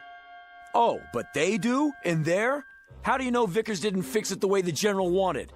Don't be absurd. It was impartial, and we lost. I'm ready to leave whenever they let me. Go ahead, give up. That's what you learned in your school. But where I come from, it's a different story.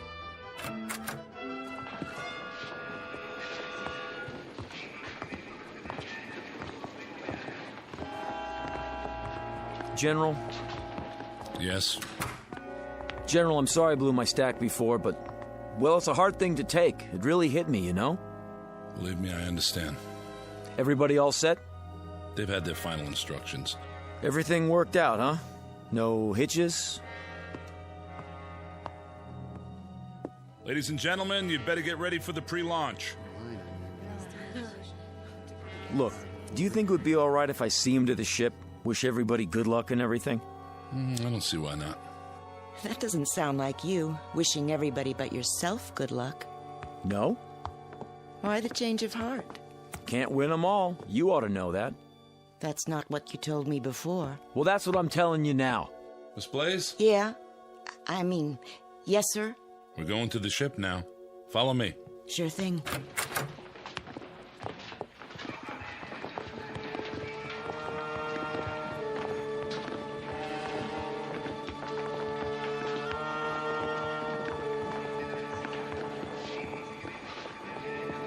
Not you.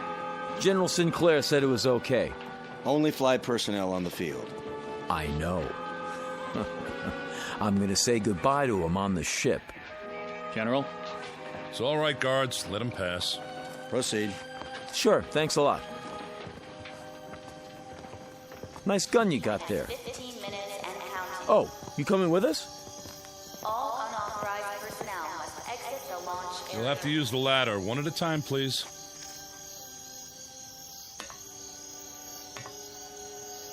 Well, this is it. So long to the good old U.S. of A. It was a rat race, but I think I'm gonna miss it. It just doesn't seem possible to think that all this will change in a few hours. How much time? Not long, by my watch. The Varuna 1 is now on internal power. Look at all those stars. The sky's like this in Michigan. There's a place I used to fish at. I guess I won't see it again. T-minus 10 minutes and We'd counting. better get aboard. All unauthorized personnel must exit the launch area. Move ahead to the control room at the end of the passage. Guards, stay with us a moment longer. How long to lift off? 8 minutes. I'll give the engines a final check.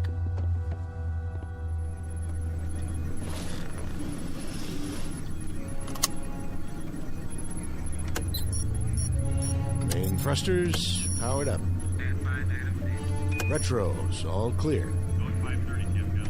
Gyro stabilizer charged.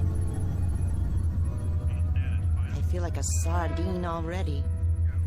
Relax, baby. This is one tin can nobody's gonna open. Aren't you supposed to wave bye-bye now? Let me have your attention. This is it, Mr. Hallam. Shh. I want to hear what he says. The President has asked me to extend his blessings and his hopes for a safe journey. Also, he's aware of the hardships that lie before you. He wants to remind you that in all the years to come, you must not lose sight of your purpose. Guards. There's a digital library. See Mr. Hallam back to the building. Yes, sir. Each of you Come are with the me. seeds In a of minute, future I said. generations. It will be your trust to nurture the first generation born off Earth. For upon this, a new civilization will be built, long after we are forgotten. This way. Right. What kind of gun are you packing? 45 automatic, huh? Keep moving. Can I see it?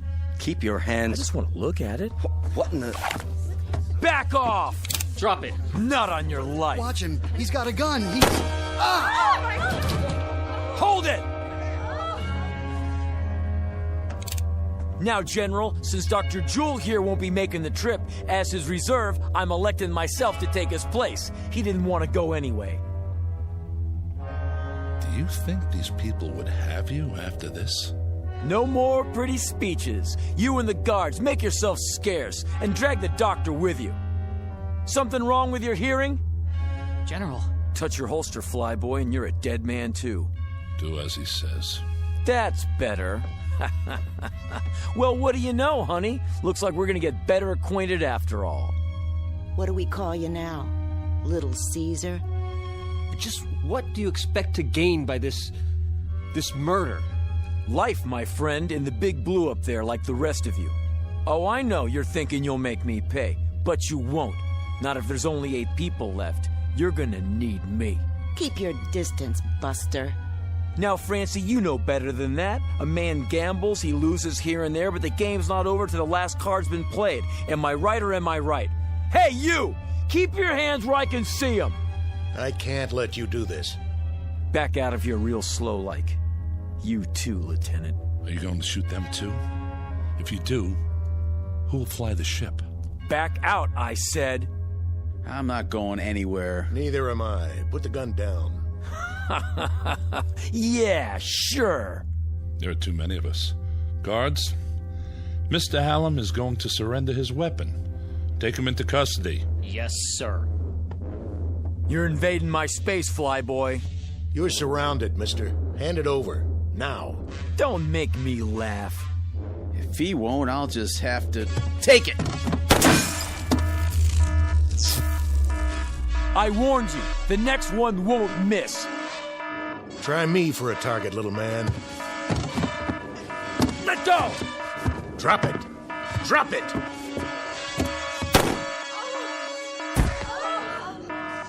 Now look what you've done. That ain't in the rules. Does he have a pulse? No, sir. Dr. Jewell, are you all right? It's just my shoulder. The bullet passed through. Guard, get the medical kit. Right, General. We won't be going anywhere, General. The second shot took out the control panel. Can it be repaired? Not the telemetry system. Then replace the module. There is no replacement. It would take days to assess the damage. He's right, General. Is that true? You mean we can't take off? How can we? What are we going to do? Yeah, what are we gonna do? I wish I knew what to say to you. Damn him! Just because he wasn't going... He was right. What? He always said he was lucky. And maybe he was. Now he won't have to face the odds. What's that? Whatever it is, he's sure in a hurry. General, up here!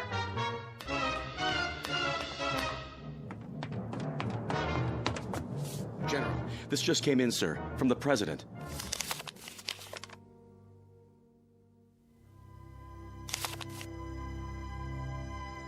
I am happy to tell you all that the danger is past. The President informs me that gravitational forces in the solar system have apparently torn Wanderer apart.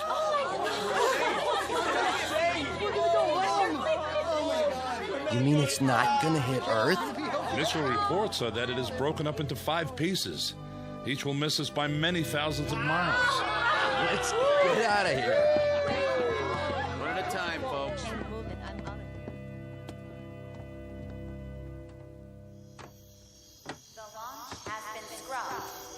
Can I give you a hand, Miss Blaze? You can give me 2 hands if you want. A big, brave captain like you. Call me Francine. Okay. Francine, I'll help you down. What about him, Mr. Big-Time Gambler? There'll be an ambulance on the way. He doesn't need an ambulance. He needs a hearse. Jody Hallam from Chicago. I got 3 words for you. So long, sucker.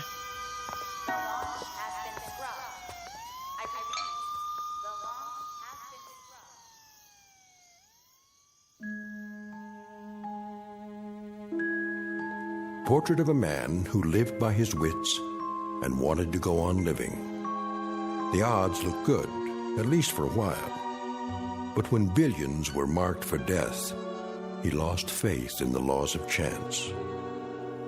Jody Hallam, who played a desperate last card and ended up the only man on Earth to die as the direct result of a threat that never came true.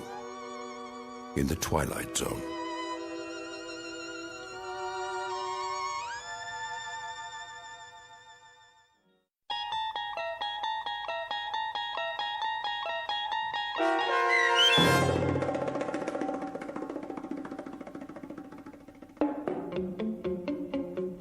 Pattern for Doomsday, starring Henry Rollins with Stacy Keach as your narrator, was adapted for radio by Dennis Etchison and written for The Twilight Zone by Jerry Soule.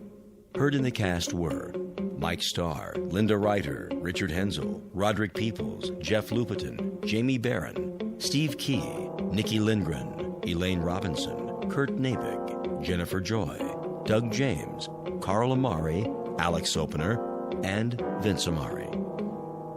The producers of The Twilight Zone wish to thank CBS Enterprises and the Rod Serling Estate for making this series possible. This copyrighted radio series is produced and directed by Carl Amari for Falcon Picture Group. Sound design and custom Foley effects for The Twilight Zone by Cerny American creatives Bob Benson, Craig Lee, Michael Slaybach, and Matt Sorrow. To learn more about The Twilight Zone Radio Dramas and to contact us, visit our official website at twilightzoneradio.com. Doug James speaking.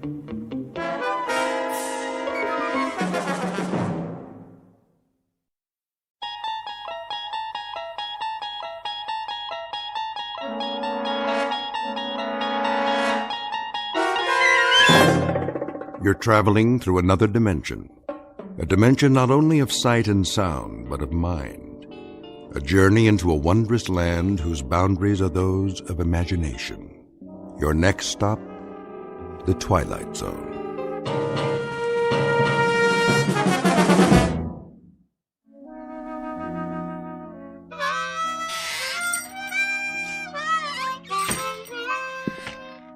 Oh, hi there, Pete. Didn't hear you come in. Why don't you join us? Set a spell. That's all right. I wouldn't want to interrupt you.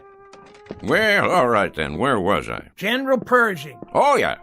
So I said to Jack Pershing, General, I said there ain't gonna be no artillery support. They're dug in too deep.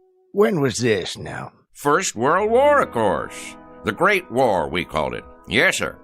So I says to General Pershing, Jack, what we gotta do is we gotta enfilade. Know what I mean? Do what? Enfilade 'em. That's what we're going to do. Ha ha! Enfilade 'em to beat the band.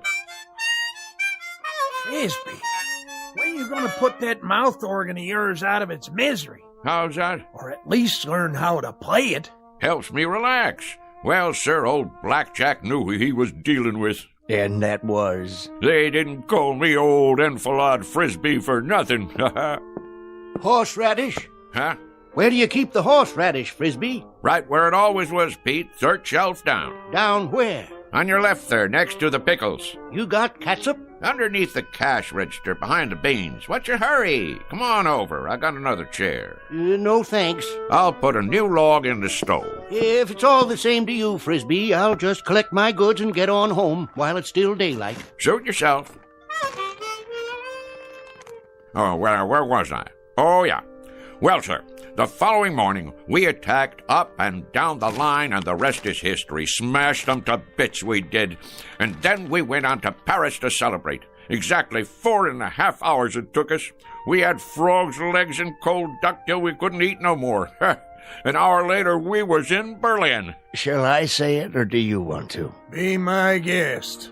Frisby. Yeah? You not only got a potbelly big as that stove, you're the biggest liar who ever sat in that chair. You're doubting my word? You can start with that. Beyond just doubting your word, I'm calling you a liar flat out. How can you go from Paris to Berlin in 1 hour? Find the radishes, Pete? Yep. What about celery? All out. Getting some fresh ones in the morning. We're waiting, Frisby. How do you go from Paris to Berlin in 1 hour? Oh, hold your horses now. I'm coming to that.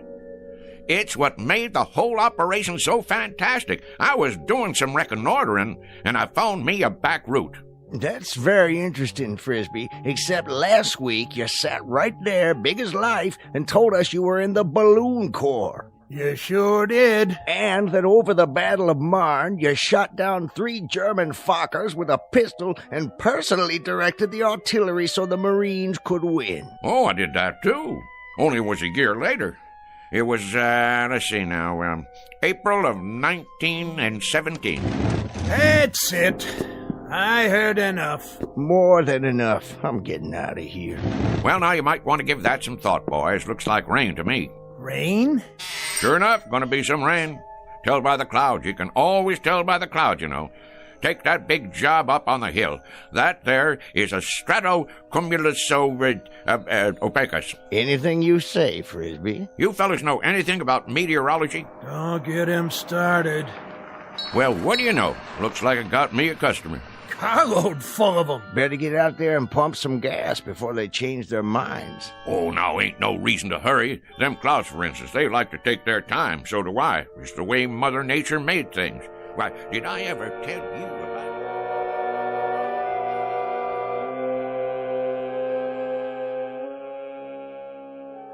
The slow-moving gentleman with the sizable mouth is Mr. Frisby, proprietor of Frisby's General Store, the local version of Gimbel's and Macy's.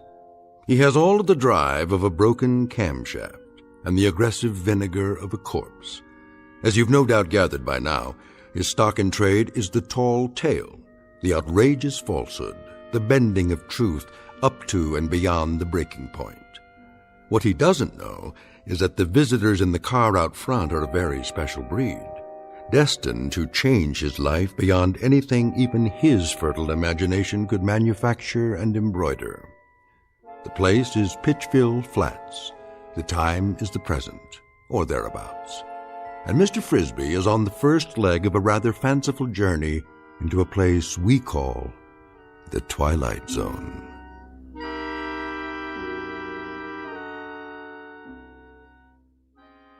And now, The Twilight Zone, and our story, Hocus Pocus and Frisby, starring Shelley Berman, with Stacy Keach as your narrator.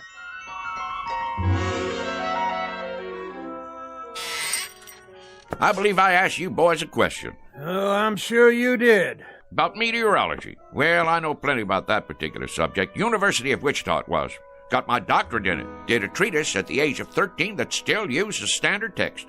Meteorology and You was the title.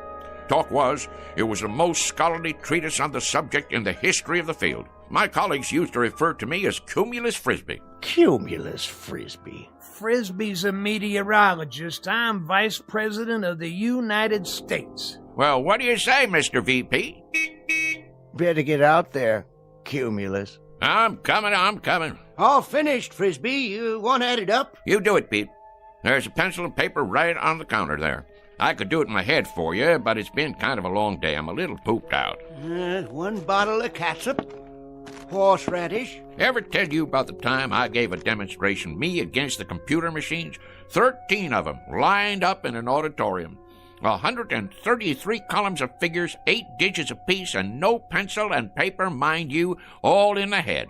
Well, sir, people came from miles around. What happened, Frisby? I thought no one would ever ask. 4 of the machines broke down from overwork. Not you, of course. 2 come up with incorrect answers, and I beat them all by 21 seconds. Ha ha. That does it for me. I simply can't take no more, Frisby, I gotta tell you. Can't take what? I wouldn't mind if you was a bright liar. I mean, if there was some logic to it, but dadgum, the way you tell it, well, you'd have to be 100 different people living in 200 different places in 12 different periods of American history. Hallelujah and amen. Shucks. What are they in such an all-fired hurry for? Time to do some work, Frisby. You got customers. You just said a dirty word. Only thing that works in Frisby's whole body is his mouth. All right. Keep your britches on.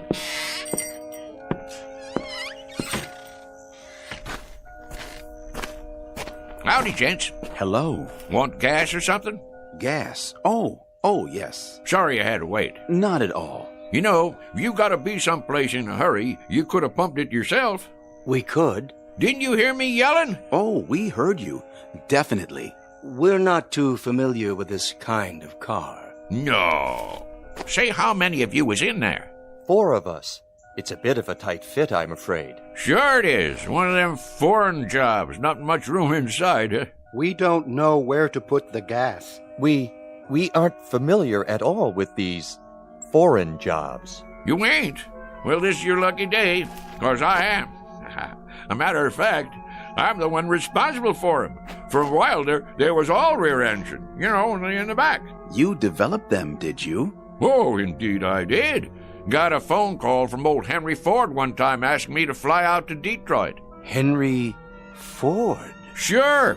Well, I did that little thing, and next thing you know, in 48 hours, I went and designed the first rear-engine automobile. Advantages are fantastic, Is that right? Sure. All the weight on the driving wheels gives her better traction, eliminating the drive shaft, lowering the whole car. There's a whole lot better visibility, plus the heat and gas fumes go right on out behind. You're quite familiar with the internal combustion engines, then. That sort of thing. Familiar with them? Why, mister, you're looking at the granddaddy of the modern-day automobile. Henry said to me when I finished that there designing job, rear engine, he said, that's what he called me, old rear engine Frisby. He says, rear engine, you're an automotive genius. That's what you are. Hey, well, I couldn't very well argue with him, being as how he was Henry Ford. I guess not. Now, where was I? Say, you want it filled up? If you don't mind. Not at all. That's what made this country work, and more work. Me, I've done more of it in my life, more different kinds of work than most people ever even heard of. Of course, I had more than my share of ingenuity, too. I took this little old business here and made it a success, just like I did for, well, you might say everything I laid my hands on. Gas tank. Would it be on the other side? Oh, I knew that. Why don't you boys go ahead and stretch your legs? Take your time. Mighty pretty country around here.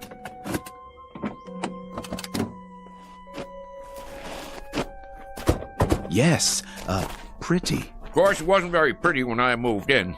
First thing I did was plant all these trees, hundreds of them. I had to import them from my old friend Luther Burbank. You gotta give them just the right amount of water and a special kind of plant food I cooked up. This is the man. Without doubt. Frisby, is that it? Not a common name. He must be the one. Frisby. An incredible specimen. Done it all, knows everything, and everyone. All the greats. Then what we've heard is true. All of it. Absolutely. He studied at most of the major universities, holds a doctorate in at least 8 disciplines. A key man, obviously. Water and oil okay? I believe they are, but I'd feel better if you checked them. Might as well, as long as I'm out here. I'll just open the hood and let me see now. Where's the latch now? In the front, maybe. Front? Where? Oh, no, what am I thinking? In back? Of course, where the engine is. Engine.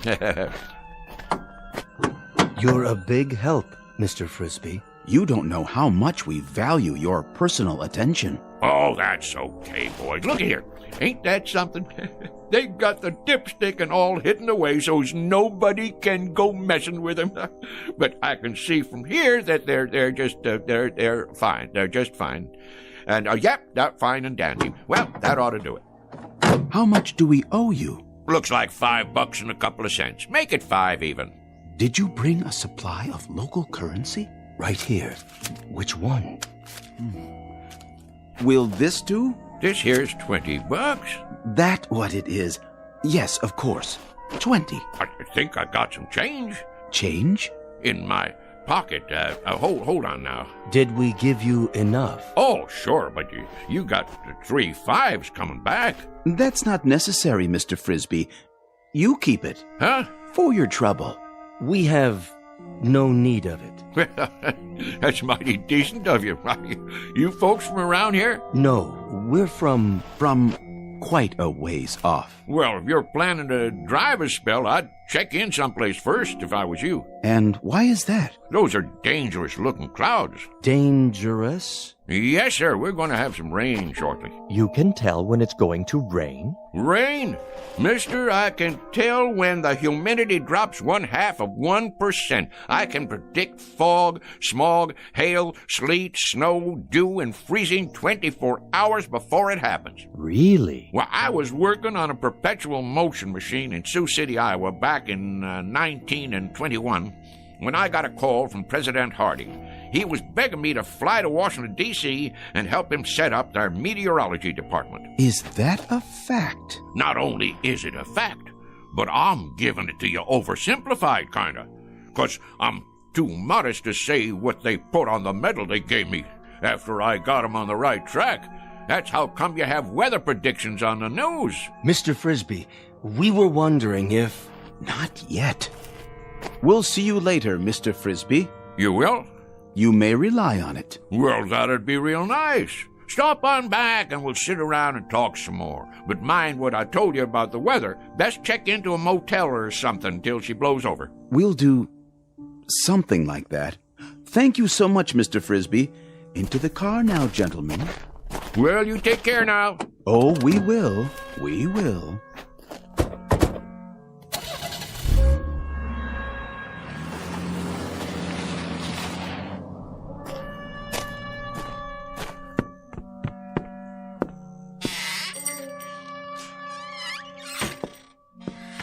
Odd fellers. Why, didn't they believe what you were saying? It ain't that. They just seem kinda odd. Wearing suits like business fellows from the city. Handed me a $20 bill like they didn't know what it was. Well, how come you didn't tell them you was Andrew Jackson and that was your picture on it? That's one of the few things I ain't heard them claim. Wait around here long enough and you will. Well, we'll see you tomorrow, Frisby. Yep, see you tomorrow. Sure enough, boys. I'll be here. Same as always.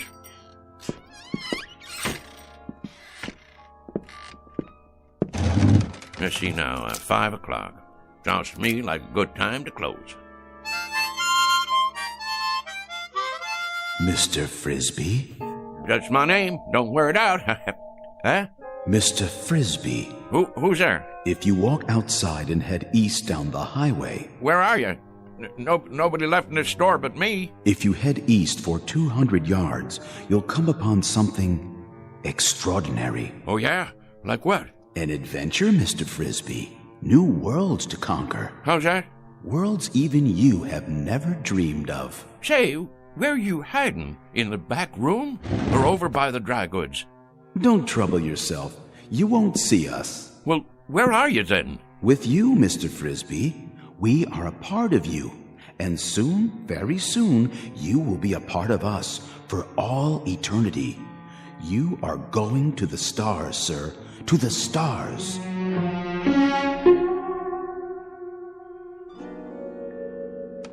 What do you mean, the stars? You talking about going to Hollywood? The stars in the heavens. You're not afraid, are you? Afraid? Me? Stonewall Frisby? Dwight David Eisenhower said to me back when I got onto the very first landing craft on D-Day, Stoney, he says to me, Stoney, you lead the invasion. There'll be mines, German E-boats, Stuka dive bombers, and artillery up against you, but you can do it. Well, Ike, I says, I guess if you really want me to. An exceptional record, Mr. Frisby, but our time grows short. Will you accept this last greatest adventure? You mean go walking outside? It's not far. Just beyond the first grove of trees. Afraid I can't take you up on that, seeing as how it's going to rain. Then you are frightened. We had thought you'd be the one man willing to take almost any risk.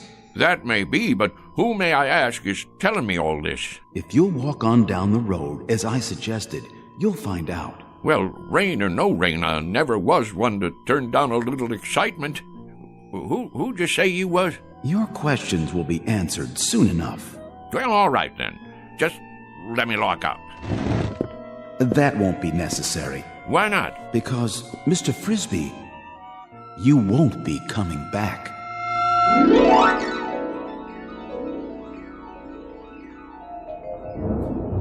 Well, will you look at that?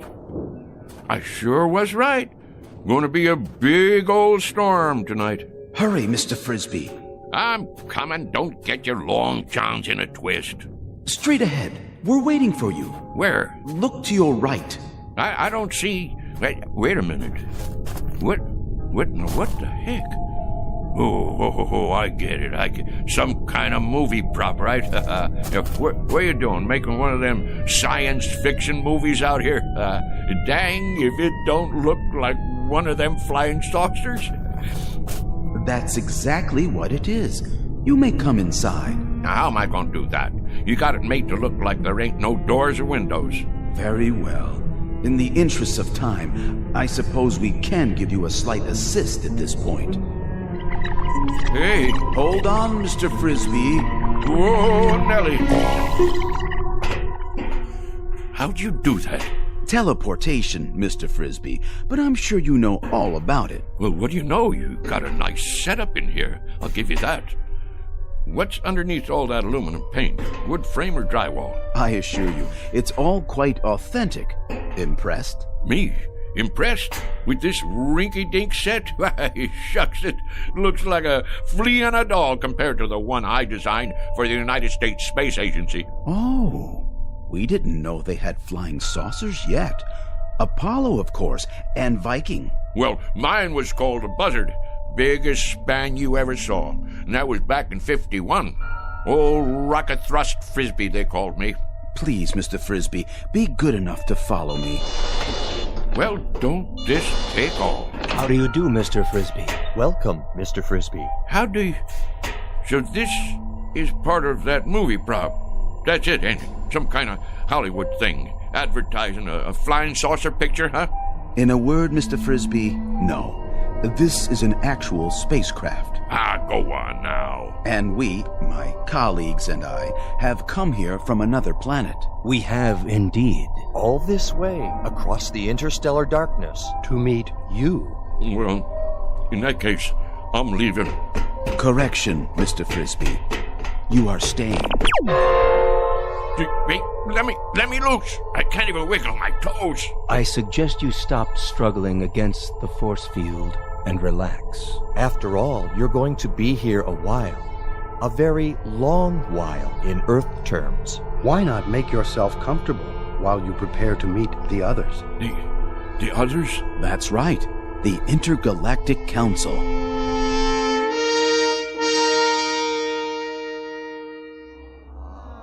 Well, sir, the government already knew about my research in atomic energy. Matter of fact, I suggested it to them as far back as 1923. Spent a whole summer one time with Al Einstein, during which time I gave him the preliminary stuff about that relativity theory of his. Smart as paint, that fella. Smart as paint. He had bad hair, though. Should have put some Brill cream on it. A little dab will do you. Anyhow, when I got this here call from New Mexico, I had to hightail it over there and show them how to make the bomb. Incredible. Fantastic. What a specimen. Now, let's see. That covers atomic energy. What was the next thing you fellows asked me about? If you wouldn't mind, sir. Go on, speak your mind. You're entitled, son. Your research in liquid propellants. Oh, yes, liquid propellants. Well, now, the main thing I gotta say about that is there ain't no liquid in the world that'll propel me faster than a dry martini on the rocks. We were referring to liquid propellants as applied to space travel, Mr. Frisby. Oh, them liquid propellants. I get your drift. Yeah, I developed the first ones used by the Air Force in that old whack Corporal rocket, remember? Used to have a model of it out in front of Disneyland. Well, that thing sure could move, thanks to me. Made up a batch of liquid stuff in my cellar. Folks around town wanted me to run for Congress after that, being as how I got the country back into the space race. But if there's one thing I ain't, it's conceited. I figure it's a man's patriotic duty to invent liquid propellants if he has a mind to. And I had a mind to. Why, even as a boy, when I was attending Princeton University on a special scholarship, they used to call me Old Liquid Propellant Frisby. Next question. Forgive me, Mr. Frisby, but you mentioned Princeton University, did you not? Sure did, young fella. Nice place, too. Real homey. Of course not as homey as Pitchville Flats. But it was my understanding that you attended the University of Wichita. That one, too. I can see how you'd get a mite confused. It happens to be a fact that I hold degrees in 38 major universities and advanced schools of learning. Amazing. One earth. It beggars the imagination. I also got me one of them Rhodes scholarships over in England one time, but I had turned it down because I wouldn't bow to the Queen. Next question. No more? In that case, well, I'll just get on home to dinner. I said it was getting late and I have to get home to dinner. Hey, you guys, about time I was leaving. I gather that you don't quite understand the situation, Mr. Frisby. How's that? You're not going home for dinner. You shall have dinner here. Here? Precisely. In exactly, 14 minutes by your measure of time, we'll be departing. Departing? From where to where? From here to our planet. You see, Mr. Frisby, our assignment here was to secure a representative Earth species, the most brilliant we could find. There seems to be no question that your accomplishments are far and away more extensive than any other human beings. Mine? Now, wait a minute. Now, hold on there. You fellas got the wrong idea. Why, I'm just a plain old country boy, a bumpkin. I'm a bumpkin. That's what I am. Just a rube with a big mouth. Come now, Mr. Frisby. You do yourself a terrible injustice. We know all about you and your accomplishments. My accomplishments? Mister, the one accomplishment you fellas didn't pick up on is the fact that I am the gall-darndest liar that ever walked the pike. I spin the longest yarn west of the Rockies, and I'm not talking about exaggerating. I'm talking about lies. I mean lies. Mr. Frisby. Don't you get it? I'm a liar. I ain't got enough truth in me to raise a bump on a bee. There are some terms that have no equivalent in our language. This word, lie, that you mentioned. Dang right, lie. That there is the opposite of the truth. Don't you have that on your planet? Have what, Mr. Frisby? Have a fella that runs around talking the bull off a nickel? I'm afraid not. We have no concept of this term. You mean whatever somebody says goes without saying? That is the truth? So everything I told you, every doggone piece of harebrained guff I've been throwing at you, you believe it?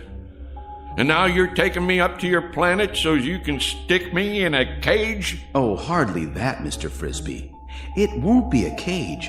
We'll naturally have to keep you confined, much as we do the other specimens we've collected.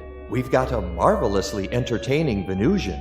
He sings simultaneously in 8 different octaves, and he accompanies himself on percussion with his tail. Now, you listen to me. I'm a bona fide American citizen, and I got my rights. And furthermore... Please contain yourself, Mr. Frisby.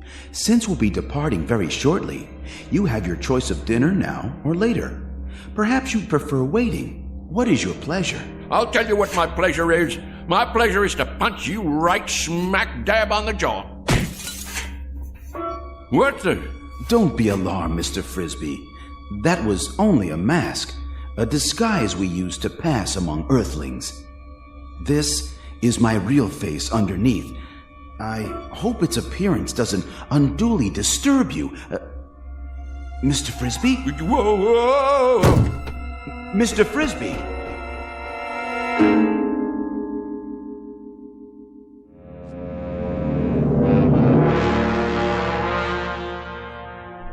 Oh my, came back. Where am I? Feeling better, Mr. Frisby? Better than what? I thought I should tell you.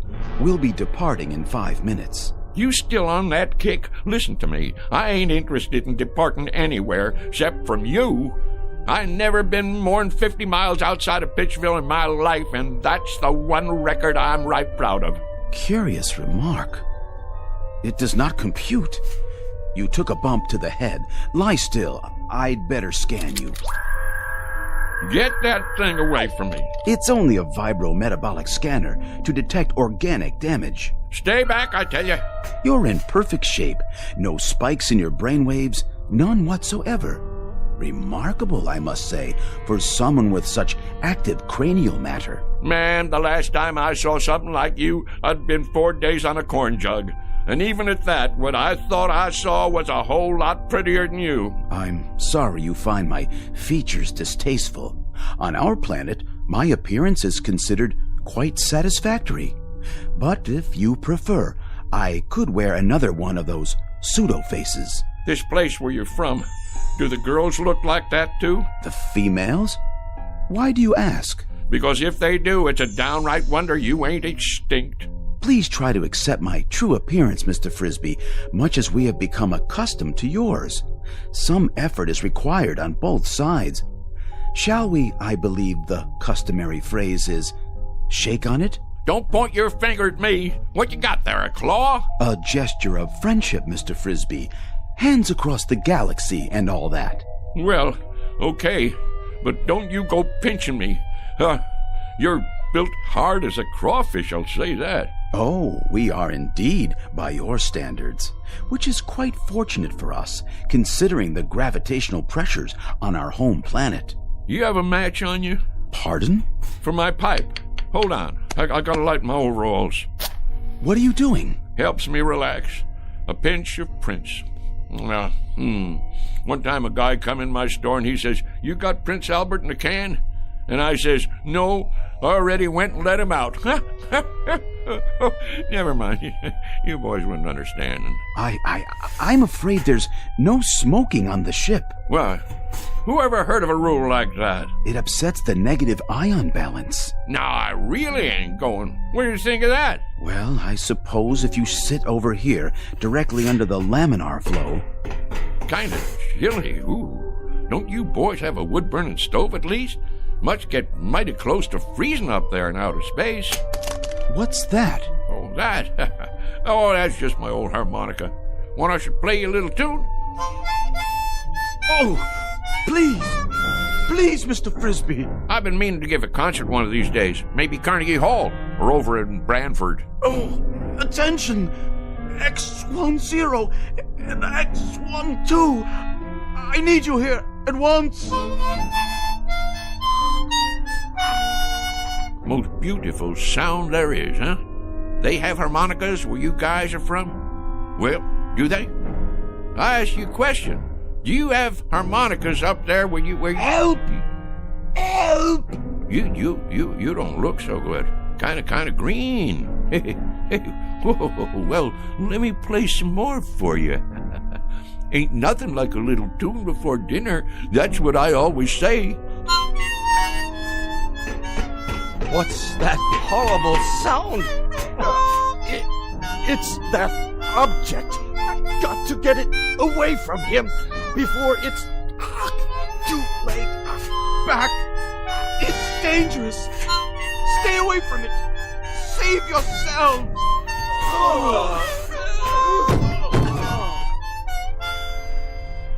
What's the matter, boys? Don't you like my playing? Boys? Oh, boys! Frisby, old son, something tells me this is your chance. You better make tracks, and I mean now. They didn't call you old mile-a-minute Frisby for nothing. Get moving.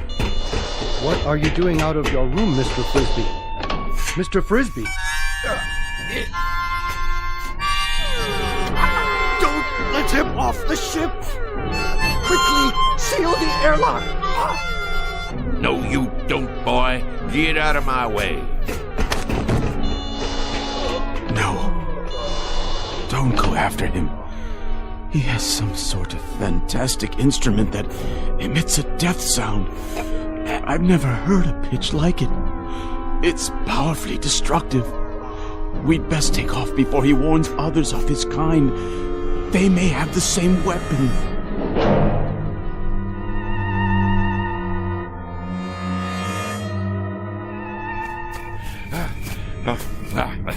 Can't catch this old boy, can you? Go on, get out of here. Get on back where you come from. That's it. Scout.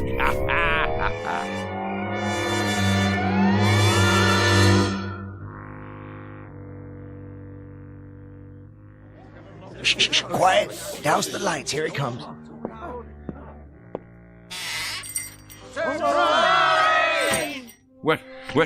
What's going on here?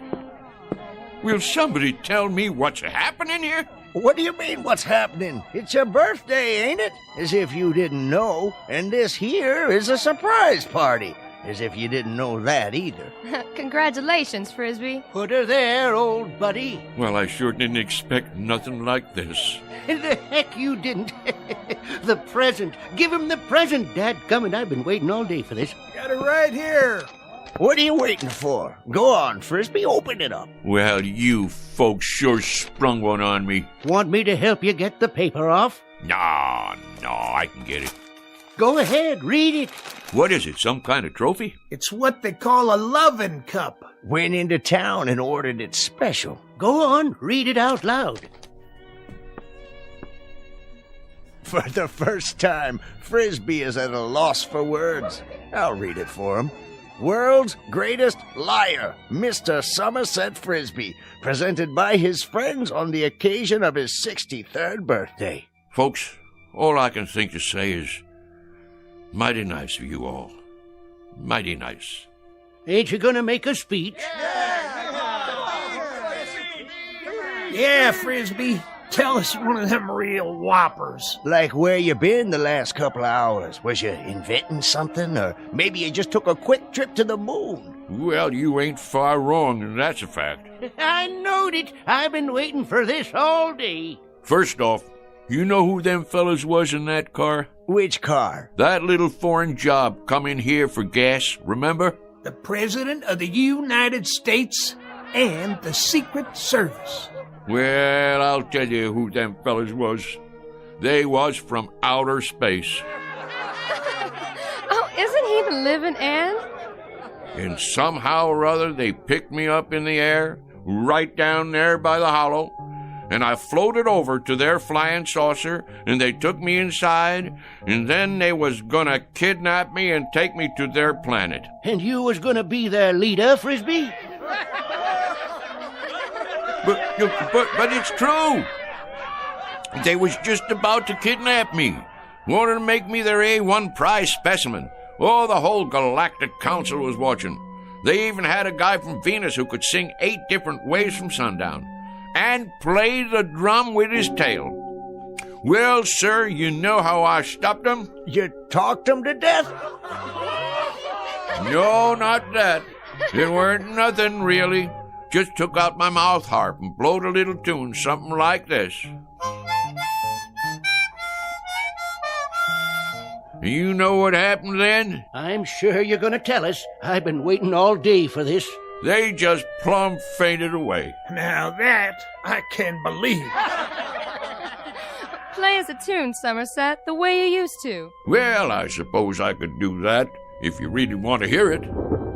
Wait a minute. There it is. Didn't I tell you it was going to rain? Sure I did. I can feel it in these old bones of mine. Yes, sir. What did I tell you? What did I tell you? Ain't he the perfect limit? Ain't he the be-all and end-all?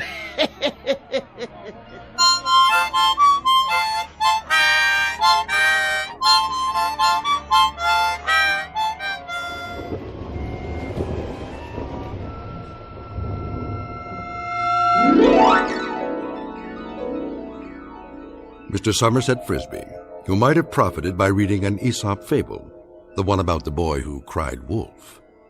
For now, consider this one more tall tale from the timberlands of the Twilight Zone.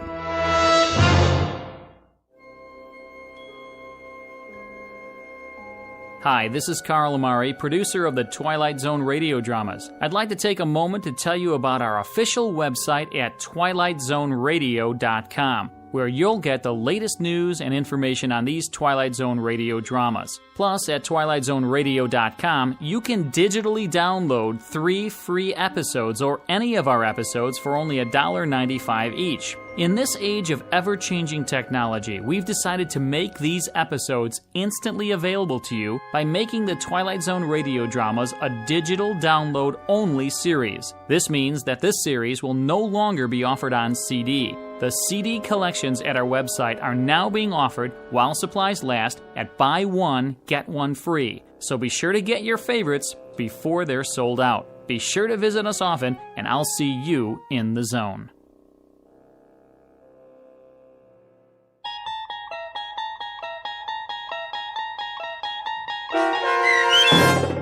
Hocus Pocus and Frisby, starring Shelley Berman, with Stacy Keach as your narrator, was written for the Twilight Zone by Rod Serling, from a story by Frederick Lewis Fox, and adapted for radio by Dennis Etchison. Heard in the cast were Mike Novak, Richard Hensel, Turk Muller, Sarah Marks, Jeff Lupetin, Christian Stolte, and Doug James. To learn more about the Twilight Zone radio dramas and to obtain audio cassettes and CDs of these programs, visit our website at twilightzoneradio.com. The producers of the Twilight Zone wish to thank CBS Enterprises, Carol Serling, Dennis Etchison, Dick Brescia Associates, Claire Simon Casting, Paul Patch, Terry Jennings, the American Forces Radio and Television Service, our sponsors, and our radio affiliates for helping make this series possible. This copyrighted radio series is produced and directed by Carl Amari and Roger Wolski for Falcon Picture Group. Doug James speaking.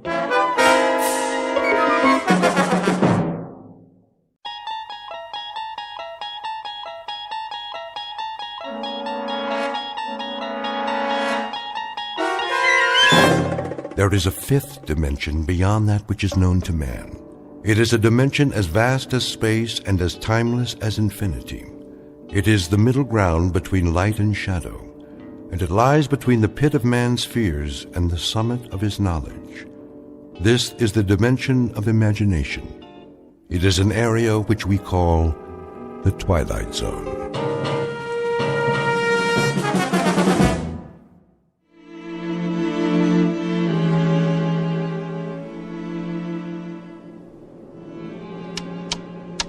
Hey, Magellan, how about a progress report? Coming up, Skipper.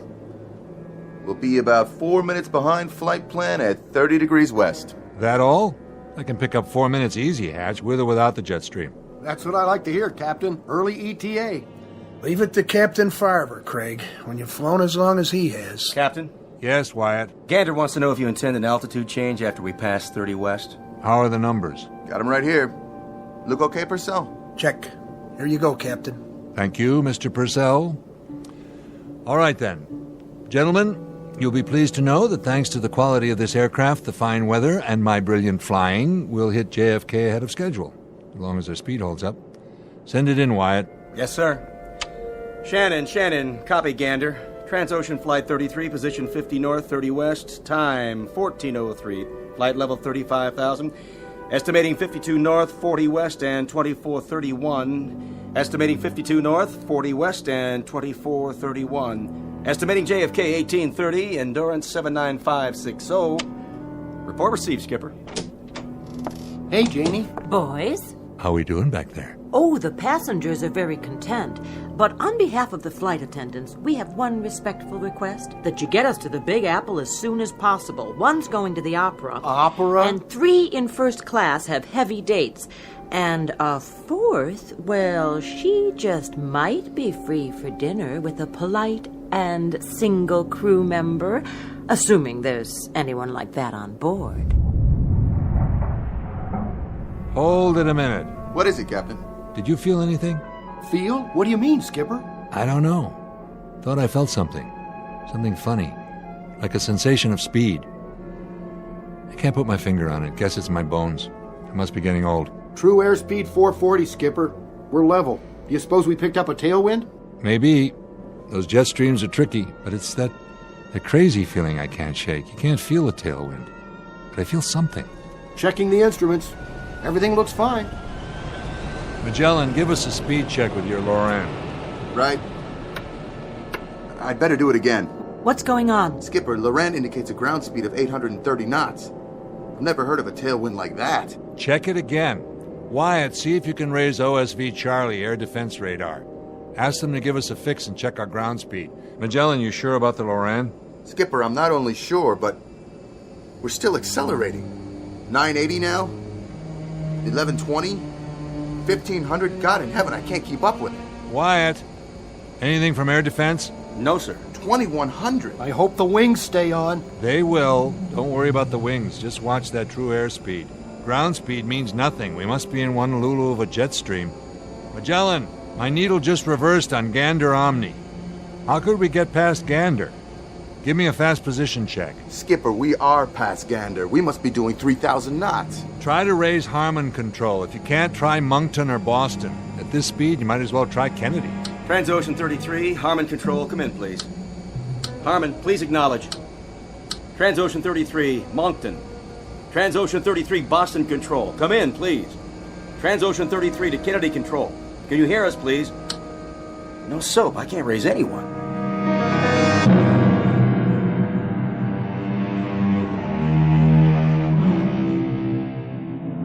You're riding on a jet airliner en route from London to New York.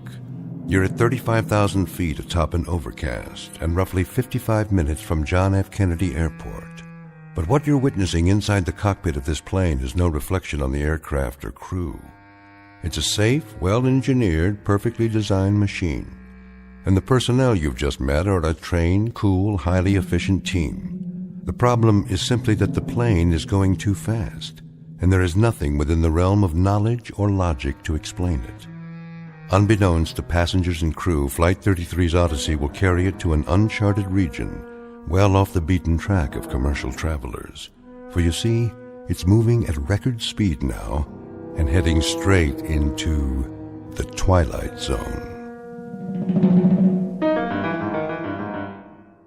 And now, the Twilight Zone and our story, The Odyssey of Flight 33, starring Daniel J. Travante, with Stacy Keach as your narrator.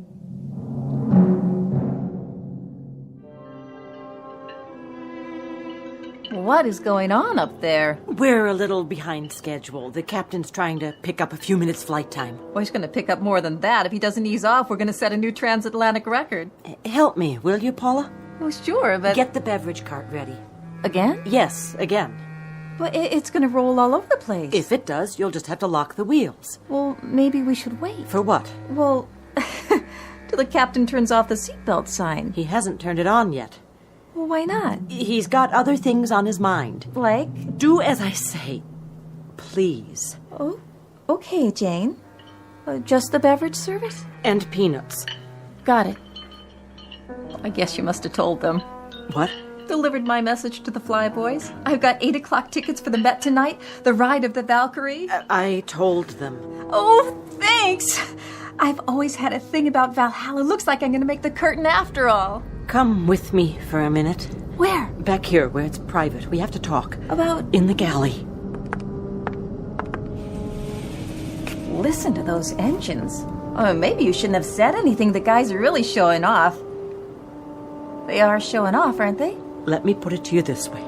I just hope the Valhalla you're talking about is strictly at the Metropolitan Opera on 7th Avenue and 57th Street in Little Old New York, and not the real thing.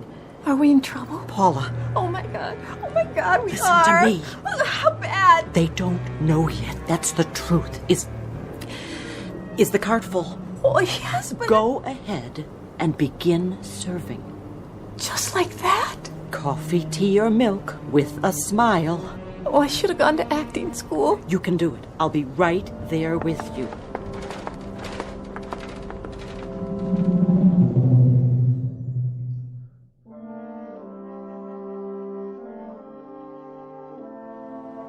You know, you talk about ailments. I don't believe I was, actually. I had an aunt once in Boise, Idaho, who had one of the worst livers in the history of the state. When that woman passed on, rest her soul, would you believe it? What, pray tell? There were 5 medical associations bidding just to put her liver on display in a bottle, but her mother, that's my father's sister, she absolutely refused to let them show it. And it's like I always said to my late husband, what did you say you were in the Air Force? RAF, madam. A captain.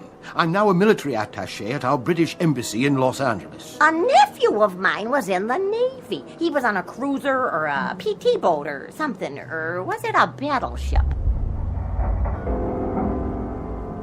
I say, did you feel anything? Well, I was a little queasy when we took off, but my late husband used to say that I had a stomach like a... That's odd. A lot of people have queasy stomachs. I have what they call... Quite odd, really.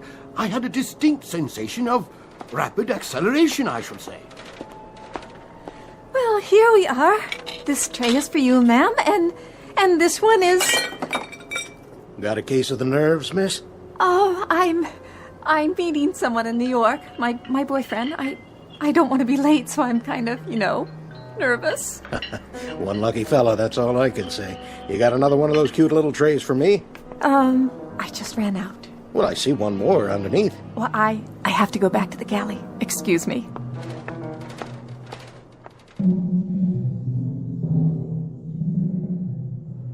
Repeat, Transocean 33. Anybody? What about it, Wyatt? Not a thing, sir. Either they're off whack, everybody out there, or we are. Check your equipment again. I've checked it 4 times. Knock it off. We'll just have to bullet through and see if anything... Did we hit something? Check for damage. What was that flash?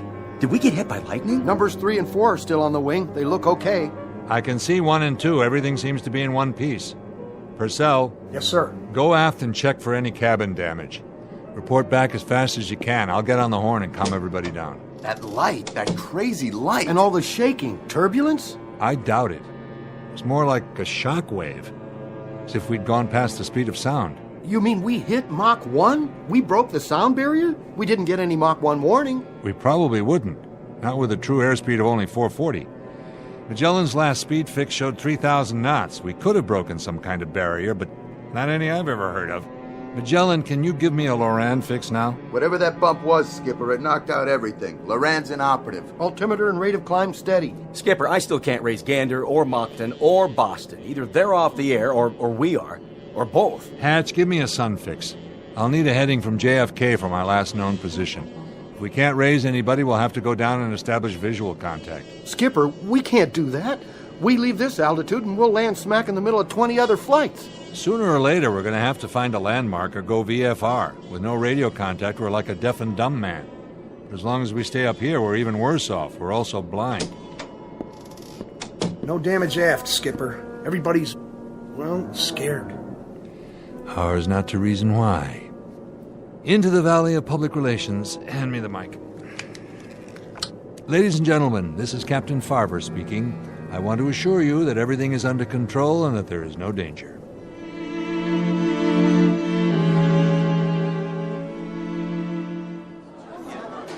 what a relief. The captain knows what he's doing. Do you think we're going to be late? I have a connecting flight. Oh, thank God. We encountered a little clear air turbulence back there, along with some kind of atmospheric phenomenon. Miss, I need another glass of juice. I spilled mine. Yes, of course.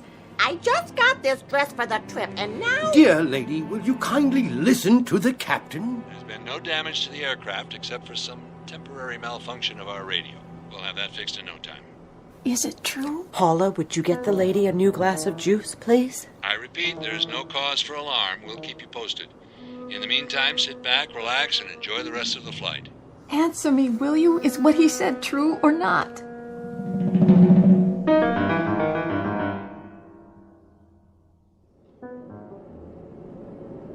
That should hold them. For now, maybe, but don't bet on it. If we run according to schedule, we should be landing at Kennedy inside of the next 40 minutes. Until then, please keep your seatbelts fastened as a precaution. Remember, our flight attendants are at your service. Purcell, what's our fuel? 29,435 pounds. With the Loran out, I don't know what our ground speed is, but I've got a hunch we left that tailwind. I don't have the feeling of acceleration anymore. Magellan, how about that heading to JFK? Well, part of this is scientific, Skipper, and part of it's Kentucky windage. Try 262. That's as close as I can make it. 262 it is. All right, gentlemen, you know what we're up against. We're apparently out of touch with all ground radar points. We don't even know if we're on an airway. And this 707 is a beast that gulps fuel. All of which means we've got one chance. To go down through this overcast and look for something familiar. You're talking about flying blind. It's very possible, not to say probable, that we may hit something on the way down, but we've got to take that chance or wait up here till we run out of fuel. I just wanted you to know where we stand. Now everyone keep a sharp lookout for other traffic. And I don't think a few prayers would be out of order. All right, Craig, we're taking her down. Now we're really in that fog bank. Can't see a blessed thing. Wait, there. What is... Skipper. I see it. And? I don't get it. It happens to be a fact, though. That's Manhattan Island down there. How could it be? Looks more like the middle of the Amazon jungle to me. Where's the skyline? Where are all the buildings? I don't know where they are, but we're over New York City. There's only one small item that's a little amiss here. The passengers are confused. We're over land, but they don't see any... Any what, Janie? Well, any buildings or bridges or highways or... Nothing but trees, some stretches of grassland and more trees. It's the right shape, but it can't be New York. Oh, that's Manhattan down there. See? There's the East River and the Hudson River. Sure looks like it. There's Montauk Point and every other topographical clue we need. The real estate's there. It's just the city and 8 million people seem to be missing. There isn't any New York City. It's disappeared. Come on, boys. You're joking, right? Skipper, verify something for me, would you? And in a hurry. Look. It's just not possible. The bringer of thunder. What? Down there, right below us, in the middle of all that foliage. You see it moving?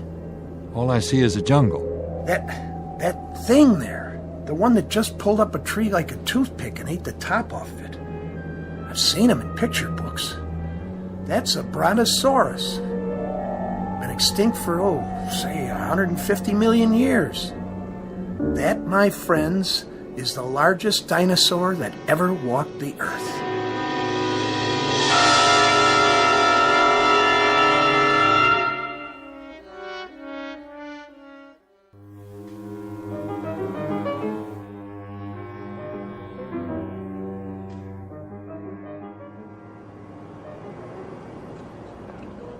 Here's that sandwich and some extra cookies for the boy. Oh, why, thank you.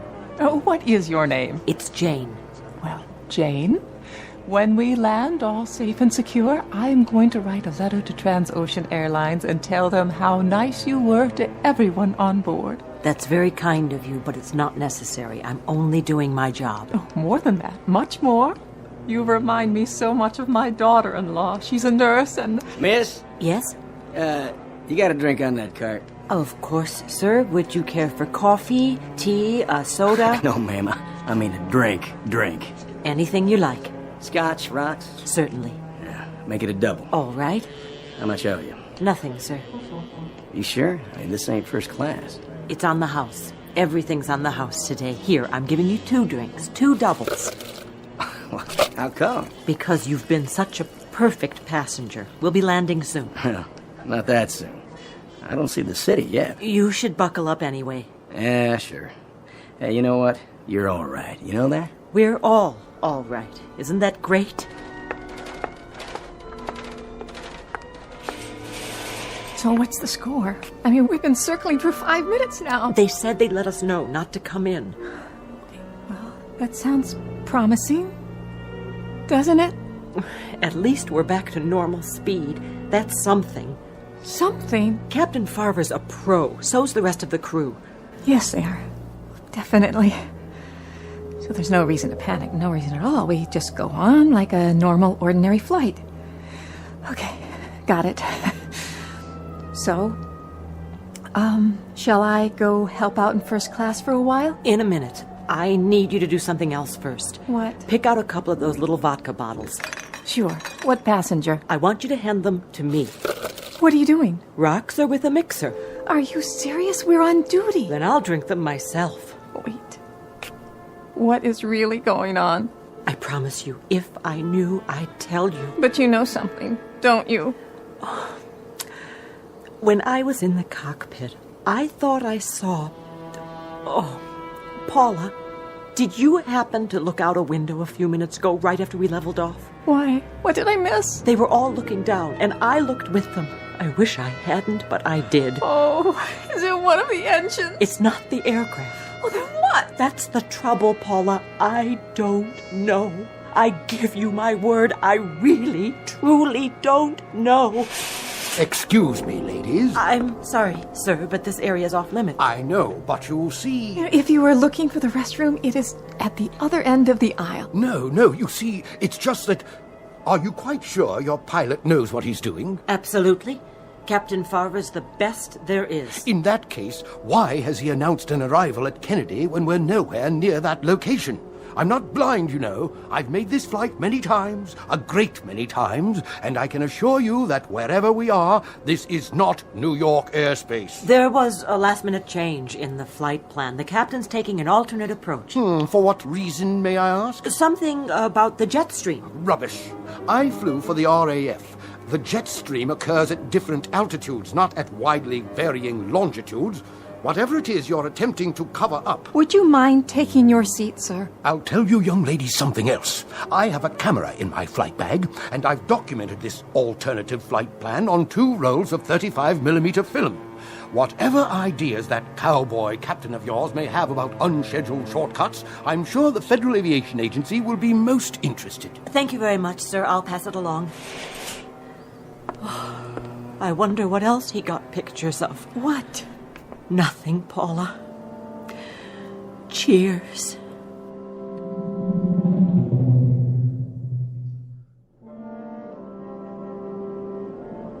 What do you think now, Skipper? Well, we've flown over what should be Schenectady, Albany, and points north. That's what you and Craig keep saying, but personally, I don't get it. Take a look. There's the topography. You can make out the coastline, the mountain ranges. But it's not any New York state I've ever seen, and neither have you. Admit it, Captain. It looks like some kind of forest land, and it just goes on. And there's still no sign of life. Except for that thing with the long neck and the teeth.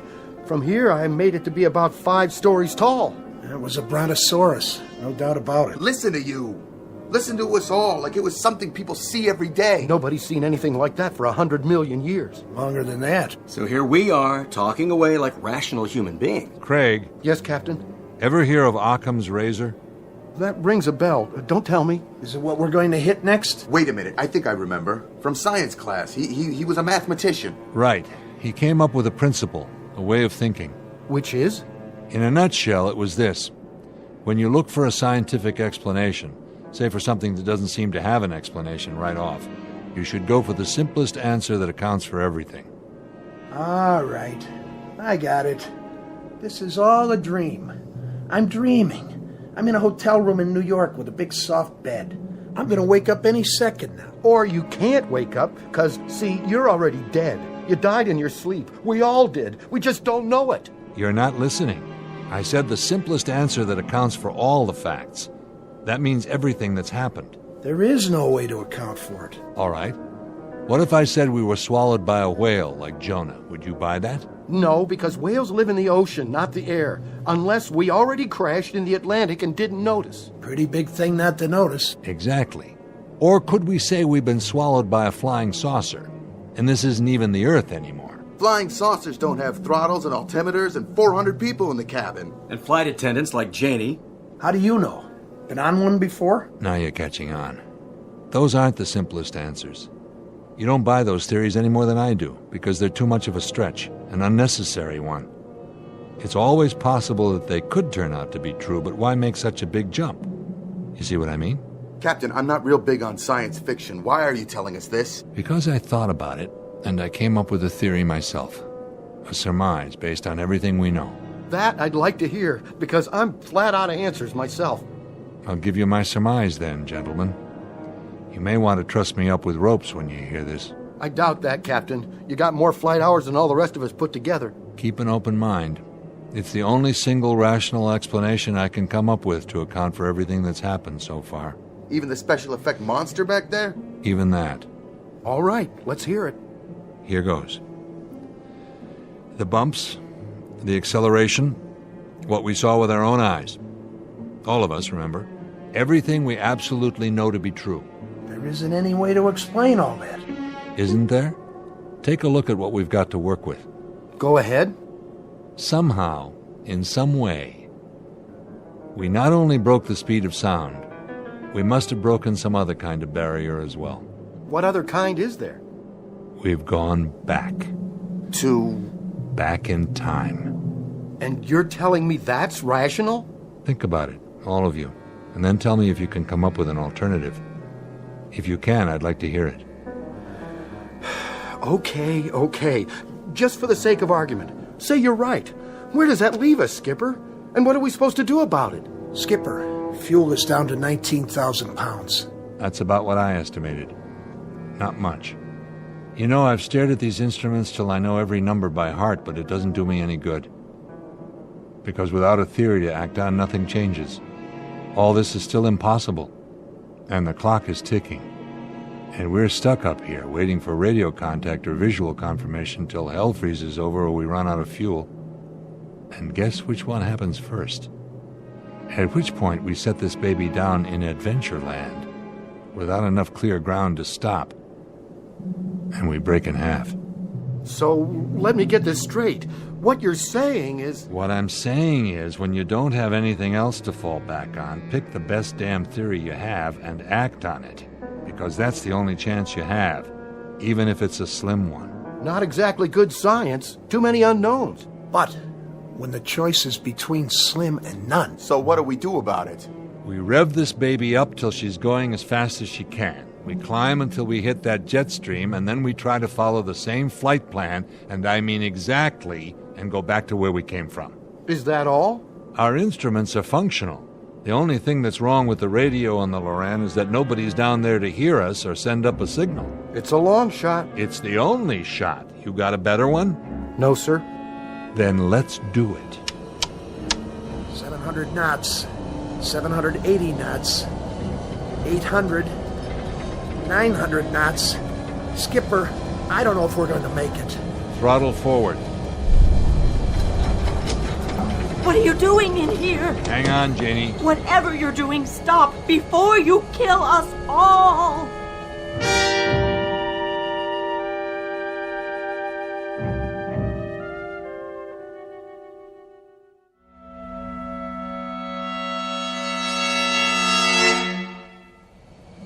What was it? And the flash of light, Captain. Just like before. Look, I know you've got your hands full, but somebody get on the pipe. I have at least 3 passengers close to hysteria. Skipper, we made it. We're back. Look! What? There she is. Where? I can't... Over here. You know, I never thought the Empire State Building was that great, if you want to know the truth. Is that it? Yes, it is. But right now, it looks downright beautiful. Don't you think so, Captain? Where's the mic? Right here. Ladies and gentlemen, this is Captain Farver. We had some momentary difficulty back there.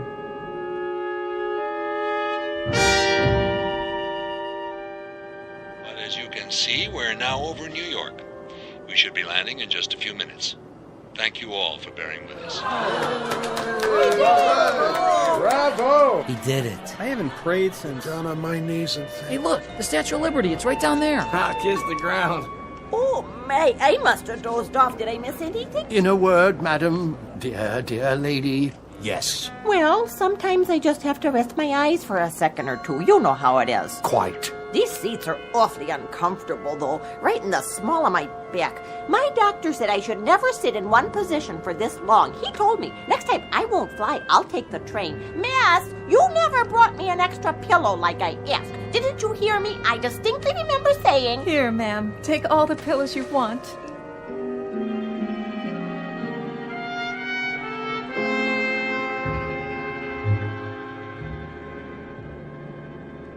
How about Kennedy? Nothing doing. Our VHF is still out. Maybe Kennedy's is too. Try high frequency. I did already, Skipper. Nothing from JFK. How about LaGuardia? Keep using high frequency. Somebody should hear us. LaGuardia, this is Transocean 33. LaGuardia, Transocean 33. This is LaGuardia.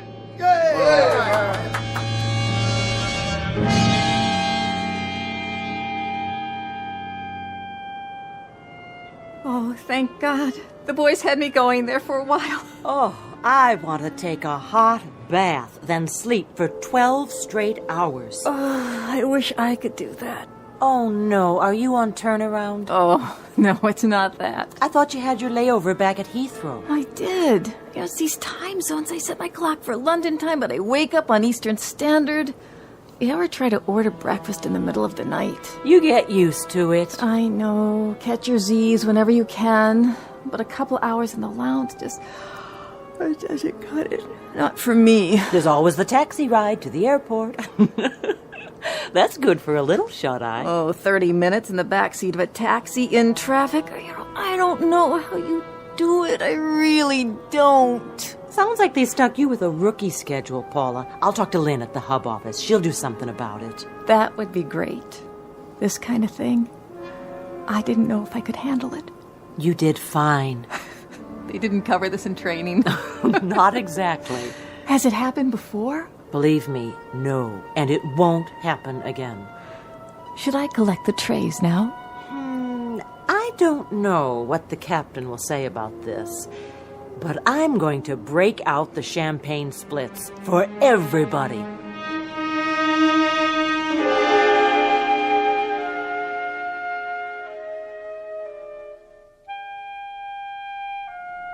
Wyatt, try for radio contact. Yes, sir.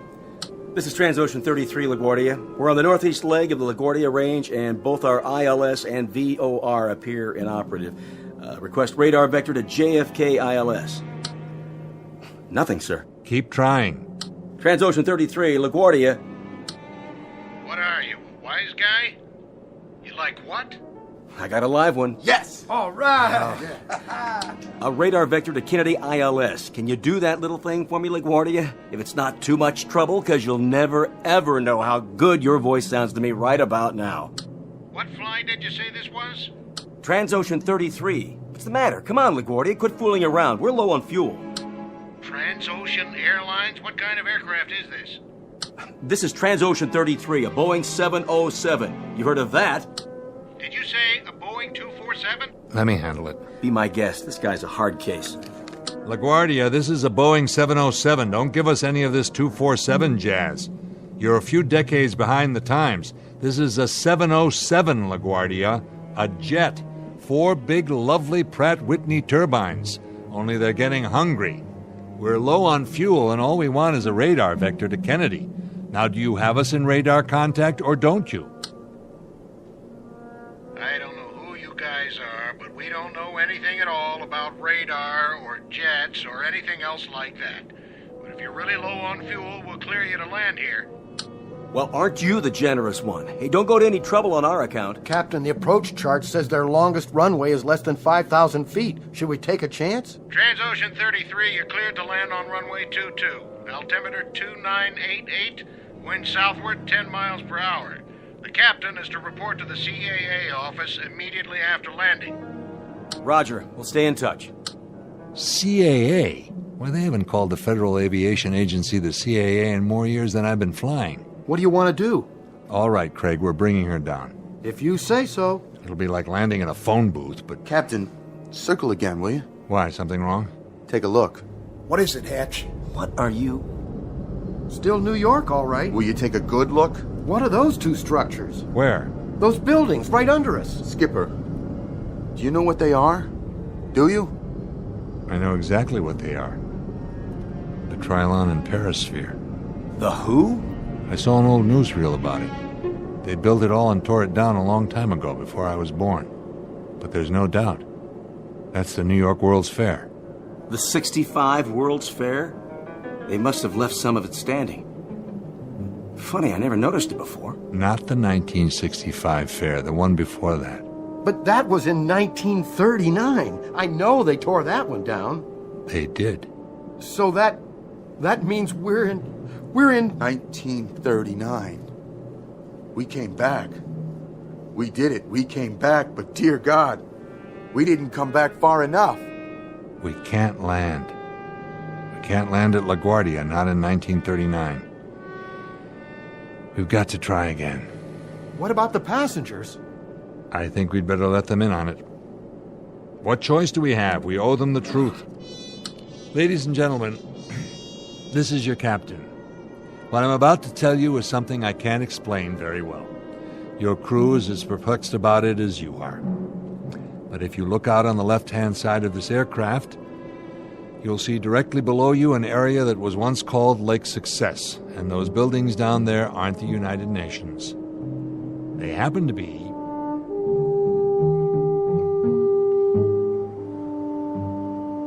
What is he talking about? Shh! Listen! They happen to be the New York World's Fair. That man's gone crazy. He shouldn't be flying an airplane. Madam, would you kindly not? What I'm trying to tell you is that somehow, some way, in some manner, this aircraft has gone back in time, and it's 1939. We're going to try to increase our speed and go through the sound barrier, or time barrier, whatever it is, the same as we've already done twice before. I don't know if I can do it. I don't even know that we have enough fuel, but I ask you to remain calm and pray.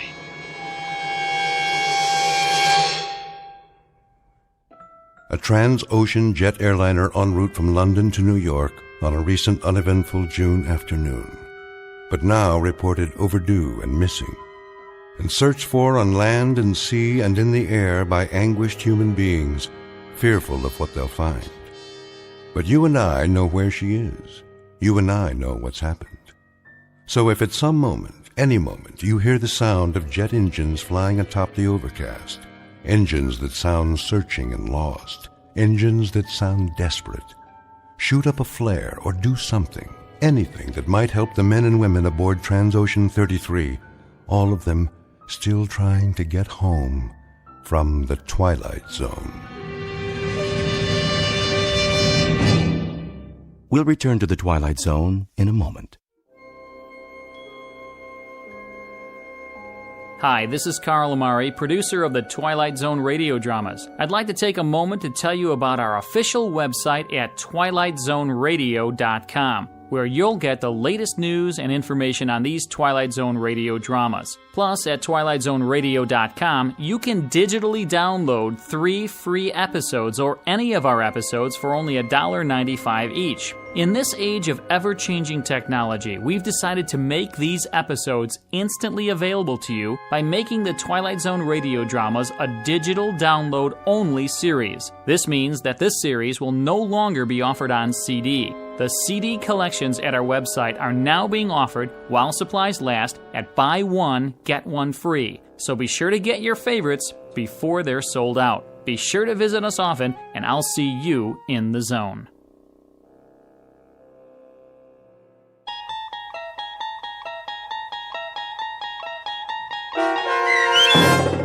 Odyssey of Flight 33, starring Daniel J. Travanti, with Stacy Keach as your narrator, was written for The Twilight Zone by Rod Serling and adapted for radio by Dennis Etchison. Heard in the cast were Taylor Miller, Peter DeFaria, Richard Hensel, Turk Muller, Doug James, Peggy Roeder, Carl Amari, Roger Wolski, Vince Amari, and Roderick Peoples. To learn more about the Twilight Zone radio dramas and to obtain audio cassettes and CDs of these programs, visit our website at twilightzoneradio.com. The producers of The Twilight Zone wish to thank CBS Enterprises, Carol Serling, Dennis Etchison, Dick Brescia Associates, Claire Simon Casting, Paul Patch, Terry Jennings, the American Forces Radio and Television Service, our sponsors, and our radio affiliates for helping make this series possible. This copyrighted radio series is produced and directed by Carl Amari and Roger Wolski for Falcon Picture Group. Doug James speaking.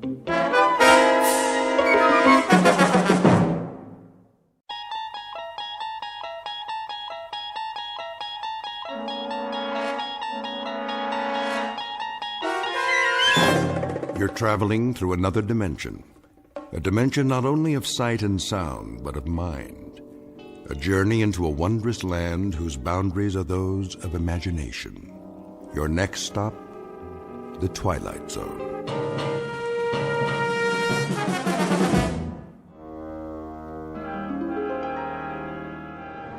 Shouldn't be long, eh, Cap? Not unless they move to Italy. I bet old Benito would like to do that. We're almost there. See that mountain range just over the horizon? Well, now, what do you know? I think I might have seen that a few times. All we do is maintain course and the boot'll pop right up big as life. Sounds like you've done this before, Captain. You like Italian food, Blake? Me? Yeah, spaghetti's okay. No meatballs, though. They give me heartburn. Okay, no meatballs. Beautiful day like this, I thought we'd just bomb the supply dump, then sit down and have us some lunch before we head back. How's that sound? You picking up the tab? Don't worry about it. This one's on Mussolini, his own personal mess hall. Yeah? Special orders. I hear the Allies can drop in anytime. Oh, I get it. So we'll quit pounding him, huh? Plus, he wants to show off what a good cook he is. Watch out for the garlic, though. That's his secret weapon. Lousy greaser. I got something for him. There it is. Target in view, Jimenez. How's our time? On the money, Captain. Set the bomb bay doors. Check. Ready to release on your command. Take her down 400 feet. Hope they don't have no big guns today. They don't. That's why we're gonna win this war. Another 200 feet. Let's drop these babies right down the smokestack. Yes, sir. Is that flak? I don't believe it. Give me some altitude. Looks like the jerks finally got some artillery. Pull up on the stick. I'm pulling. That was too close for comfort. Pull up, I said. Climbing, Captain. Higher. We're hit. Kransky, you okay? Waist gun good, Captain. Connors? Missed the tail by a mile. Blind. We took a hit on the starboard engine, sir. Looks like we're losing fuel. Then let's drop our payload and get out of here. Fast. Yes, sir. Mayday, Mayday. This is King 9 calling Firefly. King 9 calling Firefly. Come in, Firefly.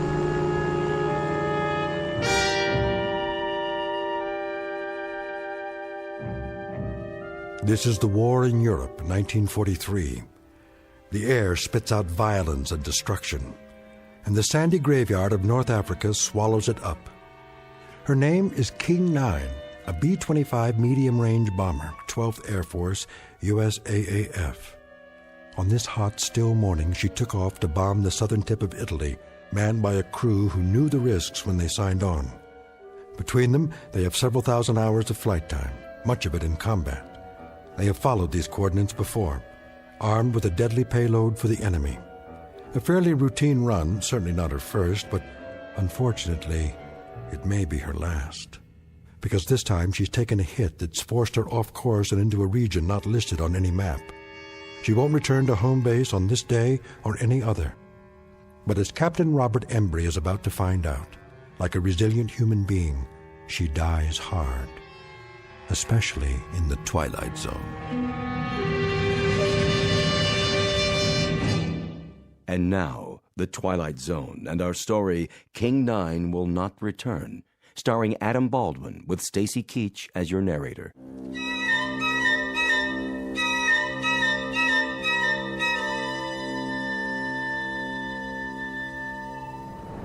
What's the damage, Blake? We took a hit on the wing tank, Captain. How bad? Needle's dropping fast. We're leaking fuel. How much? A lot. Jimenez, what's our position? 10 degrees off course, Captain. Airspeed's dropping. Losing altitude. How far from base? Too far. We'll never make it. We may have to ditch. Down there, oh, mamma mia. Take a look around. See anything? Nothing but sand, sand, and more sand. Looks like one great big beach and no ocean. Then get ready for some belly surfing. Landing gear? Leave it up. Won't do any good. The sand's too soft. Connors, Klein, all crew, strap it in. We're gonna attempt an emergency landing. Flaps down. Level her out! She won't hold! Pull up! Get over that dune! There goes the other engine. Hang on! She's holding.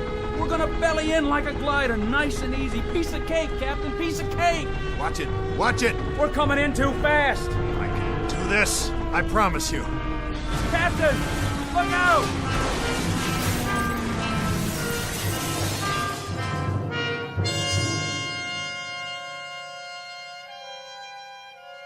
I remember now. More and more, one piece at a time. First the wing tank was hit by flak. Then we lost fuel. Fell behind, veered off course. Not the moment of impact, though. The crash, that's still pretty much a blur. But I remember holding the wheel, trying to hold it. The way she bellied in and then yawed at the last second. That brought the nose down into a dune, and all of a sudden it was over. When I couldn't hold her straight, she yawed and skidded through the sand. That must have been the way it happened. It must have been... I honestly don't know how long I was out. It might have been minutes or hours. Hey, guys! Guys! We made it! Hey! Where are you? Where is everybody? We're alive, you hear me? We're still alive! The crew. What about the crew? Did they bail out? Did I order them to bail out? No. No, I didn't. I remember that much. We rode it in together. They stayed with me all the way down. Because I'm the captain. Yeah, that's right. Captain Robert Embry. That's who I am. Blake's my co-pilot. Jimenez the navigator. Kransky, radio op and waist gun. Connors, he was tail gunner. And Klein. Sure. Klein, he was the upper turret gun. Let's see. Who else? Think. Gotta think. It was coming back to me, but I wasn't 100%, not by a long shot. My leg was racked up and my head felt like someone caught me with a left jab and a right hook that put me flat on the canvas. Now I saw the plane about 100 yards away and I knew I had to get back inside to see if the guys were okay. Blake! Jimenez! I kept walking toward it, but it didn't get any closer. That's the way things are in the desert. Something about all that sand and nothing to measure it by. But I kept going. I had to help them if I could. If there was any way, any hope. Are you all right? Connors! I climbed up on the wing and finally got in through the gun turret. I dropped down inside. Blake? Blake, answer me. That's an order. And there was Blake's cap on the co-pilot's seat. I knew it was his, but I turned it over and looked inside anyway. Blake, Gerald S., First Lieutenant, USAAF.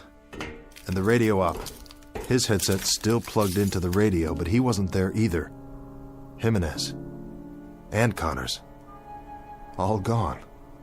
If they were still on board when the plane crashed, then where were their bodies? No, I couldn't let myself think that way.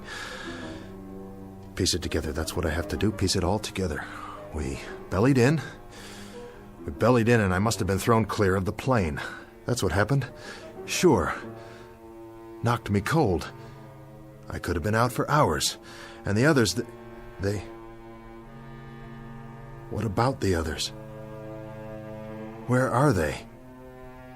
They didn't jump. They couldn't have. The chutes are still here, all of them. And they're not dead. They couldn't be dead. There are no bodies. But if they left the plane and started walking, why didn't they take me? Morse code. Yeah, I'm here. We're here. Wait.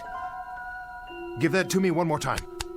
Mayday, Mayday, this is King 9 calling Firefly. King 9 calling Firefly. Pancaked in the desert, 1 hour 30 minutes from last checkpoint. Bearing 290 degrees, terrain flat and sandy, low hills to the north.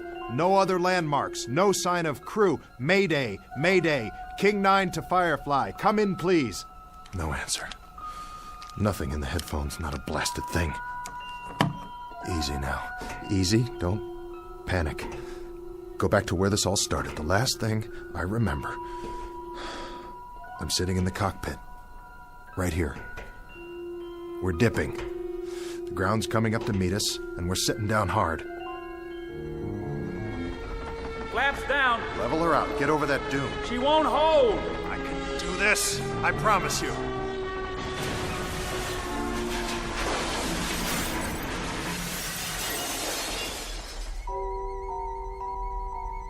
The crew. The whole crew was in the plane, and now they're gone, all of them. And I'm here with a king-size headache. So what? I got off easy. Nothing to worry about. But the main thing is not to forget. I'm responsible for this crew. I'm in charge. As far as it's within my power, I've got to keep them alive. I've got to keep them out of this. Every last man. I command this aircraft, and I'm responsible. I'm in charge. Nobody else. I'm responsible for all of them. Klein, Jimenez, Connors, Blake, Kransky, every last man. Who's out there? Blake? Is that you? Blake? Blake!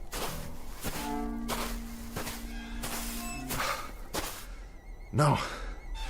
It's not you, is it? Just a piece of the tail assembly. Well then, where are you, Blake? Guess you wouldn't leave any footprints. Not for long in this wind. What in the... What is this? Klein, William F., Tech Sergeant, USAAF. Klein? Sergeant Klein, you incredibly stupid jerk. You dropped your canteen. You dumb Bronx cowboy, you idiot. You're gonna need water out here. Don't you know that? Don't you know anything? I still got a nursemaid, you, huh? Is that it? This is some crew I got here. Some crew, all right. Run around dropping canteens full of water. You couldn't find your way off a golf course without a map. And I gotta stick around and wipe your noses and comb your hair and see that you wash behind your ears because you're the worst bunch of survivors I ever... Wait. That's the plane. Somebody's trying to start her up. But... who? Hey! Hold up! That's my plane! But... who's in the cockpit?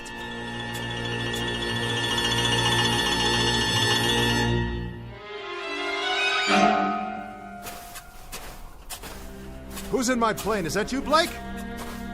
Blake! I see you! Right there in the pilot's seat. Don't tell me that's not you. Look at me, over here. I'm over here. Blake! Blake! Blake! Blake, it's Embry. It's me. It's the captain. I'm here. I'm here, Blake. Blake, what's the matter with you? Can't you hear me? Blake! Where are you? Where'd you go? What's the gag, Blake? Hey, come on, fellas. If this is a gag, knock it off. It's not funny anymore. Strictly not funny at all. Why are you guys hiding from me? Don't you get it? I'm only trying to do my job! That was when I knew, really knew, something was very wrong. It was more than the flak and veering off course and the crash and not knowing where I was. Oh, I was in the desert, all right. But where exactly, and where was my crew? Huh? If someone was playing mind games with me, the question is, who? And for what reason? Because wherever I was now, I wasn't just in the middle of a desert in North Africa. If I was the only one there after all, then the mind games had to be going on in my own head, and not anybody else's. The big question was, why? The first thing I had to do was pull myself together and find out if I really was alone. And if I was, what the devil had happened to the others. I had to find out, don't you see? Whether I survived or not, I had to know.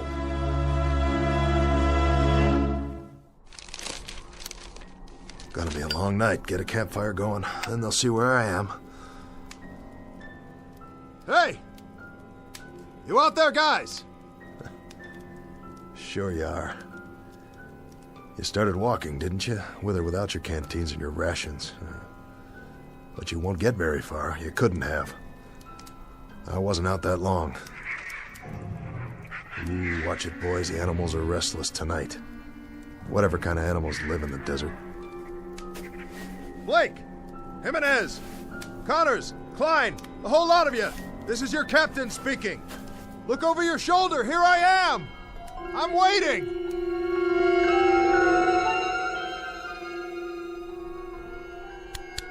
This is King 9. King 9 calling Firefly. Come in, Firefly.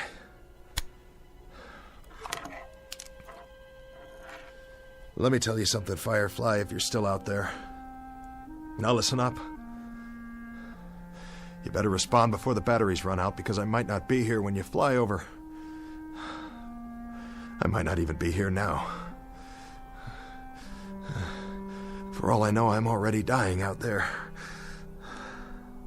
Lying in the sand with a fractured skull. This is all going on inside my brain-damaged head.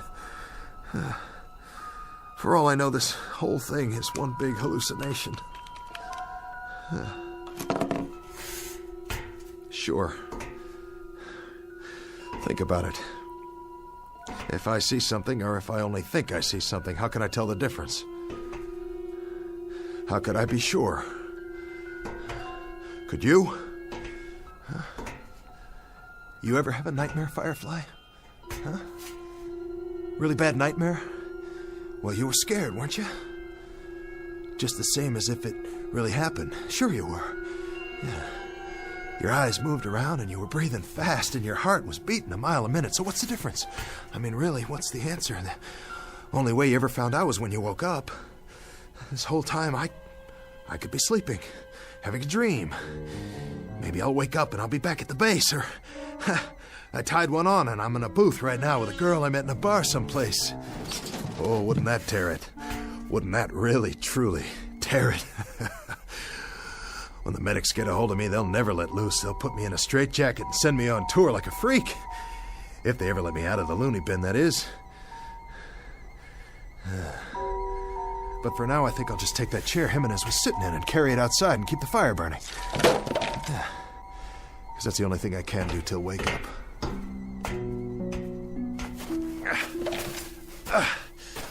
Hallucination, hell. I saw Blake. I saw my co-pilot sitting in that cockpit. That was no hallucination. I saw him. Nobody can tell me any different. Maybe I'm a little woozy, but I'm not that far gone yet. Concentrate. Gotta keep my head clear. Piece it together. I'm Robert Embry, captain. I fly a B-25 bomber. It's called King 9. It crash-landed in the desert. This desert right here. Because I ran out of fuel. Yes, I did. I did that. And now I gotta keep the fire going. So they'll see. And come back. You're responsible for the ship and the men. You, mister. Now you gotta pick up the dice and you gotta throw until you make a pass. That's the hand and you gotta make it. 6 the point. 6 crewmen. They're in your hands.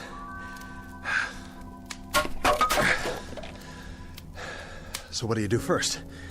You build the fire up. The chair will burn a long time soon as it catches. Here's some more newspaper from the base this morning. What's it say on the front page? Can't make it out. Picture of a plane. B-25 Mitchell aircraft found. Just like this one. Whose plane is that? Another one went down. Well, at least they found it. Maybe they'll find this one too. Sure they will. Just gotta wait a while.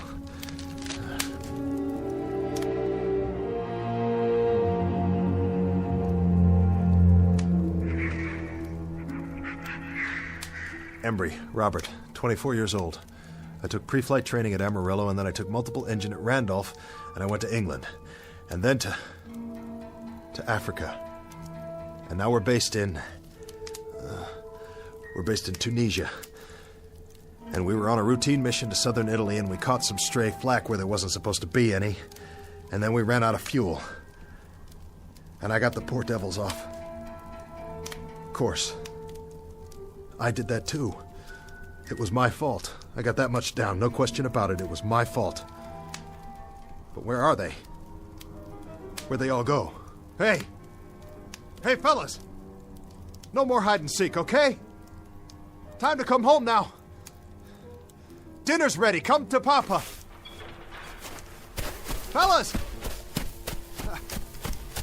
Fellas! What's this? A cross? Made out of metal? From the plane. And a flak helmet hanging down. But who? Who put it here? Somebody wrote something. Tech Sergeant William F. Klein died of wounds received in crash April 5th, 1943. Rest in peace, buddy. The crew. Oh, Klein, I didn't know. I didn't know. I'm sorry. I had no idea. Rest in peace, kid. Rest in peace. Captain! Huh. Who goes there? Blake! Is that you, Blake? Captain Connors? Hello, Captain. Kransky! It's you, and who's that? Here, sir. Jimenez! And the man next to you, what's the matter with his face? Is that blood? All present and accounted for, sir. Klein, I don't believe it. You're not dead. Well, neither am I. Neither am I. I'm here, fellas. We're all here. We can do it. Whatever it takes. Come on. Plane's over here. I'll show you. See? It's kind of banged up and the aft fuel tank's definitely shot, but the other engine looks okay. And some of the instrumentation's haywire. Of course, we'll have to get our wheels down. We'll have to raise the ship and get under there. Because we're not going to walk out of here, that's for sure. That's a definite. Can't walk out, so we're going to have to fly. But I'll get her up, boys. You can trust me. I'll get her back up. How does that... Hey! Hey, where'd you go? You hiding behind that sand dune again? What do you want to do that for, huh? Hey, guys. Where are you? Listen to me. We can do it. I can do it. You'll see. All we have to do is get this propeller out of the sand and free it up.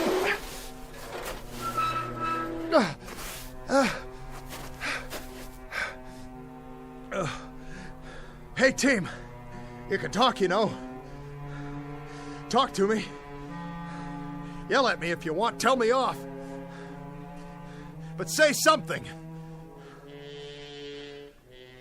Where are you? Where are you? Where are you? It doesn't matter. You were never here. You were never here. You're illusions. Mirages. That's all you are. You don't even exist. But there are no mirages at night. Only during the day, when the heat waves come off the sand. So either I'm dead, or out of my mind, or I'm off in limbo someplace. I'm unconscious, I'm sick, that's it. I'm cracked up in an army ward, or I'm down in the drink somewhere, drowning. Or I don't even exist any more than you do. There isn't a thing here, not a single thing that's real. Oh, God. Oh, God, you gotta tell me what's happening here. You gotta tell me. Please. You gotta give me a sign. What is that? Aircraft. I can see their lights. Yes! But they're moving too fast. I've never seen planes like that before. I've never even seen jets. I couldn't have, not yet. Jets. Jet aircraft. What do I know about jet aircraft? It's 1943. There's no such thing as jets yet, but I know about them. F-106s, F-105s, B-47s, B-52s, B-58s. I know all about them. I am Captain Robert Embry, United States Army Air Force. I'm the pilot of this bomber right here. We went to Italy this morning because it's World War II, and it's not over yet, and I'm right in the middle of it. Hey, crew! We've got to get out of here! We got to get out of here! We got to get out of here! Because if we stay here, I'll have to dig more graves and bury you all with my bare hands. Don't you worry, I'll take care of it because it's my responsibility. Yes. Yes. And I'll dig one more while I'm at it. One for your captain. One for me, too.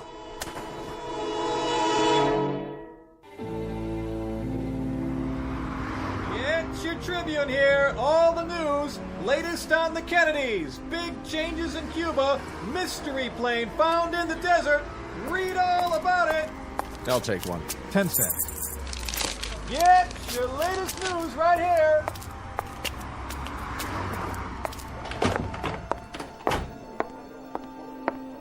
Paging Dr. Benway. Dr. Benway, please go to ICU. VA Hospital, please hold. Where's Dr. Martin's office? 3rd floor to your right. Thank you. Veterans Administration, how may I direct your call?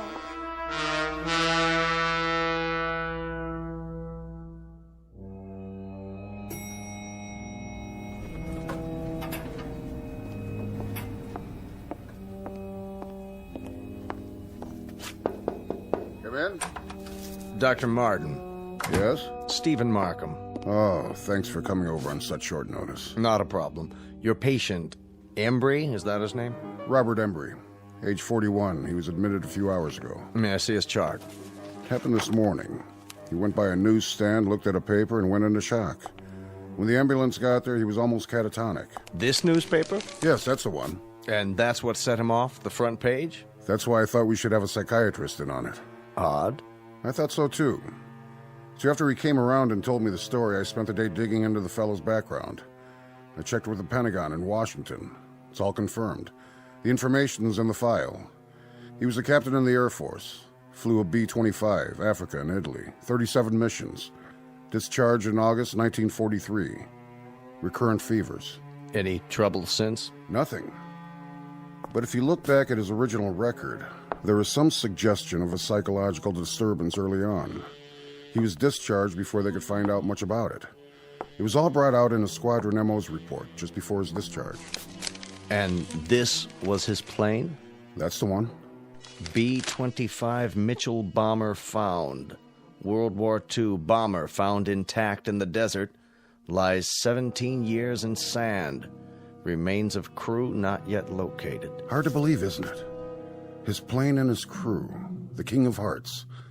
They took off for Italy on what was supposed to be a routine bombing mission. They'd done it many times before. But Embry never went on that last mission. He reported to sickbay that morning, and someone else flew the plane for him, his co-pilot, Blake. It never returned. And for 17 years, he's known that and carried it around with him buried deep in his gut. Not deep enough. When he saw the picture of his plane on the front page, he wasn't able to keep himself from letting out one scream, and then going into shock. The mind is a very delicate thing. Sometimes there's an infinitely fragile balance. We never know how fragile until something sets it off and tips the balance one way or the other. Something like this, completely out of left field. How's he doing? I was just going to check on him again. Why don't you come along?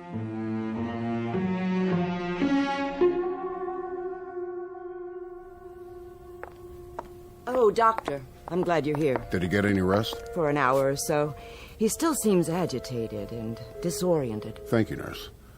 Dr. Markham here would like a word with him. Of course. How are you feeling, Mr. Embry? Sorry, I don't know what's wrong with me. That's what we're here for. To get you back on your feet. That's our job. Crazy dream. Crazy. Was it? I went back. Where? The desert. Take it easy, Mr. Embry. You don't have to go over it again. Go ahead. You went back, and then what? Back to the ship. I tried to find the guys. I looked for them, looked all over, I swear. But they were gone. I thought I saw Blake and then the others, but it wasn't real. A mirage. Yeah, a mirage. An illusion, that's all. He wasn't there. None of them were. It was an illusion, Mr. Embry. You know that now, don't you? I guess so.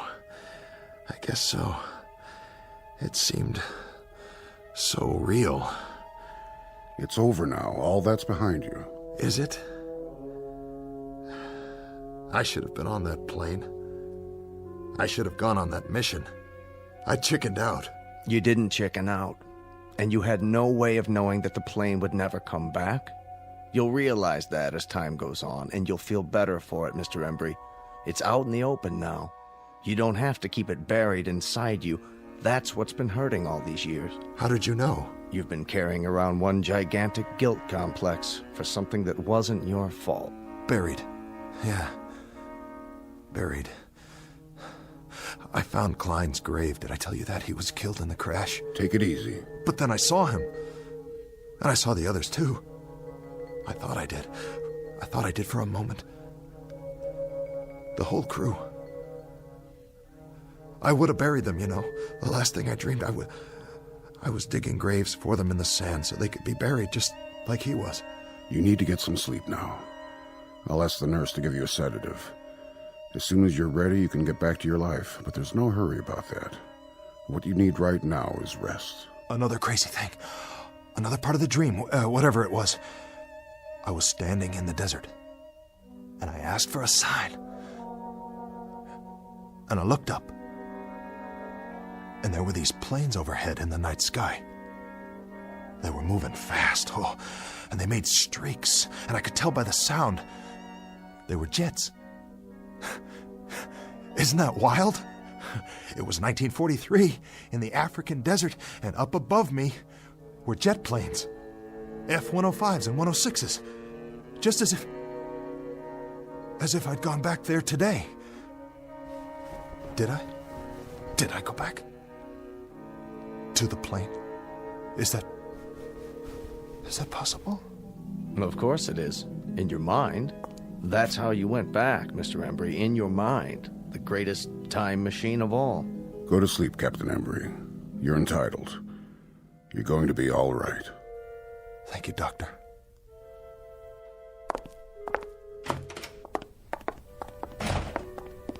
So, what do you think? I'd like to talk to him again in a couple of days, start a treatment plan on a regular basis. I can set that up for you. But I think the worst part of it's already over. The guilt's out in the open, and he knows what it is. And the dream? The delusion? Right now, it's still so fresh, it feels very real to him. In a few days, in a week or two, it'll lose its reality. You sure? Nothing's guaranteed, and that's why I want the follow-up. But in a case like this... Actually, I've never seen a case quite like this one. So much information coming back to him in a rush and generating a new set of memories he'd never had before. It's going to be one for the case books. Absolutely fascinating. He seems like a decent man. Yes, he does. And that's exactly what got him into this state. His fundamental decency. He has a conscience. If he weren't a good man, he wouldn't be vulnerable. And would have one less patient. I'd have a whole lot fewer. Is that Mr. Embry's room, Doctor? That's right. His clothes are in this bag. It was left in the examination room. You can give it to me, nurse. I'm going back in. Thank you, Doctor. What's that? I really don't know. Looks like sand. Yes, it does. Sand? Now, where in the world did that come from? I wish I knew. It was in one of his shoes. Could be from the seashore, Jones Beach. Or... Where else could it be from? It could come from a desert. Really, now? I read the article in the paper. It said there were no bodies found in the area, not a single one. Well, the sand would have covered them over. The sand didn't cover the plane. It was sitting there, perfectly preserved. There would have been something left of the crew, too, their bones at least. Unless... Unless what? Unless someone dug graves and buried them.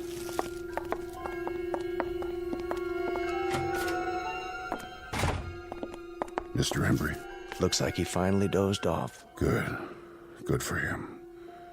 I'll just leave his things. Shirt, trousers, jacket, and shoes. Complete with several ounces of white sand. Where do you suppose it's from? Maybe a fishing trip he took recently? Very recently. Or from a plane. From a B-25 called the King of Hearts. Wherever it's from. Rest easy, Mr. Embry. You've had a long journey back. Very long. Now you can rest. Meanwhile, I'll leave your shoes by the bed. You'll need them when you're back on your feet, which will be soon. Very soon indeed. Captain Embry. Godspeed.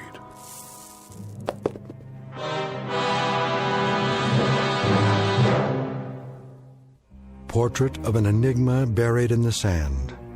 A question mark with broken wings that lies in silent grace. A marker in a distant desert shrine. Odd how the real consorts with the shadows. How the present fuses with the past. How could it happen? The question is on file in a barren desert. And the answer? The answer is waiting for us in the Twilight Zone.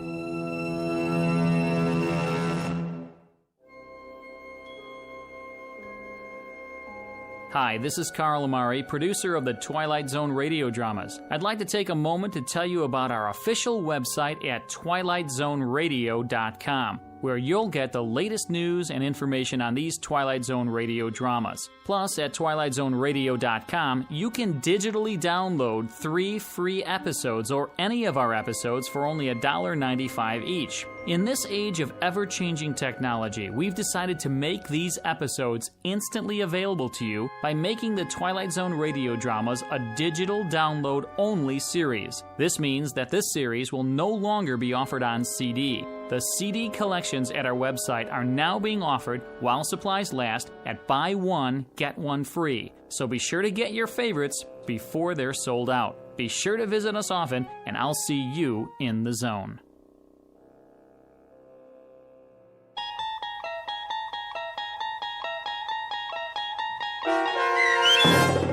King 9 Will Not Return, starring Adam Baldwin with Stacy Keach as your narrator, was adapted for radio by Dennis Etchison and based on a script by Rod Serling. Heard in the cast were Rich Kominick, Christian Stolte, Craig Wickman, Doug James, Linda Ryder, Michelle Graff, Paul Patch, Carl Amari, Roger Walski, and Vince Amari.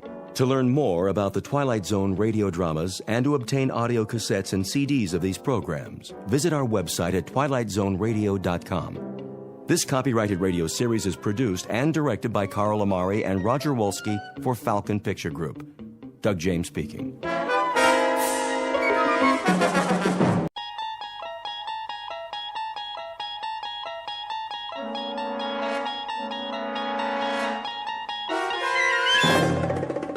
You're traveling through another dimension. A dimension not only of sight and sound, but of mind. A journey into a wondrous land whose boundaries are those of imagination. Your next stop, the Twilight Zone.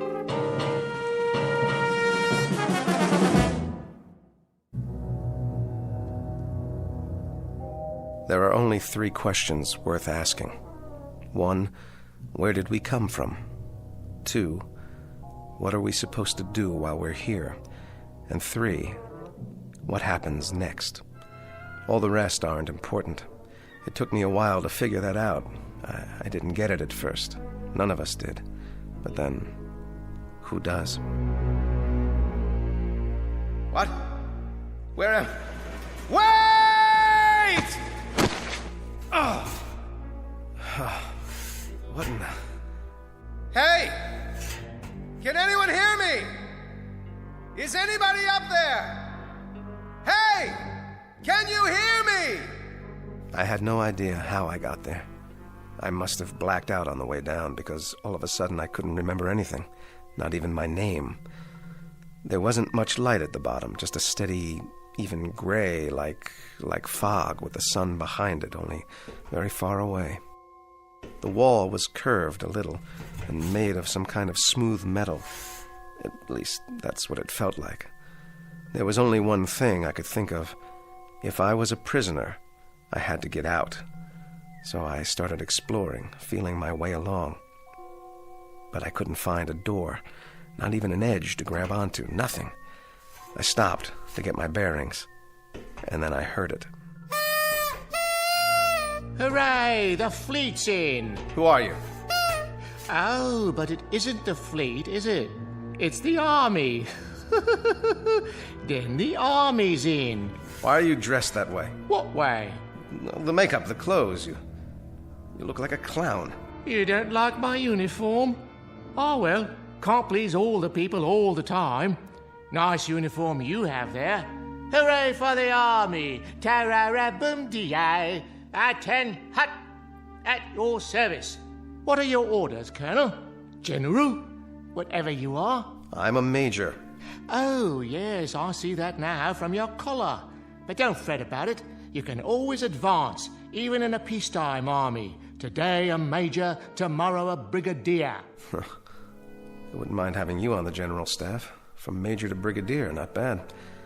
There's light colonel and colonel in between. You're generous, old sport. You're certainly Problem?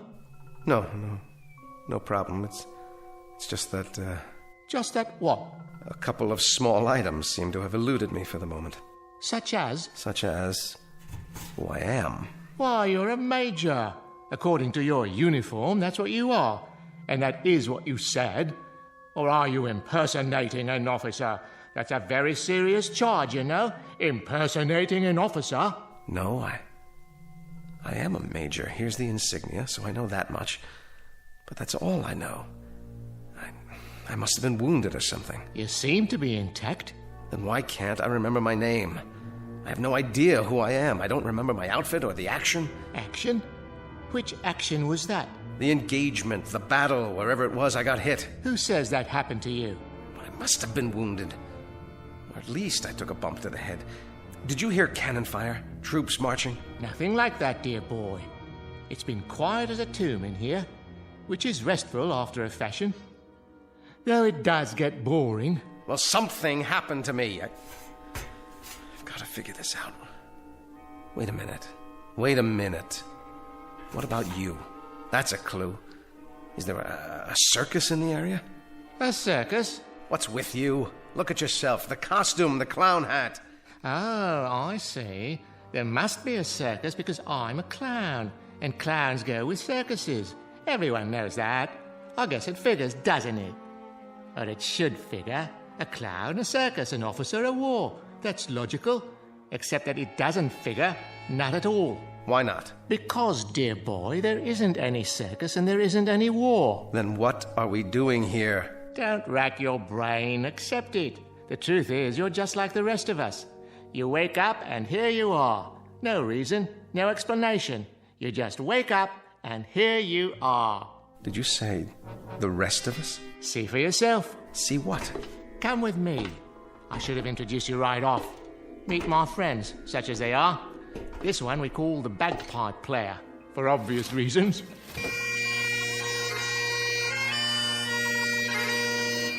Hello, laddie. And this is, well, I suppose one would call him a tramp or a hobo, judging from his stereotypical appearance. A familiar sight no matter where one goes, wouldn't you agree? Hey, pal, you wouldn't have a drink, would you? And the most beautiful of us all, the ballet dancer. How do you do? How do you do? I'm... Don't worry about names. They don't remember theirs either. Gentlemen and lady, I'd like to introduce the Major. Hello. Meet our collection of walking, talking question marks. 5 improbable entities who are all in the same predicament, trapped side by side in a pit of light and darkness. No logic, no reason. Just a prolonged nightmare in which fear, loneliness, and the unexplainable walk hand in hand through the shadows.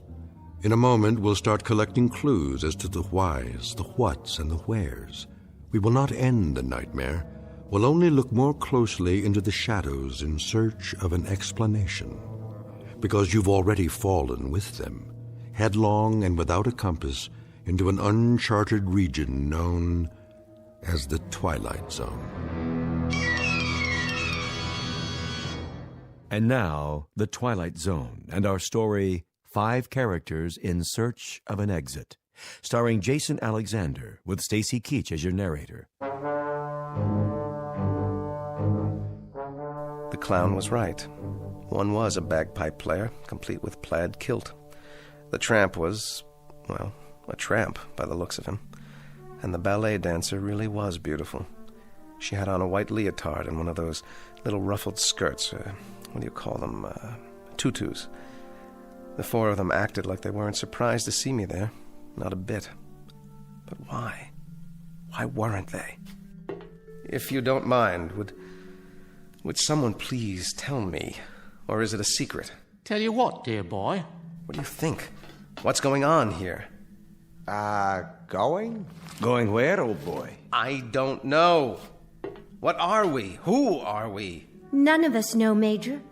We don't know who we are. Each of us just woke up one moment and here we were, in the darkness. But this isn't really darkness. Not quite. I can see all of you and you can see me. It might as well be dark. The light, whatever it is, wherever it is so far away. I can't tell anymore if it's real or just something I'm imagining, because I need it to be there. Instead of what? Of nothing. That's absurd. Is it? Each of you woke up, just like that.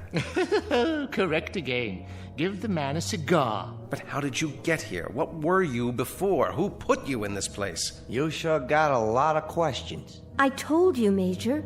We don't remember. Are you sure you didn't fall? We may have. The memory fades after a while. Well, that's how I got here. Did you? Yes, he did. He did indeed. I saw him. A nice pratfall, as a matter of fact. Quickly, before it fades. What's the last thing you remember before you fell? I don't know. I must be suffering from amnesia. Oh. Then you're like us. Time to join the big parade, Major. If you could find your hat and sword, you could lead us. Oh, what a splendid drum major you'd make. Followed closely by the clowns and acrobats, of course. This is incredible. Oh, isn't it? What a troupe we've put together. The crowd will love us. But how did this happen? How could it? That's the same question we asked ourselves. How could it happen? A question with no answer, Major. A question with no hint of an answer. At least, not a rational one. Nonsense. Everything has an answer. You just have to find it. Consider all the evidence, sift through the clues. Oh, is it this exciting? Where do you want to look first? It doesn't matter. Of course it does. Please, try to understand what I'm saying. It will be easier for you that way. We're things with no memory, no knowledge of what went before, no understanding of what is now, no knowledge of what will come. How long have you been here? It's part of the mystery, too. We don't know nothing. At least I don't. You got any ideas? No idea at all. Then don't fight it. Live it or live with it. Know what I mean? Whoever left us here must have a plan. How long will we be here until the next phase? Now, that's a very good question. The best question of all. But, alas, no one has the answer. You mean you don't? Who else is there? We've discussed it and discussed it like a proper committee, and we're no further along than we were at the beginning. Talk, and more talk. So I ask you, man to man, clown to officer, what's the point? Sit down, Major. Conserve your energy. For what? For whatever the fates have in store. I suggest you listen to the beauteous ballerina and fasten your seatbelt, because we may be in for a very bumpy ride. Or then again, perhaps not. Perhaps what will happen is only more of the same. Perhaps we're all doomed to die of terminal boredom.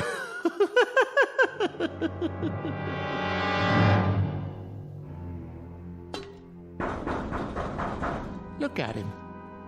Active fellow. Very active fellow. Very much army, in other words. A man who has to do something, anything. A compulsive type. A regular worker ant. Oh, you're a big-time psychologist now, huh? By no means. I'm only a clown, which is neither here, there, nor anywhere. I could as easily be a financier, a certified public accountant, or a left-handed pitcher who throws only curves. What difference does it make? We're here because we're here because we're here. And what are you? You're an idiot. An energetic idiot, but an idiot nonetheless. You know you're wasting your time, don't you? I know I want out of here. I'm not satisfied sitting around and heaving deep sighs. I just want out. You have no monopoly on that, Major. We all want out of here. I second that emotion. Aye, but you're wasting your time. We've all gone around and around like bloodhounds with our noses to the wall. We can even give you the dimensions of the room. 39 feet. Starting where? It doesn't matter, does it? When you measure a circle, you may start anywhere. Am I right or am I right? What's the height? We figure about 40 feet to the top. What's up there? Oh, the sky, artificial light, maybe a fluorescent lamp, an illuminated microscope, you name it. One guess is as good as another. You have made guesses, then? Oh, all kinds. We could be on some other planet, or on a spaceship, or... Go ahead. Or we're all insane, and this is just a mirage, an illusion. Oh, we're dead. Dead to the world. Well, if we are, it certainly isn't heaven. How do you know? It ain't so bad. I've been in lots worse places than this. Limbo, then? Quite possibly. All together now. Limbo, limbo, limbo like me. Limbo, limbo, limbo like me. Or we really don't exist. We're figures in somebody's dream. Cogito ergo sum. I exist, therefore I am. Or each of us is having a dream, and everyone is a figment of someone else's imagination. Lots of possibilities. Makes your head want to blow up, don't it? That's one thing we have an abundance of.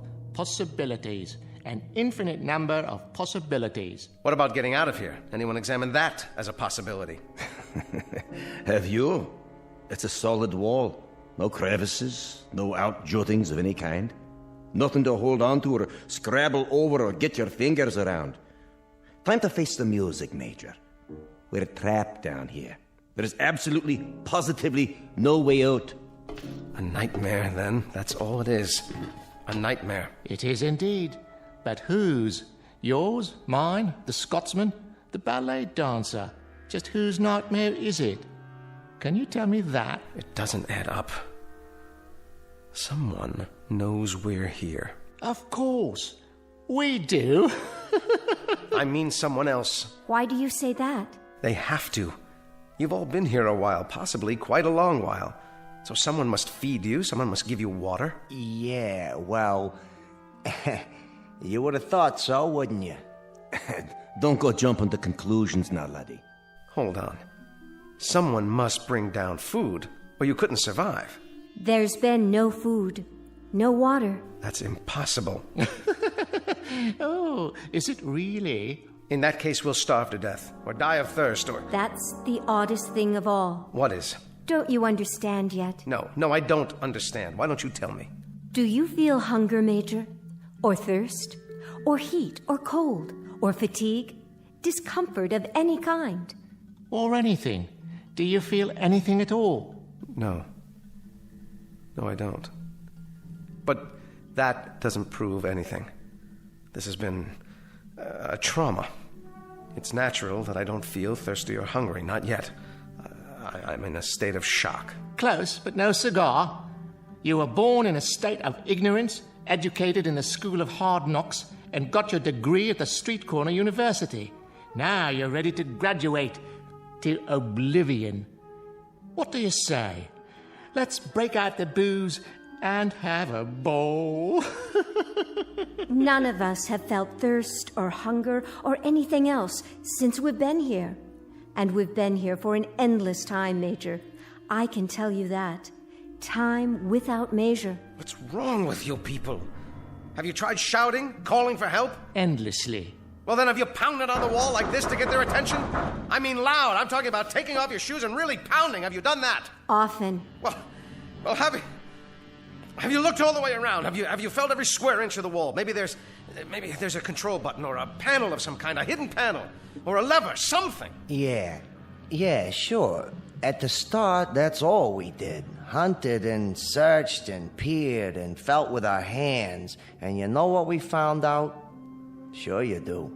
We found out that this right here is the whole shooting match. This little room. What you see is what you get, Major. There ain't no more.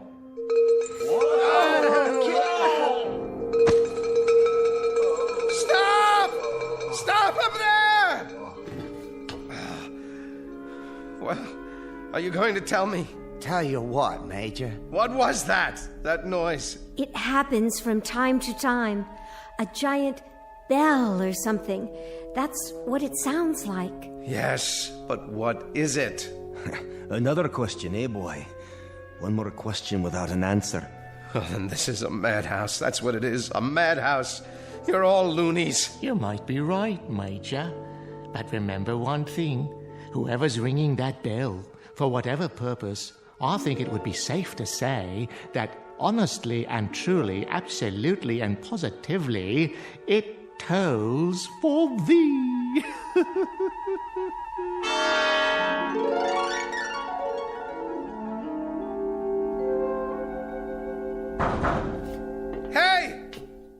Hey up there! It's no use. Let us out! Let us out of here! What do you want from us, please? Just let us out!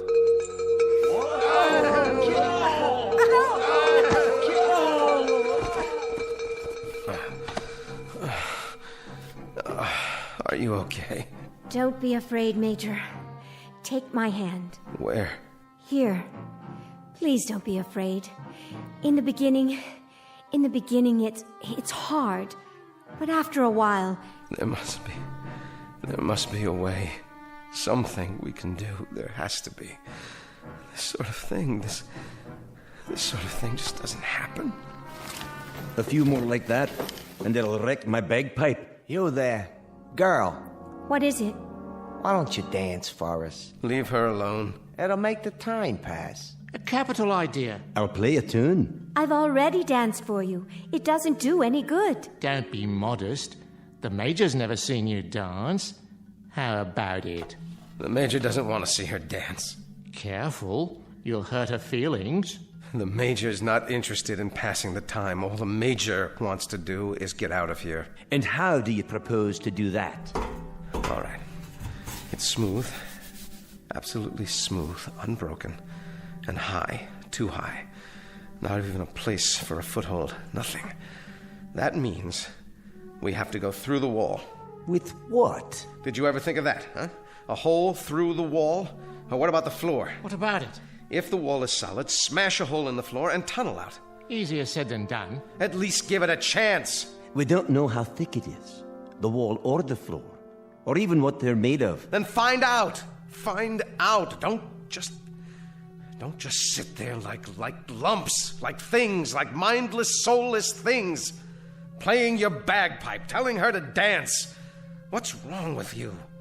If this is a madhouse, maybe that's where you deserve to be, in a madhouse. And what about you, body boy? I think you're mad, all of you. I think you're out of your ever-loving heads. I know you are, but what am I? Try a hole through the wall, right about here. That's the first thing to do. Try to force a way through it. Industrious, isn't he? How about it, huh? A hole through the wall. See if we can get out that way. That's very bright, terribly ingenious, highly imaginative, incredibly inventive. Except for one thing. With what? With our bare hands? With our fingernails? With this. Why, wherever's your sword been all this time? It must have come off my belt when I fell into this place. Here. Watch this. Now you've gone and broken it, dear boy. Nice sword, I must say. Was it Sheffield steel or only pot metal? No. I will not have this. I will not have it. Major, please, Major, listen to me. After a while, it becomes easier. I promise. I need to make a plan. I need to do something. Perhaps there have always been dungeons like this, and we've just never heard of them before. Maybe they're for the unloved. Maybe that's what we are. The unloved. Don't let me hear you talk that way. Come here. Get a hold of yourself. Think. Don't be afraid. We have names. We're people, and that means we belong somewhere. Do we? There are others who care about us. You can count on that.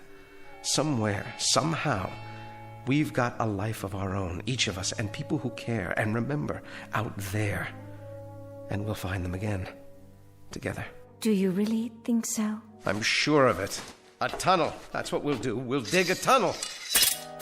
The boy simply doesn't give up, does he?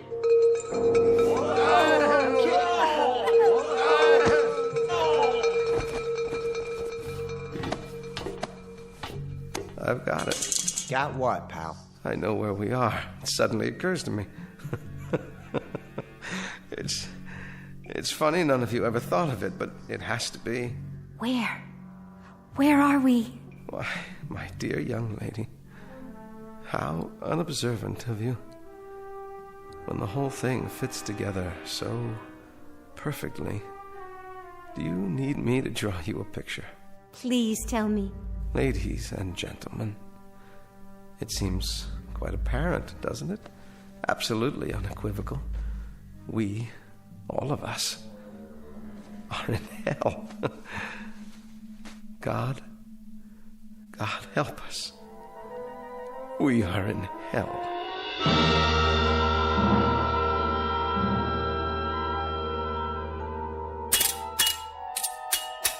Never say die, that one. He'll come to accept it eventually, just as we did. Let him be. If he gets some satisfaction out of banging a broken sword on the floor, well, let him have his fun. At least he's trying. He is indeed. He's been trying for several hours now. You can't help but admire that kind of persistence, even though it's a little like trying to empty an ocean with a cup, or count the grains of sand in a desert, or reach up to touch the stars. So, let him dip and count and reach all he wants.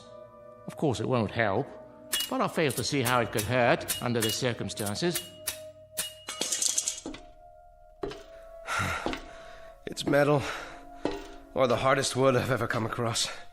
Circular, perfectly smooth, with no breaks anywhere. All of which we could have told you some hours ago. Which we did tell you, if you'd bothered to listen.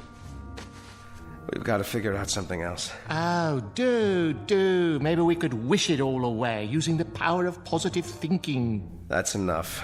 Or bore through it with our X-ray eyes Anyone have a laser beam handy? I said that's enough. Or make believe we're acrobats. You know all about that, right? Clowns, acrobats? Most definitely. Alley-oop and over the top to freedom. Now you got it. Yeah, you got it all right. Dreaming and wishing, wishing and dreaming. Hold on.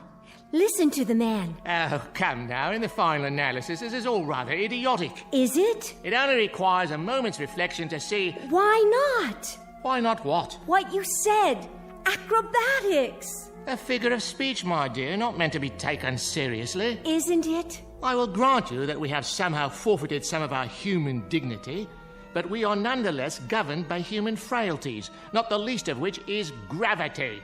You may know some advanced acrobatics that I'm quite unaware of, but for the moment, unless you can find a circus gun big enough to launch one of us skyward like a human cannonball... I see what she's getting at. Well, kindly elucidate, if you please. Don't any of you see? Yes, of course. One on top of the other, standing on each other's shoulders. What about that? It's the way they do it in the circuses, isn't it? Is that query directed at me? You're a clown, aren't you? I'll ask one if I see him.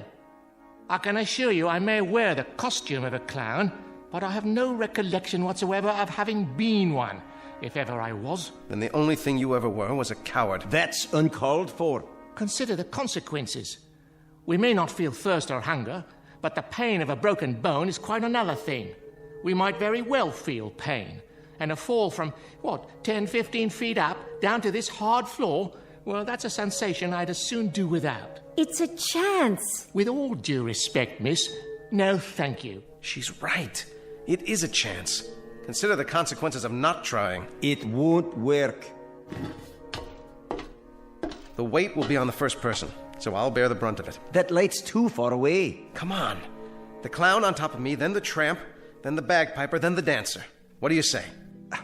We'd never reach it. Well, never say never. We don't know how high it is. That's the point. We'd be exerting ourselves for nothing. It could be 100 feet up there for all we know, or 200 or 300. But we got nothing to lose, right? Why don't we sit down and have some entertainment instead? A much safer course of action. Why don't we go for it? Come on, clown, up on my shoulders. Oh, observation. Things were far simpler before you arrived. However, I suppose I must go with the majority. Get a foot on my shoulder. I'll boost you up. Careful now. That's it. My turn? Not yet. The bagpiper next. Give me a hand, laddie. Use the wall for leverage. I can barely manage, but it's holding. All right, miss, it's up to you. How high is it? Can you see an edge or anything yet? I'd guess 7 or 8 feet to the top. Maybe more. Maybe less. Come on, I can't hold this weight forever. Go very carefully, one step at a time. You'll make it. Thank God she's so light. Whoa! That's my nose you're stepping on. Now stretch. I am stretching. All the way up. Now, what do you see? I can't quite reach it. It's still, about 8 or 10 inches above me. Up on your toes. That's it. I'm almost there. Everybody straighten. All I need is a few more inches. No! No!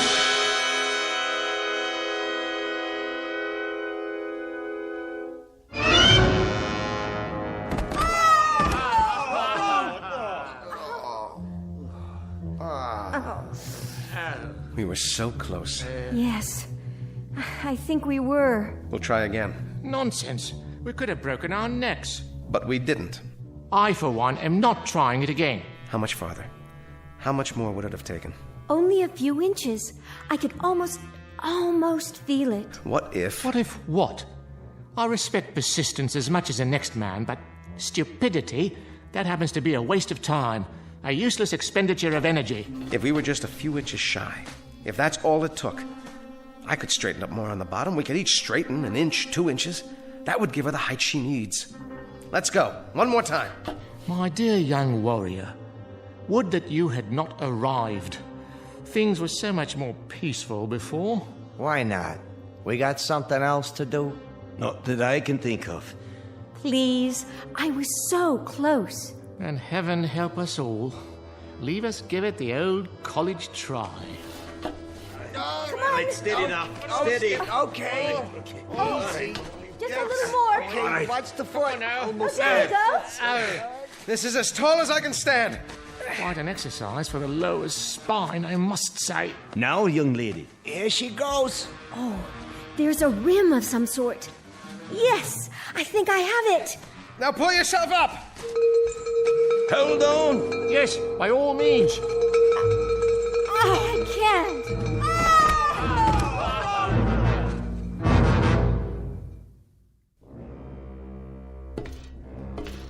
How's the leg, miss? The knee's twisted, I think.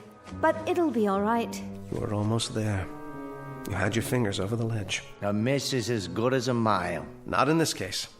A miss by about 2 or 3 inches? That's hardly a mile. This is what we do next. Oh, share your plan, pray tell. The same thing, without the dancer. Then we'll be several feet short. No, we won't. Hear me out. The clown, the tramp, the bagpipe player, and then I'll climb to the top. I'll tie a rope to the haft of this sword, fling it over the edge. Let it catch there like a grappling hook. Now that's thinking. Ingenious. But first, hadn't one of us better run over to the hardware store and pick up the rope? He's right. There's no rope around here. Strips of cloth. Torn from what we're wearing. You mean tear our clothing? It's a chance, and a good one. Yours has the most material. You said yourself you don't feel the cold. So give me those balloon sleeves. The things we do for a man in uniform. 6 feet of excellent material, courtesy of Pagliacci, or whoever I am. Good, but I need more. Twist it and start tying it together. Big knots. That's it. Takes me back to my Boy Scout days. Were you a Boy Scout? Who knows? I might have been. I got one question for you. Aye? What the heck is a Boy Scout? Anybody remember? We're almost ready. Now this time, we make it. The rope tied to the sword and over the top of the ledge. It catches, and I'm up and out. And then what? We'll worry about that when it happens. Somehow, I will get you out of here. All of you. But nobody gets out until one of us does. Now that's logic you can live with, right? If we live. You, tramp. It's time. Indeed. Leave us get on with it. I can't take this much longer. Good luck, Major. Thanks. I'll need it.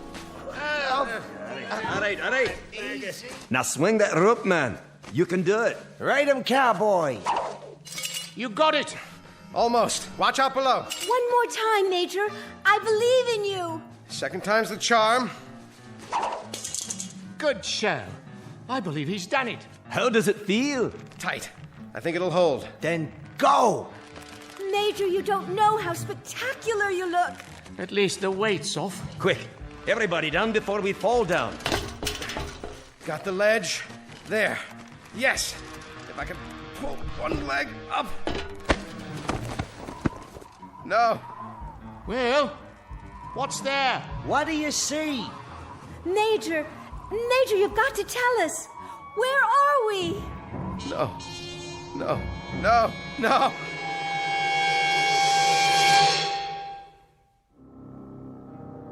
And I knew then what I had known all along but didn't want to face. Some things, I guess, are too fierce to handle in one bite. I heard the wind and I finally saw where I was, where we all are. I wished the 4 of them well. If you see my friends, will you tell them I love them? Because the truth is this. There are only 3 questions worth asking. 1, where did we come from? 2, what are we supposed to do while we're here? And 3, what happens next? All the rest aren't important. I didn't get it at first, but then, who does? Maybe it's better that way. No! No! No!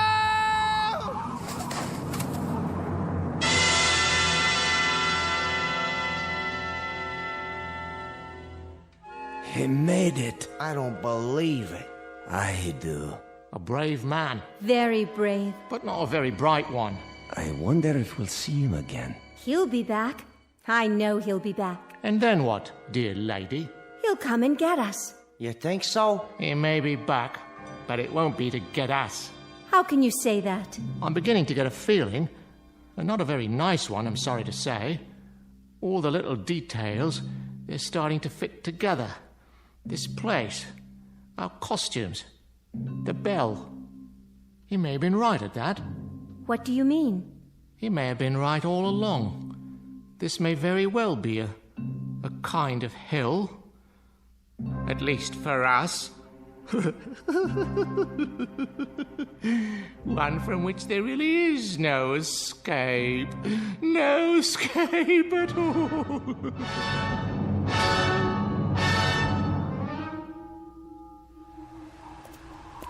Look. What do you have there? I found it in the snow. Someone must have dropped it. Oh, thank you, dear. Just drop it in the barrel there, would you? He looks like a soldier, but his coat's all torn. That's all right. Someone will sew him a new one. I'm sure he'll make some little boy very happy. Wow, you got lots of dolls in there. Not as many as we'd like. They're for the orphans, you know. But it's early and we've just started. Can I have one? Are you an orphan? Well, no. But I like the ballerina. She's so pretty. Oh, yes, she is, isn't she? What's that on her face? See? On her eye. It looks like a real tear. Is she crying? Now, why would she be crying? It's just a snowflake that started to melt. I suppose you could have her, if you promised to give her a good home. No. I think I better leave her here. Are you sure? She doesn't want to go. See? She's holding hands with that soldier doll. Why, aren't you the nicest little girl? Toys for Christmas! Toys for Christmas! Open your hearts, friends, and bring in your old dolls so the underprivileged little ones can have a happy Christmas, too. Help the Salvation Army. Dolls for Christmas! Dolls for Christmas! Dolls for Christmas!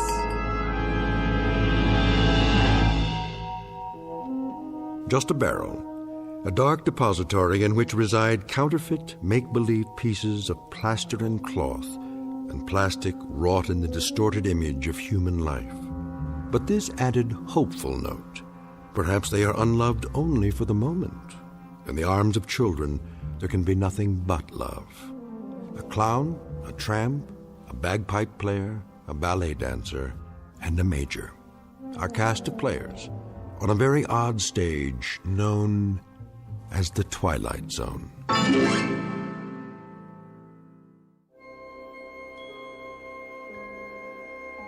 Hi, this is Carl Amari, producer of the Twilight Zone Radio Dramas. I'd like to take a moment to tell you about our official website at twilightzoneradio.com, where you'll get the latest news and information on these Twilight Zone radio dramas. Plus, at twilightzoneradio.com, you can digitally download 3 free episodes or any of our episodes for only $1.95 each. In this age of ever-changing technology, we've decided to make these episodes instantly available to you by making the Twilight Zone radio dramas a digital download-only series. This means that this series will no longer be offered on CD. The CD collections at our website are now being offered while supplies last at buy one, get one free. So be sure to get your favorites before they're sold out. Be sure to visit us often, and I'll see you in the zone.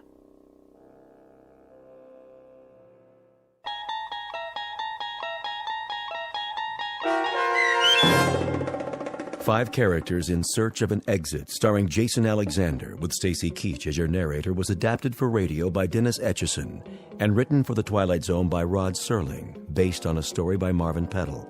Heard in the cast were Kathy Garver, David Darlow, Doug James, Christian Stolte, Frenette Lebo, and Amanda Amari. To learn more about the Twilight Zone radio dramas and to obtain audio cassettes and CDs of these programs, visit our website at twilightzoneradio.com. This copyrighted radio series is produced and directed by Carl Amari and Roger Wolski for Falcon Picture Group. Doug James speaking.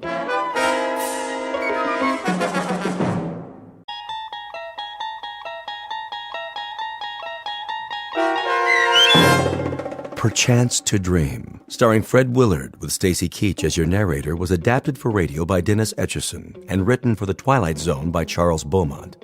Heard in the cast were Mike Starr, Fernette Lebo, Doug James, Derek Purcell, Alex Sopener, Amber Lake, Rick Arthur, Elizabeth Lido, Carl Amari, Roger Wolski, and Vince Amari.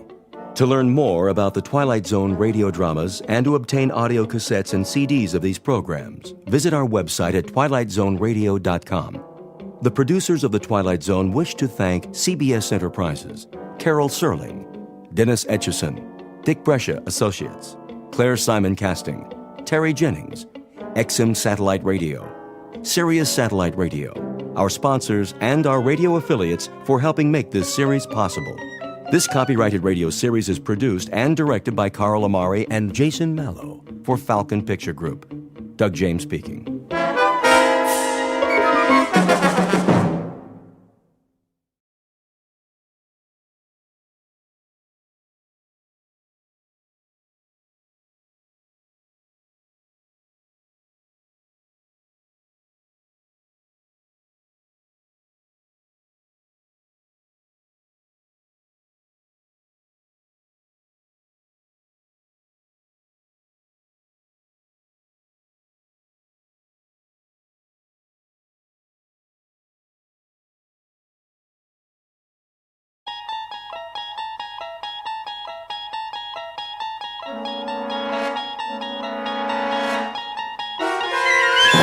There is a fifth dimension beyond that which is known to man. It is a dimension as vast as space and as timeless as infinity. It is the middle ground between light and shadow, and it lies between the pit of man's fears and the summit of his knowledge. This is the dimension of imagination. It is an area which we call the Twilight Zone.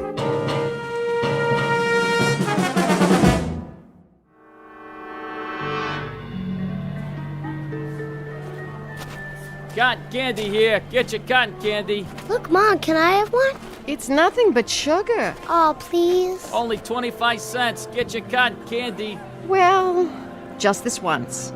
But that's all you're getting, young man. One, please. Excuse me, can I ask you? Mom, that man got in front of me. I just want to ask. Well, one cotton candy coming up. Please, I have to know. My son was first.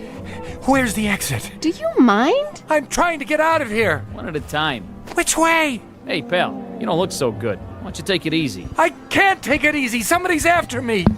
Move right in, folks. See the dancing girls, blondes, brunettes, any kind you want. Starring the beautiful Maya, Princess of Darkness. Quickly, where can I hide? Hey, easy, pal. You don't understand. She's been following me all night, everywhere I go. Can I have my cotton candy, please? Come along, Christopher. It's late. But, Mom... You've had enough sweets. You, over there. Come on over, mister. Show's about to start. Leave me alone! Come inside the tent. Always room for one more. How do I get out of here? Well, right over there, pal. See? Through the turnstile. Follow the crowd. Hey, watch where you're going. Let me through, please. That man just shoved me. Sorry, you've got to let me out. Hey, slow down there. One person at a time. Please, someone's after me. Get in line, like everybody else. All right. All right. There, that wasn't so hard, was it?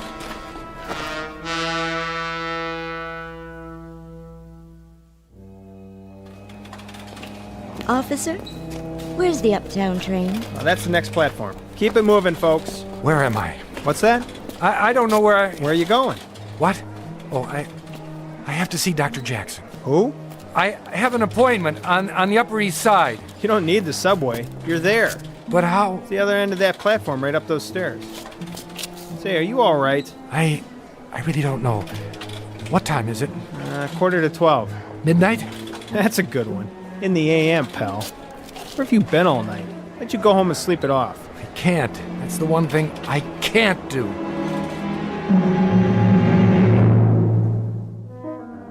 Noon in the city. Lunchtime for thousands of people. To most of them, the next hour will be a rest, a pleasant break in the day's routine. To most, but not all. The gentleman on the run is Mr. Edward Hall, an ordinary man who lives an ordinary life. The only problem is, his life has been turned upside down. He knows his way around the city, but he's had a bad night. Several, in fact. Nights without sleep as he flees a place that may or may not exist. It's all real for Mr. Hall, however, and it holds a secret he does not want to face. So get ready to run with the hunted, because time is the enemy, and the hour ahead is a matter of life and death when you're trapped in the Twilight Zone.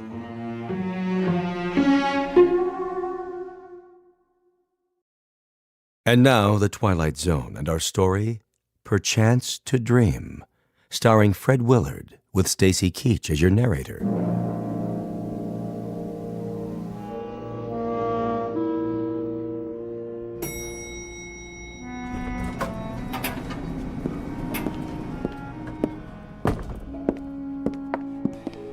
Excuse me.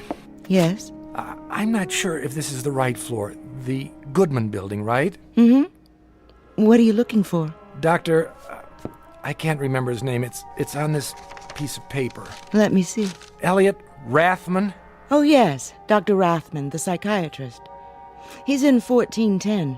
That way, at the end of the hall. Thank you. Are you all right? I don't know anymore. I guess that's why I'm going to the doctor. Would you like me to walk with you? No, I can make it. Are you sure? What? You don't look so good, honey. Why don't you come with me? You? It isn't far. I can show you the way. Don't touch me. What's the matter? I'm free for the rest of the day. Get away! Relax, honey. It won't be long now. May I help you? Tell her to keep away from me. Pardon? That woman. Who? In the hall. She's been following me. I don't see anyone. She was there as soon as I got off the elevator. I didn't recognize her at first, but when she began to speak... Well, there's no one there now. See for yourself. She was. I tell you. Why don't you take a seat? Do you have an appointment? I think so. Dr. Jackson said he would call. Oh, yes. Mr. Hall. That's right. We've been expecting you. I'll tell Dr. Rathman you're here. Doctor, your 12 o'clock is here. That's fine, Charlotte. Mr. Hall? Yes. Come in, please. The chair or the couch, whichever you prefer. Not the couch. No? You look tired. I am, but I can't. Why not? If you're tired... I might fall asleep. And what would be wrong with that? It's a long story. Are you feeling sick? No, just tired. Then try the chair. It's pretty comfortable. Maybe just for a minute. I have to be careful not to close my eyes.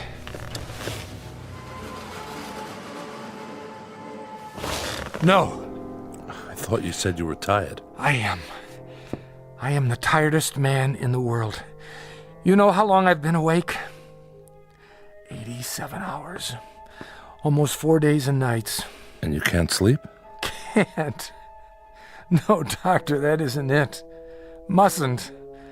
I mustn't go to sleep, because if I do, I'll never wake up. Really? Mind if I walk around, keep the circulation going? Stand on your head if you think it'll help. I don't have that much energy. What's funny now? You are. You're sure you're a shrink? That's what the diploma on the wall says. Why do you ask? You're not what I expected. Oh? What did you expect? Oh, I don't know, something more like... An old man with the white goatee and a German accent? I've heard that before. It's what everybody expects. And they're always disappointed. I've often thought of wearing a disguise. Wait a minute. I have a pair of horn-rimmed glasses in my pocket there. How's that? Perfect. I hope it makes you feel more comfortable. Oh, you looked okay before. But I'm afraid I'm wasting your time. Why do you say that? You can't help me. Nobody can. You're sure? Yes. Then why did you come to see me at all? It was Fred Jackson's idea. He's my regular doctor. I know. What did he tell you? Not much. Your name, Edward Hall.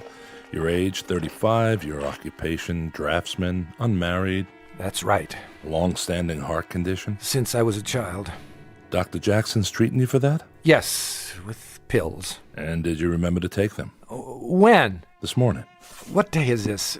Good thing you reminded me. You have a glass of water? Surely. Thanks. No history of mental illness? Definitely not. That's all I have. You want to tell me the rest? No, forget it. I'm sorry to take up your time. Mr. Hall. Yes? You really think running away will do you any good? I wish I knew. Don't get me wrong. Sometimes running away is the best answer. Depends on the problem and whether it's something that can be overcome.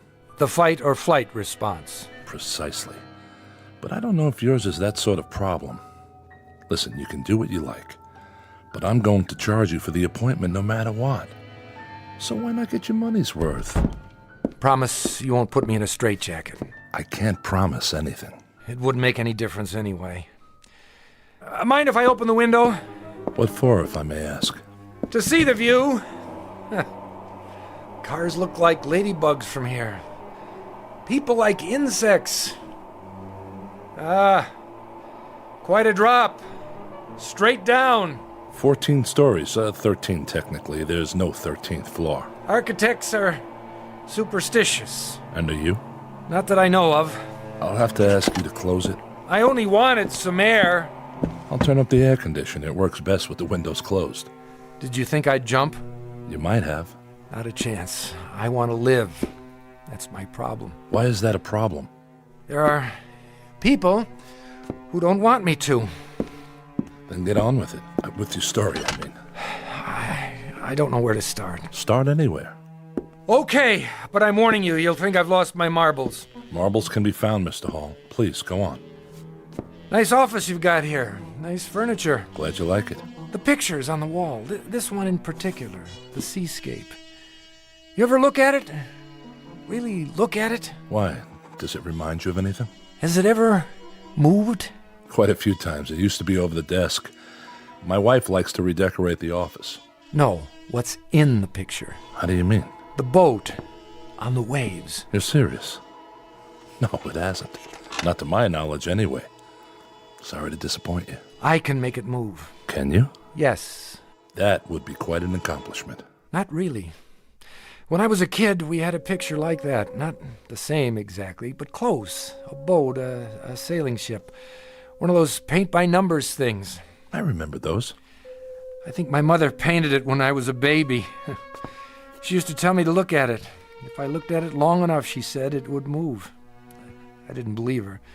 But the idea fascinated me.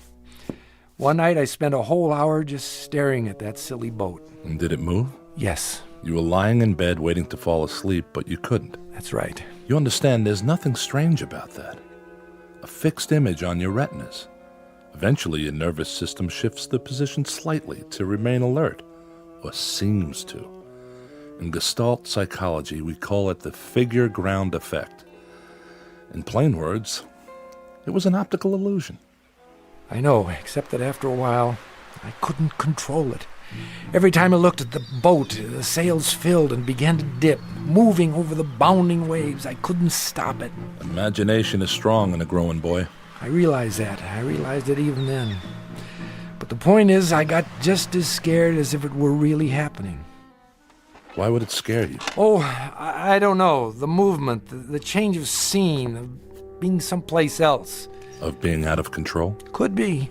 Even if you know it's not real? But that's just it. The mind is everything. If you think you have a headache, and there's no physical reason for it, you hurt just the same, don't you? Granted. Excuse me. I need some more of that water. Be my guest. Thank you. Dextroamphetamine? How did you know? I recognize the pill. Not one of Dr. Jackson's prescriptions. It's the only way I've been able to stay awake. How many grains a day? I don't know, 30, 35. I'll have to tell Dr. Jackson. Tell him! I don't have much longer anyway. Not if you keep taking those. You want to hear the rest or not? Yes, I do. All right, here goes. When I was 15, I developed a rheumatic heart. They said I'd never really get well, that I'd have to take it easy, no strenuous exercise, no long walks, no stairs, no shocks to the system. Shock produces excess adrenaline, they said. That was bad. Avoid any kind of shock. but they forgot about my imagination. Then 3 years ago, a woman was killed by a man who'd hidden in the back seat of her car. Maybe you read about it? I believe I did. Well, I started thinking about it. Maybe someone was hiding in the back seat of my car. Maybe I'd be driving over Laurel Canyon some night. I'd look in the rearview mirror, and I'd see somebody or something rising up out of the darkness behind me. I had to drive the canyon twice a day. The second time was always late at night. It's a tricky road. One slip and you're over the edge. One night, like every other night, I was headed for home. It was a dark stretch, only my headlights cutting into the blackness. Suddenly, I began to feel uncomfortable, as if I weren't alone in the car. It was ridiculous, but I couldn't shake the sensation. I kept thinking, there's somebody back there, directly behind my seat. If I look in the rearview mirror, I'll see his face, and then I'll see his hands reaching up. Here's the important thing, Doctor. I knew intellectually that I was alone, but I also knew that my imagination could make me see something if I thought about it long enough. And so don't ask me why, but I looked in the mirror. And there he was. I hit the brakes, lost control, and that was when I went off the road into the ravine and crashed.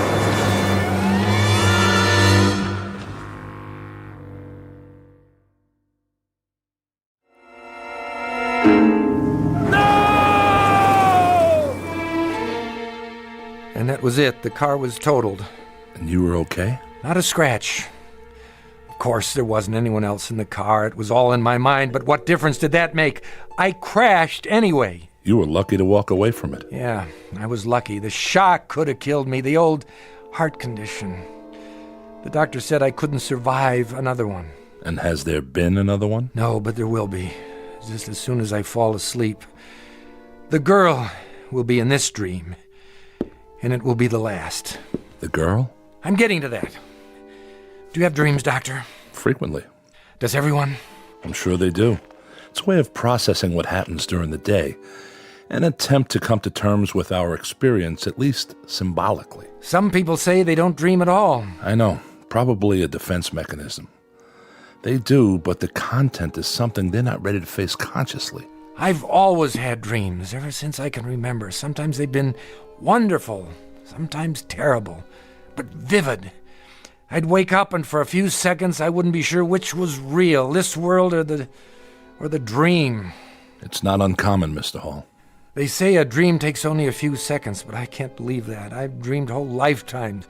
Generations have passed. Civilizations rose and fell. A single second, and it lasted forever. I'm sure that's the way it seemed.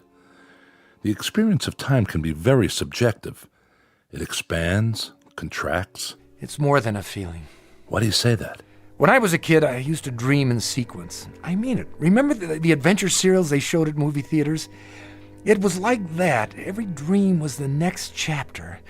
And I'd always remember because when I woke up, I wrote down what happened. Do you think that's crazy? Not necessarily.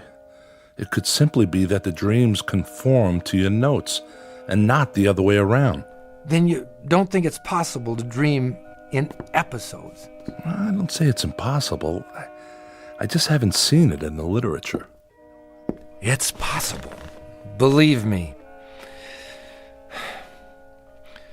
For a while, the dream stopped. Then something happened. About a week ago, that was when it started again. What was it that happened? Nothing. That's just it. Why don't you tell me what you remember? Well, I went to bed around 11:30. I wasn't tired, but I needed the rest because of my heart. I don't even know when I fell asleep, but all of a sudden I wasn't home in my bed anymore. I was at an amusement park in the middle of the night. Can you describe it? Oh, the usual. A merry-go-round, a roller coaster, a funhouse, a shooting gallery. We could win a prize, that sort of thing. Colored lights. And it was crowded. People all around, pushing, yelling. I couldn't get my breath.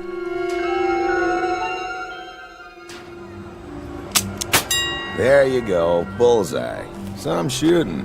You must have been in the service. Yeah, Marines. Sharpshooter. Well, take your pick. Stuffed animal, Cupid doll. I'll take the teddy bear for my girl. One teddy bear coming up. Ooh, Artie, thanks. It's so cute. Keep it by your bed to remember me by. Oh, I will. Hey, how about you, buddy? What? Over here, Mark. Step right up. My name's not Mark. Oh, yeah, sorry. Take a chance. 6 shots for a quarter. Hit the bullseye and you get a genuine imported Cupid doll. How about it? 25 cents. 1/4 of a dollar. How much? 25 little pennies. Go on. You look like a good shot. That was when I got it. The prices. I looked around, and it was the same amusement park I went to as a kid. In 26 years, nothing had changed. It was exactly as I remembered it. Ah, you missed it. Here, let me give you another rifle. This one shoots straight. No, thank you. Hurry, hurry, hurry. See the dancing girls. See Maya, the cat girl. Move in close. One more time and you've got it. Excuse me. That'll be 25 cents. I don't have any change. Hey, you owe me a quarter. Girls, girls, girls. The most exotic, the most exciting, the most sensational examples of feminine pulchritude this side of heaven. Move right up, folks. Last show of the night. See this roll of tickets? Well, the regular price is $1, but I'm going to put these away. If you're within the sound of my voice, the price is only 50 cents. That's right, half price for this show only. The pitchman was in shirt sleeves and a straw hat. A crowd had gathered at the platform. All men looking at 5 dancing girls in skimpy costumes. But the one they looked at the most was in the middle, wrapped in a black silk cape, the color of her hair. He was right about one thing. She was beautiful. Full red lips, pale, delicate skin, and huge cat-like eyes. You like him full-figured? We got him. You like him slim? We got him. Blondes, brunettes, redheads, if they ain't here, believe me, they ain't worth looking at. Now, here's a little preview of what's inside. Music maestro, Maya, give the folks a peek under the cape. Come on, baby, I know you're modest, but we can't expect him to take my word for it. Hey, honey, show us what you got. I couldn't take my eyes off her. Slowly, she opened her arms. The black cape parted, and I saw her magnificent body gleaming with sequins. I give you Maya, the cat girl. What a figure. Ooh, man, I like. Hey, can I have the next dance? She started moving, whirling to the beat, her hair like a black flame, faster and faster. Was she smiling? I couldn't be sure, but the whole time, she was looking at me. I felt the crowd, the music closing in like a net. I couldn't breathe. Excuse me, pardon me. I have to go. If you'll let me through, please. I didn't know who the girl was. I'd never seen her before, but as much as I was drawn to her, I knew I had to get away. Something about her eyes, something deep inside those dark cat's eyes. May I have a light? What? A light. For my cigarette. Oh, of course. Thank you. But you're Maya. I just saw you on the stage. Why did you do that? Why did I do what? Walk away. I felt like it. You didn't find me nice to look at? Maybe too nice. Aren't you supposed to be back there entertaining the customers? I'm free now for the night. Are you alone? Yes. Then come with me. Where? Does it matter? You want to, don't you, Edward? How do you know my name? Oh, I know a lot of things. I'm Maya. Don't be afraid. I'm not. Then come. Come. Look, I don't know if I... You are afraid. Only because this isn't happening. It's a dream. I'm not here. I'm at home, asleep, and you're part of the dream, aren't you, Maya? I know that, too. You do? Naturally. We passed a funhouse with a huge mechanical woman out front. The laughter was grotesque. Take me in there, Edward. Screwy Louie's room? It's for kids. But it's dark. Soft and cool and dark. Please. How can I argue with a dream? Tickets here. Wait, I don't seem to have any money. That's all right. We've been expecting you. What? Evening, Maya. Mr. Hall. Let's go. It's just inside this door, behind the glass. You can kiss me now. What if I don't want to? You want to. Look, whose dream is this anyway? Edward. What in the... It's only a prop. A mechanical dragon. I can't take this, but my heart. But it isn't real, Edward. It isn't real. And that's when I knew, beyond any doubt, what she really wanted. She wanted to kill me!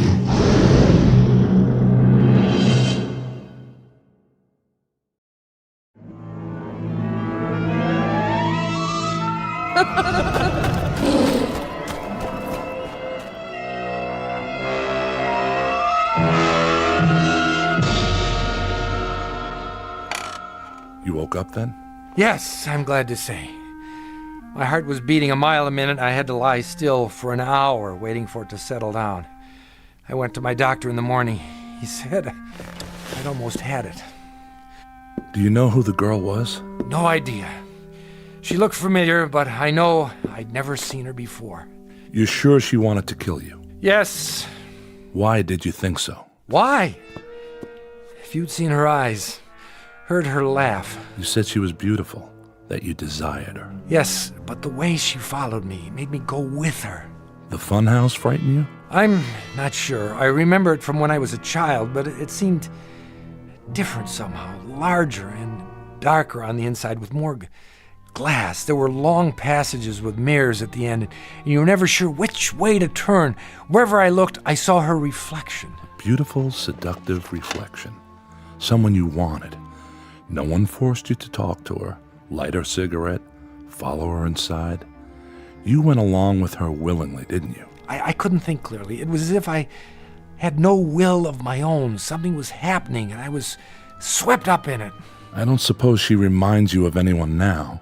Like who? Someone you've seen since, in your waking life. There was a woman in the hall. When I got off the elevator, she spoke to me, and her voice began to change. For just a second, I thought she sounded like... Like Maya? Yes. That probably comes from sleep deprivation. Your mind is so tired it has to rest, but you fight it. So you slip in and out a few seconds at a time. It's called microsleep. It happens when we drive long distances, when we're pushed beyond the limits. A definite warning sign. Otherwise we lose control, and, well, the consequences can be dangerous, as you must know. But what if the real danger is in closing your eyes? What if that's when the accident happens? What if...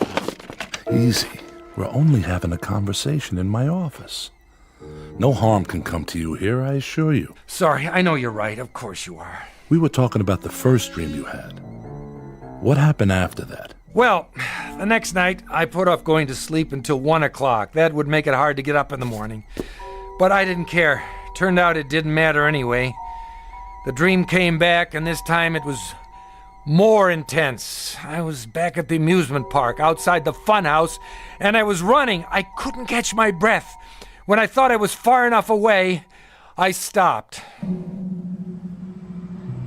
Well, the next night I put off going to sleep until 1 o'clock. That would make it hard to get up in the morning, but I didn't care. Turned out it didn't matter anyway. The dream came back, and this time it was more intense. I was back at the amusement park outside the funhouse, and I was running. I couldn't catch my breath. When I thought I was far enough away, I stopped. I was in front of a tent with a picture of tarot cards and a crystal ball painted on it. It was dark and no one was around, so I went inside looking for a place to rest. You are looking for me? Oh, sorry, I didn't know anyone was here. I am Madame Olga. No more fortunes, it's late. Come back tomorrow. Yes, yes, I'll do that. Wait.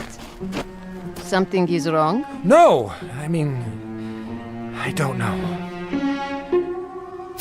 Come closer to the candle.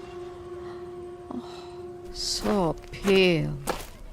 And your eyes. You are running away. Well, actually, Sit. Give me your hand. if I could just stay here for a minute. Loosen your tie. There. Thank you, that's better. And the button at your throat. Open it. Now. Someone is after you. It doesn't make any sense. I don't even know her. Ah. But she knows you. I'm not sure. She seems to. You desire her? She's beautiful. What man wouldn't? She is the flame and you the moth. I'd better go. Wait. I must consult the cards. I don't need my fortune told. No? I don't believe in that sort of thing. It doesn't matter whether you believe or not. What is cannot be changed. You mean fate? Call it what you like. The past and the future come together in this moment. What about free will? An illusion for children. All is written. Well, I hope you can tell me the way out of the park. I seem to be turned around and I have to be at work in the morning and... Silence. Well, what's my fortune? I am afraid you don't have a fortune, Mr. Hall. Thanks. That makes me feel better. Why do you hurry? I have more important things to do, like getting home. You rush for no reason. You have always been here. You always will be here. Thanks for the advice. Bye. Edward. Where? Behind you. But how? I've been waiting. Get away from me. What's there to be afraid of, Edward? It's only a dream. I have a heart condition. I can't stand all this excitement. That's silly. There isn't any excitement, not really. You said so yourself. You're home in bed, asleep. Now you can do all the things you can't do when you're awake. Anything, Edward. Anything. No, that isn't true. The doctor... Oh, look!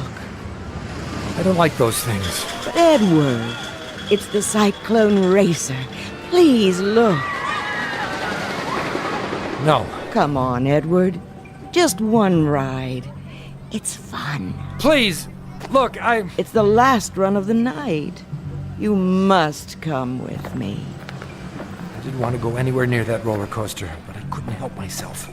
I had no choice, even though I knew what it would mean. I had to follow her. Oh, that was so scary. Yeah, especially in the dark. Can we go again? Nah, let's do something else. No, they're closing up anyway. Last ride of the night. Get your tickets. 2, please. I can't. Why not? I don't have any money. My wallet. That's all right, Mr. Hall. We've been expecting you. How does he know my... Come, Edward. We'll ride in the front car. Lowering the safety bar. Watch your hands. Really, I can't do this. Hold tight, Edward. It's starting. Tell them to stop. They can't. It's too late. But I can't stand heights. My heart. I mustn't look. We're going straight up. You must look, Edward. The first drop is the most exciting. It's 90 feet. A sheer drop straight down. No! Yes. Isn't it wonderful? It makes you feel alive. I have to get out. Kiss me now, Edward. With the wind in our hair. I can't. It won't be long now. We're almost there. I told you I can't. I have to get out. How do I lift the safety bar? Don't climb down, Edward. It takes too long. Jump. That's it. Stand up. And jump. What are you doing? Don't push me. Don't.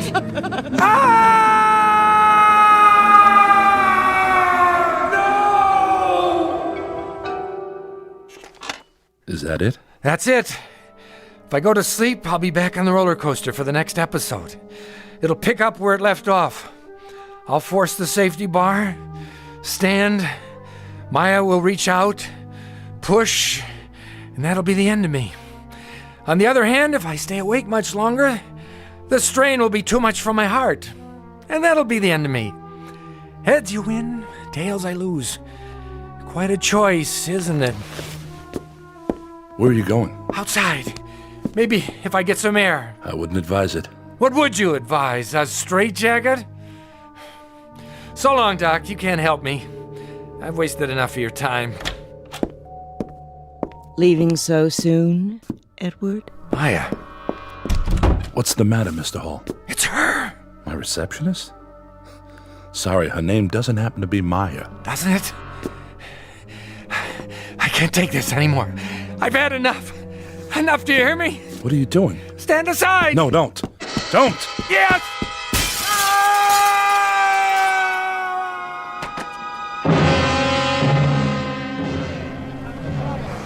What happened? He fell or jumped from that window up there. Oh no!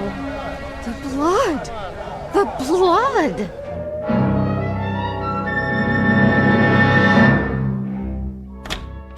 Dr. Rathman, I heard a scream. Is he all right? I'm afraid he's dead. You're right. There's no pulse. But he came in just a minute ago asking to see you. He walked into your office, closed the door. I know. It's funny. When he came in, I told him to sit down. He did. In less than 2 seconds, he was asleep. Then he gave out that scream you heard. By the time I could stand up and get to him, he had stopped breathing. A heart attack? It must have been. Well, I guess there are worse ways to go. At least he died peacefully.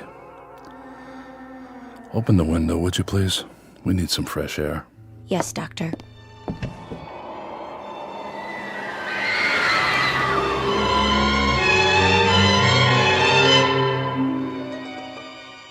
They say a dream takes no more than a second or so, and yet in that second a man can live a lifetime, suffer and die.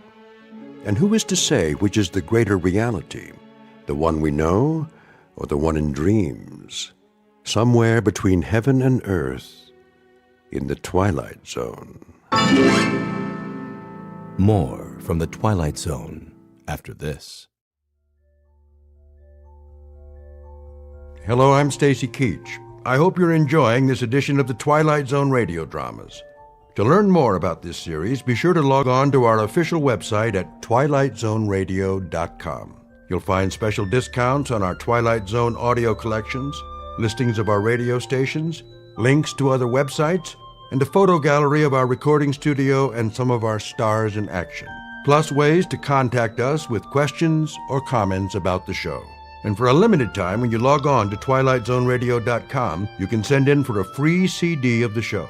So be sure to visit us at twilightzoneradio.com.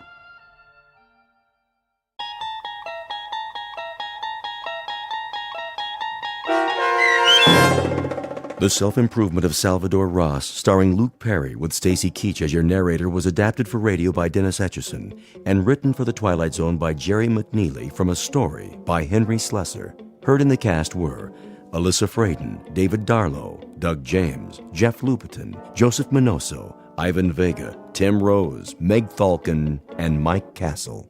To learn more about the Twilight Zone radio dramas and to obtain audio cassettes and CDs of these programs, visit our website at twilightzoneradio.com. The producers of The Twilight Zone wish to thank CBS Enterprises, Carol Serling, Dennis Etchison, Dick Brescia Associates, Claire Simon Casting, Terry Jennings, XM Satellite Radio, Sirius Satellite Radio, our sponsors, and our radio affiliates for helping make this series possible. This copyrighted radio series is produced and directed by Carl Amari and Roger Wolski for Falcon Picture Group. Doug James speaking.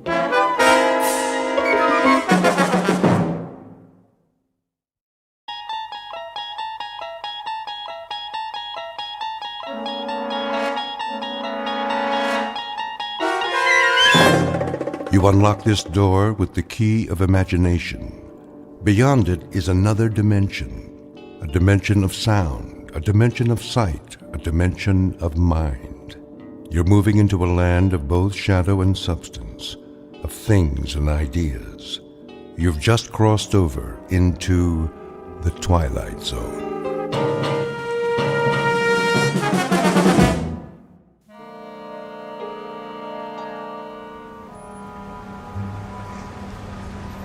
Paper, paper. get your afternoon paper.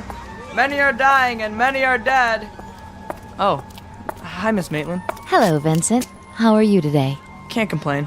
Paper? Of course a paper. What would Daddy say? Well, maybe he'd be better off.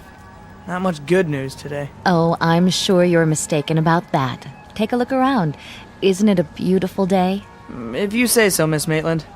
Paper! Get your paper here! Hey! Hey, you with the rich boyfriend. Don't be so stuck up. Sal? Come on. Just because I'm a big success now, that don't make me stuck up. Whose convertible is that? Oh, it couldn't be mine, huh?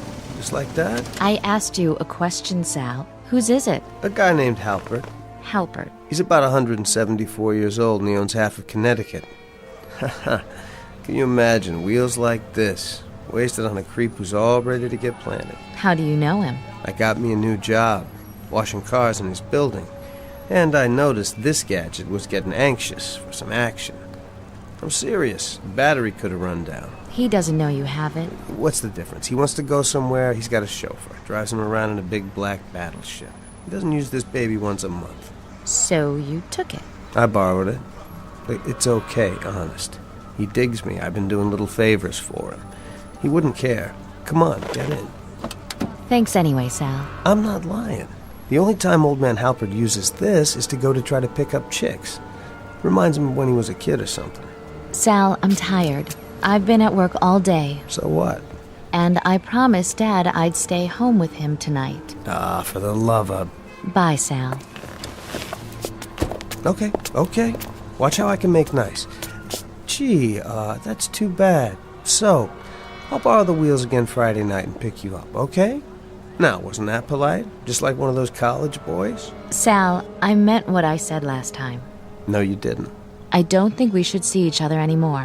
What's that supposed to mean? I shouldn't have let it get started in the first place. Yeah, so long as you're the saintly social worker and I'm one of the crumbs, then it's okay, ain't it? It's only when we get real close. You notice I got dirt on my hands. You know that has nothing to do with it. Plus, I don't talk like your old man. I've tried to explain. We're just not two people who... Two people who could ever get along. With all the education you got, you ought to be able to swing a better Dear John than that. I'm sorry, Sal. Listen, I ain't always gonna have dirt on my hands. And I don't need books to tell me which way is up. I know the map, and I'll get there. You'll see. Is anything wrong, Leah? No, nothing, Dad. Nothing at all, Dad. I heard your voices. Hello, Sal. I'll wheel you back in. That won't be necessary. I can do it. Feel better? Now that you finally convinced her she's too good for a bum like me? Sal, I won't pretend that I'd pick you for my daughter. I wouldn't. But ultimately, it's not my decision. It's hers. I'm willing to admit I may have been wrong about you. She's obviously seen you quite differently from the way I have. Not anymore. Come on, Daddy. I'm sorry, Sal. Just once in my life, why can't I want something and get it? Just once. Ow! My hand! Ugh, my hand!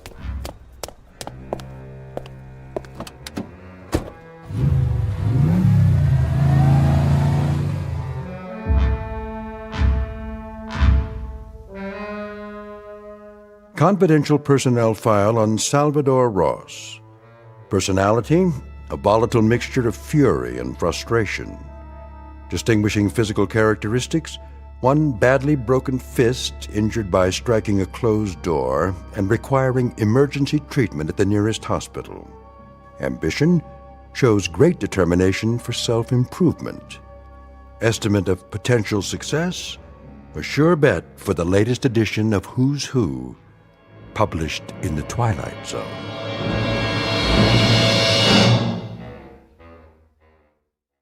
And now, The Twilight Zone and our story, The Self-Improvement of Salvadore Ross, starring Luke Perry with Stacy Keach as your narrator. Blue team to ICU, please. Blue team, ICU. City Hospital emergency room. That would be general admissions. I'll transfer you. Emergency, please hold. There, I filled out your forms. Now can I see a doctor? Take a seat, sir. I already took a seat 45 minutes ago. Is your name on the list? Yeah, right there. See? Ross. R-O-S-S. Well, you'll have to wait your turn, Mr. Ross, like everybody else. How long? I'll call you. When? A doctor will be with you as soon as possible. Hey, I got me a busted hand here. I'm in pain. So is everyone else in this waiting room. Now, if you won't sit down and wait your turn... When is my turn, huh? Next week? Next year? I've been waiting as long as I can remember for somebody to pay attention. I got problems too, you know. I ain't some mug off the street. Lower your voice, or I'll call security. Go ahead, call them. If that's what it takes to get respect around here. Security to the front desk, please. Who's next, Miss Souls? Oh, doctor, I was just... Something the matter? This patient doesn't want to follow procedure. Damn right I don't. What are you running here, a hospital or a torture chamber? I got me a little problem, and if you don't want to do something about it... What's the injury? His hand. You see this? I got broken bones in there. If you'd ever busted your hand, you'd know what I'm talking about. Abrasions on the knuckles. In a fight, were you? Forget it, I'm getting out of here. Hold on. I said don't worry about it. Are you in serious pain? Oh, you don't think I can take it? I ain't some wimp. All right, clean up the abrasions, then send him down for an x-ray. Yes, doctor. This way, Mr. Ross. Now, who's next? Miller?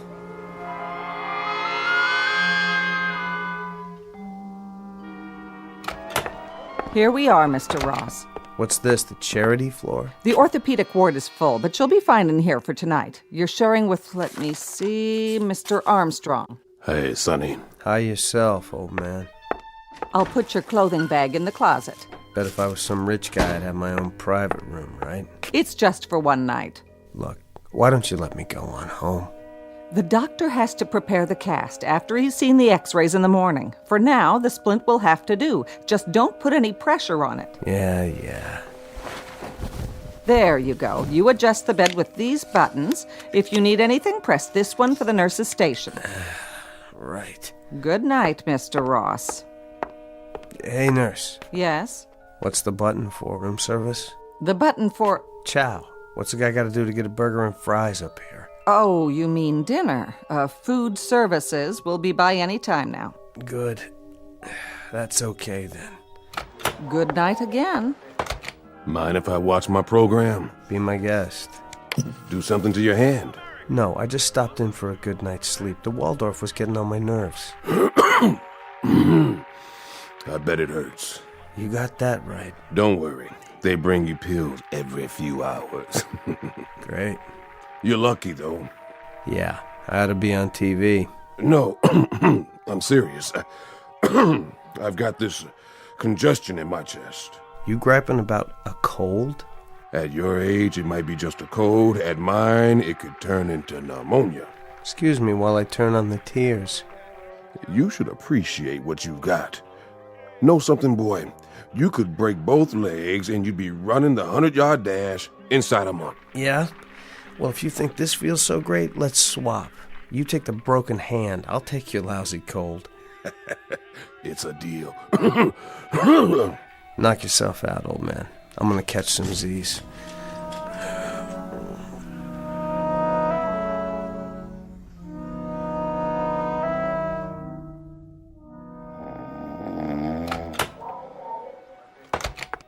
Mr. Ross, are you awake? Yeah? I brought your pain pill. Goody. You've been a good boy. You didn't ring for more medication. I must have fell asleep. I'll leave your pills on the side table. Thanks. Doctor will be in the morning. Till then, get some rest. And be careful of that splint. Yeah, right. Hey, what's going on? My hand don't hurt anymore. I didn't even take the pill. Old man. Old man. What? Oh, my hand. What's the matter with my hand? Hurts, huh? Oh. Sure it does. And me, all I got's a head cold. Some bargain we made, huh, Pops? Oh, no, please. I want to swap back. Sorry, all deals are final. Please. It'll never heal. Not at my age. Later, Pops. I'm gonna put my clothes on and blow this joint while the going's good.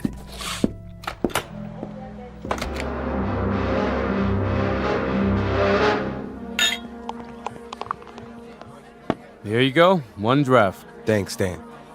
Can you put it on my tab? Afraid not, Billy. Cash on the barrelhead. But you know I'm good for it. Sure you are. And I'm on Donald Trump's payroll.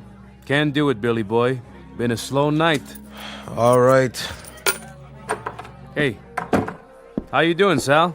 5x5 all the way. Say, Stan, I want you to help me try something. What's that? Excuse me. How much money you got in the till? Sorry, Sal. No touches today. That's a pretty bad cough. Don't worry. It's getting better already. And I don't want no loan. That's a relief. So, how much you got? I don't know, $1.50 million, maybe? $1.50 million. Okay.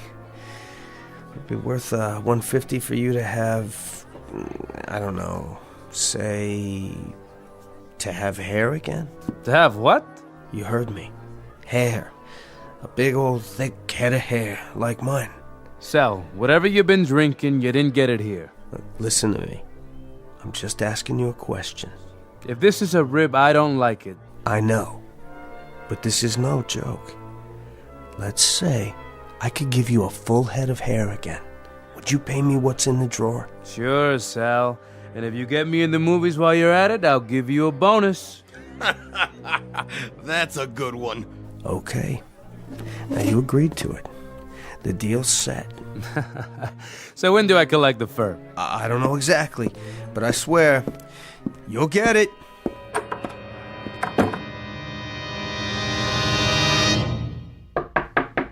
Mr. Ross! Mr. Ross, you've a telephone call. Sal, are you in there?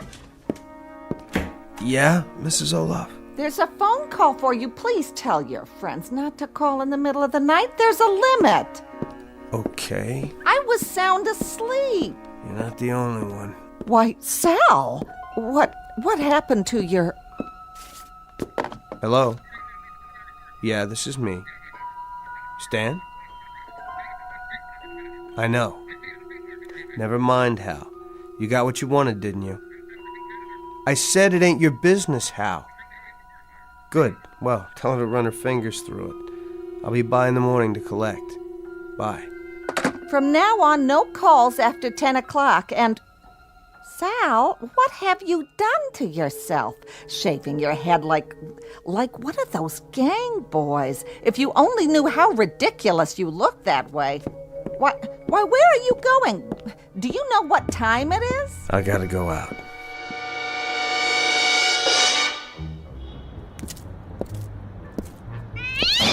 Out of my way, cat. Who's there? Does somebody want to roll me? Well, I ain't got nothing, so leave me alone. Billy, I thought that was you. What are you doing here, Sal? To tell the truth, I was looking for you. What for? How's Stan doing? Oh, Stan? He's great. Oh, you should have seen him. Once it happened, he called free drinks all around. You mean his hair? That's right. I took me a little nap, and when I woke up, he must have had a wig or something. So happy to have hair he could spit. How'd he look? Like a new man. Hey, Sal, what happened to you? Is something wrong with your head? It looks like you shaved yours. You like the way Stan looked, Billy? No, you wouldn't. You got yourself a nice full head of hair, thick and black. Same as mine used to be. Of course, it could use a good washing, but that's no problem. What are you talking about? Oh, nothing much. Just a little deal between you and me. Strictly business. Could you use some extra money, Billy? Sure. Because I'm about to come into some cash as soon as I see Stan. If you want, I could see my way clear to let you have, say, 75? How does $75 sound? In exchange for something you won't even miss. Just think. You won't have to worry about combing it or anything anymore. Say what?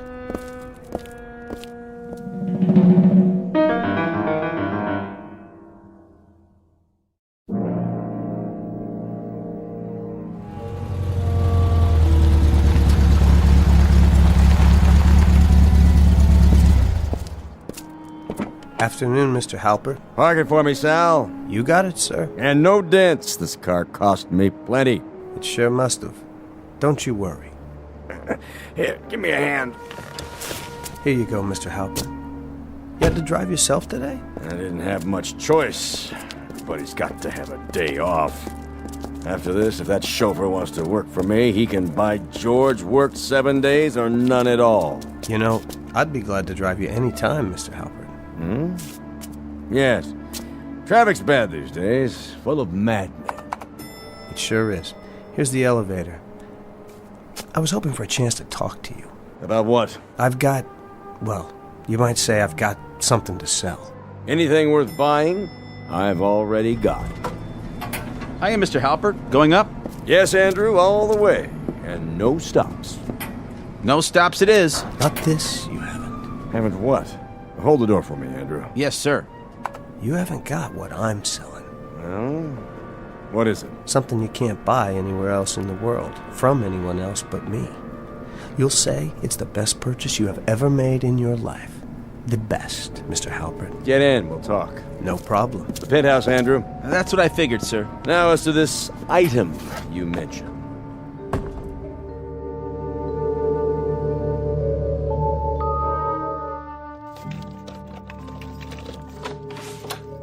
As I recall, you've not seen my apartment before. That's right, I haven't. It's, quite a pad, Mr. Halpert. And a strange one for a man of my age.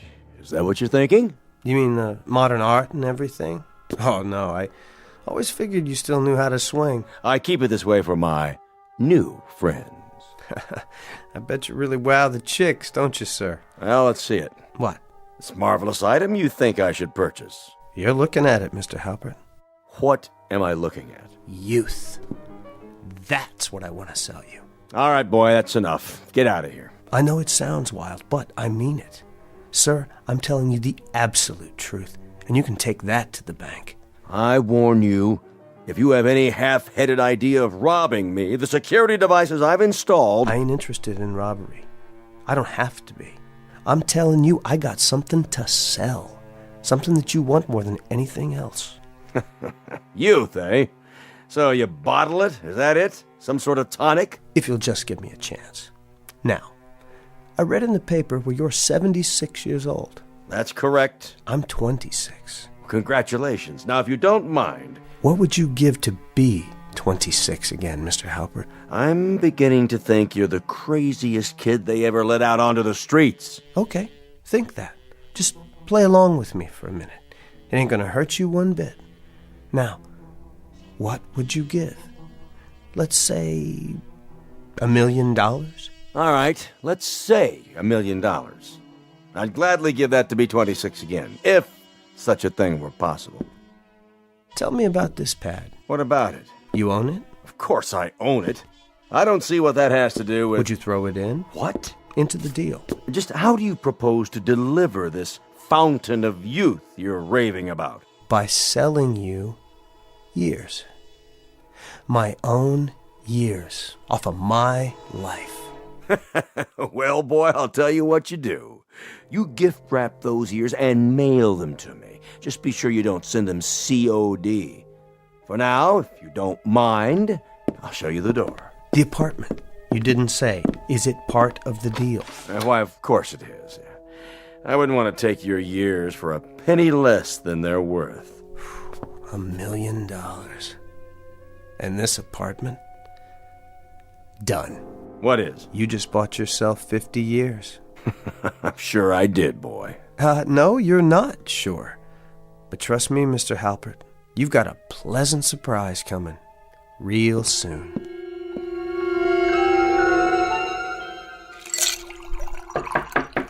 It's open. Here's that newspaper you ordered. Come in, Andrew. You know my name? Sure I do. Mr. Halpert told me about you. He did, huh? Oh, you must be the new owner of this place. That's right. Did we ever meet before? I don't think so. Funny, you look kind of familiar. Oh, I've been staying in, but I know you run the elevator. Yep, that's me. Hey, what happened to old man Halpert? I mean, Mr. Halpert. He decided to take a long cruise. Oh. With some young friends of his. And since he planned to be away for a long time, he agreed to lease me this place. Yeah, that sounds like Mr. Halpert. How do you mean? Well, he sure knows how to spend money. Except when it comes to tipping, that is. And you need your tips, don't you? You're not kidding. Nobody could make it in this building without them. Drink? No thanks. I'm working. How much do you make a week? Well, I'd be embarrassed to tell you, but it's sure not that much. Without tips, it doesn't go very far. This should help, then. A picture of Andrew Jackson, just for bringing the paper? Mister, I have a feeling you're going to get good service around here. Real good. Hey, if there's anything you ever need, just ask for me. Wait a minute. Yeah? How'd you like to make some more money? Quite a bit more. Sure, as long as it's legal. How old are you? 19. Would you like to be 20? Huh? It's only a year, right? Oh, I'll figure I'll make it one of these days. Sure. You've got plenty of time. No rush. What would you say if somebody offered to buy a year of your life for as much as you can earn in a few months? Right now, so you wouldn't have to wait for the money. If somebody said that to me, well, I guess I'd tell them to take a flying leap at the moon. You wouldn't sell a year for all that money? Think of what you could do if you had it. Well, it's like this. I guess I enjoy being this age. They say you only go around once. True. The days can get pretty boring, but there are some nights I wouldn't swap for anything. Know what I mean? Yeah. Yeah, I do. Nice talking to you, sir. Be seeing you. Wait. Yeah? Come back for a minute. Yes, sir. Come in. Close the door. Okay. You thought I was joking, didn't you? I don't think I get what you're talking about exactly. Here. This should make it clear. What's your full name? Andrew Grow. You can fill that in yourself. Now, does this make it a little more reasonable? Mister, this is a check for $10,000. That's right, Andrew. What do I have to do? I told you. Nothing. If you take it, you'll wake up a year older tomorrow, that's all. And you'll have a whole lot more money to spend. I guess so. Think of what you could do with it. Dates, nightclubs, anything you like. Now, tell me the truth. Do you really care whether you're 19 or 20? Does 12 months make that much of a difference? Well, when you put it that way, I guess 20's a pretty good age. Just as good as 19. Maybe better. Then you've made a deal, Andrew. A very good one. Be careful with that check till you get to the bank. Sure. Nice doing business with you, Mr. Ross. And Andrew, you might pass the word along to your friends. I'm always good for cash. On the same terms. Oh, they'll be beating down your door. Who knows? I might decide to sell you a couple more years myself. I'll be here. And thank you, Andrew. Nice doing business with you, too. Oh, you're welcome, Mr. Ross. My pleasure. Believe me, the pleasure's all mine.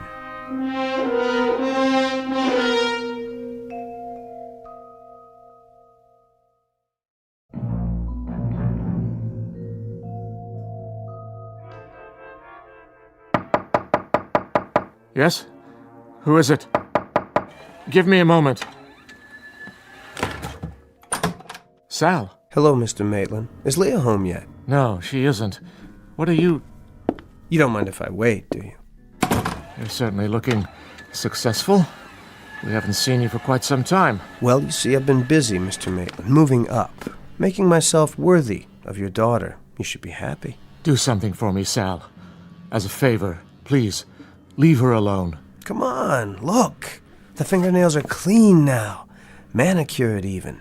I've got the right shoes, the right clothes. Yes, you certainly do. I told you I was going to improve myself, and I always keep my word. You're obviously doing very well, Sal, and I applaud that. I'm glad for you. Well, then, don't ask me to leave her alone anymore.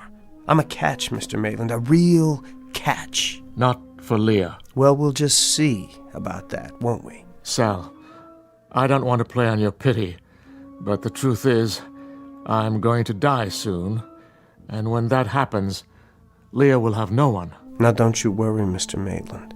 She'll have someone to take care of her from now on. You've got my word on it. Not you. It mustn't be you. Yes, as a matter of fact, it must be me.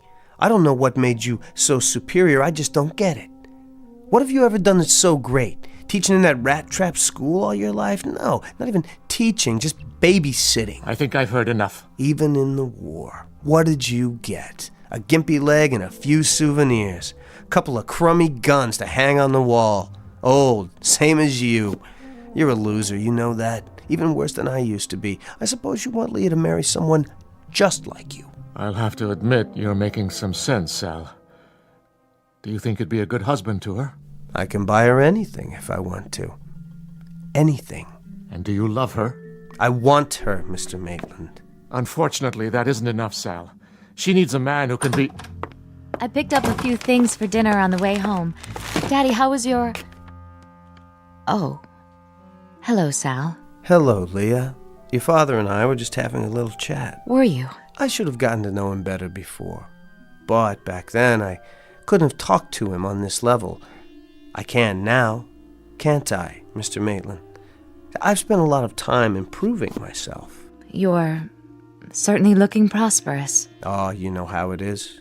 I hit some luck, that's all. You even sound different. You noticed that. Well, I met this young fellow who was going to college. He needed some extra money, so we made a deal. He helped me out on the side, gave me lessons to improve the way I talk. You must have worked very hard at it. Oh, yeah. I've discovered some talents I never knew I had.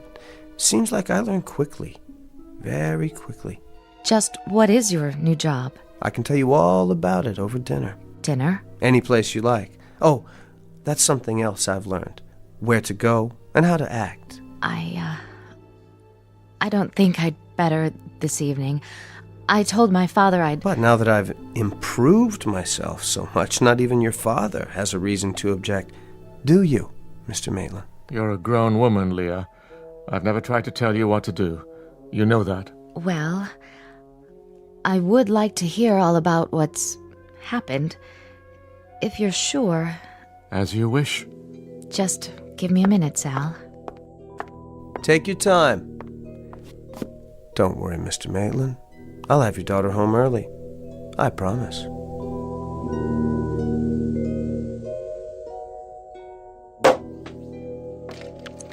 Let's take our champagne onto the balcony, shall we? I'll open the French windows. If you like, Sal. Like the view? It's lovely. Your entire place is lovely. But, Sal...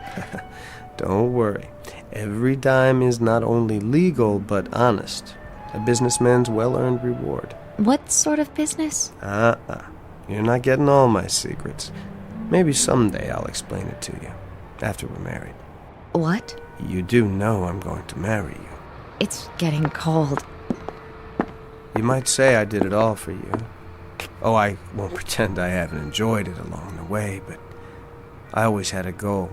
I wish you hadn't. Come here. Sal, please. Now tell me you feel nothing. That was never the problem. I have to go. Then what was the problem? You broke off because I wasn't right for you. What kind of guy is right for you, Leah? Just tell me. I'll be that guy. It doesn't work that way. Well, I've got a surprise for you. It does with me. I can buy anything I want, and I can be anything I want. I wish I could explain it to you. It's not something you can buy. No? You name it. Sal, I'm talking about the kind of person you are. The way you feel about things and people. I'm not criticizing you. It's just the way you are. What way? The man I marry will have to be a kind man, gentle. He'll have to be... what word can I use? Compassionate. I couldn't love him otherwise. You mean a patsy? Like your father, always ready to get pushed around? I mean a man who cares about other people just because they're people. And since you brought it up, yes, I think my father's a compassionate man. So you see, It's not something you can buy. Not even if you had your own private mint. Don't be so sure.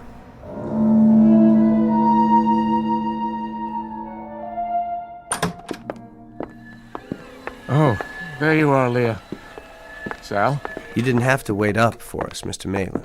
Here she is, safe and sounder than when she left. Have a nice evening. You certainly look as though you did.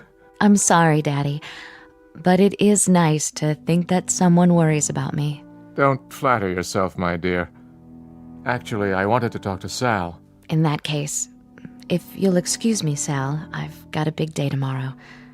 Good night. I'm glad you came in, Sal. You're going to be even gladder, Mr. Maitland. I've given it some thought. I realize now that you're the way you are, and it's not my place to judge you. Look, I don't care anything about it. Please, let me finish. I've also decided that I can't let you ruin her life by marrying her. You thought of a way to stop it? Not yet. But there must be one. I could try begging you, Sal. Mr. Maitland, I'm not interested in your begging or your silly little threats. I came here to talk business. I don't understand. I'm going to make you an offer. I want to buy something from you, and I'm prepared to give you $500,000 for it. What did you just say? Now just let that figure roll around in your mind for a minute. $500,000 cash. That's enough to take care of you for the time you've got left, and to provide for Leah so that she can do whatever she wants. Now, you say you're worried about what will happen to her when you die. Okay, here's your chance to fix it up just the way you want it. What do I have that's worth that kind of money? Mind if I sit down? It's a little difficult to explain.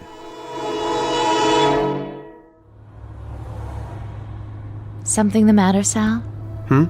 Oh, no, not at all. You seem so quiet. I was just thinking. About what? You. Oh, Sal. It must have been hard. For you, working, going to school, taking care of your father. Oh, I never really thought about it. Well, I have, since yesterday. I never understood you before, but I think I'm beginning to now. You're a wonderful person, Leah. You deserve the best from now on. And I'll do my best to see that you have it.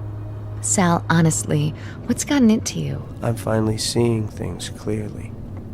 Is your father home? I want to tell him how I feel now so he won't be concerned. Don't worry about Daddy. He only wants what's good for me. But I'm a grown woman. Hold on. Let me get the door for you. I think I'm capable of getting out of a car. I'm sure you are. But I want to.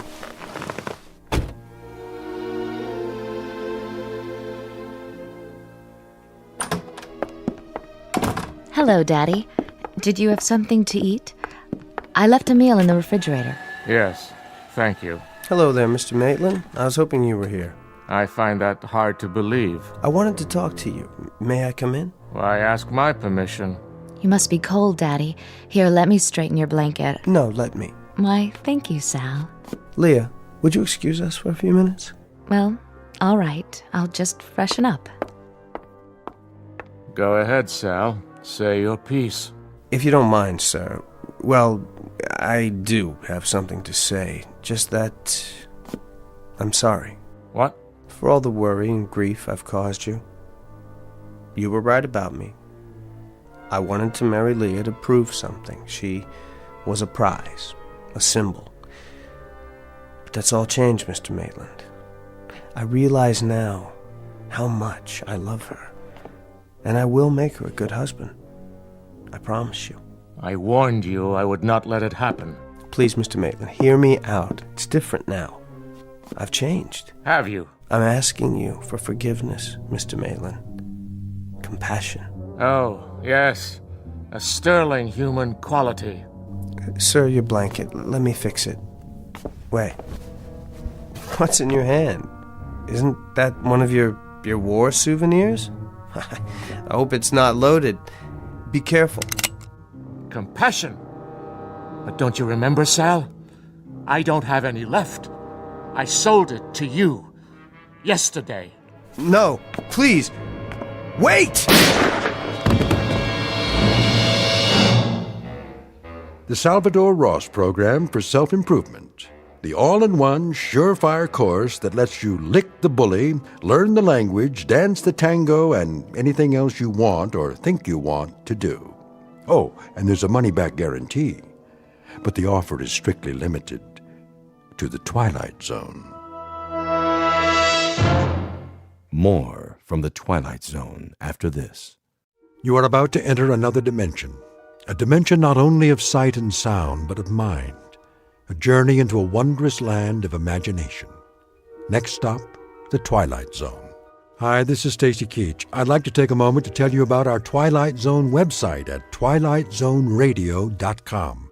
At twilightzoneradio.com, you'll find the latest information on these Twilight Zone radio dramas, including behind-the-scenes photographs, plus the newest product releases, trivia contests, ways to contact us, other Twilight Zone-related info and merchandise, plus links to other fascinating websites. So make your next stop twilightzoneradio.com. Visit twilightzoneradio.com to purchase these Twilight Zone radio dramas on cassette and CD, or call toll-free 1-866-989-ZONE. That's 1-866-989-9663.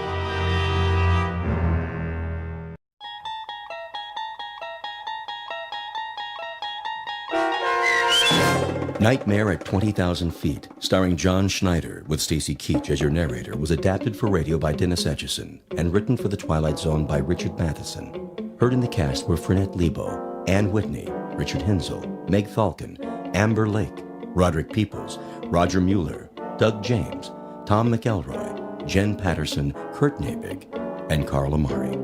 To learn more about the Twilight Zone radio dramas and to obtain audio cassettes and CDs of these programs, visit our website at twilightzoneradio.com. The producers of The Twilight Zone wish to thank CBS Enterprises, Carol Serling, Dennis Etchison, Dick Brescia Associates, Claire Simon Casting, Terry Jennings, XM Satellite Radio, Sirius Satellite Radio, our sponsors, and our radio affiliates for helping make this series possible.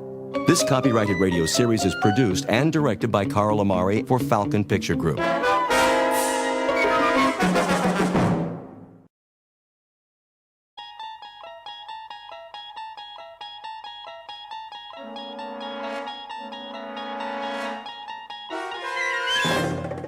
You unlock this door with the key of imagination.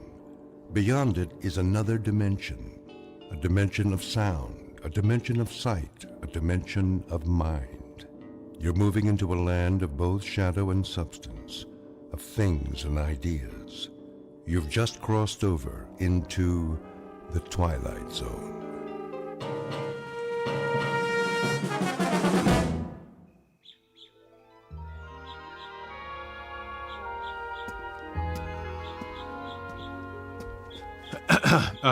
Nurse? There you are, Mr. Wilson. You ready for some lunch? Oh, no, thanks. I was just... Lovely morning, isn't it? Yes, it is. I thought I'd wait outside. I was wondering... You're getting some color in your face. I am? A picture of health. Your wife will be pleased. About my wife, do you know when she's arriving? When she's... To pick me up. Oh, this is the big day? It is, yes. You'll have to check with Dr. Martin, but I'm sure it won't be long. If you'd like to say your goodbyes to the others... I better pack first. Oh, naturally. It's good to see you doing so well. Thank you for everything. Not at all. Oh, and nurse... Yes? If my wife should get here in the next few minutes, tell her I'm in my room, would you, please? Of course. She's a lucky woman. You've done wonders for my self-esteem. I don't know what I'll do without you. You'll do fine, Mr. Wilson. Just fine.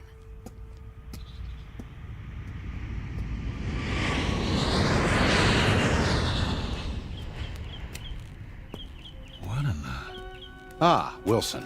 I was looking for you. You were... Something wrong? No, Doctor, it's just that plane.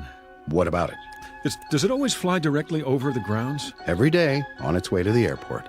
Guess I never noticed. Perhaps you chose not to, until you were ready. Then I guess I must be cured.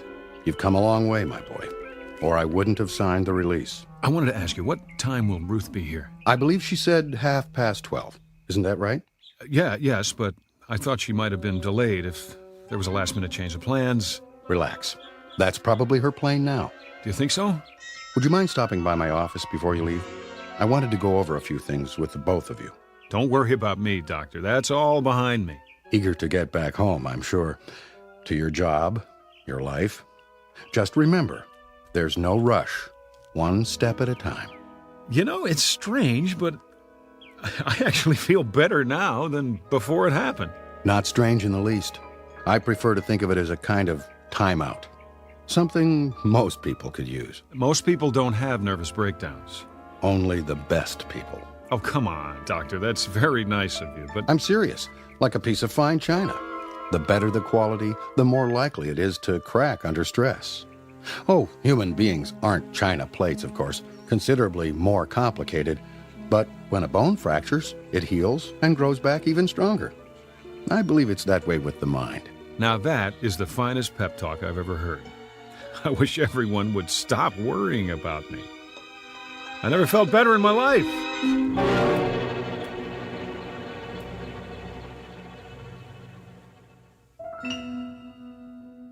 Portrait of a Once Frightened Man. Mr. Robert Wilson, 37, husband, father, and salesman. Now on the road to recovery. Mr. Wilson is ready for discharge from a sanitarium where he has spent the last 6 months of his life. This is the result of a nervous breakdown, the onset of which took place on a day not dissimilar to this, and on an airliner very much like the one in which Mr. Wilson is about to fly home.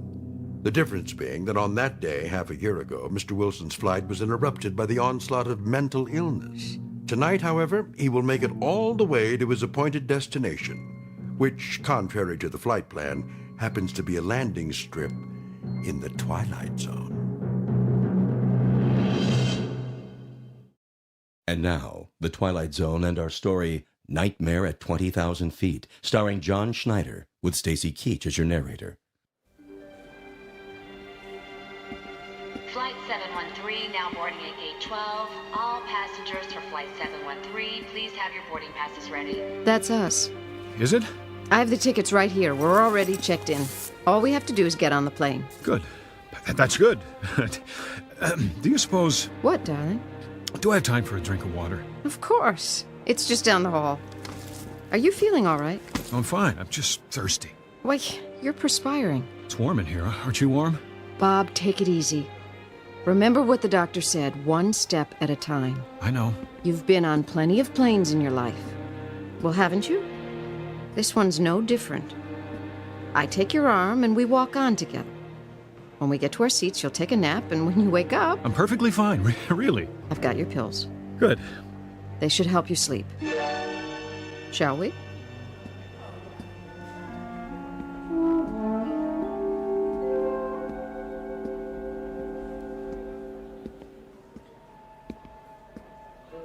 The line's getting pretty long. Honey? I said... Does this airport have a smoking area? Bob, you quit years ago. I know. I just thought one might help settle my stomach. It's something I ate. Try a few deep breaths. It isn't that. It isn't. I haven't been anywhere but the sanitarium for so long. I'm not used to this. The noise, the crowds. It'll be much quieter on the plane. Come on. Hold my hand. Okay.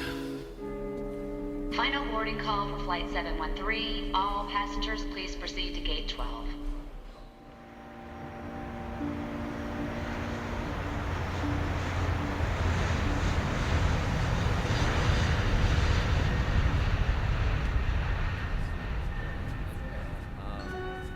Please keep the aisles clear. Stow all the carry-on luggage overhead or under the seat in front of you. Here we are, honey. Great. Do you need any help, sir? What? If you'd like to take your coat off... I can do it myself. She's only trying to help, Bob. I thought you were warm. Right. I'll fold it and put it in the overhead for you. Ma'am? I'll keep mine for now. Do you have any pillows up there? Here you go. Thank you, stewardess. If you need anything else, you just let me know. I could use, something to drink. Well, I'll bring the beverage cart as soon as we're underway. Great. Did you want the window seat? You can have it. Honestly, I don't care. It's almost dark out. Besides, if I'm on the aisle, I can get up without climbing over you. Are you sure? I'm sure. I mean, if you are. Doesn't make any difference. I shouldn't have. Enough already. I'll take the window. Oh, I didn't notice. What's the matter? We're over the wing. Miss? Yes? This row, it's the emergency exit. Would you prefer to sit somewhere else? It's okay, really. I think we would, if you don't mind. Well, I'll see what I can do. The seat isn't the problem. It's... The fact that we're on an airplane? That shouldn't bother me either. Not if I'm a cured man. Honey. I don't act much like a cured man, do I? But you are. Would Dr. Martin let you fly if you weren't? I suppose not. Of course he wouldn't. If you weren't well, he'd never let you go home. It's as simple as that. You make it sound simple, anyway. Is, Bob. Just that simple. Yeah, look at me, hogging all the attention. You're the one who must be exhausted. I'm doing great. No lies, remember? Come here. Oh, Bob. I missed you, baby. All these months. Shh. It's over now. I'm taking you back where you belong. Must have been awful for you, the kids, all the responsibility. None the worse for wear. Everything's intact. Except me. Now, I am not going to let you talk. Excuse me? Yes? It looks like this is a full flight. I'm sorry, but I can't find any open seats. Do you mind terribly? No, not at all. We're fine here. Thank you for trying. I'll bring you that drink first chance I get. What would you like? Just water. For you, ma'am? Nothing yet. Very well.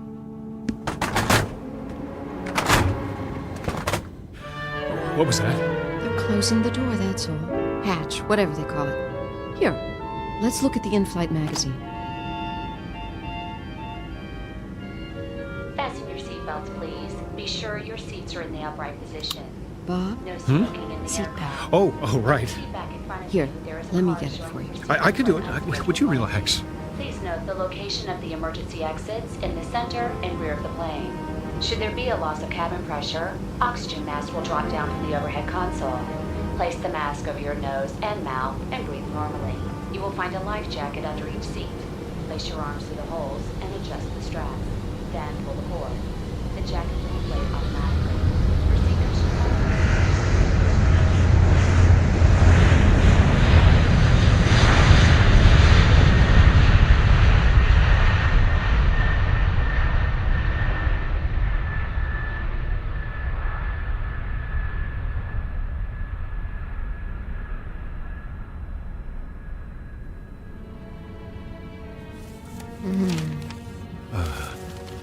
Go back to sleep.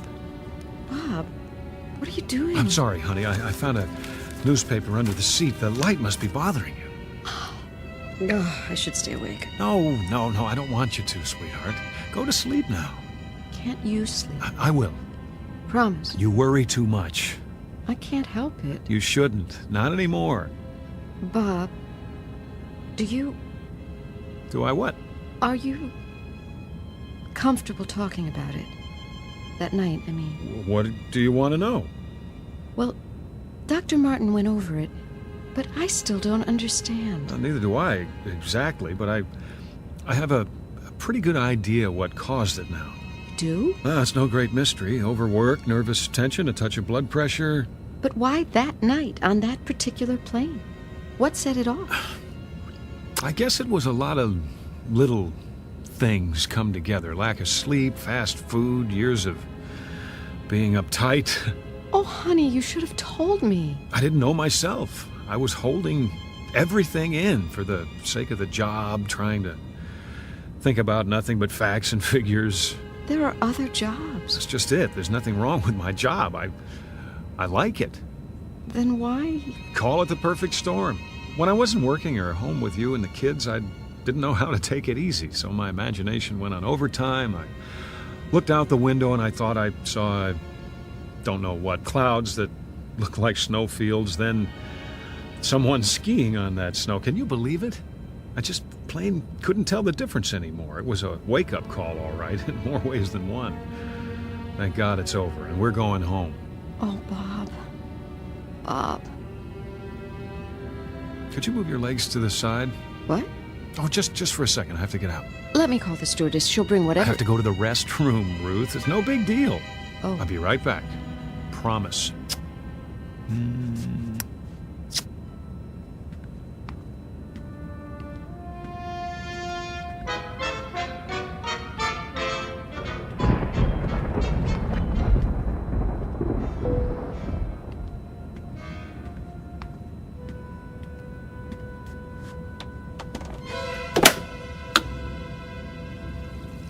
believe it. It's a storm. Sir?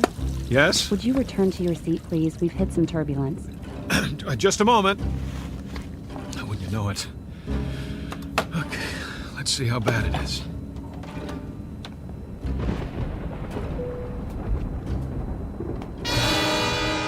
Lord. It's not possible. Sir, please. I have to ask you. Did you see that? You'll have to sit down and fasten your seatbelt. Don't alarm the others, but look outside. Return to your seat first and... Look out the window. Anyone here. Lean down and tell me what you see. That man, what's he saying? I can't hear. He looks crazy. Too much to drink. They shouldn't serve him. If you don't sit down, I'll have to call the captain. For the love of God, woman, look! I know it's impossible, but tell me you don't see a man, a creature of some kind out there on the wing of the plane.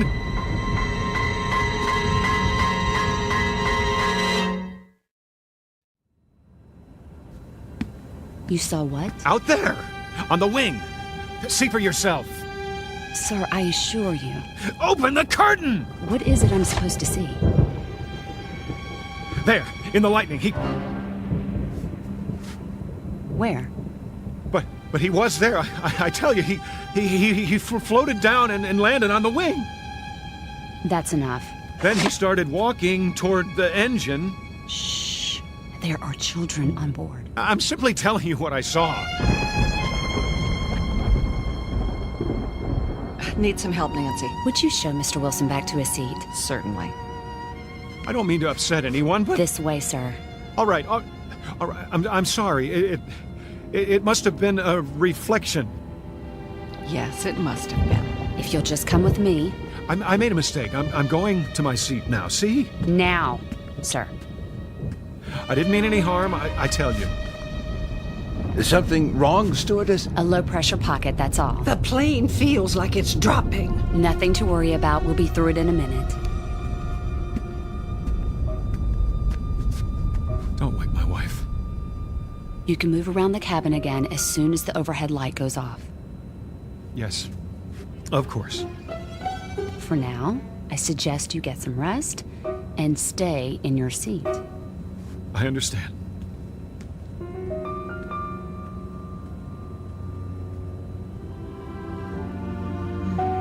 Bob? Hi. What is it? Would you like another pillow, Mrs. Wilson? No, I don't think so. A blanket? How about some of those peanuts and another glass of water? Surely, I'll be right back.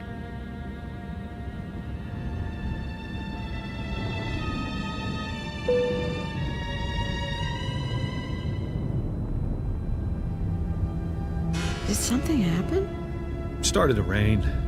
Is that what it was? I just saw something, that's all. Everybody has to stay in their seats for a while. What did you see? Nothing. You must have seen something. I happened to look outside just as the lightning flashed, and for a second I thought I saw something. Like what? Shadow. A shadow? In the shape of a man. Where? On the wing. Not a man exactly. What are you saying? A creature standing upright with long hair on its body and an animal face. Of course you know. That's all it was. A shadow. Of course. People don't walk around on the wings of airplanes. No, they don't. Not while they're moving hundreds of miles an hour. That would be impossible. Wouldn't it, Bob? It must have been a trick of the light. Like your imaginary skier. What? On the snow-capped clouds 6 months ago? The one you told me about? Yes, I suppose so. And you know that wasn't real. No, it was a hallucination of some sort. You must be more tired than you thought. But, I wasn't hallucinating just now. Then what would you call it? It was more the lines of an optical illusion, my eyes playing tricks on me. Then don't look outside. Leave the curtain closed. Believe me, I intend to. You ought to get some sleep, so you'll be rested when we land.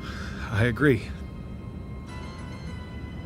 Need another pill? Ruth, I'm all right, I tell you. Couldn't hurt.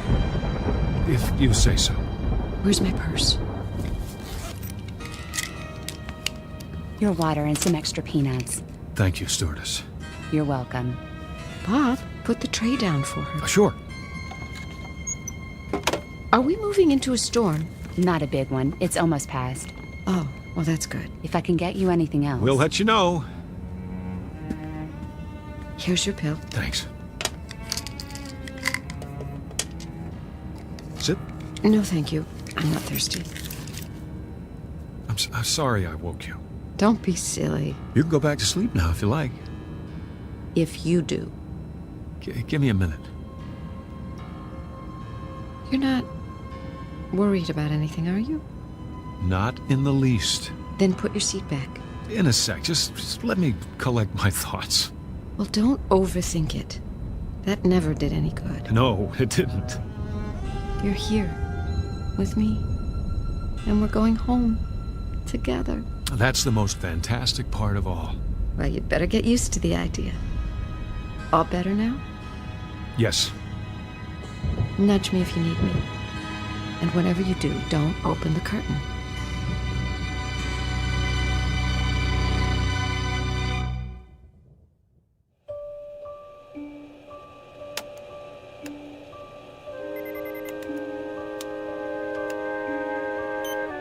How's the wind speed? Easing off, Captain. Good. Fuel consumption right on target. Storm's moving starboard. We should miss the worst of it. Need a break? No. Yeah, but I could use some coffee. Ah, right on cue. Yes? I made some fresh coffee. You read my mind, Joni. One cream and sugar, one black. Put it next to the console, will you? Hit a little bump back there, huh? Sorry.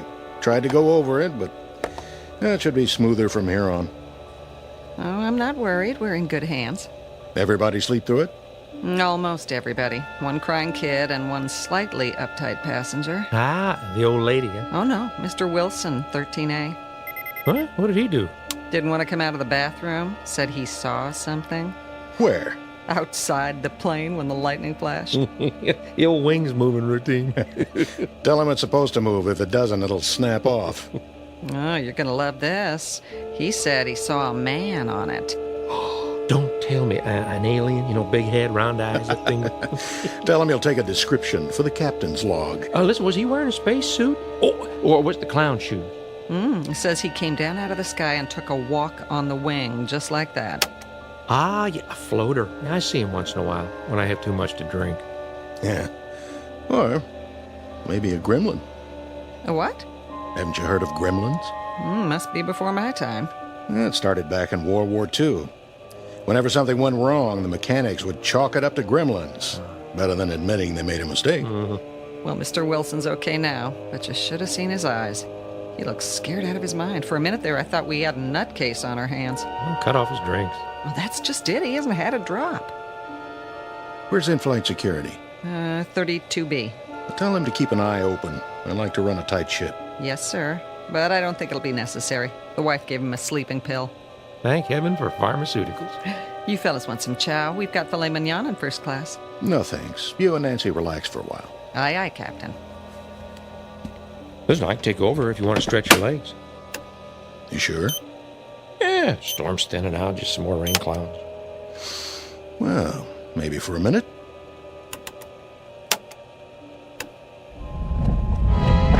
Hey, what was that? Probably our friendly neighborhood gremlin dropping in for a wing walk.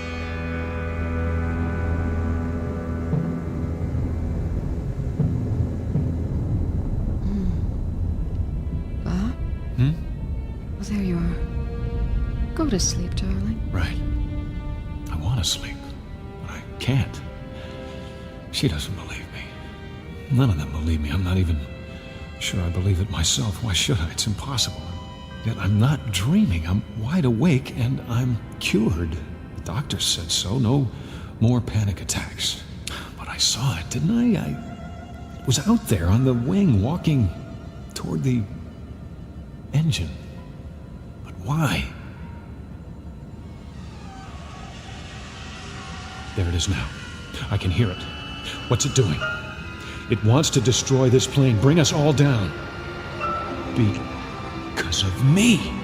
because I've seen it before. Or maybe it is all in my mind. How can I be sure? There's only one way. God, help me. I've got to look. I've got to. Time to be brave. Face it down. And if there's nothing out there, then that's that. This is the only way. Here goes. It's simple. I put my hand out. I pull the curtain aside, and I'll know. He'll either be there on the other side of the window looking in, or there'll be nothing but the darkness. One way or the other, I'll know. And put my hand out. Do it. Do it. No!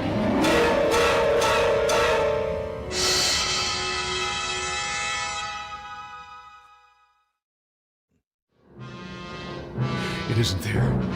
It isn't. It can't be. Honey, wake up. Come on. Come on, someone's got to see this. It's right there on the other side of the window. Yes? Come here, quickly. What is it, Mr. Wilson? Look. Where? Outside the window. It's still there. Shh. I don't see anything. But... What, you mean the engines? They always spark at night. It means they're working. No, not that. You don't see anything else? No, just the running lights blinking on and off. All right, look again. See if she's telling the truth, or if she's blind. You're right. I don't see anything now. Oh, it was probably the rain hitting the window. Yes. Believe me, we fly worse weather than this. It's nothing to worry about. If you'll just try to relax, we'll be landing in a couple of hours. There he is again. Like some kind of ape dropping down from a tree. What's he doing? No! He's peeling back the engine cover. What are you looking at? Ruth, thank God. Lean across me. Look out the window. Bob, does the storm bother? No. Just like that, it's gone. For some reason, it doesn't want anyone else to see, only me. It's playing a game, taunting me, daring me to stop it. Then what? Remember what I said before about seeing something outside? I know what you're going to say, but listen to me very carefully. Honey, there's a man out there. Bob! Keep your voice down. Have you ever known me to lie to you? No. It's not a human being. It's some kind of... Bob. I'm not imagining it this time. I'm not. He's out there. Where? What? No, don't look. He isn't there now. He jumps away before anyone can see him. Except me. I don't know what to say to you. I realize what this sounds like, but give me the benefit of the doubt. Do I look insane to you? I didn't say that, but Bob... I know I had a breakdown, and I know how it looks to you now, as if the same thing's happening again, but it isn't. Bob. I didn't want to upset you. No, I want you to tell me. I didn't tell you before because I wasn't sure if it was real. Well, I'm sure now. There is a man out there, or a creature of some kind. If I describe him to you, oh, you'd really think I was gone. Honey, no. No, it's all right. It's all right, sweetie. Don't stroke my hand like a child. I know your intentions are good. I know you love me, but don't patronize me, Ruth. I'm not insane. Did I say... Does it have to be said? For the last time, that creature's out there. And the reason I'm telling you now is that he's starting to tamper with one of the engines. It's not just my life at stake. It's everyone on this plane. Shh. Think anything you want. Think that I belong in a straitjacket if it makes you feel any better. If it makes me feel better. I'm sorry. What I mean is, whatever you think about me, that I've lost my mind, all I'm asking you to do is tell someone. Talk to the pilot now. He's back there with the stewardess. Tell him to check the wing. If they don't see anything, fine. I'll commit myself. But if they do, there's still time. They can make a forced landing before something terrible happens. Won't you even allow the possibility? All right.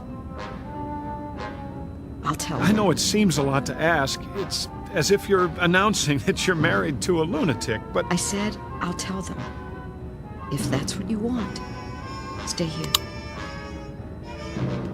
She doesn't believe me. But that doesn't matter.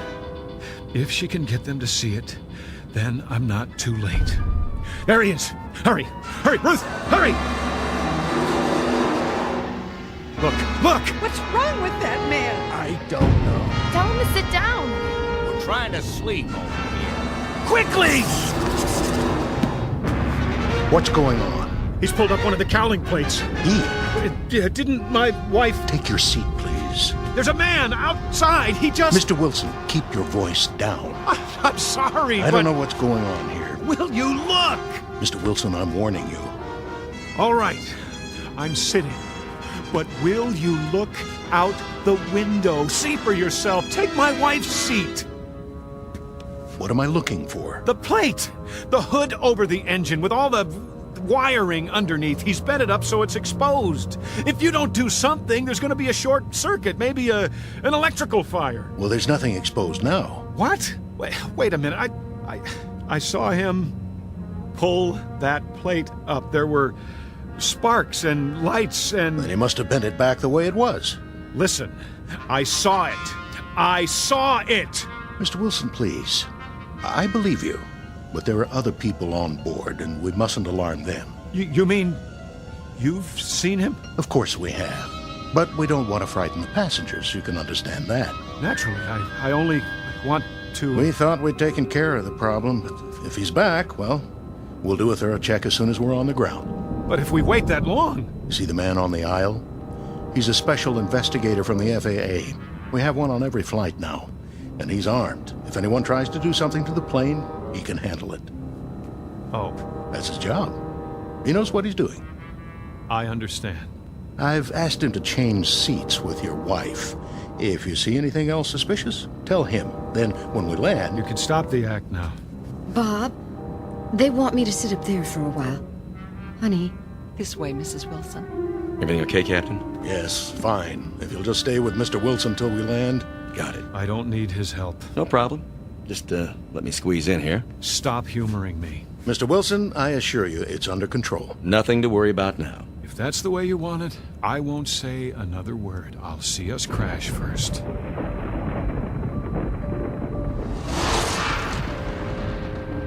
He's at it again.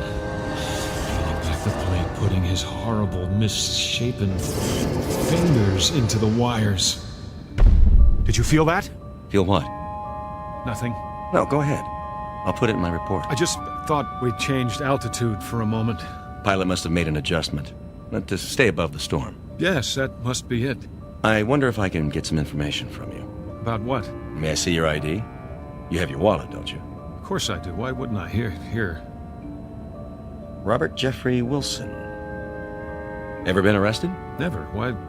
Why do you ask? Oh, just for the record. I'm a law-abiding citizen. I'm sure you are. What kind of gun do you carry? Pardon? The pilot said you were armed. Oh, standard issue 38. Never had to use it, though. Strictly a last resort. I thought guns weren't allowed on board. Well, they're not for the passengers.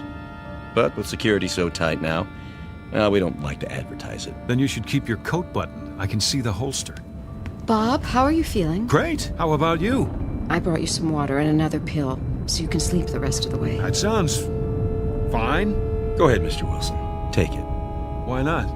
I hope you're doing okay now, honey. Couldn't be better. I'll be just a few rows up if you need me. I don't need anything, Ruth. Get some rest. You too. I love you, you know. Same here. It won't be long now. For what? Until we sit down. You're lucky. Am I? You get to sleep through it. Let them think that. I didn't swallow the pill. How could I? What's going on out there? Somebody has to do something and we're all doomed. Another minute and he'll have the entire engine exposed. All I can see is the glow of the engine and that creature. I have to act now. Hey, what are you doing? Somebody's got to stop that thing. That's the emergency exit. Take your hand off. Leave me alone. You'll depressurize the whole cabin. Got to stop. Don't push the door open. Don't! I'm placing you under arrest.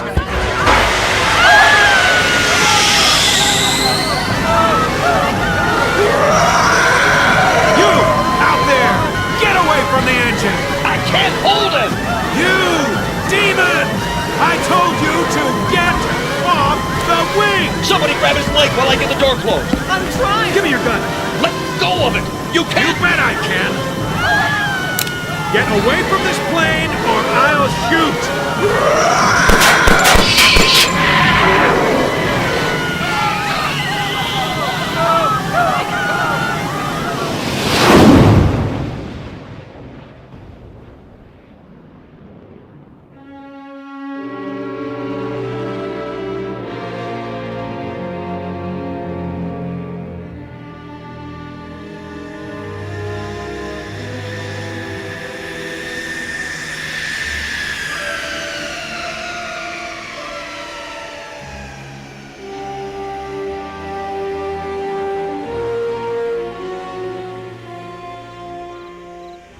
Easy. Lift the gurney down. Yeah, I got it.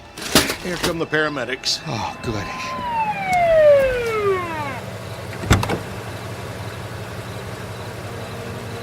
What do we have here? A guy tried to open the safety hatch. Keep him strapped down. He's out of his tree. We'll take it from here. Turn him over to the feds. He's got a string of charges.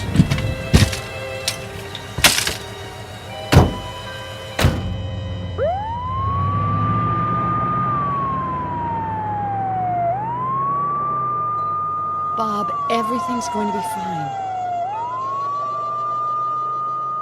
Everything's gonna be fine.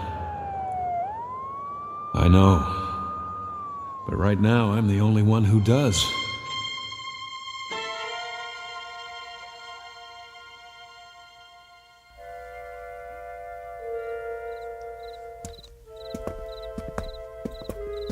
Okay, you grease monkeys, give this plane the once-over. Yes, sir. What about the emergency door? Get up on the wing and replace the seal. Then do a pressure test. You got it. Nuttiest way I ever heard of trying to commit suicide. Yeah, takes all kinds. Well, when you look at that. What happened? I don't know. But something sure did a job on engine number 2. Whole cover plate's bent back. What do you think could have bent it back like that? Beats me. Yeah, let's go to work.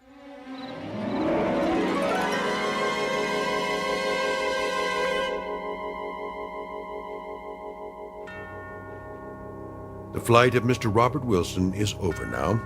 A flight not only from point A to point B, but from the fear of madness to sanity. Mr. Wilson has that fear no longer, though for the moment he may be quite alone in his conviction. Happily, that conviction will not remain private much longer.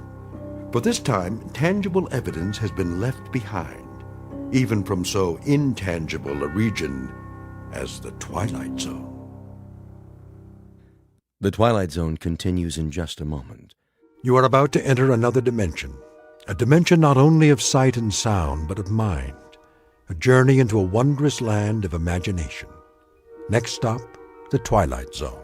Hi, this is Stacy Keach. I'd like to take a moment to tell you about our Twilight Zone website at twilightzoneradio.com. At twilightzoneradio.com, you'll find the latest information on these Twilight Zone radio dramas, including behind-the-scenes photographs, plus the newest product releases, trivia contests, ways to contact us, other Twilight Zone-related info and merchandise, plus links to other fascinating websites. So make your next stop twilightzoneradio.com.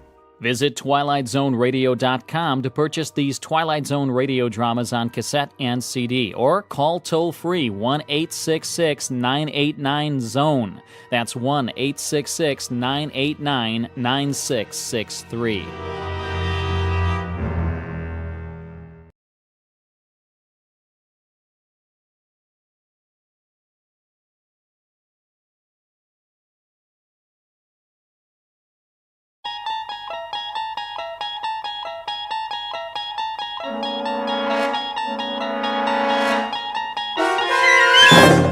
you're traveling through another dimension. A dimension not only of sight and sound, but of mind. A journey into a wondrous land whose boundaries are those of imagination. Your next stop, the Twilight Zone.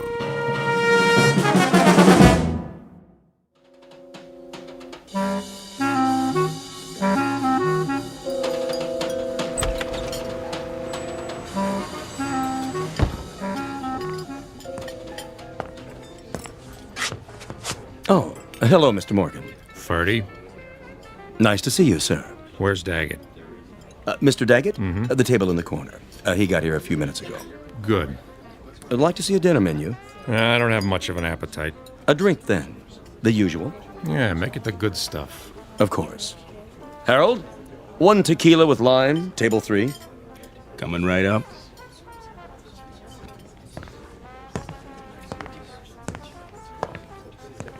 He's here, boss. Well, well. How you doing, Dane? You wanted to see me? Yeah, sure. You know Ben and Jimmy. Dane. Hiya. Boys? And Iris and Sherry. Hi. Hello. Pull up a chair. No thanks. Go ahead. Take a load off. I thought you wanted to talk. I do. Mr. Daggett wants you should sit down. I'll stand. Now listen. That's all right, Ben. If he doesn't feel sociable. I don't have all night. Well, we can't talk here. How's your drink, sweetheart? What? Oh, fine, Bernie. Order another one. Make it champagne all around. Ooh, champagne. Are we celebrating? That's right. A regular celebration. What's the occasion? The 6-month anniversary of a wonderful partnership. Come on, Dane. We'll go to my office. You too, Jimmy. Ben, stay here and keep the ladies company, like I told you. Okay, boss.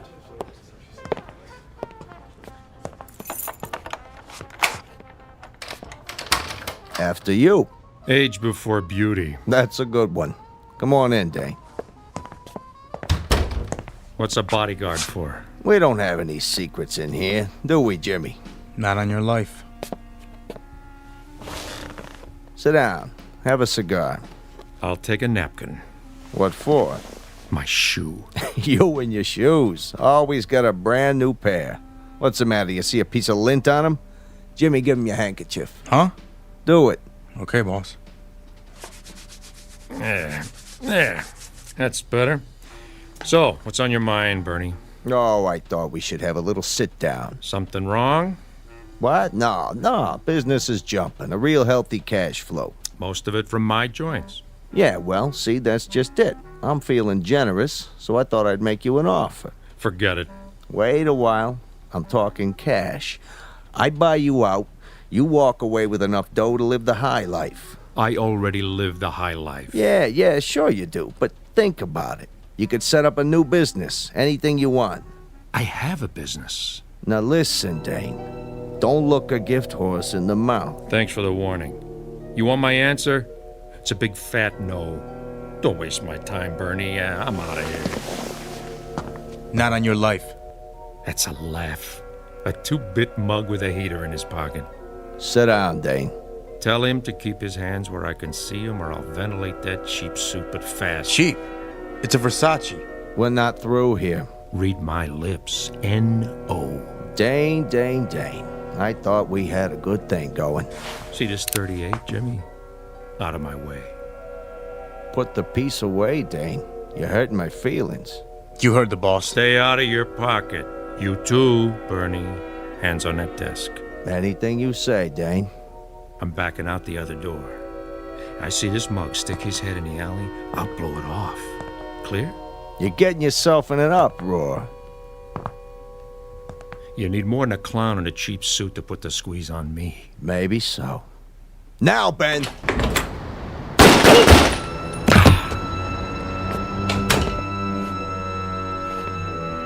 You should have looked behind him. Good shooting, Ben. Just like you told me, Mr. Daggett. Now, get this punk out of my office. What do you want we should do with him? Dump him with the rest of the garbage. Jimmy, clean up the blood. He's leaking all over my Persian rug. Right, boss. You got it, Mr. Daggett. Meet Bernie Daggett, a successful West Side businessman. He's just concluded a merger with a partner who has certain investments and a preference for two-tone footwear. Make that had, because the owner of those shoes is now officially out of business. Said business will continue, of course, under different ownership. But what of the gray and black wingtips? They're brand new, with a shine so bright you could use them for mirrors. It would be a shame to let them go to waste. But never fear, a certain Nathan Edward Bledsoe of the Bowery Bledsoes is about to recycle them. At the moment, a few long blocks from here, Nathan just happens to be looking for a new pair of treads because the ones he's wearing are falling apart. He doesn't know it yet, but his search for a warm place to sleep and a bottle of forgetfulness is about to end. Dane's shoes will carry him out of his misery and straight into the Twilight Zone.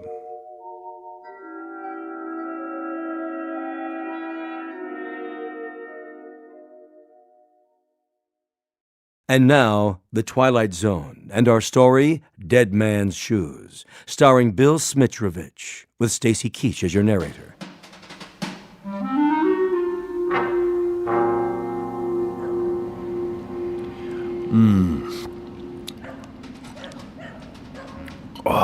Give me a swig, will you, Nate?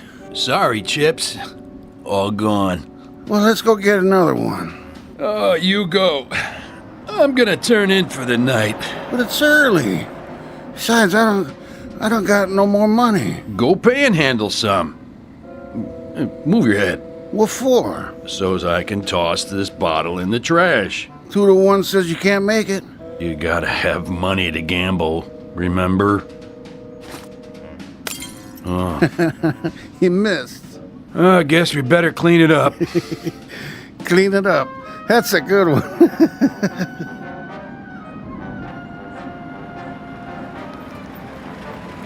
Now you done it. Somebody called the cops. Wait. That ain't a cop car. Okay, Jimmy. The coast is clear. Dump them. Where? Under the fire escape, by the trash.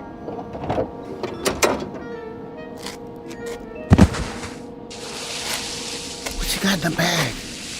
Quiet. Keep your head down. Okay, Ben. Done it. Let's go. Mr. Daggett said to come right back. So long, Dane. Good riddance to bad rubbish.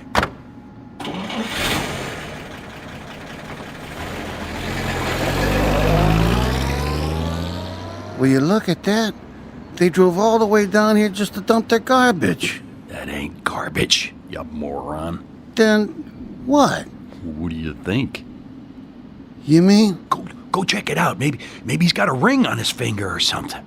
Oh, no. I ain't messing with no dead body. You chicken? Yeah, I'm chicken. What's that sticking out? I don't see nothing. Wait here. What is it? Can you beat that? Just what I needed. What? Guy's got a pair of shoes on. Brand new. I wouldn't touch them if I was you. My size, too. Careful, Nate. You're fooling with evidence. Look at that. Perfect. Wonder if there's anything in the pockets. Nate, we gotta get out of here, I tell you, before they hang it on us. No wallet. Oh, nothing. Except for this key. Number 621. Mayfair Apartments. Hey. I know where that is. Pretty swanky. Hey, where you going? To check out my new digs.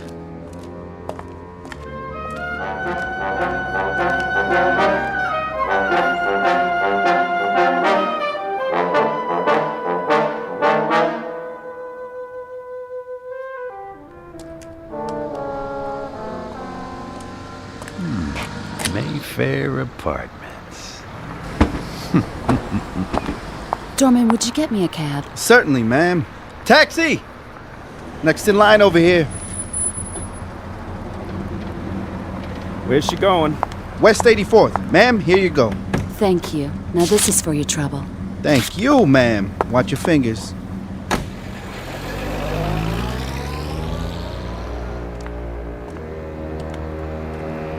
Hey, fella, where you going? This building is for residents only. Yeah, sure, pal. So sue me.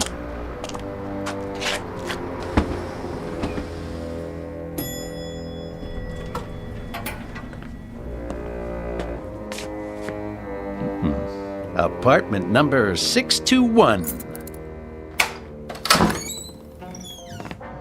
Nice place. Dane, I'm so glad you're here. I was just painting my toenails. Where were you? Who are you? That's rich. Who am I, she says.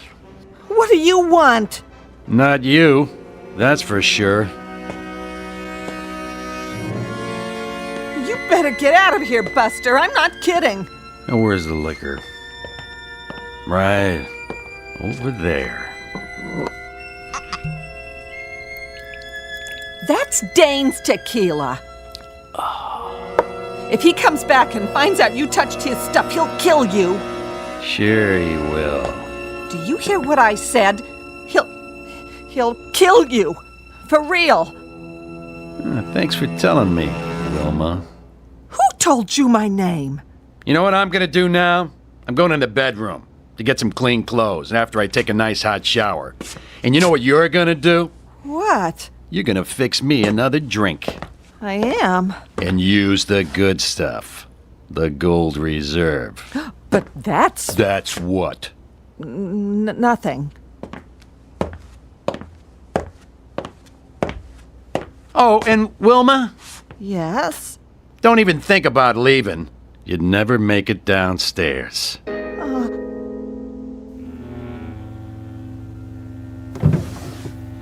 Shirt, socks, and a suit. Think I'll try the pinstripe.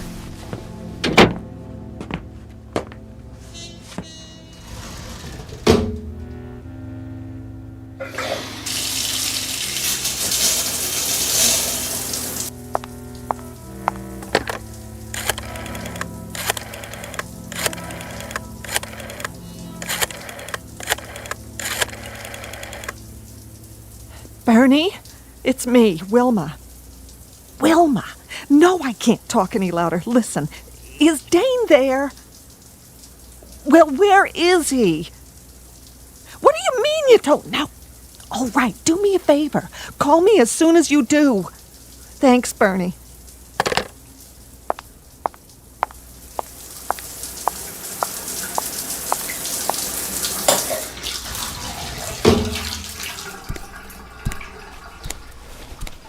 Where is he? Who? Dane! Dane? I don't know who that is. Oh, yes, you do. I don't. Honest. Then what are you doing here? I'm not sure. You walked in here with his shoes on. Nobody else wears shoes like Dane's. I don't remember. Well, maybe this will refresh your memory.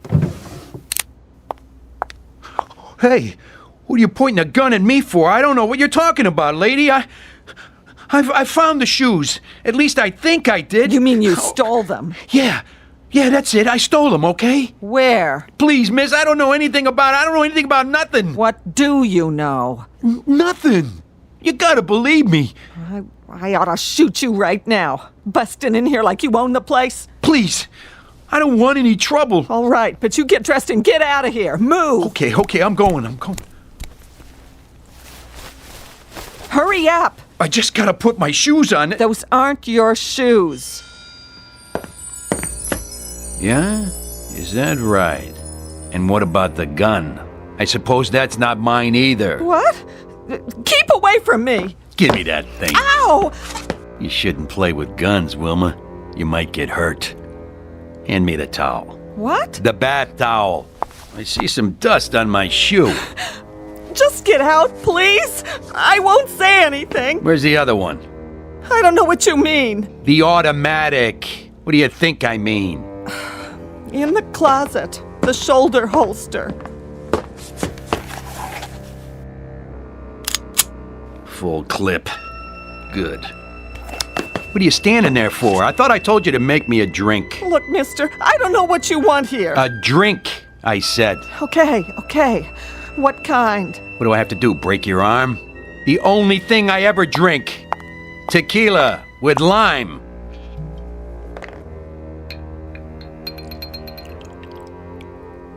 Dane's due back any second. I'm warning you, for your own sake. If you know what's good for you... I know what's good for me. Please don't touch me. Please don't.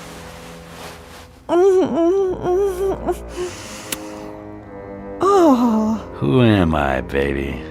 Oh, it's not possible. No? Let's try that again. Dane?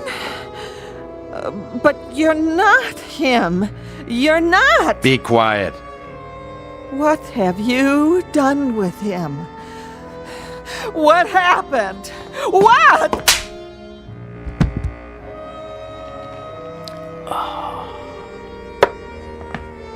Wait, you gotta tell me, please! Tell you what? I have to know! Later. Where are you going? I got a little unfinished business to take care of. Where's Bernie? Bernie? Bernie Daggett. At the club. That's what I thought. You wait here. I'll be back after it's over. And don't answer the door. For your own good.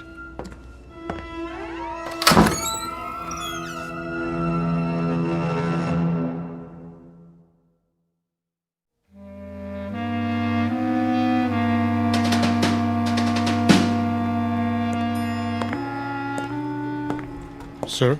Yeah? Did you get the message from Mr... Oh, I'm sorry. What's the matter? There problem? Nothing, sir. I thought you were someone else. Oh, is that so? Like who? Another one of our residents. Let me guess. The guy in 621? That's right. You must know Mr. Morgan. Yeah, you might say that. Just visiting. What's it to you? Oh, nothing at all. It's just... Just what? That suit and those shoes. Mr. Morgan has a pair exactly like them. No kidding. Must be quite popular these days. Very smart. I like 'em. You got a handkerchief? Why, yes, I'm sure I do. Here you are. Clean one, is it? Oh, yes, sir. Good. Got a scuff on the toe. You do? It doesn't show from here? Shoe shine stand's closed, huh? Yes, sir. At this time of night. Yeah, here you go. Here's a tip. Oh, that's not necessary, really. It's the concierge's job, too. Listen, get a shoe shine boy who works around the clock. Some people care about how they look. Right, I'll do that.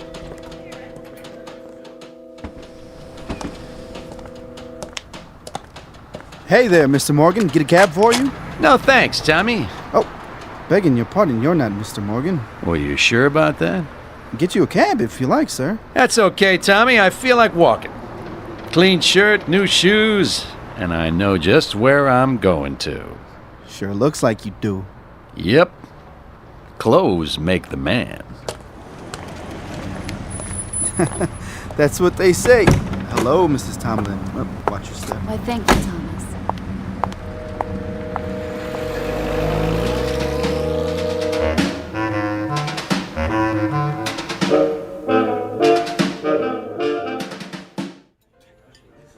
Yes, sir. May I help you? I'd like a table.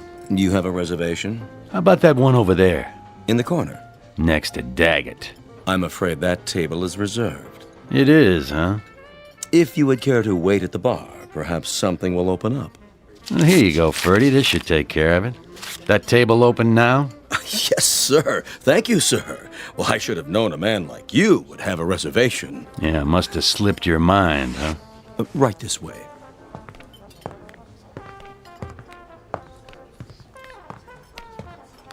Let me pull the chair out for you. And what may I bring you, sir? The usual. The usual? Tequila. Really? Any particular brand? The good bottle, under the bar. With a slice of lime. Certainly, sir. Right away. Ferdy. Yes, Mr. Daggett. Bring us another bottle of champagne. Of course. Who's that, anyway? You mean the gentleman with the... shoes?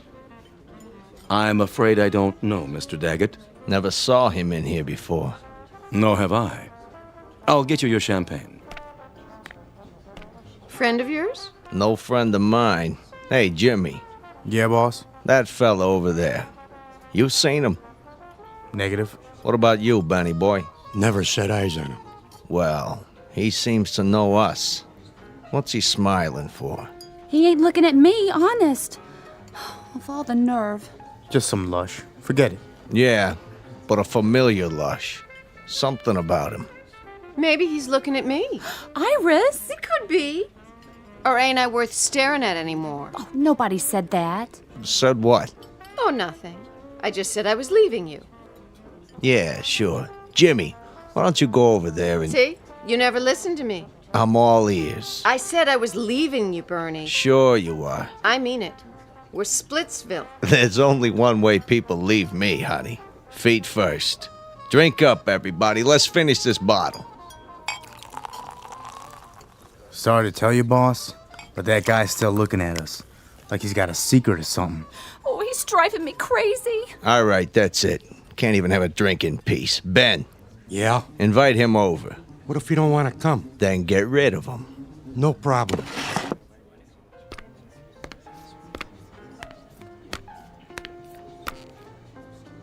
Hey. You talking to me? Mr. Daggett wants you. Oh, isn't that nice? Makes me feel all warm inside.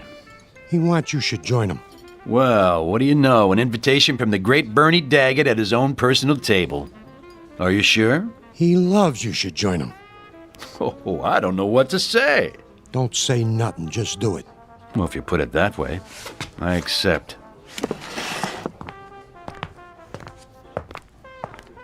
Here he is, boss. Well, well. Allow me to introduce myself. Hello, Bernie.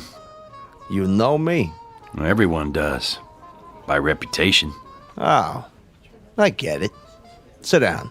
Thanks. Get the man a chair. You, celebrating something? You might say so. Big business deal? Who told you that? Friend of mine. That right. What are you drinking? Tequila with lime. What did you say? Something wrong with that? No. It's just kind of funny. Is it? A coincidence is all. I had a friend drank the same stuff. Well, no kidding. What happened to him? What do you mean? Well, you said had. Say, what's your name? Kilroy? Look, buddy, when Mr. Daggett asks you a question... Easy, Jimmy. I'm sure he didn't mean no disrespect. What line are you in? Restaurants. Just like Dane. Isn't that something? But tonight, I'm a messenger boy. And I've got a message for you, Mr. Daggett. Well, go ahead. Let's have it. Oh, I'm sorry, no can do. What do you mean? I have instructions to deliver the message personally. In private. It's kind of a touchy matter. You understand? And who's this message from? Afraid I can't say. Here you are, sir. Another bottle of champagne on ice and 1 shot of tequila with a slice of lime.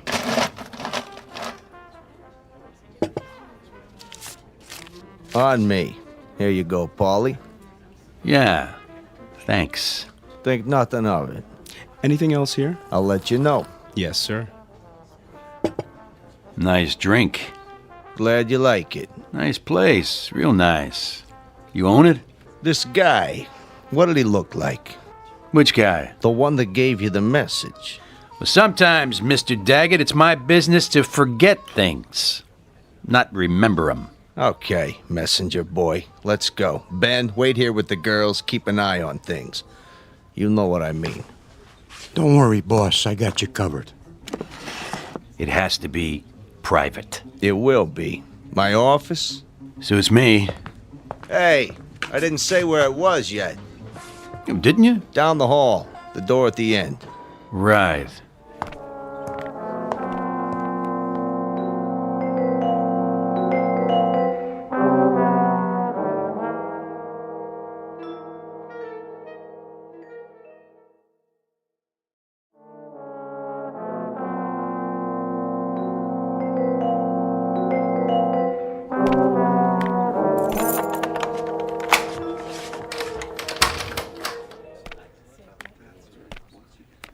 Nice place you got here. Soundproof, too, so we can talk in private. Good idea. Come on in. Make yourself comfortable. Oh, age before beauty. That's a good one. Jimmy? Put your arms out. What for? Just till we get acquainted. Go on, Jimmy. Frisk him. Well, what do we got here? Well, it looks like a 38 to me. What's the matter? The monkey can't see? You got nerve bringing a piece in here? That's okay. I know how it is. A man needs protection nowadays. Yeah, you don't know what kind of trash you'll run into. Hold it for him, Jimmy. Hey, careful with that. I'm always careful. Just till we're finished. Tell your monkey I want it back, with all the bullets. Hear that, Jimmy? Absolutely. Have a seat. Cigar? I don't smoke. Good idea. Could be dangerous to your health. So could a lot of things. Yeah, looks like you got a good thing going here. I get by. Win some, lose some. I bet you don't lose very often. I try to keep my hand in the game. And what game is that? Oh, you know. Little of this, little of that. I got a string of restaurants now. That right. Strictly legit. Must be doing pretty good. Nice digs, mirror on the wall, big desk. They call it Danish modern. Real oil paintings. Cost me plenty, let me tell you. See that picture there? Thomas Kincaid original. No kidding. Of course, I got a special discount. Yeah, you paid too much. What? I have 3, just like it. Picked them up at a fire sale. Guy turns them out like a factory. Doesn't even sign his name. Got a room full of brunettes to do it for him. Jimmy, make a note. Yeah, boss. See if there's a money-back guarantee on this crap. Now then, what were we saying? The message? Oh, yeah. You're monkey deaf, too? Say, hotshot. Don't worry about it. When does he go back in his cage? I got no secrets from my boys. Yeah, you sure? Sure, I'm sure. And one thing first. What's that? Give me a handkerchief. You got one in your breast pocket. Yeah, I know, but I don't want to get it dirty. Hear that, Jimmy? Yeah. Here you go, hotshot. There's a piece of dirt on my shoe. Maybe you should watch where you step. Right. All kinds of dirt around here. Where'd you get those shoes? I borrowed them. From who? A friend of mine. What's your friend's name? I think you've met. What's your real name, mister? My name? That's from my friends. Aren't we friends yet? I don't know. Are we? Yeah, I'd buy you a drink, invite you to my office, and all because you got a message to deliver. If that ain't friendly, I don't know what is. Bernie. Mr. Daggett to you. How'd you get it cleaned so fast? What? The rug on the floor? What about it? Well, blood's hard to get out, isn't it? Say, what are you inferring? You have to send it to the cleaners, unless you got your own cleaners. Nickel and dime mugs who wipe up people's messes for them. I don't know what you're talking about. Don't you? But I know one thing. You got a bad attitude. The kind that can get you in trouble. Absolutely. You think so? Then here's what I'm gonna do, Bernie. I'll tell you what I'm talking about. I'm talking about another guy who had a nice thing going for him. Yeah, plenty of dough, plenty of action, restaurant uptown, only he wasn't happy. And you know why? Let me guess. People were sticking their nose in his business. Close, but no cigar. He had a partner. That meant he couldn't be number one, see? And being number one was very important to him. So he offered to buy the partner out, and when the partner refused to sell, this guy, he brought him in his office, and he killed him. Blew him away. Just like that. Or rather, he had his monkeys do it so he wouldn't get his hands dirty. It happened right here, and nobody was the wiser. Oh, it was one slick job. You're out of your mind. Only not slick enough. You didn't get it all up. Take a look. There's still some little bits of blood on the rug around the edge, see? Geez, I hope you didn't wash it in hot water, Bernie.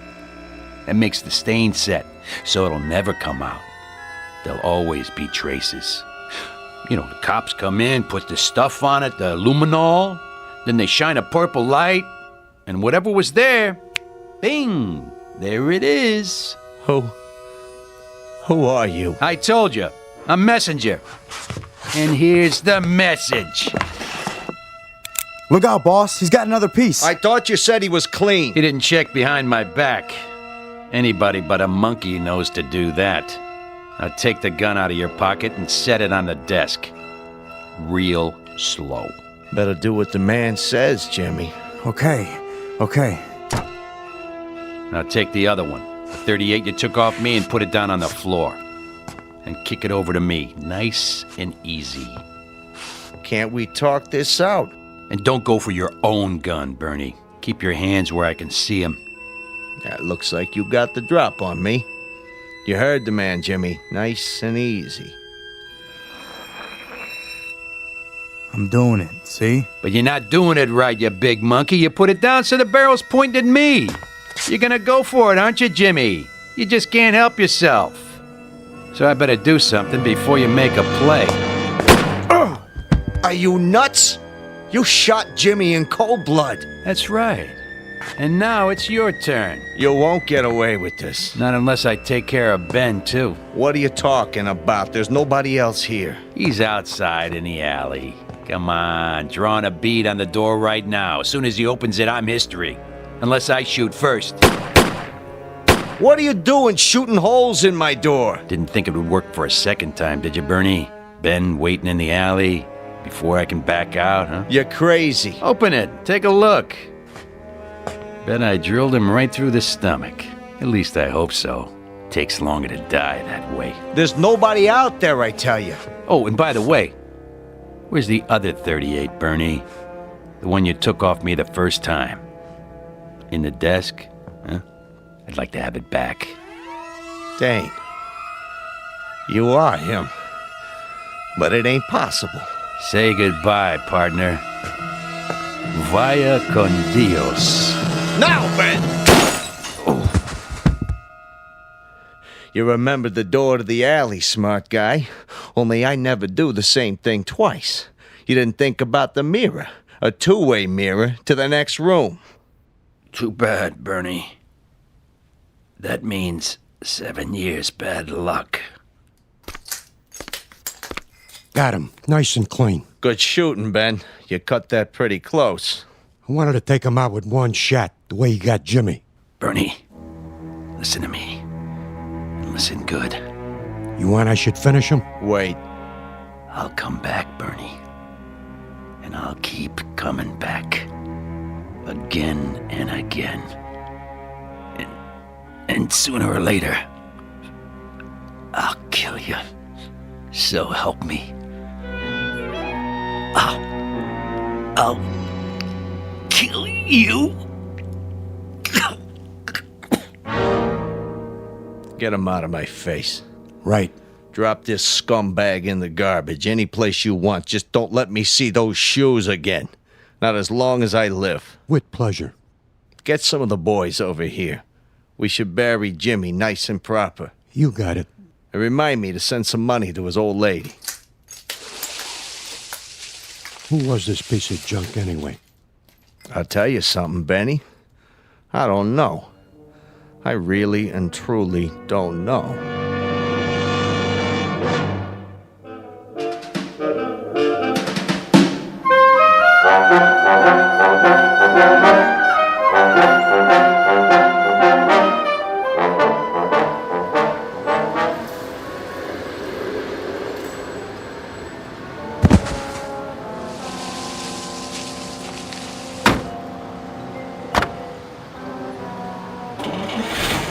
Go, the boss is waiting.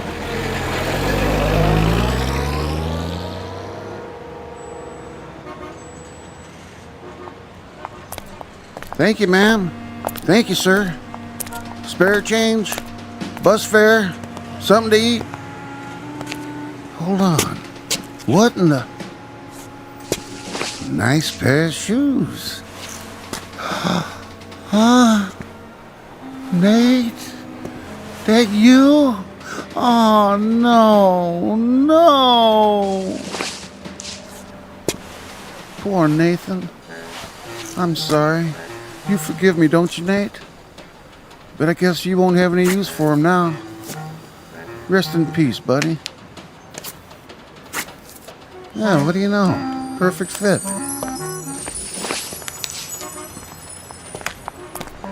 Spare change, sir? Ma'am? Anything at all? Hot meal? That's all I need. Yeah, and a hot bath and a change of clothes. That's all. 'Cause I got places to go and things to do.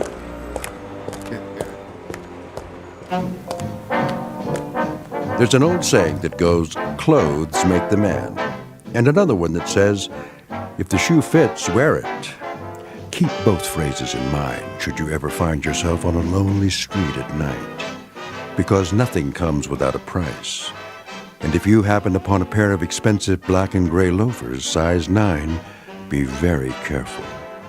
Because they just might have a mind of their own. Try them on, and chances are you'll find yourself on a long-distance trek into the Twilight Zone. More from the Twilight Zone after this. Dead Man's Shoes, starring Bill Smitrovich with Stacy Keach as your narrator, was adapted for radio by Dennis Etchison and written for the Twilight Zone by Charles Beaumont and O.C. Rich. Heard in the cast were Meg Thalken, Christian Stolte, Rick Arthur, Alex Sopener, Fernette Lebo, Amber Lake, Doug James, Dale Rivera, Roger Mueller, Rich Komanek, Eddie Martinez, Tony Castillo, and Carl Amari.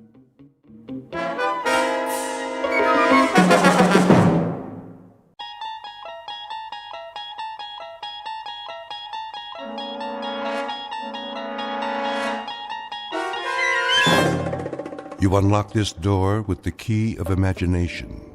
Beyond it is another dimension, a dimension of sound, a dimension of sight, a dimension of mind. You're moving into a land of both shadow and substance, of things and ideas. You've just crossed over into the Twilight Zone.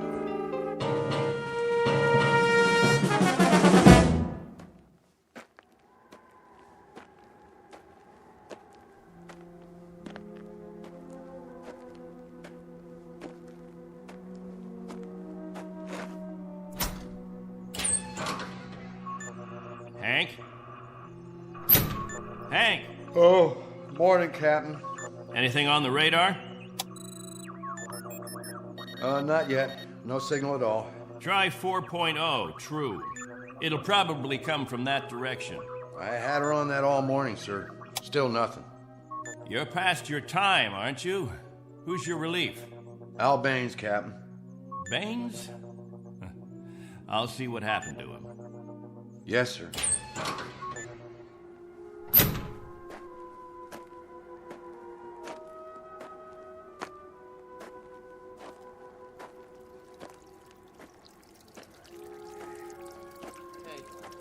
Morning, all. Anything yet? Afraid not. They lost, you figure? There's no telling. Okay if we fill our containers now? Go ahead, as long as the water supply holds out. Be a while till the next batch is ready. Julie, where's your husband? He was sleeping, Captain. Get him, Julie. Is something wrong? There's something wrong. Yes, sir. How does it taste today, Henry? Same as always, hot, flat, and unforgettable. But wet. Suffer it a little bit more. 6 months from now, you'll be drinking chocolate ice cream sodas.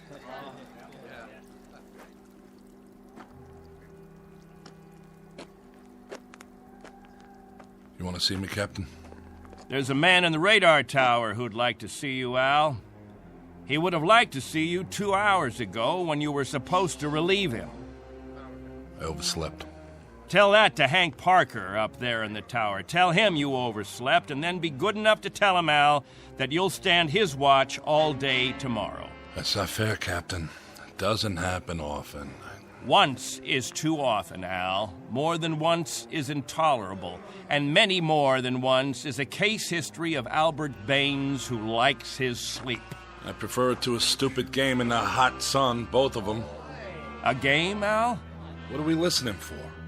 30 years of 2 shifts a day, what have we ever heard? Wind noise. And what have we ever picked up on the radar screen? Dust particles? But anything to make you happy, Captain. You listen to me. There's a ship on its way, and when it reaches this atmosphere, it may want to be vectored in. They may want landing instructions, wind direction, ground temperature. And if Al Baines is in the sack, we may spend the rest of our lives here. Is that what makes you happy, Al? How do we know there's a ship out there, Captain? A lot of garbled static 2 months ago that you told us was a message, and then nothing. 2 whole months, and you decide there's a ship coming here to take us back. You make the rules and set the watches and plan the days, and now you tell us the Messiah is coming. And you tell us to pray? The difference between you and me, Captain Benteen, is that I do my dreaming when I'm asleep. You do yours on your feet. There's a ship coming, Al. All of us believe it. Because he tells you to. And we believe him. Whatever Captain Benteen says, that's what will happen. Sure you believe him. He tells you this is the best of all possible worlds, and by God, you break into song. You're sweating your lives away on this rock, but the captain says it's paradise, and we have to clap our hands.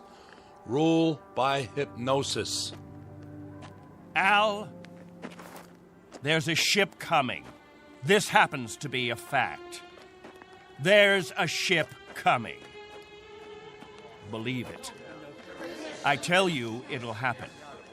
And you know it's real, just as you know this is real. You haven't forgotten our ship, have you? The Pilgrim 1? The first spaceship sent up to colonize the outer regions? And this plaque, placed here by the 130 men, women, and children who established the first off-Earth colony. We owe them our belief, because they had faith. Don't ever forget that. Now, if you'll excuse me, I better go check on the generator.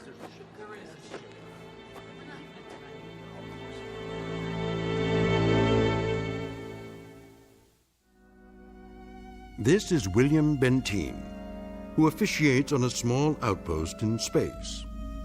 An outpost slowly disintegrating under the heat of 2 suns, with the holes, the cracks, the fissures that are the residue of despair. He tries to fill them with faith and to retain a faith of his own. This is a remnant society, a handful of people who left the earth looking for a millennium, a place without war, without jeopardy, without fear. What they found was a lonely, barren place whose only industry was survival.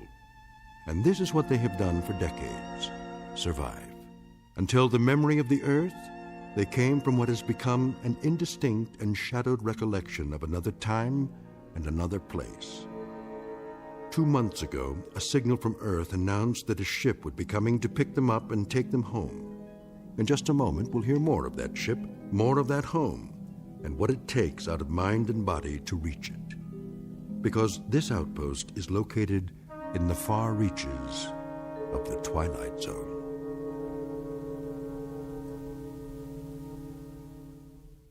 And now, The Twilight Zone and our story, On Thursday We Leave for Home, starring Barry Bostwick with Stacy Keach as your narrator.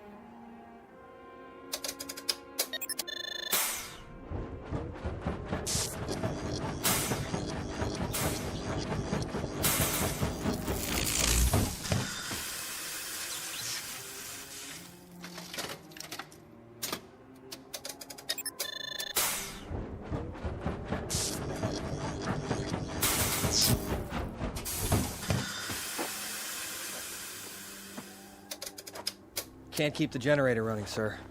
No wonder. Look at these wires. They're rotten. That's all we got, Captain. No backup?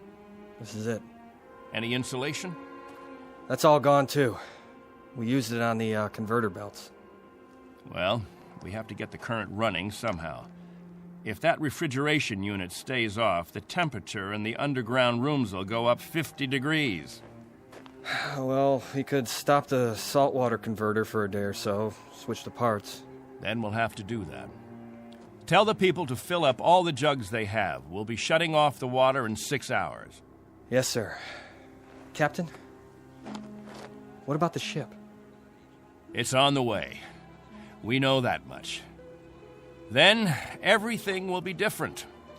When we get back, the things that are old and worn out, we'll throw them away. Just throw them away. Captain Benteen. What? The main square. Come quick.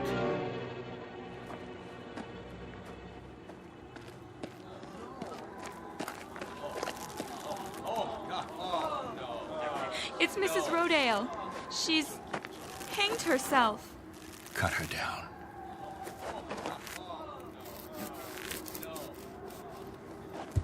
Oh! Mommy, what happened?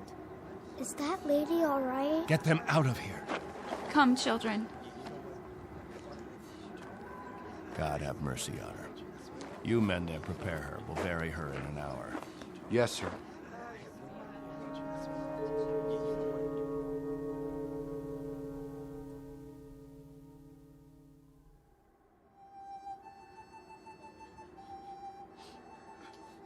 We now consign to this planet the remains of Mary Rodale. We ask God in His infinite mercy to give her the serenity and joy that she sought while she was with us. And we ask His forgiveness for her sin. Amen. Amen. We ask that this good woman be allowed to rejoin her beloved husband who preceded her in death 11 years ago. Bid your farewells now. Forgive her, Lord. Have mercy on her, Lord, for what she's done. A terrible thing. She didn't know what she was doing. She knew what she was doing. Better and clearer than the rest of us. This is a funeral, Al. The 9th funeral in the last 6 months. Nobody talks about it. We just let it go by. But there have been 9 people who thought that maybe heaven is a place where they can get a drink of water without salt in it, where they'll be able to breathe air without choking on the heat of it. If you want to talk blasphemy, Al, take it away from here. I'm talking truth, Captain Benteen. I'm saying that this woman and the others, they took their own lives because living became intolerable. And I say that dying was their right. Anything else? Just this question. I put it to everyone here. Al, please. No! Isn't living tough enough that we don't have to do it by the book? Isn't it hot and blinding and miserable enough that there shouldn't have to be rules? So that we shouldn't have to suffer by the numbers? Will anyone make the simple observation that there's far more happiness going into that hole than what's left above ground? There's more peace of mind in that dead body than all you mourners put together. All we've got here is anguish. Captain Benteen, let us live with it or die from it in our own way. Young Mr. Baines here wants us to lie down in the sun. Young Mr. Baines would have us given to death when there is still life. He would end all the rules. He'd throw away the regulations. There'd be no standing in line for water. Let the strong take it away from the weak. No rationing of food. Let the young steal it from the old. And when that ship comes down to take us back to Earth, it won't find a society. It will find only a pack. There'll be no human beings left. Only animals. There's a ship coming. It's winging its way in now. It's on its way. Say it. Say it out loud. Let me hear you say it. There's a ship coming. There is a ship coming. There's a ship coming. There's a ship coming. There's a ship coming. There's a ship coming. There's a ship coming. That's right. There's a ship. A ship. Yes. A ship that's coming to take us. Hear that? Can you hear that, everyone? Do you hear? It's the... Meteor storm! It's a meteor storm! Find shelter! Get inside! Up to the cave! Get up to the cave! Julie! It's Julie. She's bleeding. Quickly! We have to move. I can't. Something hit my arm. I think it's broken. Stand aside. I'll carry it.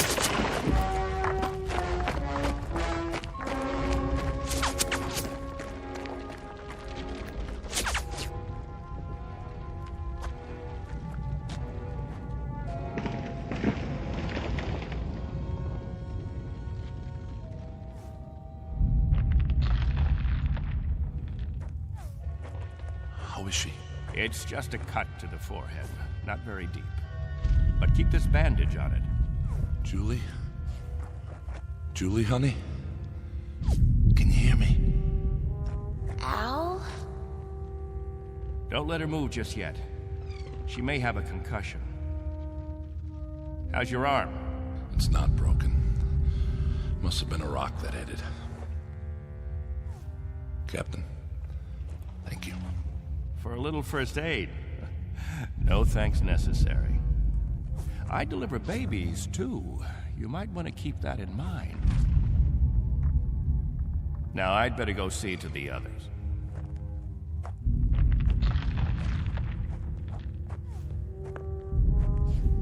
Will it go on much longer, Captain?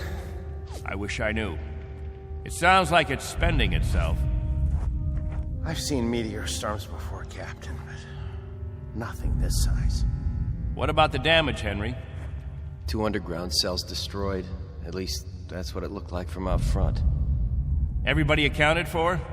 I think we're all here, Captain. I've checked. Nobody's missing. Thank God. Everyone try to stay calm. The worst of it is over.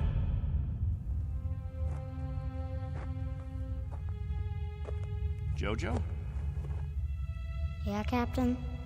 You're not scared, are you? Well, kinda. Now, we can't have that. Mind if I sit for a minute? We'll talk, you and me. Captain, tell me about the Earth. Would you, Captain? Tell us what you remember. Yes, do. Well, all right, I guess I can do that. We'd like to hear. You, over there, is that you, Fran? Yes, Captain. And you, Buck. Yes, sir. You fill in the holes if I leave out anything. Straighten me out if I'm wrong about any of my recollections.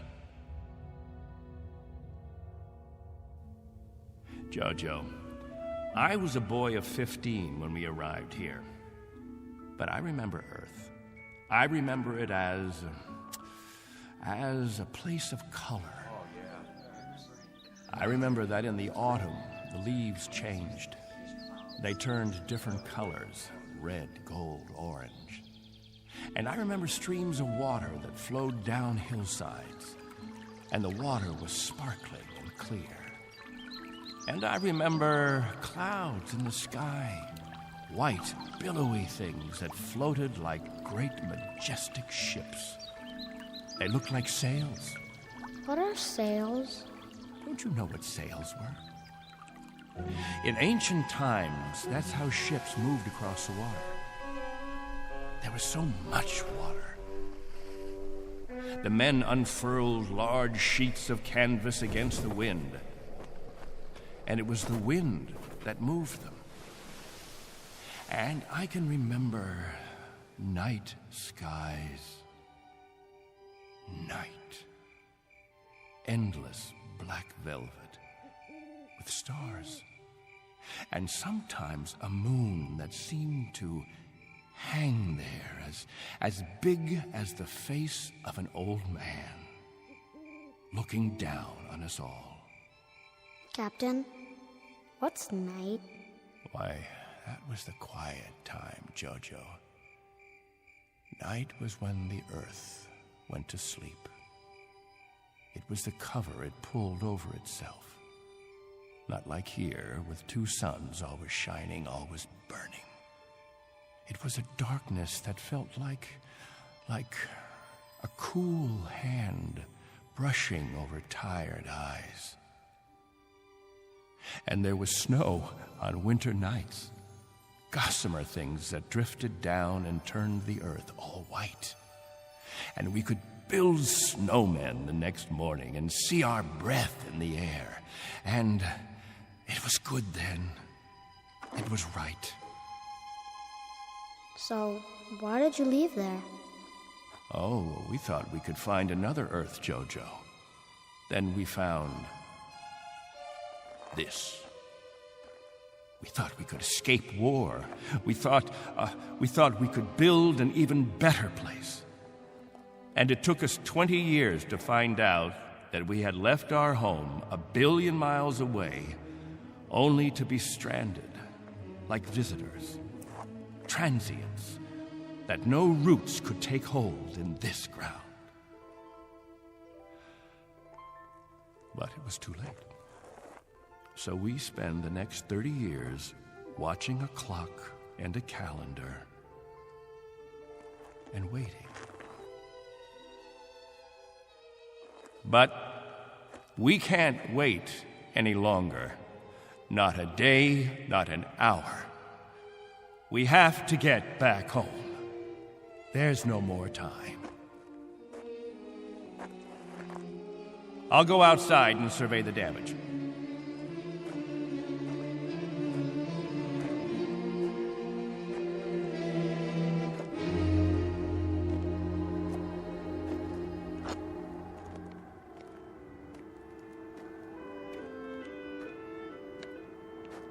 Not much harm. Radar tower is still standing.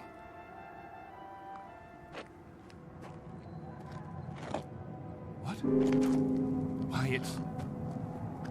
Al! Al Baines, do you hear that noise? All of you, come out here. Do you hear it? What is that?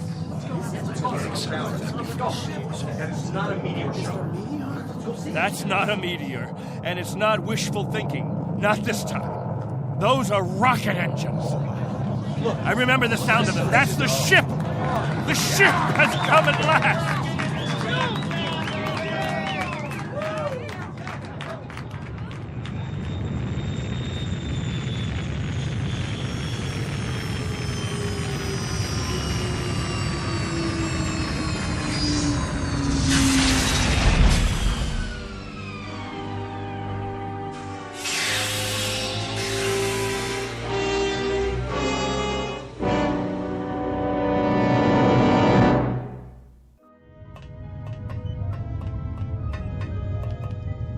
Wow, what a ship.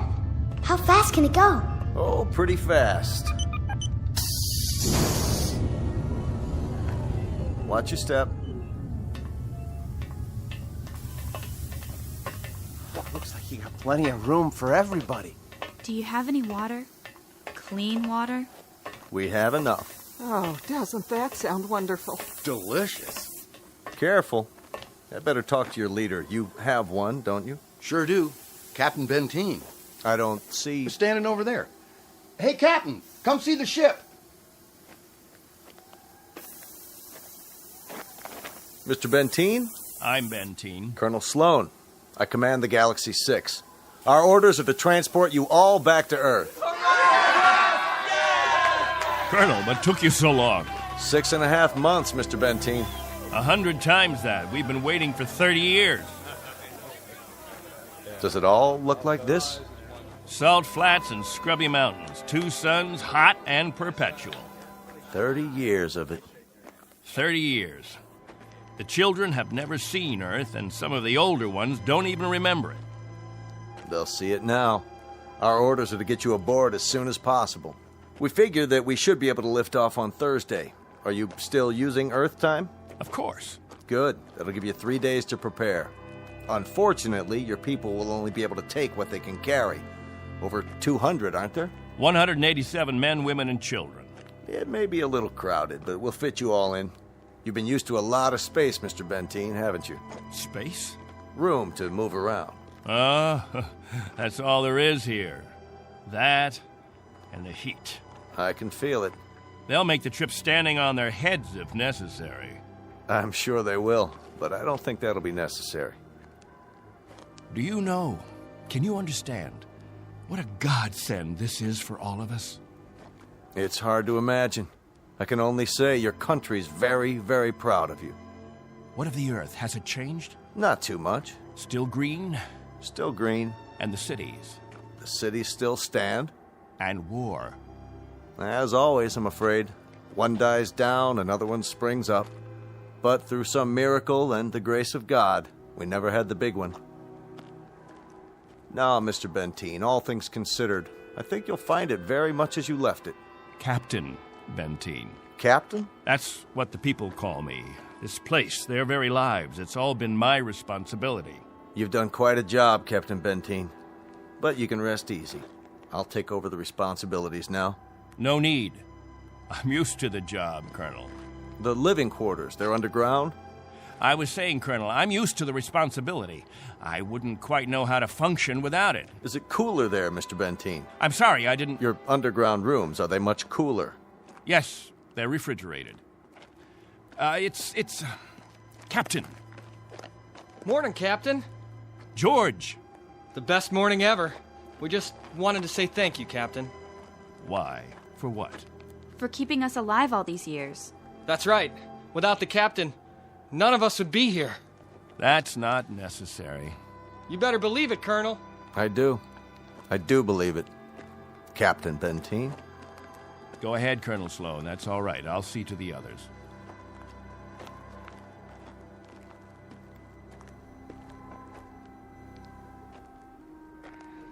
You know, I don't need this. I'm not gonna take this. Hi, Captain. Julie, where's your bandage? Oh, I don't need it anymore. But we put one around your head so the cut would heal. What's this? Isn't it incredible? It's called a medicinal patch. You wear it for 24 hours. It accelerates the growth of new skin. Look at her forehead, Captain. You can hardly see the scratch. Better put the sling back on your arm, Al. I don't need a sling. Just this metal band. It's magnesium. Colonel Sloan said my arm would be perfect by the end of the week. Well, I seem to have had my practice taken away from me. But while we're here, I'd use that sling. I'll bet I've fixed about 500 broken wings in my time, and the only way to be sure it heals properly is to keep the limb immobile. Where's Colonel Sloan? I want to ask him what to pack.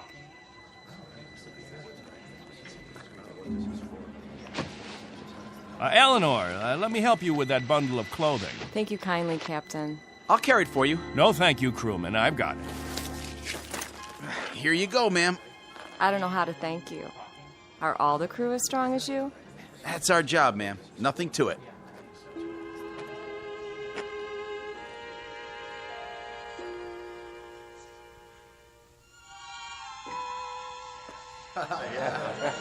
Hello there, Captain. Will. I'm so excited. How much longer? Not long. Be patient. May I have your attention, everyone? Good question. Quiet, please. What is it, Captain? As all of you know, we have less than 36 hours before we depart. And as I told you earlier, there is a maximum allowance of 14 pounds per person. Soon we'll begin weighing your belongings, and if we're over the limit, I'll make up a list of necessary items. I hope I'm not intruding, Captain. I was just telling them about the weight requirements. We'll handle all that tomorrow.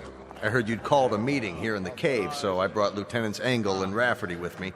Everyone has so many questions about Earth, I thought perhaps this would be a good time. More questions? Actually, Colonel, the purpose of this meeting is simply to make some last-minute arrangements. Colonel, I used to live in San Diego. Is California still the same? Sunny and warm most of the time, but not this warm. Los Angeles has become the biggest city in the world. These kinds of questions, we could just as well handle them when... Colonel Sloan? Are there still major leagues? My dad used to tell me about baseball and the World Series. The leagues are just as before, American and national. What about the Dodgers? They came in 10th last season. I'm told they need pitchers pretty desperately. I'll tell you what, when we're finished here, we'll improvise a ball and bat and have ourselves a game. How's that sound? Yeah, that'd be great. Let's do it. I think it's a little hot for that kind of activity. What we could do is have some group singing. We haven't done that for a while. I got an old sack. That'll be the ball. Who's got a stick? What are we waiting for? Let's go. Please, Please, wait! We haven't finished yet.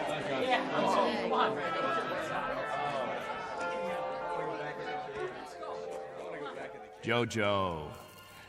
Jojo, I haven't told you a story in a long time. How would you like to hear a story about... What have you got there? This is what they call candy. One of the spacemen gave it to me. It tastes... Sweet, Jojo. It tastes sweet. Yeah, sweet, Captain. Want a bite? No, thank you, Jojo. Back on Earth, we can get all we want. Something, Captain? I'm not sure. I'm not at all sure. You've promised them all candy. You've made it sound as if that was what the Earth is made of. Sugar and spice and everything nice. Maybe they ought to be told the truth.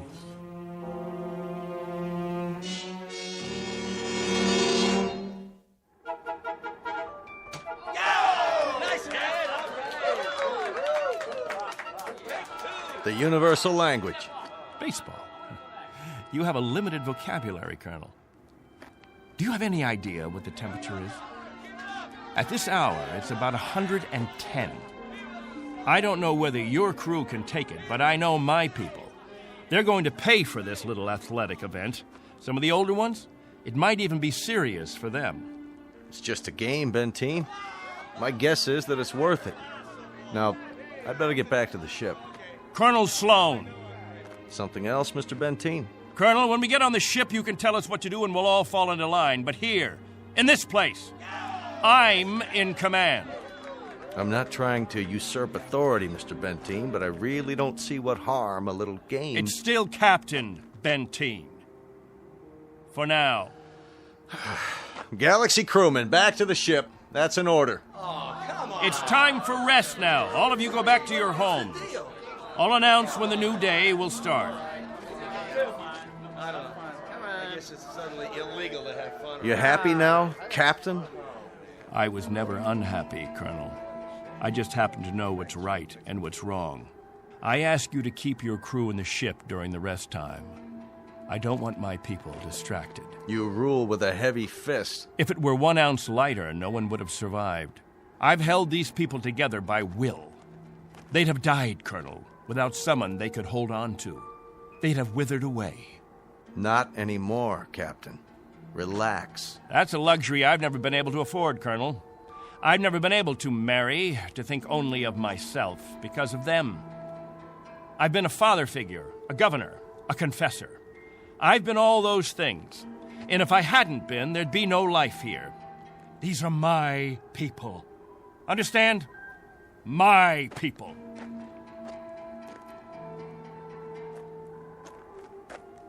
What's with him, Colonel? I'll bear with him a little bit longer, fellas. He's really quite a man. He's got just one minor aberration. And what's that? He believes he's God. As far as he's concerned, we're booting him out of heaven.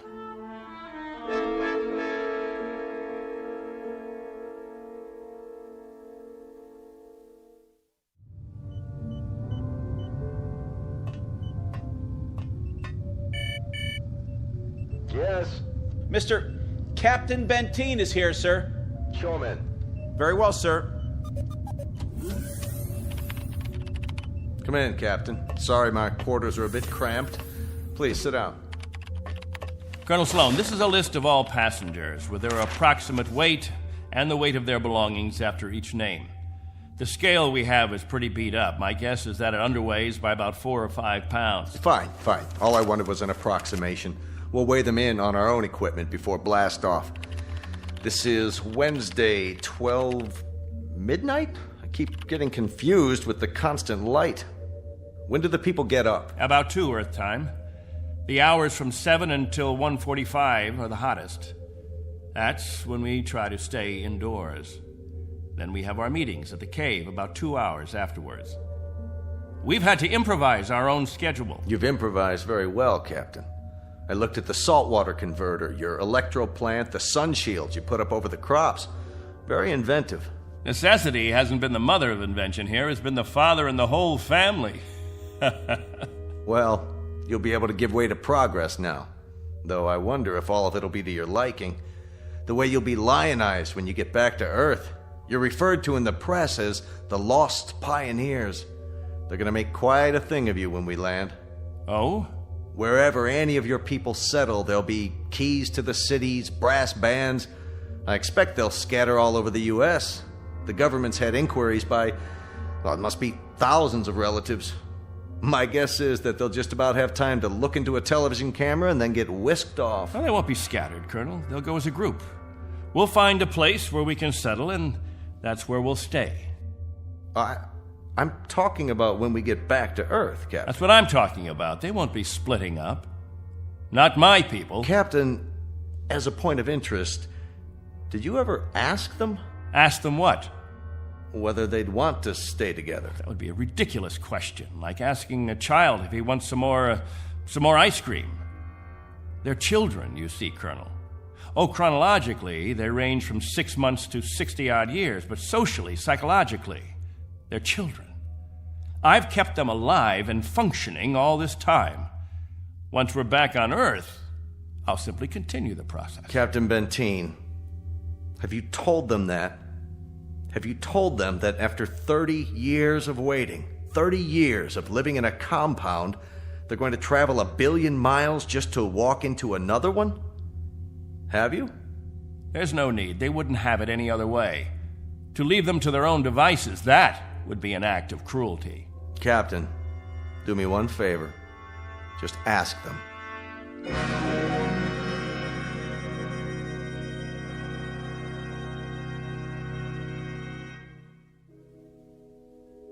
Naturally, we won't have to concern ourselves with the colder climates, the northeastern states, the upper regions of the Great Plains. We'll find an area much farther to the south, perhaps Florida or Texas. Southern California has a temperate climate. Captain, you better tell us about frostbite treatment, because I'm moving to Wisconsin. That's where my family settled originally. What about Oregon, Captain? That's where Joan and I plan to settle. I've heard about the forest there. New York. Please, wait a minute. You don't understand. Let me make this clear. All of you will have a chance to meet your relatives. I see no reason why visits can't be arranged, perhaps even for a week or more. But naturally, we'll remain together as a community in whatever land grant we obtain from the government, or whatever given area we can arrange. I can assure you of one thing, and I hope put all your fears to rest. I'll remain as your guide, your consultant. And I guarantee that no one will lack for my help or my advice. Captain, Julie and I were thinking of farming. Why, that's a fine idea, Al. We'll farm just as we have farmed, but much more easily. The rainfall back on Earth is so plentiful. And as I told you, there's only one sun, so you won't have to shield the crops. Of course we'll farm. Certainly, we'll farm. Julie's got relatives in the state of Washington. You couldn't take the cold. None of you could. But I guarantee that wherever we settle, the farming will be good. I'll see to that. What's the matter? Don't you understand? We don't plan to stay together. You don't understand, Al. You've never understood much of anything. If we split up, I seriously doubt that we'd survive. Al, explain it to him. Go on. We'll survive, Captain. If anyone wants to stay together, that'll be their right. But if they want to go their own way, that'll be their right too. Am I wrong, Colonel? You're not wrong. We're to take you back as a group. Once on Earth, you can do as you please. Colonel, let us settle our differences in our own way. There are no differences, Captain. There are differences.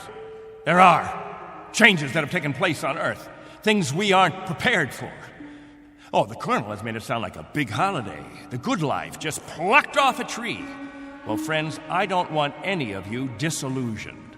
Wherever men live, they grub, they scrabble. They have to dig to stay alive. It's a fact. But together, that's the word, together, We've got to stay together. Think of that word now. Let's say it out loud. Everybody, now. Together. Together. Together. Together. Together. Looks like the congregation isn't with you anymore, Captain. What's the matter with all of you people? Wait.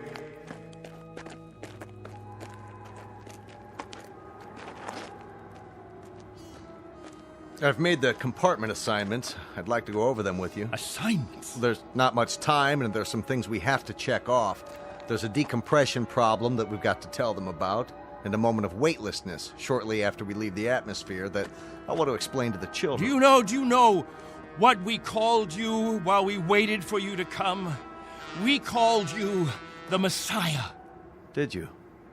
You were supposed to bring freedom, but that's not what you brought. You brought selfishness, dissatisfaction, divisiveness. With all the misery we've had here, those germs never infected us. I brought nothing but a ship and a crew and a means of escape. You've had no diseases, no viruses. Did it ever occur to you why? You've lived in a test tube, Captain. Antiseptic and germ-free and sterile. Sure, you're a group, a cell, but that's all over with. Now it's time for you to be what God meant you to be, individuals. Time to break the test tube. Time to rejoin the human race. What I'd like to know is why in the name of God you're so reluctant about it. Because I remember the human race. This is incredible. Oh, it's really incredible. I was wrong, Colonel. I've been telling them about an Earth that doesn't exist. An imaginary garden. No. We can't go back. It's too late. Captain, really?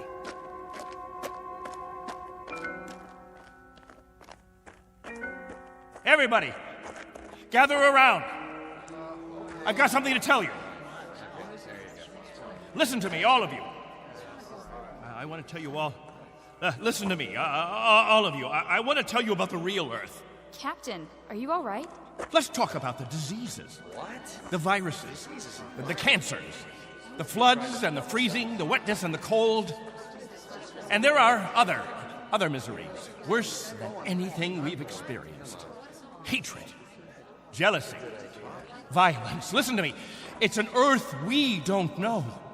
We can't leave here. We'd be committing suicide. We'd die of things we've never been exposed to before. We'd die of the loneliness that animals get in a zoo.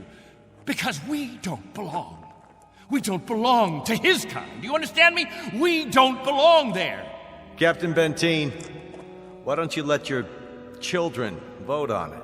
Only if they know what's waiting for them. Only if they understand that Earth isn't any garden. It's never been, and it never will be. That's fair enough. I'll tell you what Earth is. The same as it's always been. It's a race struggling to survive, just as you have survived. Captain Benteen is right when he tells you that it isn't all a place of beauty. There may still be wars and prejudice and strife. I suppose there will always be jealous men and angry men and unforgiving men. But it has one thing you don't have. Every man is his own master. There won't be anyone telling you when to eat and when to sleep and when to meet, what to sing and how to play. Instead of heat, you may feel cold, and instead of thirst, you may feel hunger. But you'll be men and women. You won't be sheep. You won't be a kindergarten. And when you pray to God, his name won't be Benteen.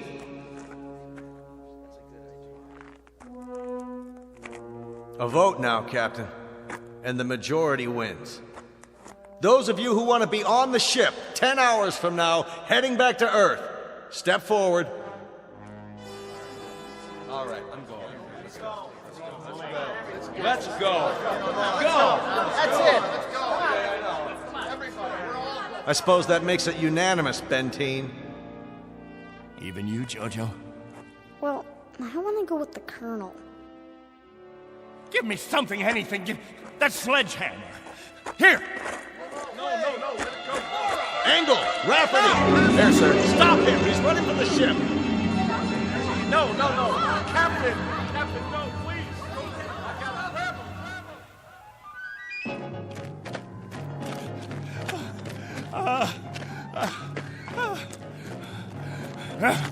see how far you get without a tail fin. Put it down!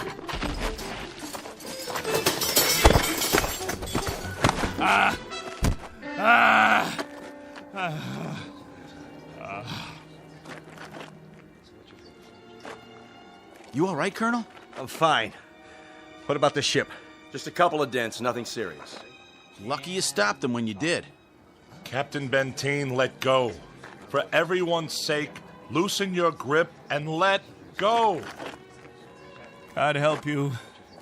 God help you all. Tomorrow you think you're getting on a ship headed for paradise. What you don't realize is you're heading for hell. What about you? I'll stay here. That's right. This is my home. This is where I belong. This is where you belong. You just don't have the brains or the guts or the sense to know it. This ship leaves at 0800 tomorrow. If you're not on board... I want no special privileges, Colonel Slow. No special treatment. If you're to blast off at 8, you blast off at 8. As for the rest of you, you can go on the ship or you can remain here with me. I'll be at the cave. Any who want to remain can meet me there.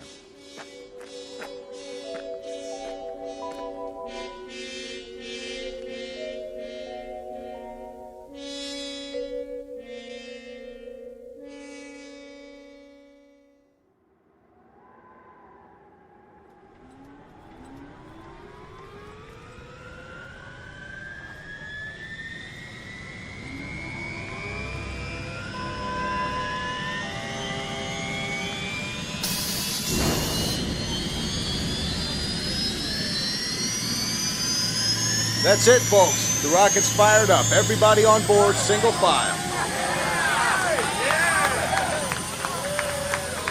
What about the captain? I'll give it one last try. Lieutenant Engel, see to the passengers. I'll be right back. Yes, sir. Where are you going, sir? To the cave.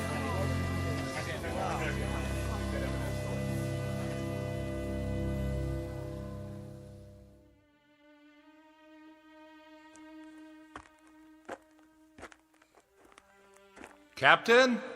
Benteen? Benteen, we know you're in here. Please, let us talk to you. He's not going to show himself, Colonel. We're leaving now. We have to blast off in 5 minutes. If we don't, we'll have lost our orbital position. Benteen, it has to be now. Captain, please, come out. Remember this. If we leave without you, there'll be no other ships. This is where you'll live the rest of your life. And this is where you'll die. All right, Benteen. As you prefer. Let's go, Baines. Goodbye, Captain.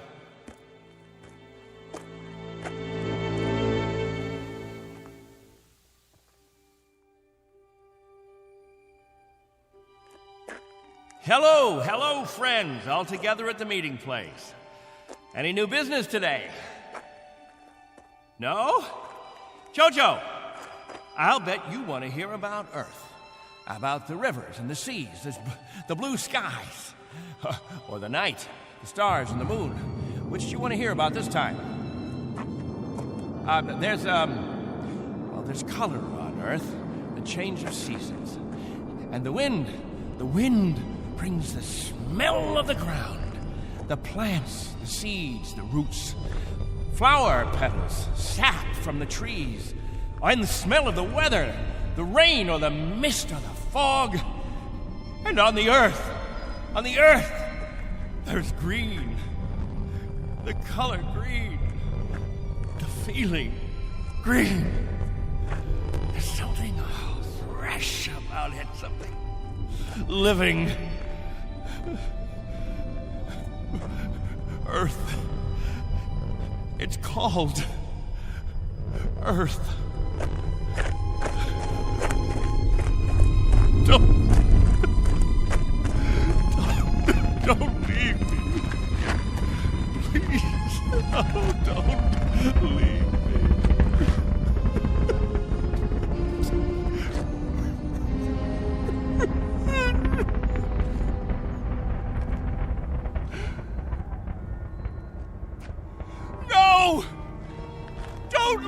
me behind!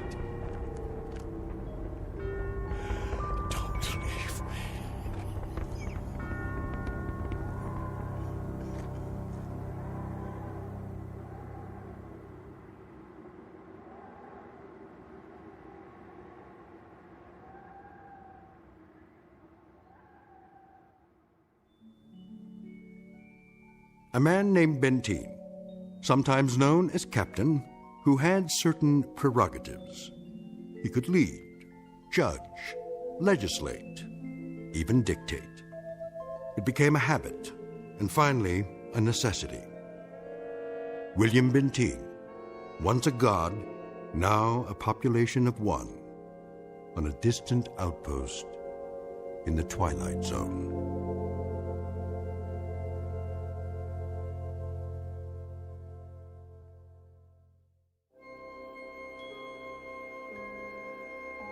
Hi, this is Carl Amari, producer of the Twilight Zone Radio Dramas. I'd like to take a moment to tell you about our official website at twilightzoneradio.com, where you'll get the latest news and information on these Twilight Zone Radio dramas. Plus, at twilightzoneradio.com, you can digitally download 3 free episodes or any of our episodes for only $1.95 each. In this age of ever-changing technology, we've decided to make these episodes instantly available to you by making the Twilight Zone Radio Dramas a digital download-only series. This means that this series will no longer be offered on CD. The CD collections at our website are now being offered while supplies last at buy one, get one free. So be sure to get your favorites before they're sold out. Be sure to visit us often, and I'll see you in the zone.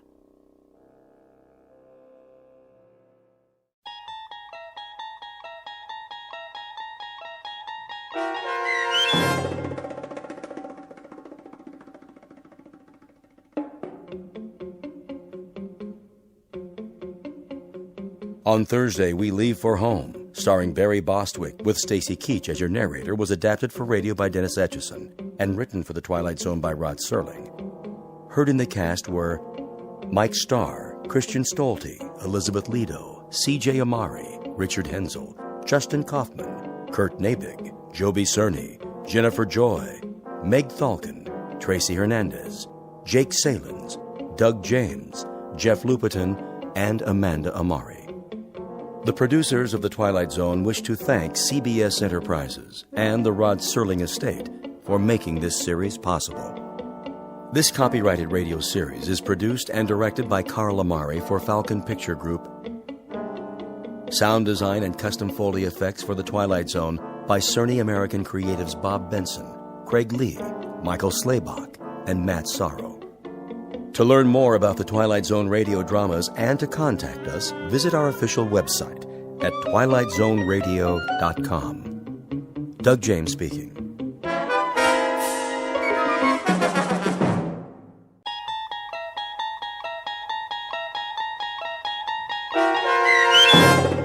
People Are Alike All Over, starring Blair Underwood, with Stacy Keach as your narrator, was adapted for radio by Dennis Etchison and written for The Twilight Zone by Rod Serling, based on a story by Paul W. Fairman. Heard in the cast were Christian Stolte, Lisa Joyce, Richard Hensel, Steve Key, Derek Purcell, Doug James, Linda Ryder, Brooke Reed, Charlie Kummerer, Amanda Amari, and C.J. Amari. To learn more about the Twilight Zone radio dramas and to obtain audio cassettes and CDs of these programs, visit our website at twilightzoneradio.com. The producers of The Twilight Zone wish to thank CBS Enterprises, Carol Serling, Dennis Etchison, Dick Brescia Associates, Claire Simon Casting, Terry Jennings, XM Satellite Radio, Sirius Satellite Radio, our sponsors, and our radio affiliates for helping make this series possible. This copyrighted radio series is produced and directed by Carl Amari and Jason Mallow for Falcon Picture Group. Doug James speaking.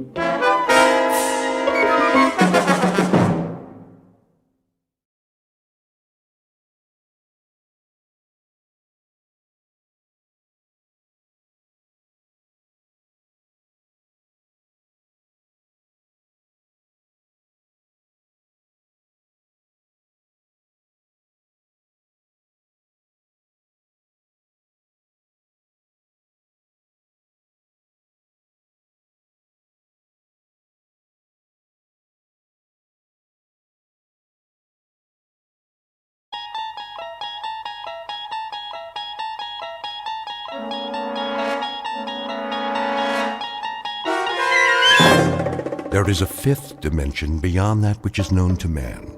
It is a dimension as vast as space and as timeless as infinity. It is the middle ground between light and shadow, and it lies between the pit of man's fears and the summit of his knowledge.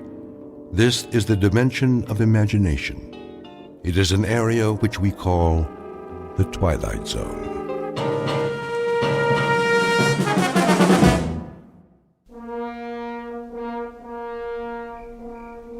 The blast-off area must be cleared by 0200 hours. All personnel, please stay behind the steel fence. Repeat, the blast-off area must be cleared by 0200 hours. That you, Marcuson? Evening, Conrad. Thought I'd find you out here. You thought right. Look at her. Like a needle pointed straight up at the sky. Pretty big needle. Odd, isn't it? Why do you say that? For us, I mean. Odd way to spend the last night. Yeah, I couldn't sleep. Neither could I. But what a thing to do. A last night on Earth you don't spend in the middle of the desert looking at your transportation. A last night you spend it enjoying Earth. You walk around its streets, you go into its bars, you dance with its women. Yeah. You drink in its view, savor it, enjoy it. But not us. That ship out there. We'll have all we want of her and more. She'll be our world for quite a while. 113 feet long by 18 feet wide. And yet here we stand, Conrad, watching her. Just 3 hours before we take off. Maybe we're trying to get used to the idea. Oh, we'll have plenty of time to get used to it. That'll be our city and country and house and front yard and backyard for the next 3 months. And we won't have any choice in the matter. Markson, could I ask you a question? Go ahead. Are you afraid? Of some things, I guess. The unknown, loneliness, the silence up there. But the ship, after all the work that's gone into her, I don't think so. How about you, Sam? It's different. You're ready for this. 3, 4, 5 years. It's all you've prepared yourself for. But it's not the same with me. We both went through the same flight training. I know, but I'm a scientist, Marcuson, a biologist. My whole life, my world has been books and slides and microscopes. I'm being sent up there because they need my mind. Pity they just can't send that and leave my body back here where it belongs. But speaking frankly, yeah, I am afraid. I'm frightened of the place we're going and what we might find there. Martians? Well, that's not very likely. They're the one thing you don't need to be afraid of. They shouldn't be feared, even if we do run into them. Whoever we meet up there, whatever kind of creatures they are, if they exist, they'll still be people of one sort or another. You don't really think that? Why not? I've got a philosophy about people, and I mean all people. I'm sure that when God made human beings, he developed them from call it a fixed formula with the same batch of ingredients. We have a pattern of behavior designed to meet certain needs, and those needs are going to be identical no matter what the form and the place. And that means we're all essentially the same on Earth or in the farthest reaches of space. Think about it, Sam. People. On Mars. Wherever they're able to exist, they have to be the same. Even up there in the stars. I'd like to be able to read those stars. I wish there were an equation that applies. A plus Y equals what? A rocket ship plus 2 men equals... Equals a wondrous adventure. Let's get ready, Sam. We've only got a couple of hours.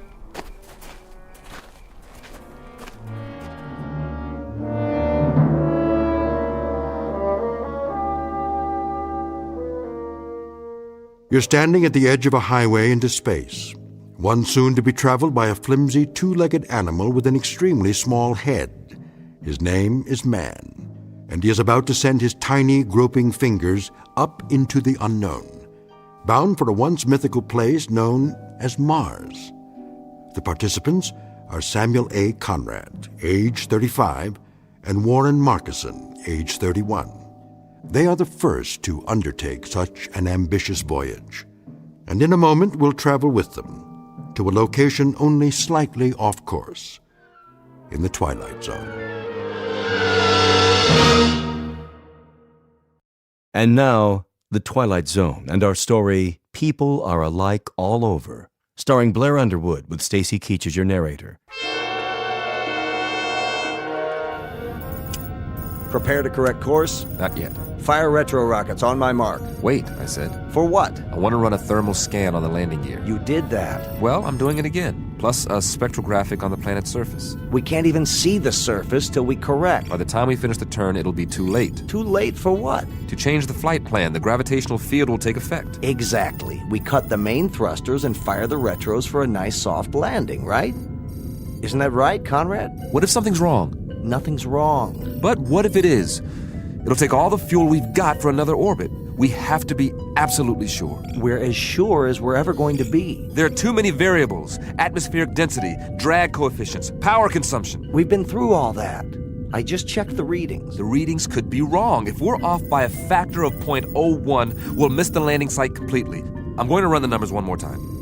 No, you're not. I'm in command here, and I say we're going in now. At least wait till the planet rolls up on the view screen. I want a spectrographic readout. 5, 4. Not yet. Cancel the sequence. I'm not canceling anything. 2, 1. Fire retros. I said fire. All right, if you won't do it... Don't touch that switch! Fire! Fire! You fool! Strap into your seat now!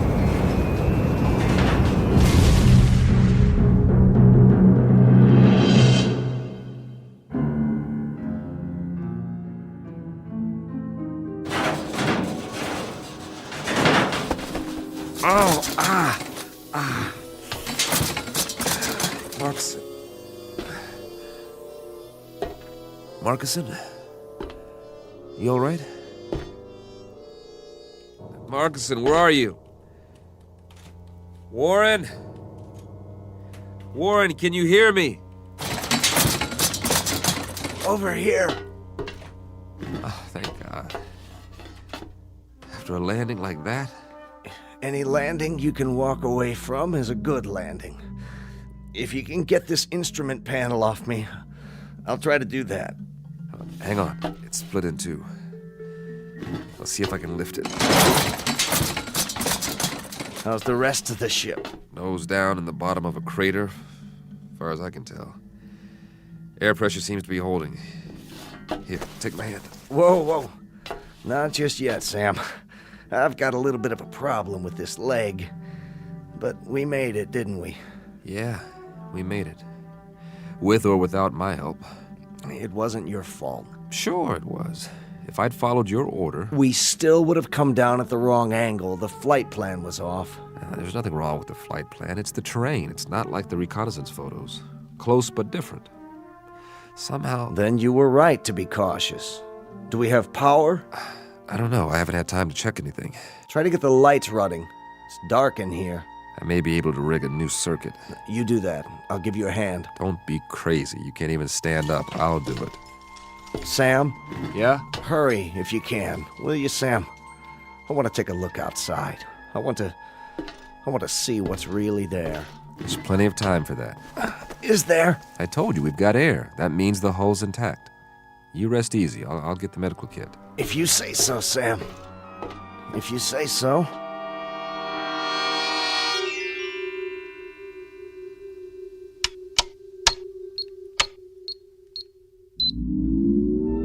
Yes!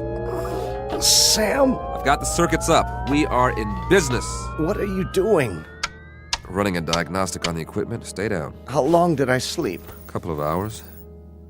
Don't worry, you needed it. You run an atmosphere check? Yeah. So, is it safe out there? That's the question. What's the matter? Something wrong with the sample? No, I got a good one. More than enough. That's the problem. You couldn't get a reading? Oh, I got a reading all right. A complete analysis. Down to the last trace element. So, what did it say? It says the air is fine.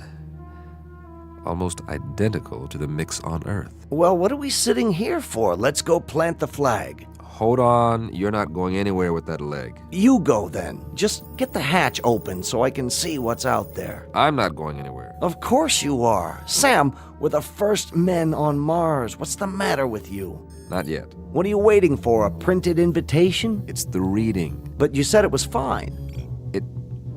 It can't be right. Don't you trust the equipment, Sam? You designed it, remember? You and I both know there's no breathable atmosphere on Mars. Well, maybe there is where we landed. That doesn't make sense. If we're in a crater, there could be a buildup of gases. Not according to any scientific literature I've ever read. Then it's obvious the literature is wrong. You trust your equipment? I've run the data 50 times. And everything checks out. We made it, Sam. We made it. You know what that means? I want to filter out another sample and run it through the analyzer. We've traveled 35 million miles. Exactly. Another few hours won't make any difference. We can't wait any longer. The human race won't wait. If you won't open the hatch, I'll do it myself.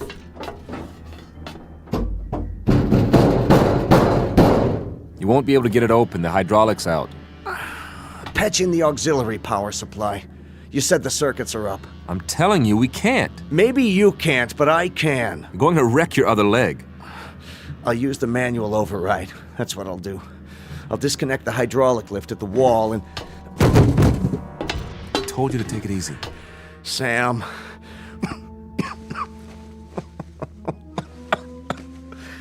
Just my luck, eh? 35 million miles through black space just to find a place to die. You are not going to die. It's all right. Really. It's just that I'd hate for this ship to be my tomb. Do me one favor. Anything. When it does happen, and I think it'll be soon. Don't talk like that. Get me outside, one way or another. Don't be afraid. I've got a strange hunch that if anybody's out there, they'll help you with the funeral. That's how people are. And they are people, Sam. As long as they've got minds and hearts, that means they've got souls. And that makes them people. No. For God's sake, don't die now. Don't leave me alone here. Warren! Warren! What's that? Listen. Do you hear that, Warren? Do you hear that? Something's out there. And it's coming. It's coming right up to the ship. You said that whatever's out there is like us. Well, I don't know that. There's no way to find out, and I'm not ready to find out. Go away! Whoever or whatever you are, go away!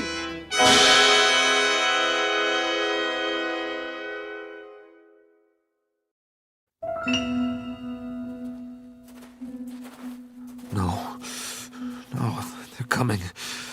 Whatever they are, they're coming. The gun.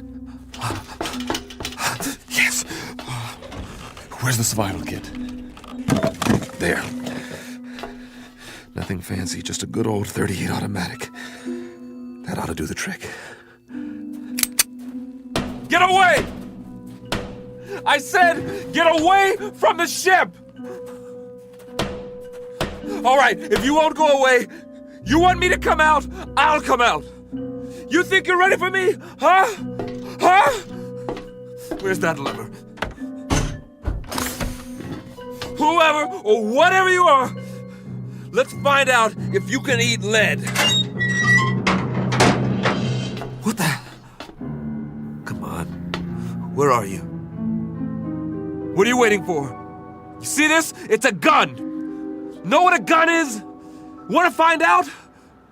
Step into the light so I can see you.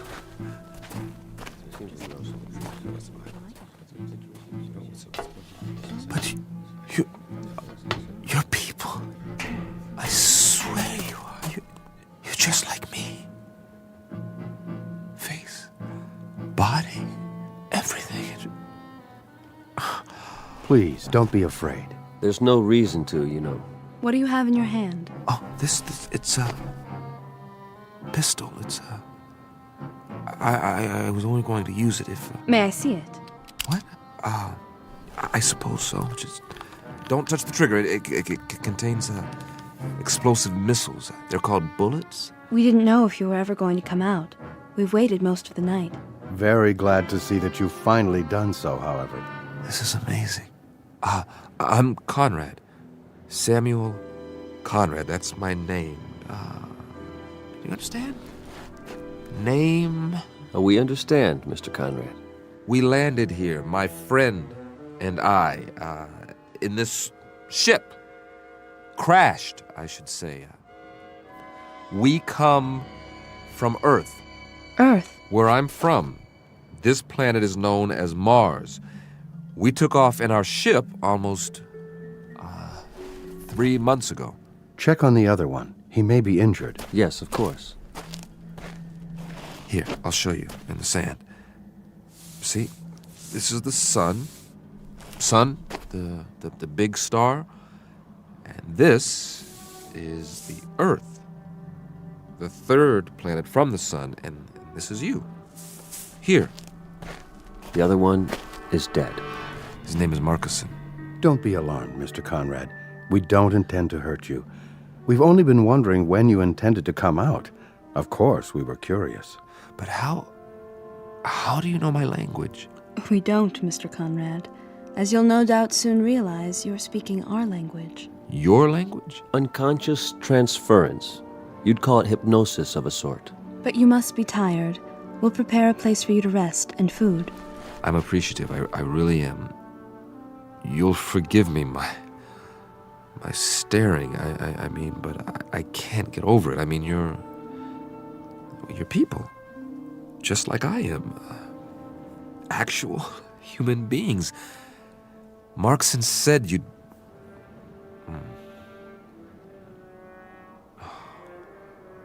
Marcus. We'll bear your friend for you. Later on, you can tell us the sort of marker you'd like. That is your tradition, isn't it? Yes, it is. We can also repair your ship for you. You can? If that would please you. Oh, yes, very much. Good. Consider it done. There are so many questions I want to ask. Really? So many things I want to find out about your civilization, your science, the way you live, the social structure. 100 questions, 1,000. We will be glad to answer all your questions. But first, you must rest. Yes.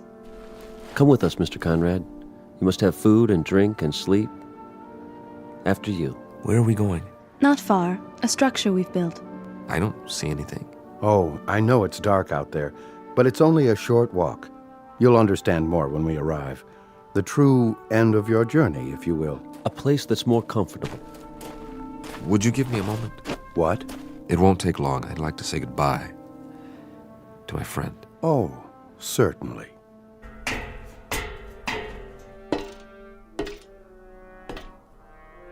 Marcuson, I hope you know what's happened.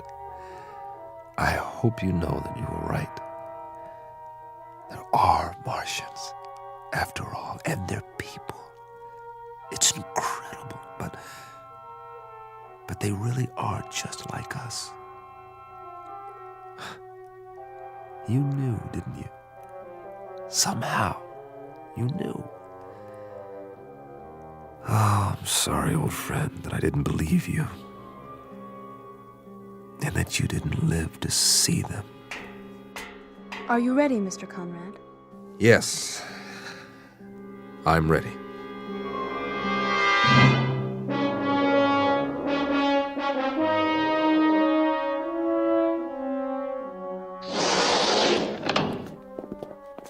I hope this will do.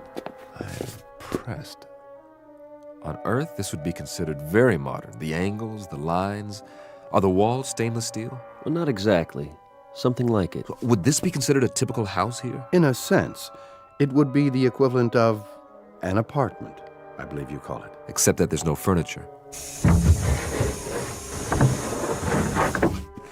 I don't believe it. Everything is built into the walls. What's the power source? Not electricity, surely it's... A simple principle, really. You'll hear all about it. About everything. But we promised you food. Your table and chair. From the ceiling. That's brilliant. And on the table, your meal. It will taste somewhat different from what you're accustomed to, but I trust you'll find it agreeable. Here. Thank you so much. All of you. You know, I am hungry. Very hungry. Please sit down, Mr. Conrad, and eat.